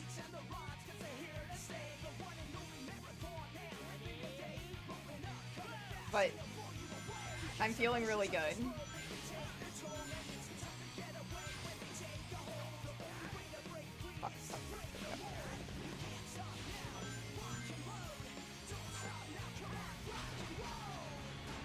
Well, we were considering maybe I wasn't doing too well because Chad wasn't watching over my levels.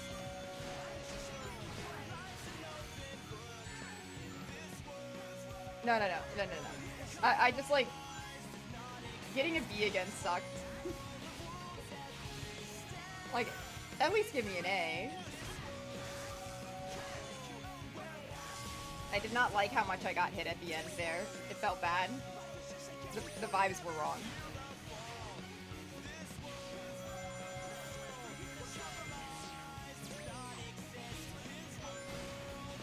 Also, his world just got me like really pumped when it came on, and I wanted to keep listening to it.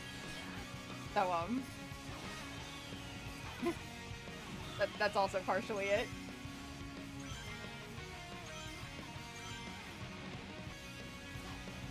I love his world.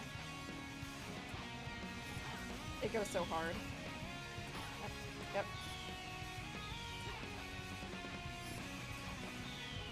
Yep.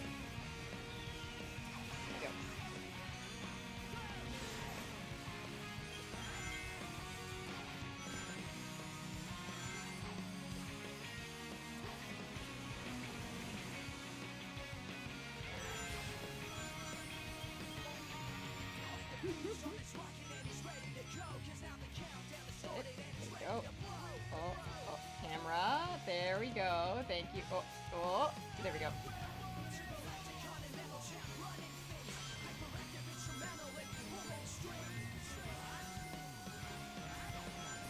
There we go.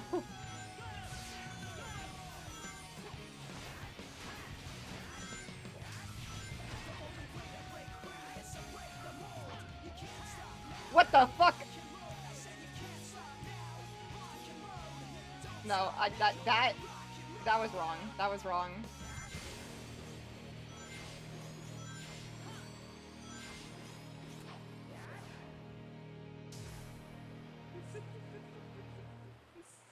Yeah, Sonic? Thanks, buddy. You know what? I know what I need. I know what I need right now. It's the last one. This bump is back, baby.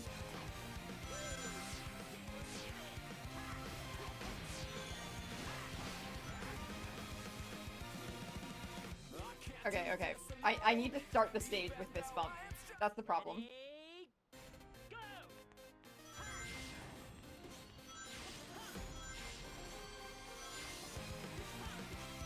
I'm a real streamer now. I'm driving a bit into the ground.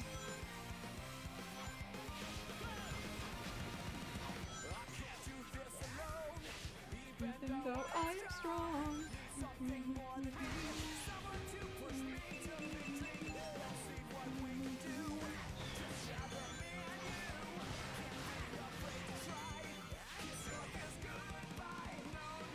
The bit is my... It's only 6 p.m. It's fine.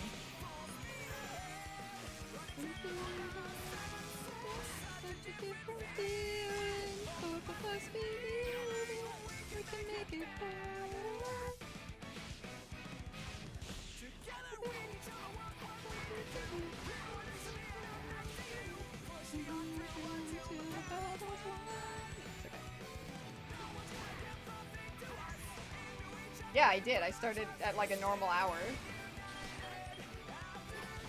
I just also went on for a very long time after that. Okay. That was a risky move for no reason.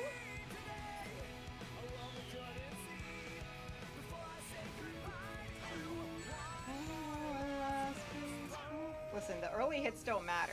What matters is the end of the stage. Because if like 45 rings or so is a B rank, I can easily finish with like 100, 150 rings, I'm probably at an S.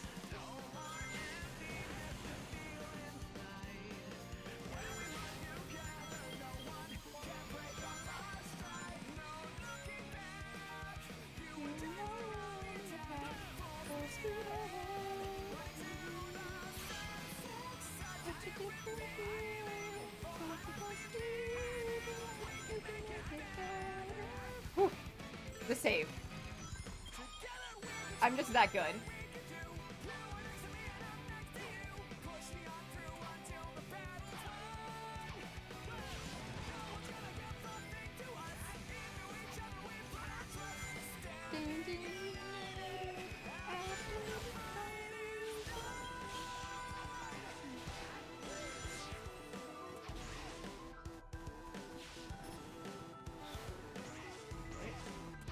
Yep.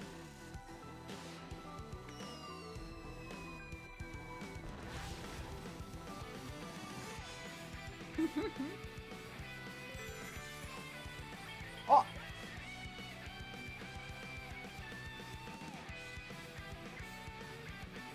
I'll see the level through. I'll see the level through. I've lost an immense amount of points. But, I don't know. We'll see where we end up. I'm for real. This is the last one. Oh. Well. As bad as it feels. As much as, like, every, like, bone in my body is itching for the restart. Oh. Okay, well, maybe the vibes are bad and maybe I do restart, actually.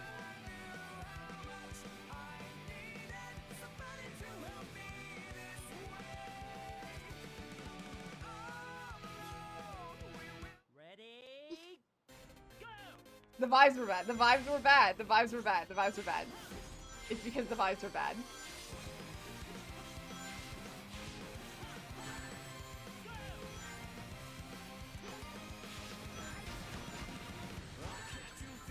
The vibes were really, really bad, and I'm glad you guys understand that.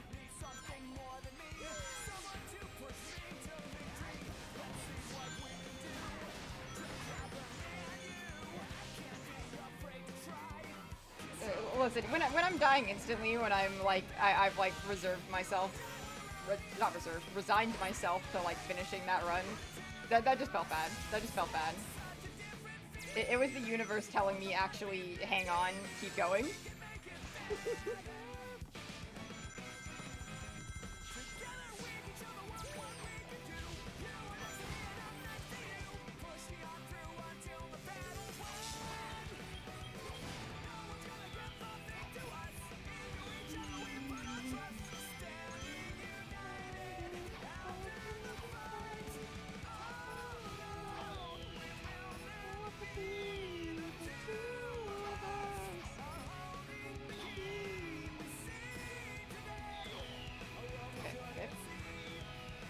Yep.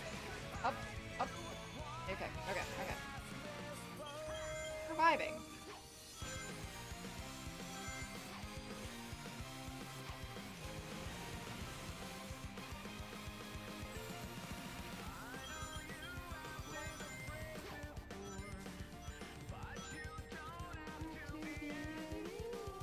Yeah, the vibes are really good right now. Thank you, fist bump.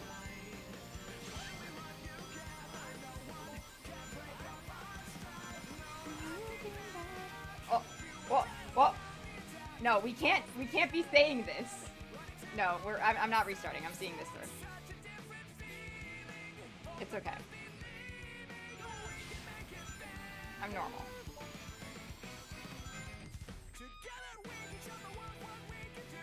I can maybe come back from this. It's more like the points that I built up at the start that I'm worried about losing, but maybe if my ring bonus is enough, it won't matter. Oh. Why am I failing that? Maybe I just need to, like, lock in on this instead of taking my pauses. I can also stop on this island to get some points for destroying these robots. There we go. Oh. Okay. Point recovery is happening.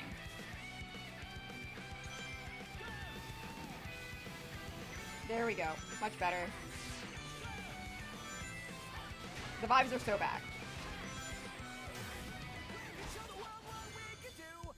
I even hit the ring. What the fuck? Come on!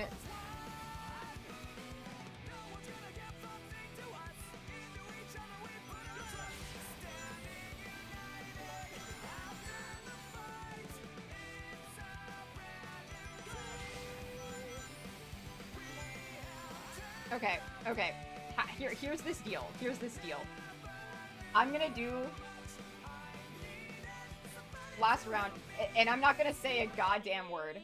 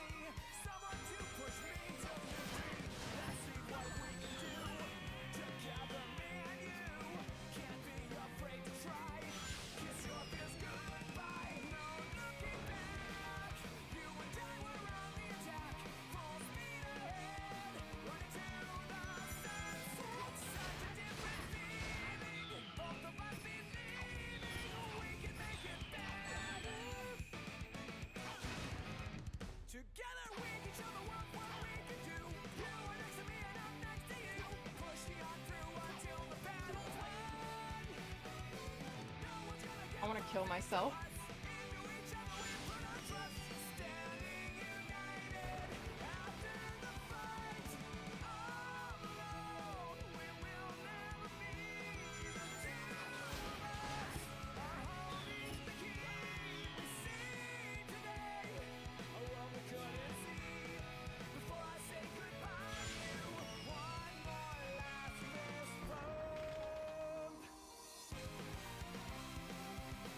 The vibes are so bad right now, game.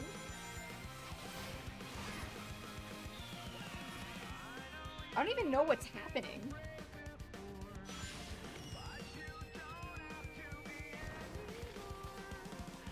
This bump always works.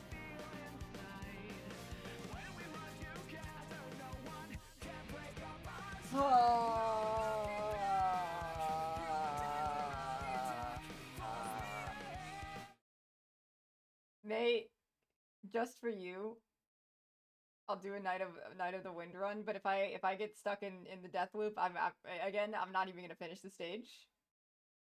That's my new deal.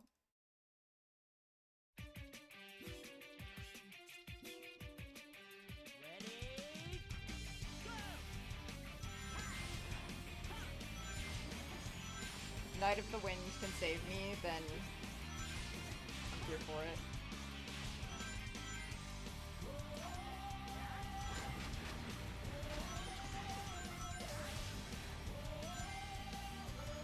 I agree, there should be a Sonic rhythm game. He makes a cameo in a rhythm game. I forget which one though.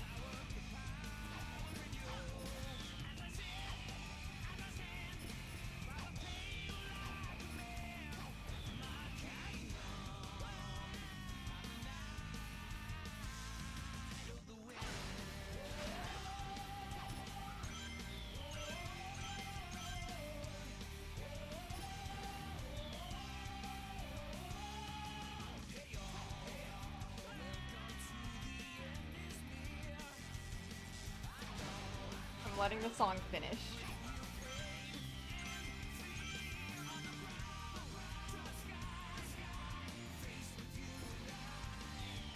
But I think perhaps my gamer skills have depleted.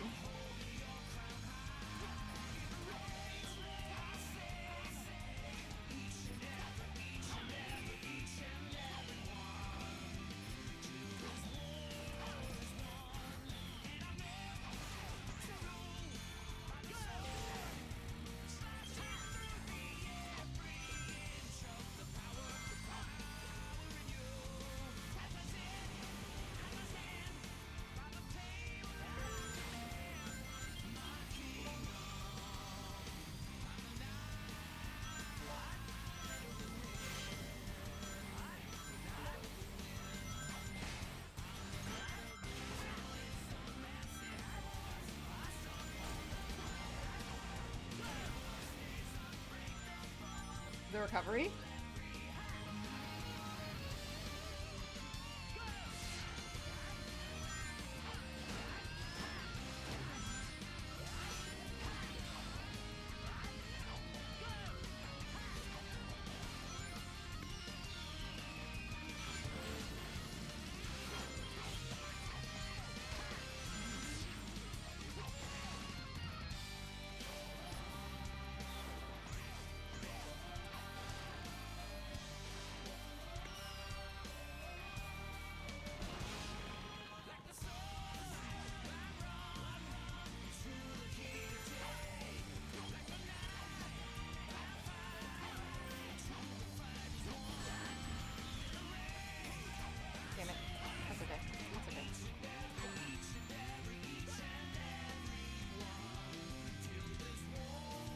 song can finish.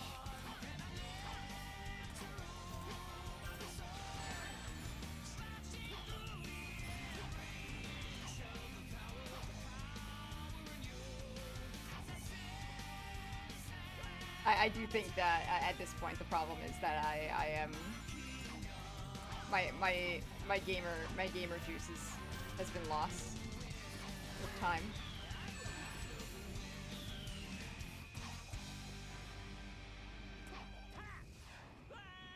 All right, that's it. Night of the Wind is finished. We are ending stream. I'm out of gamer juice. I have Bunny Girl Senpai to watch. Yeah. Thank you all for joining me, especially those of you that stuck around the whole time or popped in and out. This was a good one. With myself. All right. You all have a good night. Bye.